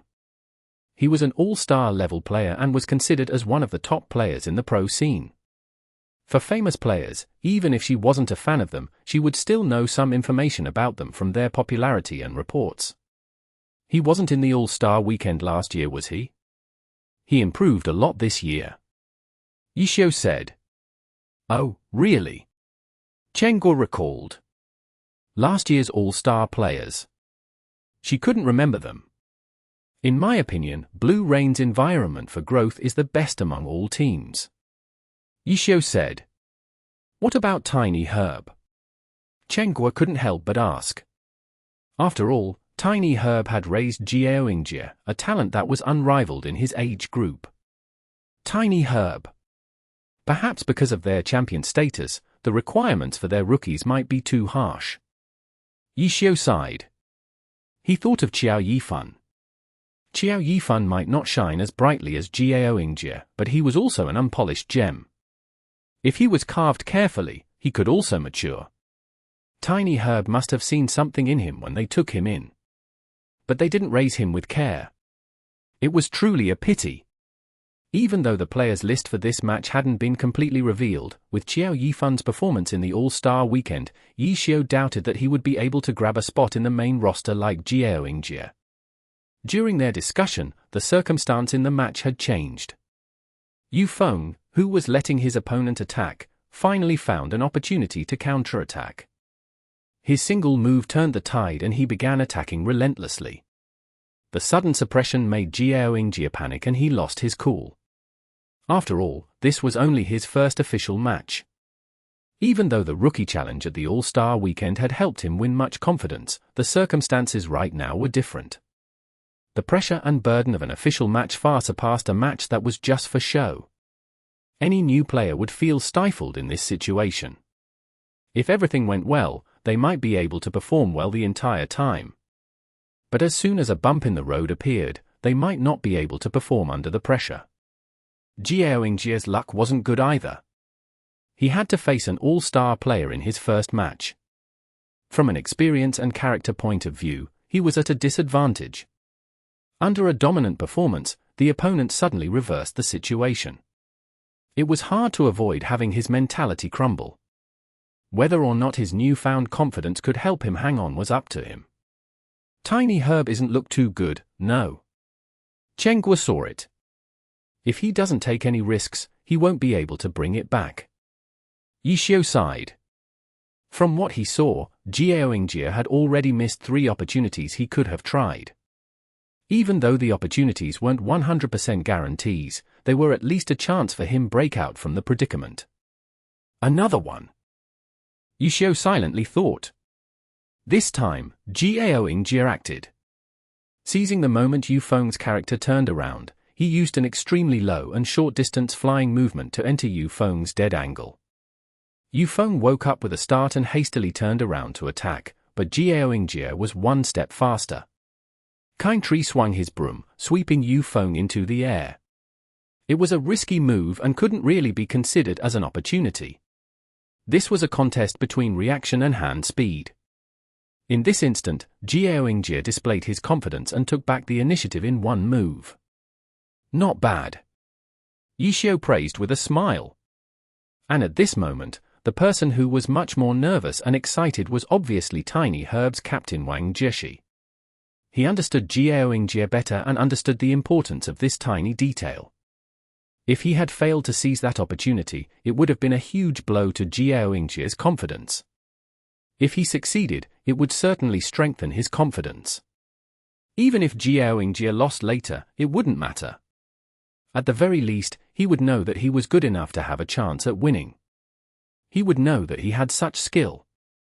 Jie's following performance made Wang Jieshi even more excited. His torrent-like offense made him look utterly fearless. Jie was clearly doing his utmost to finish the match. Wang Jieshi obviously wanted to see this type of result. But unfortunately, Jie's opponent showed why he was an all-star. Taking advantage of the fact that a berserker had higher endurance than a witch and that his character was superior to Kind Tree, he relied on patiently whittling down Kind Tree in order to defeat Jie. Wang Jieshi was still satisfied with the result because he was certain that Jie could also see that he hadn't lost in skill, but rather because of the difference in character accounts. If Jie had used Vicaria, the result may have been different. This reasoning wasn't anything complex. The commentator and honored guest pointed this out while they were talking about the results. After a short break, the second round began. Yu Feng had relied on his character's superiority to slowly whittle down his opponent, so he had taken significant damage. Not long after the second match started, he was quickly taken down. Blue Rain's second player fully utilized the small advantage that Yu Feng had been able to set up and defeated his opponent. The third round. Tiny Herb's pillar, team captain Wang Jieshi took the stage. With his god-level character and skill, he finished off the second Blue Rain opponent without taking much damage. But Blue Rain's third player to take the stage was also their team's ace, Huang Xiaoqian. This sort of match between god-level players was a common occurrence in the group arena. The two teams' strongest players would be their anchor. This type of arrangement was considered an obvious arrangement. This was also the round everyone was looking forward to. The commentator and honored guest hyped up the match. The wait for the third round seemed to be longer than any of the previous rounds. Start! The two sides hadn't even touched each other yet, when a storm of messages attacks. They were only hurrying forward to get to each other. How could Huang Xiaoqian be capable of staying silent? It didn't matter if he was repeating himself as long as they were words. However, trash talk didn't work on everyone. Wang Jieshi was clearly one of those players who wasn't affected by trash talk. He ignored Huang Xiaoqian's messaging attacks and quietly had his Vicaria quickly fly to his opponent's position. Huang Xiaoqian, on the other hand, seemed to have gotten addicted to chatting and didn't hurry to face his opponent. His character had made his way into a side alley. By the time Wang Jieshi found him, it had already been nearly 3 minutes. But once this moment came, the messages abruptly stopped and sword light filled the sky. Wang Jieshi had been on the initiative the entire time, but once the two characters met, Huang Xiaoqian was the first to move. Moreover, he began with the Blade Master's most powerful skill, Formless Phantom Blade. There hadn't been any setup for this skill. But having no setup was actually a perfect cover-up. Wang Jieshi clearly hadn't expected it. At the start, Huang Xiaoqian had been hiding like a cat and seemed to be very patiently waiting. But then he suddenly made such a reckless move. This powerful skill truly caught Wang Jieshi completely unprepared. It hadn't been easy to find Troubling Rain, so when his Vicaria found him, he dove straight down, but was then hit by a gale of sword light. Surprised, Wang Jieshi reflexively responded. Vicaria, which had been diving down, suddenly shot up and turned around in order to try fly away from the danger. However, Troubling Rain's sword light abruptly rose and followed after Vicaria, preventing him from completely escaping. As soon as the sword light touched, Vicaria was chopped down from the sky and engulfed by the dazzling sword lights. Wang Jieshi had taken a huge blow from Huang Xiaoqian's move. HM, not bad. Ye Qiu nodded his head. Hey. Qiu felt a bit unhappy with Ye Qiu's tone. Even though Ye Qiu was his favorite god, Huang Shaoqian and Wang Jieshi weren't any weaker than him. He was commenting on these same leveled gods like they were noobs. Qiu felt annoyed when she heard it. Hey who? Ye Qiu didn't feel it at all. Qiu said you a bunch of times, but didn't know how to express what she wanted to say. In the end, she changed it to, what do you think? It's only just started. As soon as Ye Qiu finished speaking, the formless phantom blade stopped. The final hit had a strong blow-away effect, knocking Vicaria into a wall. Vicaria was briefly stunned from being knocked into a wall. Troubling Rain was briefly stunned by the ending lag from his powerful skill. Huang Shaoqian had already calculated these two stun durations. After his stun wore off, his Troubling Rain used a triple slash to quickly close in onto Vicaria. If he really was able to reach Vicaria before the stun was over, then that would be best. But in this type of situation, there was no possibility of it happening. Huang Shaoqian had done everything he could, but even so, there was a small gap. Wang Jieshi wasn't the type of person to let this go. As soon as the stun wore off, Vicaria rode his broom and rushed straight into the air. But then he heard the sound of a blade whistling through the air. Huang Shaoqian had forcefully cancelled his triple slash and used a rising dragon slash mid-animation. Wang Jieshi's retreat had been predicted by him. Chapter 395. A Dangerous Balance. In a high-skill leveled fight, only looking at mechanics and hand speed wasn't enough to fully appreciate it. In the match with Huang Shaoqian against Wang Jieshi, the two reads made it look like Wang Jieshi was already going to lose. Rising Dragon Slash split the air as it rose towards Wang Jieshi's retreat path. But this time, Wang Jieshi reacted in time as if he had expected this would happen. Vicaria leapt off his broom and switched directions. He didn't fly out and instead waved his broom twice. The stream of air created by the two waves made Vicaria move a tiny bit. This minuscule movement was enough to cause Troubling Rain's Rising Dragon Slash to miss, brushing past Vicaria's side and into the air. Huang Shaoqian knew that the situation wasn't good. It seemed like he could see Wang Jieshi's two disproportionate eyes flashing out a calculating glint despite Vicaria's expressionless system face. This time, he had been caught in Wang Jieshi's trap. Two crashes sounded in the air and on the ground. Two magic flasks had been shattered one after the other. Acid rained down from the sky and lava burned on the ground. Vicaria turned his broom around and headed towards Troubling Rain with the witch skill, Broom Tornado. Huang Shaoqian didn't want to take a hit. However, Wang Jieshi had already calculated all of his possible moves. The two flasks had been thrown down very quickly. That small window of time wasn't enough for Huang Shaoqian to do anything when the Broom Tornado flew forward. The huge area of effect magic storm spread out as Wang Jieshi spun. This skill covered an extremely wide area. Even though Huang Shaoqian wanted to quickly use a falling light blade in order to get to the ground, but just like how Wang Jieshi had tried to escape from his formless phantom blade before, Huang Shaoqian was swept away. Vicaria's broom slapped him around like a tornado all the way from the air to the ground. The combined damage from the three skills to Huang Shaoqian's Troubling Rain was greater than the damage from the single powerful skill to Vicaria. Even worse, Wang Jieshi had the initiative. Being slapped to the ground wasn't the end. Huang Shaoqian didn't have any problems using Quick Recover. The instant his character hit the ground, his character rolled backwards and then jumped away. Vicaria had to Quick Recover as well when he hit the ground after using Broom Tornado. If not, he would also crash to the ground.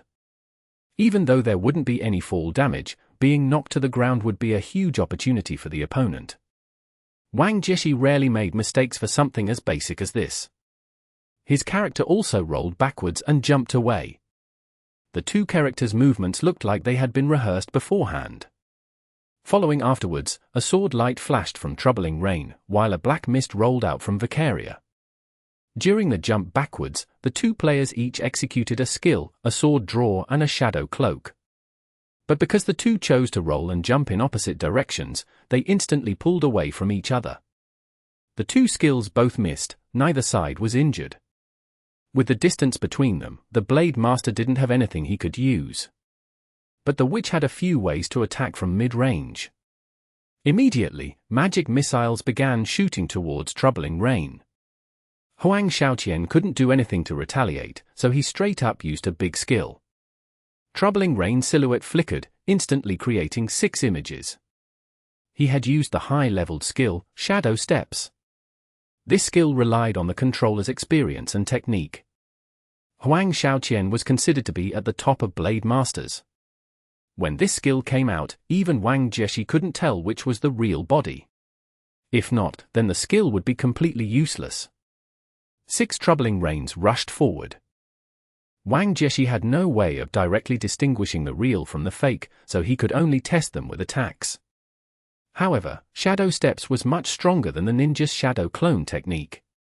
The ninja's Shadow Clone was only a clone that didn't move and also only had limited health, so a few attacks was enough to make it disappear. Shadow Steps was different. The afterimages created didn't have health and couldn't be destroyed. However, because they were afterimages, if an attack connected, the attack would go right through the afterimage. By testing each afterimage one by one, the real one could be found. Wang Jieshi quickly threw out a few mid-ranged magic missiles and immediately figured out 2 afterimages. However, Huang Xiaoqian wouldn't be found out so easily. The 6 characters shifted positions with each other in a blur. The commentator and honored guest gasped in amazement. With such complex movements, it was hard to say if Wang Jieshi could locate which of the 2 afterimages he had tested out. Indeed, Wang Jieshi had no way of following the 2 targets he had tested out with such movements. But he had known that Huang Xiaoqian could do this, so from the very beginning, he had only tried to follow one of the 2 afterimages he had tested out.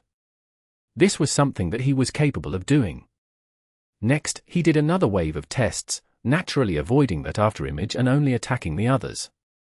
It had to be known that Huang Xiaoqian wasn't going to simply get hit by Wang Jieshi's attacks. He was also constantly dodging. In the end, only one of the magic missiles hit and it hit an afterimage. Wang Jieshi knew that it wasn't possible to find the real one by testing. An attack towards the real one would definitely be dodged. Huang Xiaoqian wasn't stupid.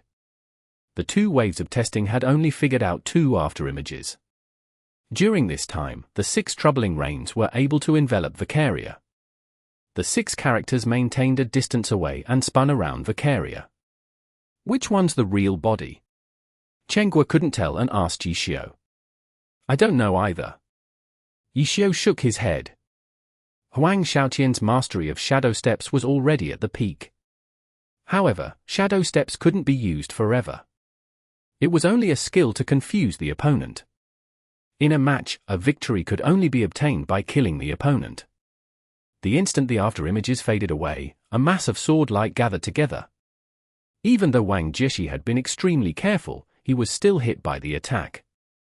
If the attack had missed, then Huang Xiaoqian's efforts in using Shadow Steps would have been for nothing. Who do you think will win?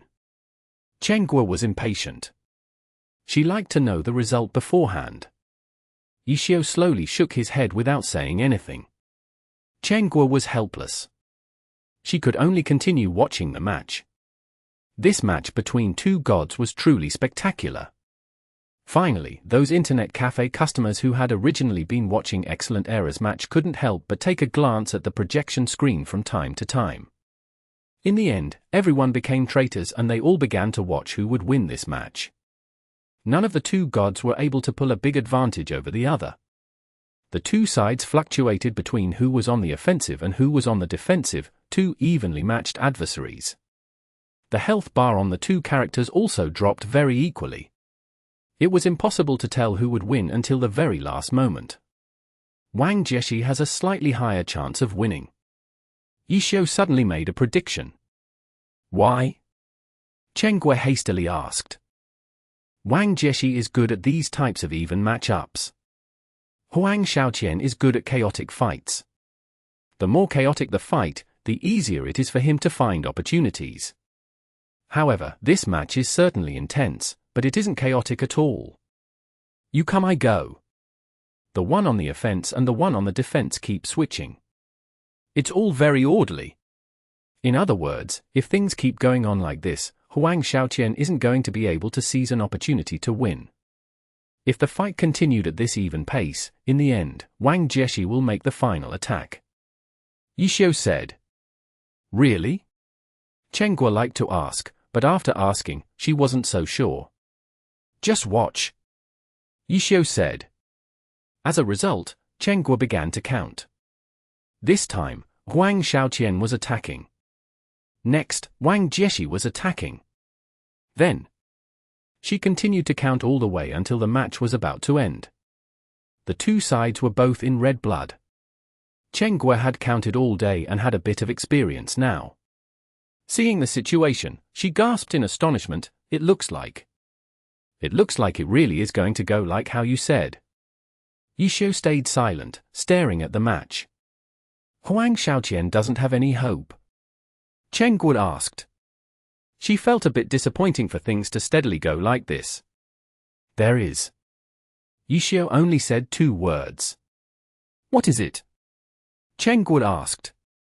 Watch. Ye Qiu pointed at the screen with his head, indicating Chen Guo to watch. Chen Guo had been counting the entire time. Now that she looked at the scene, she immediately realized that something wasn't right. It's not right. It should be Huang Xiaoqian's chance to attack. Why is it? After muttering for a bit, she suddenly realized something and immediately exclaimed, right. He purposefully gave the chance to attack to Wang Jieshi. This way, he'll be the last person to attack. Chen Guo's excitement had only lasted 3 seconds because she already saw Ye Qiu looking down on her. After thinking again, she suddenly understood the two sides only have a certain amount of health. Letting one chance go means that it won't progress in the same way as before. If they go back and forth, Huang Xiaoqian will still be the first to die because he'll have lost more health. Huang Xiaoqian only wants to break the even situation, so he intentionally put himself at the disadvantage. Ye Qiu finally explained. Putting himself at a disadvantage is an opportunity. Compared to continuing on like that, it's at least a chance. Of course, it's not a good chance. I still believe that Wang Jieshi will see through Huang Xiaoqian's intent.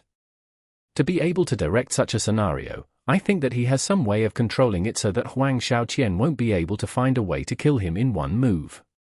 Ye Qiu said. Hey, if Wang Jieshi wins, then Tiny Herb will have 4 points and Blue Rain will only have 1. Chen Guo calculated.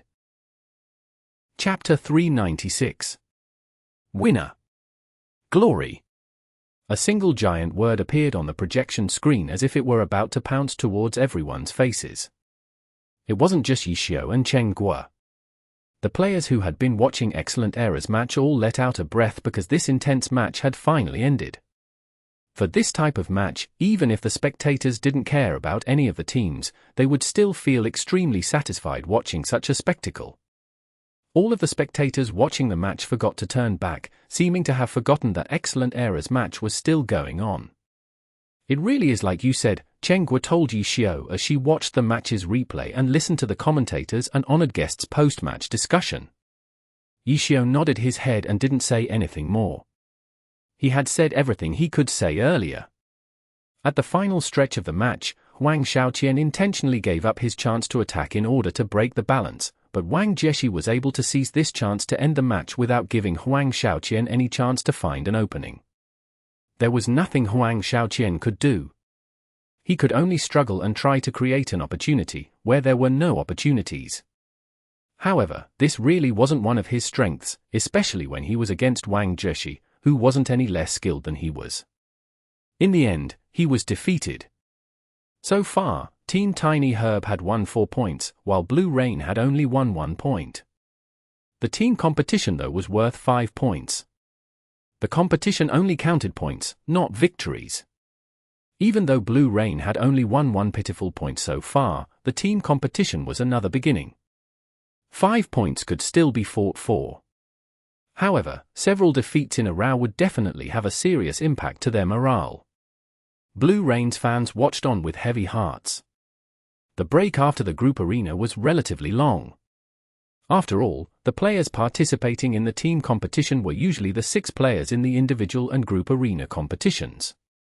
They were allowed to play again, so they were given some more time to rest. Ye Qiu got up and strolled around, smoking his cigarette. Only then did Chen Guo look for her employees to confirm their losses tonight. When the two returned, the host and the guest were still chattering about the previous battle between Huang Shaoqian and Wang Jieshi. But after hearing Ye Qiu's simple analysis, Chen Guo could only feel like the two speakers weren't good enough. They kept on talking about this and that, but they didn't get to the point. After a short wait, the team competition officially began. Because of the brilliance of the match, when the team competition began, the players watching Excellent Era's match were beginning to glance at the projection screen again, conflicted on which match to watch. Just as expected, there weren't any major changes towards the player roster for the two teams. It was basically the same players from the previous rounds. The only difference was that one of the players on Blue Rain's side was switched out to the team captain, Yu Wenju. This switch was a common occurrence for Blue Rain. Yu Wenju's hand speed was innately bad. If he actually fought one-on-one, he would be at a huge disadvantage, so Yu Wenju rarely went up on stage for the first 2 rounds. But in the team competition, this master tactician was never absent. Not only that, ever since his first showing, he was often the opposing team's first target to kill, commendable yet worrying at the same time. The match soon began. Besides the 2 reserve players, 10 players entered the map and set out. Looking at Ye Qiu, who was staring at the projection attentively, Chen Guo endured for a good while, before asking, "How is it? Boss, with you like this, what's the point in watching? You should go to sleep. When it's done, I'll tell you the results." Ye Qiu said helplessly. "No. I just want to listen to your opinion." "I can't do that." Chen Guo said. "If you keep on asking for my opinion, then this will turn into a spoiler." Ye Qiu said. Even though Ye Qiu had seen through the situation and predicted the result on more than one occasion, saying that his analysis was like a spoiler was too shameless. Chen Guo didn't know how to respond. The golden image of her god crumbled a bit more. Chen Guo felt that if she and Ye Qiu continued with this sort of close relationship, in at most a month, her respect for her god would completely disappear without a trace. "Let's watch quietly." It started. Ye Qiu said. The brilliance of the team competition wasn't any worse than the match between the 2 gods. It was true that Yu Wenju was one of the 4 master tacticians of glory, but if the number of master tacticians wasn't limited to 4, the 5th master tactician would certainly be Wang Jieshi. From this, it could be seen that although Wang Jieshi didn't have this type of title, he had the skill. Leading Tiny Herb to win 2 championships wasn't an accident. This team competition had both strategy and skill matchups, sneak attacks and brute force. The map was enveloped in flames of war with hundreds of bright patterns bursting out. Not long after, the fight had progressed midway. The camera repeatedly switched points of view. The broadcast crew didn't have it easy either. There were too many brilliant moments to see. Giving up even a single segment made them feel it was a pity. Wang Jieshi is carrying too much of the weight, Ye Qiu suddenly said at this moment. Chen Guo replied absent-mindedly. She watched this team competition very attentively and had even forgotten to ask about his opinions. It's not looking good for Tiny Herb, Ye Qiu said. No way? You saw through it again? Ye Qiu wouldn't say it when she asked. Now that she didn't ask, Ye Qiu ran over to become a talk host. Wang Jieshi truly needs someone who can help share the burden, Ye Qiu said. Really? What about Deng Fusheng? Li Hui? These 2 Team Tiny Herb players had been chosen as all-stars. Whether you believe me or not, if they weren't in Tiny Herb, they probably wouldn't have been chosen to go to all-stars, Ye Qiu said. You're saying the all-star selection isn't on skill, but rather popularity. The fans make the vote. Even though they need to have good performances too, there are other areas to consider too. For example, in a weak team, it's easier to see an individual's skill. But in a strong team, the team's outstanding performance might cover up their weaknesses, Ye Qiu said. You're saying Deng Fusheng and Li Yihue belong in the latter category and that it was only because of Team Tiny Herb's champion status that they were chosen? Chen Guo said. I'm mainly saying this so you understand that being chosen for all stars doesn't necessarily mean you're the most skilled. For example, I feel like Team 301 Shubin is better than Deng Fusheng's knight. Ye Qiu said. Grind King Shubin. Chen Guo obviously knew who he was. Yes. Ye Qiu nodded his head. If Tiny Herb doesn't have Wang Jieshi or if Wang Jieshi performs badly, they will lose miserably. They rely on Wang Jieshi too much. Nowadays, glory can't be won by a single individual hero. The gap between players is continuously shrinking. 1 + 1 is greater than 2. That's the sort of strength a team has to have in order to be outstanding. Ye Qiu continued. Do you feel like any team in the alliance has that sort of strength? Chen Guo asked. Blue Rain. Ye Qiu said without hesitation, the team closest to this sort of development is definitely Blue Rain. But it's also somewhat unfortunate. Team Blue Rain's captain, Yu Wenju, is extremely key. But because of his crippled hands, he also holds them back. I've heard. Chen Guo nodded his head. Yu Wenju's crippled hands, similar to Huang Shaoqian's chatter, weren't a secret. But luckily his weakness is his crippled hands. He'll definitely be the longest player to stay in the alliance. In truth, with his hand speed, there's no way it'll go any lower. I'm really wondering whether this guy is intentionally not practicing hand speed in order to maintain his crippled hands condition and prolong his ability to stay in the pro scene. Ye Qiu said. The two chatted and the match didn't show any signs of stopping for a rest. As the battle progressed, it went like Ye Qiu predicted. One of Team Tiny Herb's players was the first to fall. In a team competition, this was definitely a dangerous sign. It became even more clear as the fight went on. By the time Tiny Herb had finally killed one of Blue Rain's players, Tiny Herb had already lost 3 versus 5.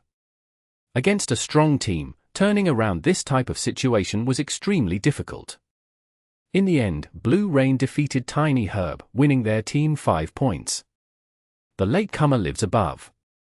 Blue Rain won a total of 6 points, beating Tiny Herb by 2 points. If a long-term problem isn't resolved, the opponent will take advantage of the weakness to win. Ye Qiu commented.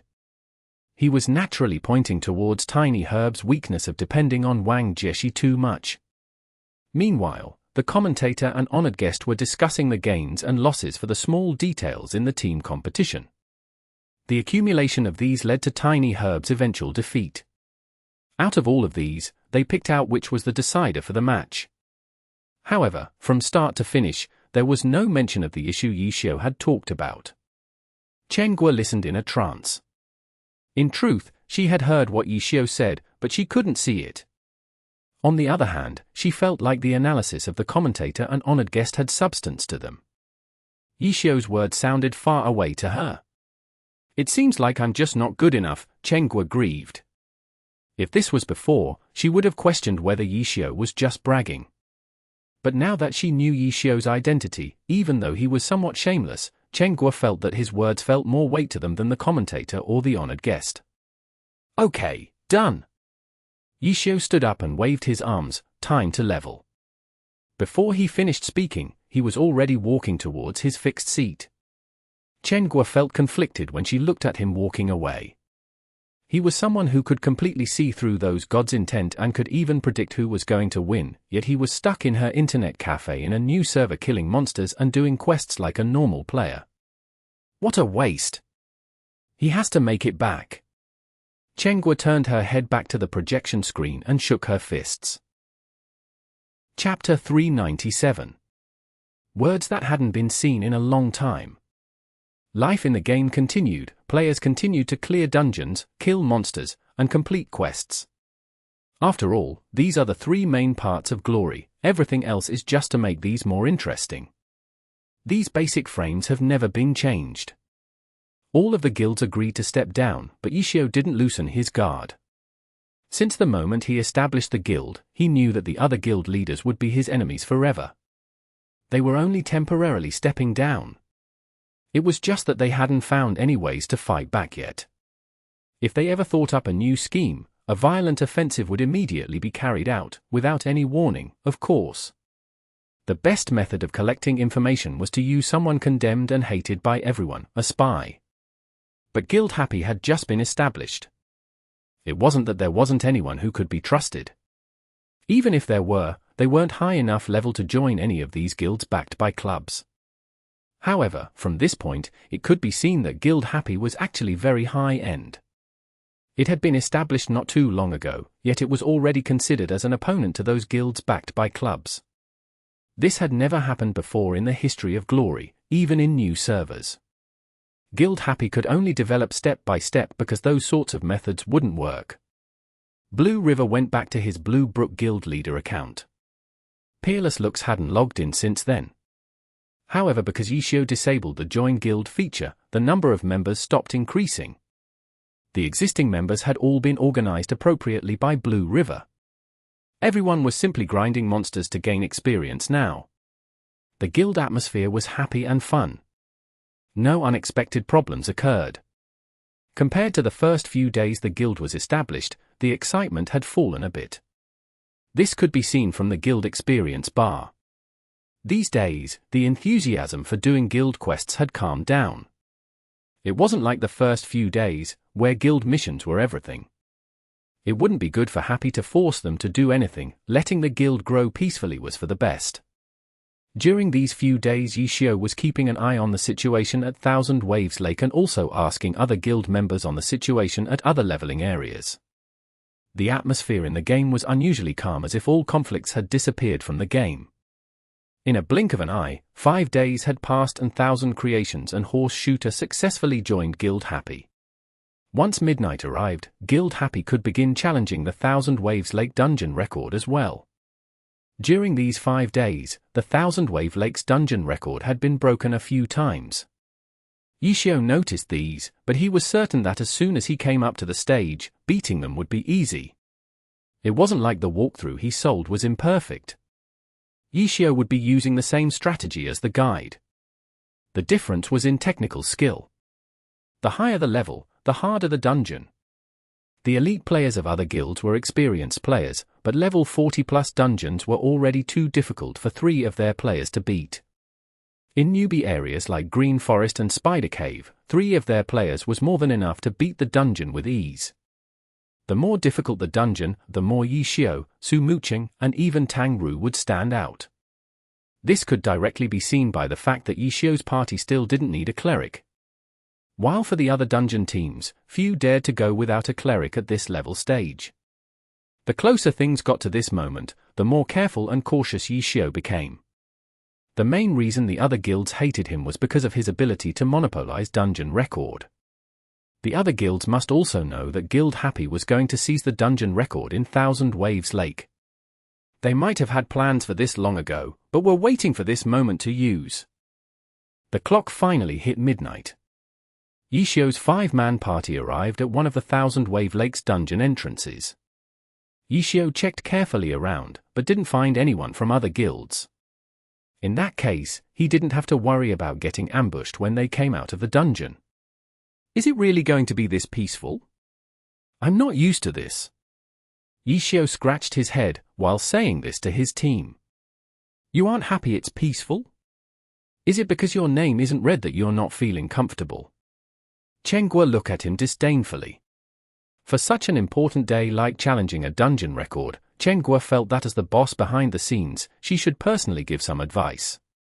The several players at Thousand Waves Lake were used to suddenly hearing a woman's voice from Ye Qiu's character, and apparently, she was Ye Qiu's boss. Thousand Creations and Horse Shooter were terrified after hearing this. Ye Qiu's boss?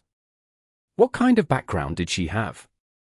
Hearing the voice today again, they know the boss was personally watching the battle, and she clearly considered this dungeon record as something very important. The two of them sat up straight, not daring to make any careless mistakes. Cough, let's enter the dungeon, Ye Qiu said. Lord Grim entered the dungeon first and the other 4 members followed afterwards. Challenging the dungeon record was something Tang Ru liked to do. Because it had been a while, she was in high spirits. But she also knew how important every detail was when challenging the dungeon record. This was something Ye Qiu had reminded her before. The 5 of them had run the dungeon together these past few days, so they were already very practiced with the strategy. If they had wanted to, the record could have been made a few days ago. It was just that in order to get the record under Guild Happy's name, they had delayed it. After all, it was just the 5 of them. If they had broken the record earlier, it was hard to say if they could do it again. This was something that even Ye Qiu couldn't say. Surpassing oneself wasn't easy to do.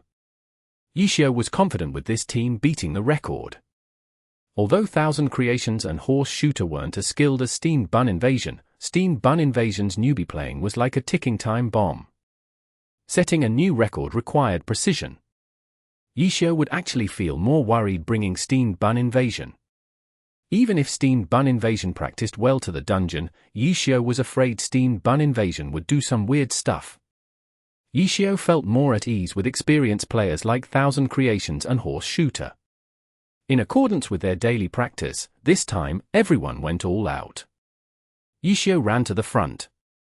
This was the position for the tank in a normal team, however all his teammates knew that Ye Qiu wasn't a normal tank. A normal tank used skills to pull aggro and control the monsters. Then, the DPS classes in the team would have to be careful not to off-tank or attack the wrong monster. However, Ye Qiu's tank pulled aggro through pure damage, so his teammates didn't have to worry about going off-tank. It could be said Ye Qiu himself took most of the difficulty of the dungeon. His teammates had much less to worry about. With this strategy, Thousand Creations and Horse Shooter would be embarrassed if they made any mistakes because the tasks they had to do were too simple. 2 battle mags and 2 launchers. They were both DPS classes. With Ye Qiu being the core, and Su Mooching as the support, they rolled through the dungeon at full speed.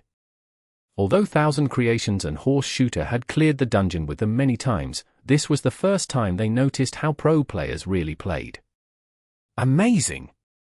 The 2 of them praised. Of course they were talking to different people. Thousand Creations was a Ye Qiu fan and Horse Shooter was a Su Mooching fan. But this wouldn't change relationship between the 2 because everyone knew that Ye Qiu and Su Mooching were very close. If their fans couldn't remain peaceful, wouldn't that be a slap to their idols' faces? Thousand Creations and Horse Shooter fought in excitement, killing all the small monsters. In a blink of an eye, they reached the boss. They weren't worried at all. With godlike teammates, they couldn't feel the difficulty of the dungeon at all. All they had to do was look at their cooldowns and mana. Boss number 1 was killed quickly. Chen Guo looked at the time and was very excited. The only problem was that she couldn't find anyone to share the joy with. Ye Qiu and Tang Ru were both focusing on the dungeon, so she didn't want to disturb them. The dungeon progressed smoothly. The second boss was killed even faster. Chen Guo looked at the time and she couldn't help but run to get a drink to celebrate. The latter part of the Thousand Waves Lake dungeon was in the water. This was another advantage for Ye Qiu. In PvE, the elites might not feel as awkward in the water, but they couldn't compare to Ye Qiu and Su Mooching in this area. As for the others, they were already familiar with this part of the dungeon. Advance, advance, advance. Chen Guo wasn't looking at the fight anymore. She just stared at the time, while drinking. This level 40 dungeon had 3 mini-bosses and 1 final boss. After the second boss, they slaughtered their way to the third one too. Although the strategy wasn't the same, the result was the same. There were no trip-ups and the third boss fell. The final part. Everyone stay focused. This was the first time Ye Qiu spoke from the beginning to the final boss. The whole team worked together perfectly. There was no need to speak. Yes, sir. Everyone replied. Keep up the good work. Everyone also heard the boss behind the scenes speak. Go. Ye Qiu only said a single word. As always, Su Mooching's cleansing mist started the aggro and Ye Qiu's Lord Grim followed up. Gunfire, battle spear.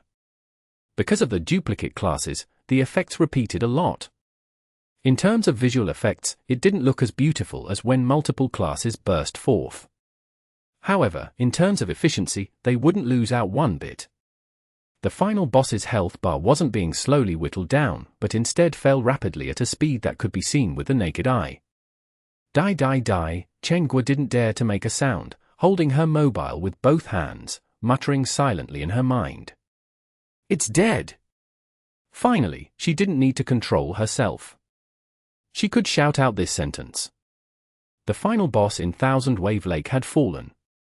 A system announcement flew out. Congratulations to Guild Happis players Lord Grim, Cleansing Mist, Chasing Haze, Thousand Creations, Horse Shooter for breaking the Thousand Wave Lake dungeon record, time 30 hours 25 minutes and 41 seconds.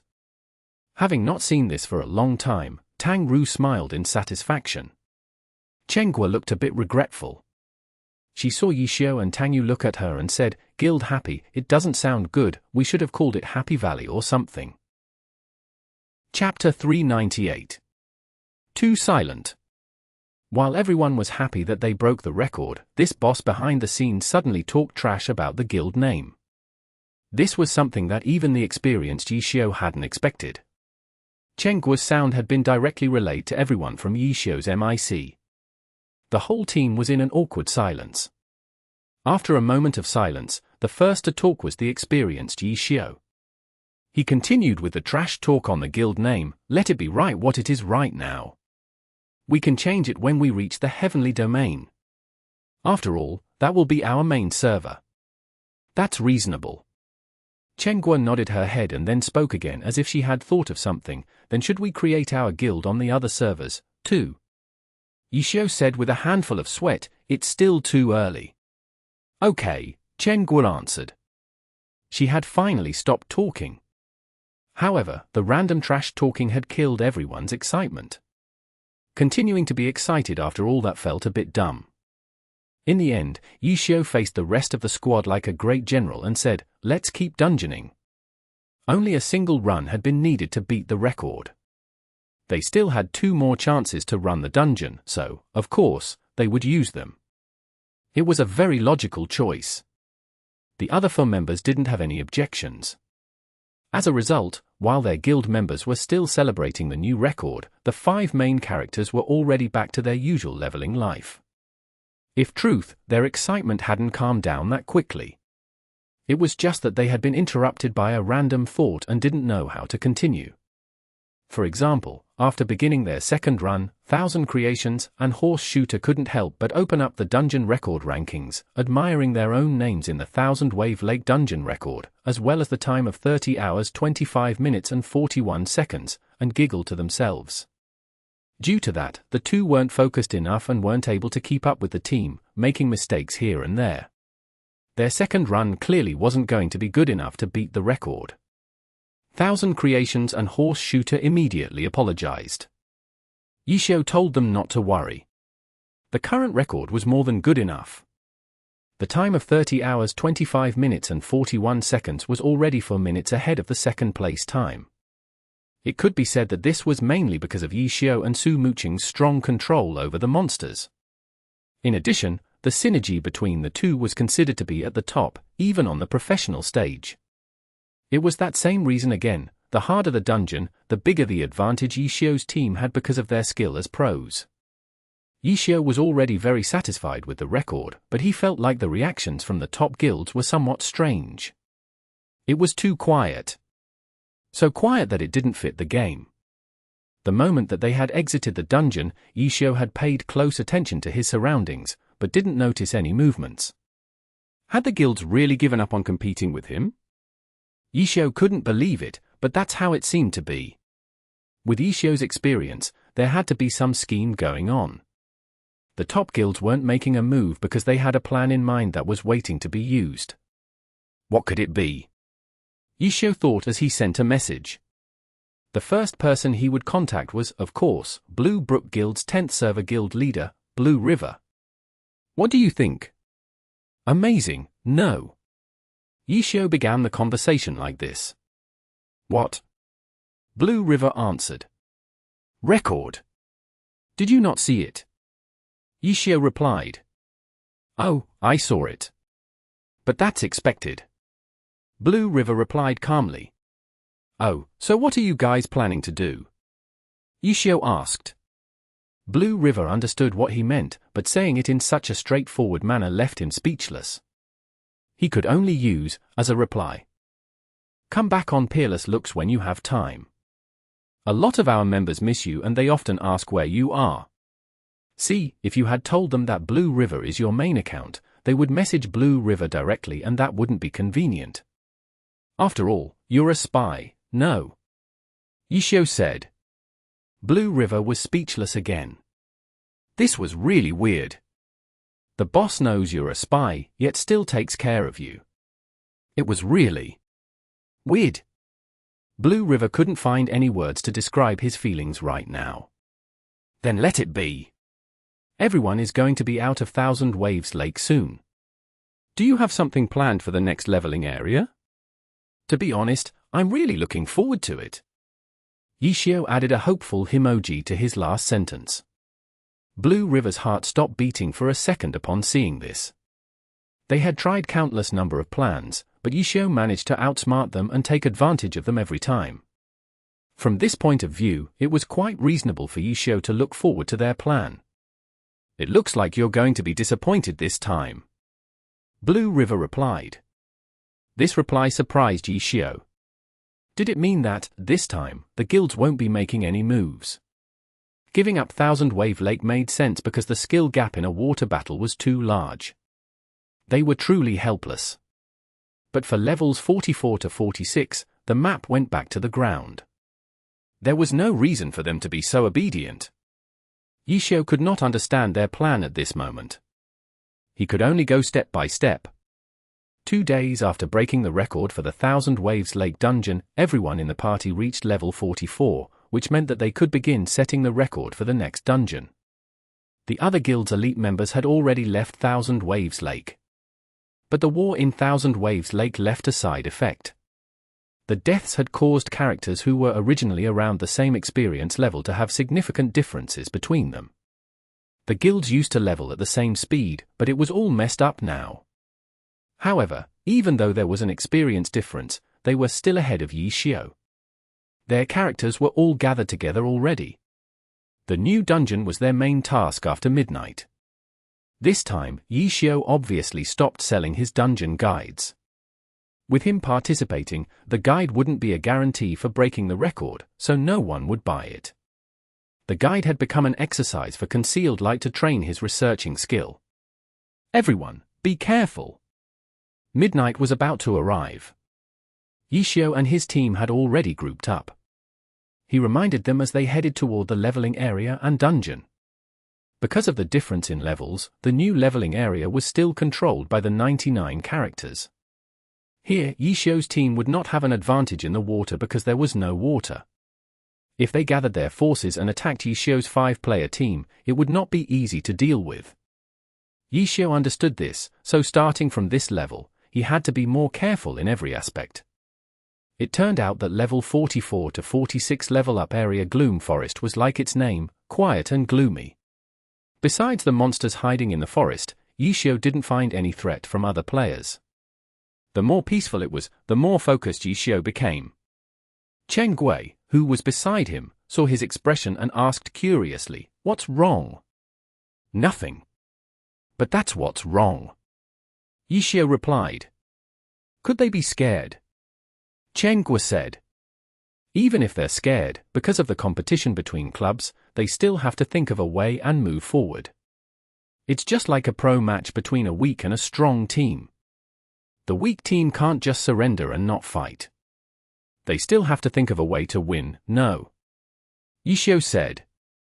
"But this isn't a pro match with rules."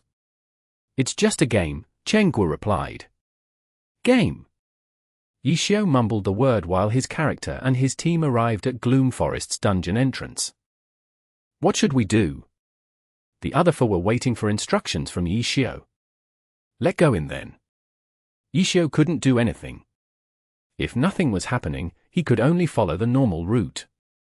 Level 44 to 46 Gloom Forest Dungeon. Even if Ye Qiu wasn't selling walkthroughs anymore, he still had to break the record. Therefore, he needed to do research. It was the first time that the team was clearing the dungeon, so it wasn't that easy. From the beginning to the end, how to aggro, who to attack, etc. Ye Qiu explained every little detail. For the first time, no results came out. His team could not remember every single thing Ye Qiu said. They missed a few details here and there. 3 times a day was not enough practice. This was the same for the other guilds. Gloom Forest's dungeon record was still the system's for now. Tyrannical Ambition got the first clear record though. The next day was the same as the previous day. However, Ye Qiu's strategy was based on the synergy between Ye Qiu and Su Muqing. Su Muqing did not need Ye Qiu to remind her of anything a second time. The two didn't need any time to get used to the dungeon. With the 2 of them at the core, the tasks for the other 3 were very simple. As a result, Ye Qiu's team was able to get used to the dungeon very quickly, even when practicing the strategy. On their last run of the second day, they finally managed to get on TV and the system announced that they had set a new record. The world was filled with admiration and astonishment towards Lord Grimm. There was no doubt that Lord Grimm was the #1 player in the 10th server. The guilds who fought for the records as if it were a life-or-death struggle were nowhere to be seen. On the 3rd day, they broke their own record. 3 runs, 2 new records. Guild Happy had the first 3 places on the dungeon record standings. On the 4th day, they set a new record another 2 times and occupied 5 places on the standings. The 5th day. The 6th day. Ye Qiu was intentionally breaking their record over and over again. On Gloom Forest's dungeon record standings, the same guild and the same characters dominated every spot from 1 to 10. It was incomparably beautiful. But the top guilds were still as quiet as before. Chapter 399. The coming of the Spring Festival. Fighting for the dungeon records was not as exciting as it had been without all the ruckus caused by the big guilds. It's just like how a marathon is only exciting when the winner emerges from a large group of runners. If there is only one runner in the whole race, then the race would be very boring. There won't be any suspense to the results. This was the case with Guild Happy hogging Gloom Forest's dungeon records. They had turned one of the most anticipated competitions into a dull monologue. Conquering the top 10 positions on the standings awed the players of the 10th server time after time. The members of Guild Happy couldn't be more proud about this. However, this was getting rather tiresome for the 5 people who were creating the records and monopolizing the rankings. Horse Shooter and Thousand Creations were not exceptions to this. After making 10 records in a row, their initial excitement was already history. In the end, everyone was bored with making records. New record? Yep, new record. Even the exclamation mark was gone this time. What's next? Tang Ru asked Ye Qiu. It was clear that she hated the lack of challenges. It's good that there are no more troublemakers. Let's keep leveling up. Ye Qiu was more realistic. His doubts about the lack of response from the big guilds were nowhere to be seen. Therefore, everyone continued with dungeon crawling, monster killing, missions, and other necessary leveling up works. Due to the difference in levels, the team members stayed the same every day. A multiplayer online game now just feels like a singles-player standalone game. It was getting a bit repetitive. However, Ye Qiu was still quite into it. In addition to leveling up his own character every day, he would also spend some time on guild matters. He also helped out Tang Ru and Steamed Bun Invasion, these 2 promising young players. He paid attention to Concealed Light's skill progress and dungeon research time after time as well. 1 day, 2 days. Time passed like this day by day. Everyone continued to level and pro matches continued to be played. Ever since that day, Happy Internet Cafe maintained its tradition of broadcasting matches on match day. However, Excellent Era no longer became the sole match. Other exciting matches were chosen instead. Because of this, the cohesiveness of the guests declined greatly and the match days lost much of its former excitement in the cafe. After all, in the past, the loyal spectators during match day were there because they supported the same team. They were all friendly with each other because they shared a common language. These spectators might not necessarily like that big projection screen, but they certainly loved cheering and cursing together as a crowd, encouraging their favorite team. Happy Internet Cafe's match day event had been so successful because of this type of atmosphere. But now, without the cohesiveness from supporting Team Excellent era and only that projection screen, the results were completely night and day. On these match days, when an Attract Ice match came on, the Internet Cafe was able to gather quite a few spectators, but it was never as exciting as it had been before. Many people felt that it was truly a pity. Some of them even tried to persuade Chen Guo to return to the original format, but Chen Guo always rejected them without hesitation. Happy Internet Cafe couldn't compare in popularity to before on match days, but the regular business wasn't affected. The flow of customers every day was as strong as ever. The peaceful days went by quickly. During the entire leveling process from levels 44 to 46 in Gloom Forest, Guild Happy didn't receive any challenges from the top guilds and, just like that, the dungeon records were conquered. In the blink of an eye, it was already near the end of the month, and it was time for the Spring Festival. Glory had released Spring Festival events a while ago. The Spring Festival events were the same every year, with plenty of rewards. However, no matter how amazing the event was, it would be very difficult for it to upsurge the Internet Cafe's business. After all, the Spring Festival wasn't on the same level as Christmas in China. Even for the Pro Alliance, no matches were held during the Spring Festival. The usual frequent customers went back home during this time. Chen Guo was a generous boss and had let her employees go on vacation quite early. "What about you?" Chen Guo asked the employee that had been hired this year. "What about you?" the employee Ye Qiu asked back. "This is my home." Chen Guo said. "Let me stay here." Ye Qiu said decisively. "You're not going back home." Chen Guo frowned. Ye Qiu slowly shook his head. Chen Guo sighed, but didn't say anything. Family matters were his business. Even though the two of them could be considered as friends, Chen Guo didn't understand his family situation too well, so she didn't feel qualified to say anything. "Not bad. I'll have someone to accompany me this year." Chen Guo welcomed Ye Qiu to stay. "What about little Tang?" Ye Qiu asked. "She's packing her things. She's going back home." Ye Qiu's question was a bit weird. Chen Guo nodded her head. "Where does she live?" It was the first time that Ye Qiu had asked about Tang Ru's personal life. But Chen Guo unexpectedly shook her head. "I don't know." Don't you think that little Tang's background is quite mysterious?" Ye Qiu asked. Chen Guo only laughed. "So what? It's not like she's a bad person." "That's true." Ye Qiu nodded his head. He turned around and continued to play the game. Tomorrow was Chinese New Year's Eve. There wasn't a single customer in the Internet Cafe. Only the sounds of Ye Qiu's mouse and keyboard could be heard. The other employees had been given their red envelopes already and had gone back home happily to celebrate the festival. Chen Guo walked around, bored. Soon afterwards, she saw Tang Ru carrying her luggage downstairs and hurriedly went over to help. However, Tang Ru shook her hand, "It's not heavy," and carried it down herself. "Everyone's gone." Tang Ru looked around the Internet Cafe and said after her gaze landed back onto Chen Guo, "I'm still here." A hand was raised behind a computer in the corner.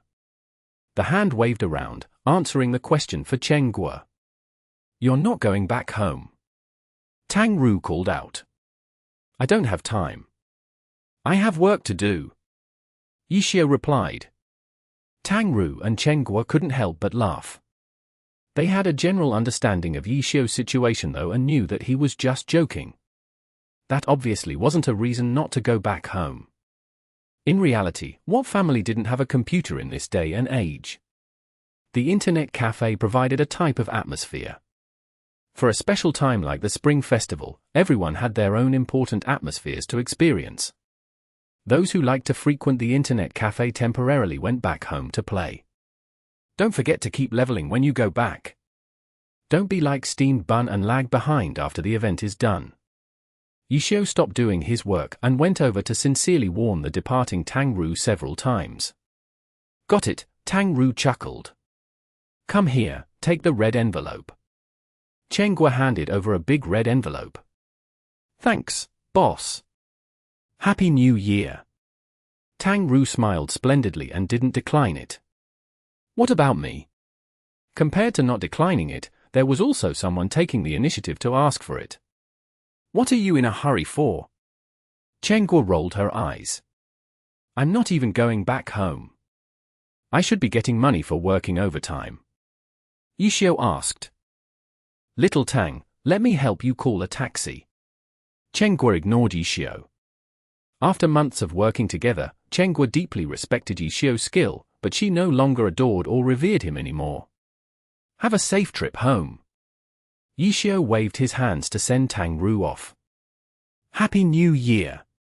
Tang Ru waved her hands towards Ye Qiu and hopped into the taxi.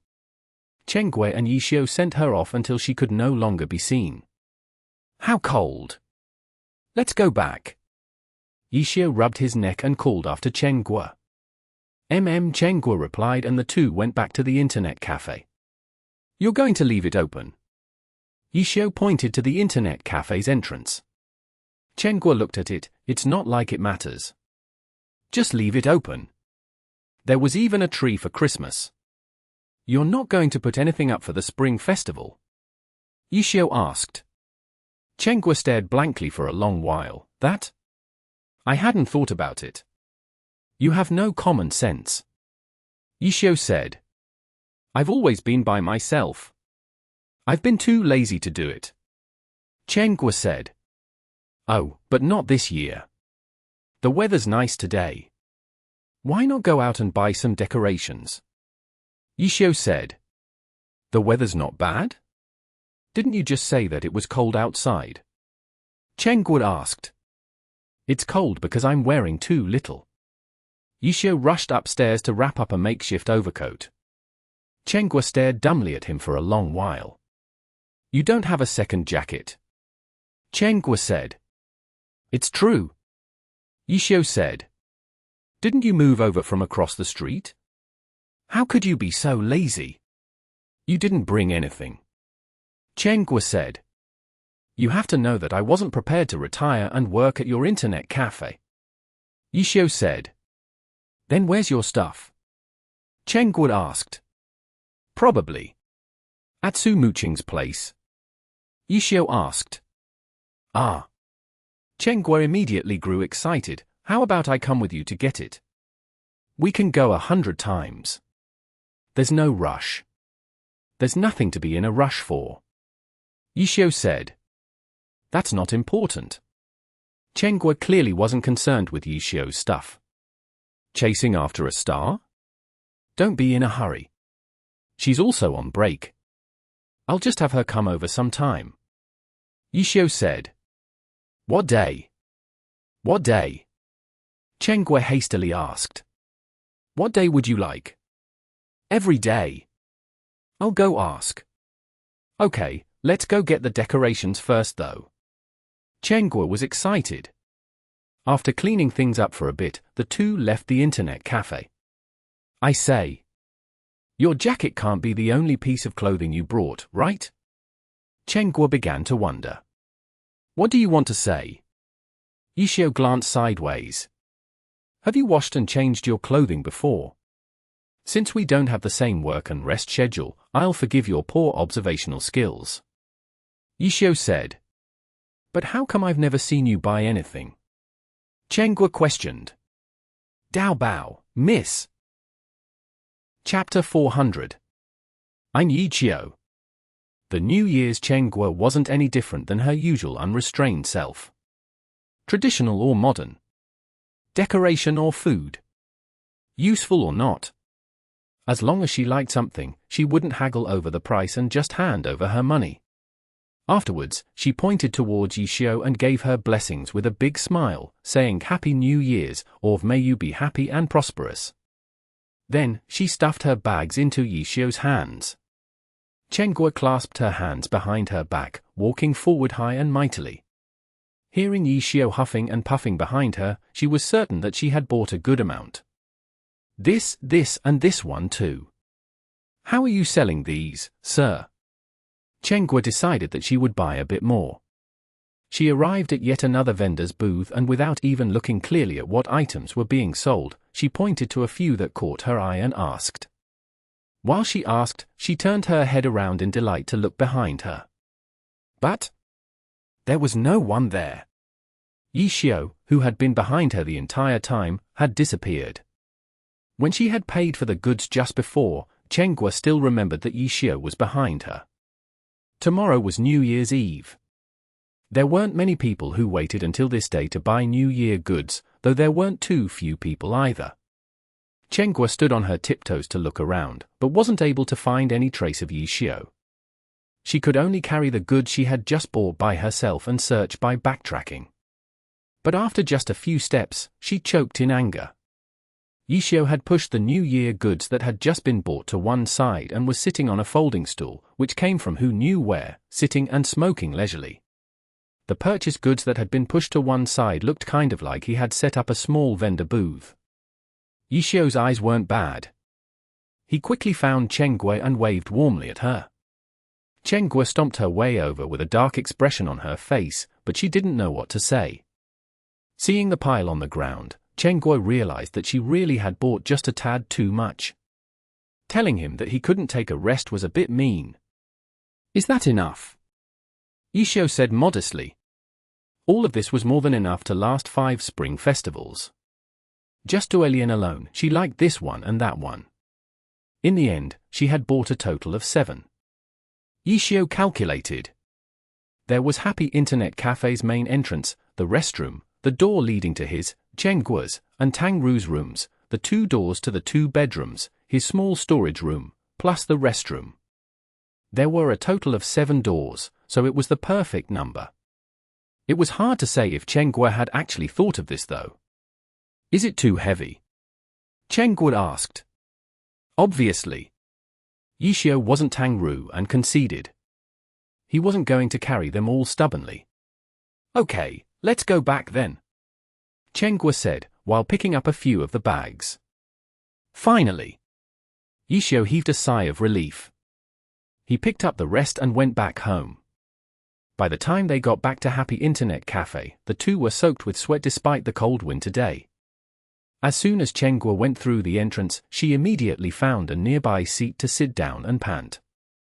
When she looked back, Ye Qiu had already thrown down his stuff, though the person himself wasn't anywhere to be found. Where'd he go? Guo muttered, but then heard a sound from behind her. She looked back and saw that someone had walked into the internet cafe. The sunlight was blinding outside, so Guo wasn't able to see the person clearly. She thought that it was a customer, so she immediately got up to welcome the person. When she got up and saw the person clearly, she blurted out, "What are you doing?" The person who had come in was Ye Qiu. He was dressed in formal attire. Draped across his arm was an overcoat. His elegant and stylish demeanor was bewildering. When the person heard Guo speak, he was also startled, but he quickly regained his composure and gave a polite smile. "May I ask if Ye Qiu is here or perhaps Ye Qiu?" Guo was surprised. The moment she saw Ye Qiu looking like this, she had felt like she had made a mistake. As soon as this person spoke, Guo realized that she really had made an error. This person, without a doubt, looked like the spitting image of Ye Qiu. His face might look alike, but more importantly, his hairstyle and build were a bit different. Ye Qiu quietly slipping away and switching attire to scare her was something she could believe, but switching his hair and his build in that short amount of time definitely wasn't possible. "You are?" Guo already felt like there was no need to ask this question. The two looked practically the same. Who else could he be? "I'm his younger brother." The person introduced himself. "Twins?" Guo asked. "Yes." "Could I ask who you are?" "Oh, I'm the boss here." "Ye Qiu is here." Guo said. "He was just here, now." "Ye Qiu!" Guo shouted. Restroom. A similarly loud shout sounded back. Oh, he's over there. Chen Guo pointed to where the restroom was. I'll wait for him. The person nodded his head. You can sit wherever you'd like. Chen Guo also nodded her head. The person walked around a few steps and then asked in a casual manner, so he's using the name Ye Qiu here. Yeah. Chen Guo walked to the refrigerator and after opening the door, she indicated for him to look. What would you like to drink? Fanta, apple. Thank you. Chen Guo grabbed a bottle of Fanta and threw it over. She also grabbed a bottle and asked, while twisting the cap, what do you go by? The person had jumped in fright at Chen Guo throwing the bottle over to him. With great difficulty, he was able to catch the bottle and regain his composure. When he heard Chen Guo's question, he immediately replied, my name is Ye Qiu. Ah. Chen Guo was startled, you're Ye Qiu. I've always been. Then he borrowed your name. Chen Guo asked. Yes. He even borrowed my credentials. Chen Guo was somewhat baffled. Their conversation stopped for a short moment when they heard the sound of rushing water from the restroom. Soon after, the sound of a door opening and closing could be heard. Ye Qiu walked over sloppily. Seeing Ye Qiu standing near the entrance, he immediately went, oh. He's looking for you. Chen Guo said. Clearly. Ye Qiu nodded his head. With the two in front of her, Chen Guo could distinguish between the two. Indeed, from only their face, the two looked exactly the same. But apart from that, there wasn't anything else about them that was alike. One of them was wearing neat and tidy attire, while the other was wearing the same jacket he had been repeatedly wearing for the past 2 months. Because their work and rest schedule were different, Chen Guo didn't even know whether he had ever washed his jacket before. One of them had an immaculate appearance, while the other had only just gone out to buy some stuff and his face already looked dirty. Then, she looked at their posture. One of them stood perfectly straight, even the curve of his arm looked as if they had been paid particular attention to. As for the other, Chen Guo couldn't help but compare. The guy looked like he hadn't even worn his pants on properly. When he walked, his head was lowered and his posture was slouched. What are you doing here? Chen Guo saw Ye Qiu walk over unsteadily and greeted his completely different younger brother. I'm here to pick you up to go back home and celebrate New Year's. Who said I was going to go back? Ye Qiu asked. If you don't go back, what are you going to do? I'm going to work overtime. Ye Qiu said. Chen Guo immediately discovered another difference between the two, their tone of voice. Ye Qiu's tone of voice was bold and confident as if everything he said was right. Even though Chen Guo had to admit that he was correct most of the time and everything should be like he said, but his tone of voice still made others want to punch him. In comparison, his younger brother had a very formal tone of voice. It was polite and proper. His tone of voice made it so it was impossible to tell if there was anything wrong. Chatting with such a person wouldn't be unpleasant. Did she introduce herself? This is my boss. Ye Qiu introduced Chen Guo to Ye Qiu. She's the one who told me to work overtime. Is that right? Ye Qiu looked towards Chen Guo with uncertainty. He asked for it. I approved. Chen Guo wouldn't be unjustly blamed like that. Ye Qiu's gaze immediately switched back to Ye Qiu. Ye Qiu exposed a helpless expression, I won't go back. It'll be the same as always. Why ask why? It's different now. Didn't you retire this year? Then what are you doing drifting around outside? Ye Qiu said. Chen Guo's heart thumped. She suddenly recalled the guess she had made with Tang Ru that night. Had Ye Qiu's retirement been caused by his family pressuring the club from behind the scenes? If not, why would his family immediately want him to come back after he retired? Retiring doesn't mean anything. You outsiders wouldn't understand. Ye Qiu said. Retiring? Even if you want to come back, it will still take a year, no. Ye Qiu said. Oh, you even know of this. It's not like you have anything to do this year. Why not come back home and take a rest? Ye Qiu said. I can rest anywhere. It's all the same. Ye Qiu said. Father's health hasn't been too good recently. That's what you always say. Fine. Actually, Mother's. You're lying. Little Dot died. It's about time. He's already lived long enough. Ye Qiu said coldly. Chenghua couldn't listen any longer, but she felt like she had to understand something. Who's Little Dot? A dog. Ye Qiu said. Chenghua suddenly realized the brother deserved to be the brother. Twins really were twins. These two people had some understand with each other on some areas. The specifics would need more observation. Chenghua pondered. She retreated 2 steps and sat in the chair behind her. She took 2 sips and continued to watch the show. Should I record it? Chenghua felt the phone in her pocket. She had even thought of doing this. You really should come back. Ye Qiu continued to urge him. Heh. Ye Qiu chuckled, if I go back, it'll make it easy for you to run away. Is that it? The very proper Ye Qiu had maintained his poise the entire time. This time, it seemed like his heart had twisted. Chenghua watched as he suddenly shot forward like an arrow towards Ye Qiu and grabbed Ye Qiu's clothing with his 2 hands. Chenghua started. She stood up and then heard Ye Qiu say angrily, You shameful brother. That year, you stole the luggage that I had meticulously prepared. You went too far. It's more like I promptly discovered that my stupid little brother was about to run away from the family like an immature child and decided to take his place to teach him a lesson by example. Ye Qiu answered.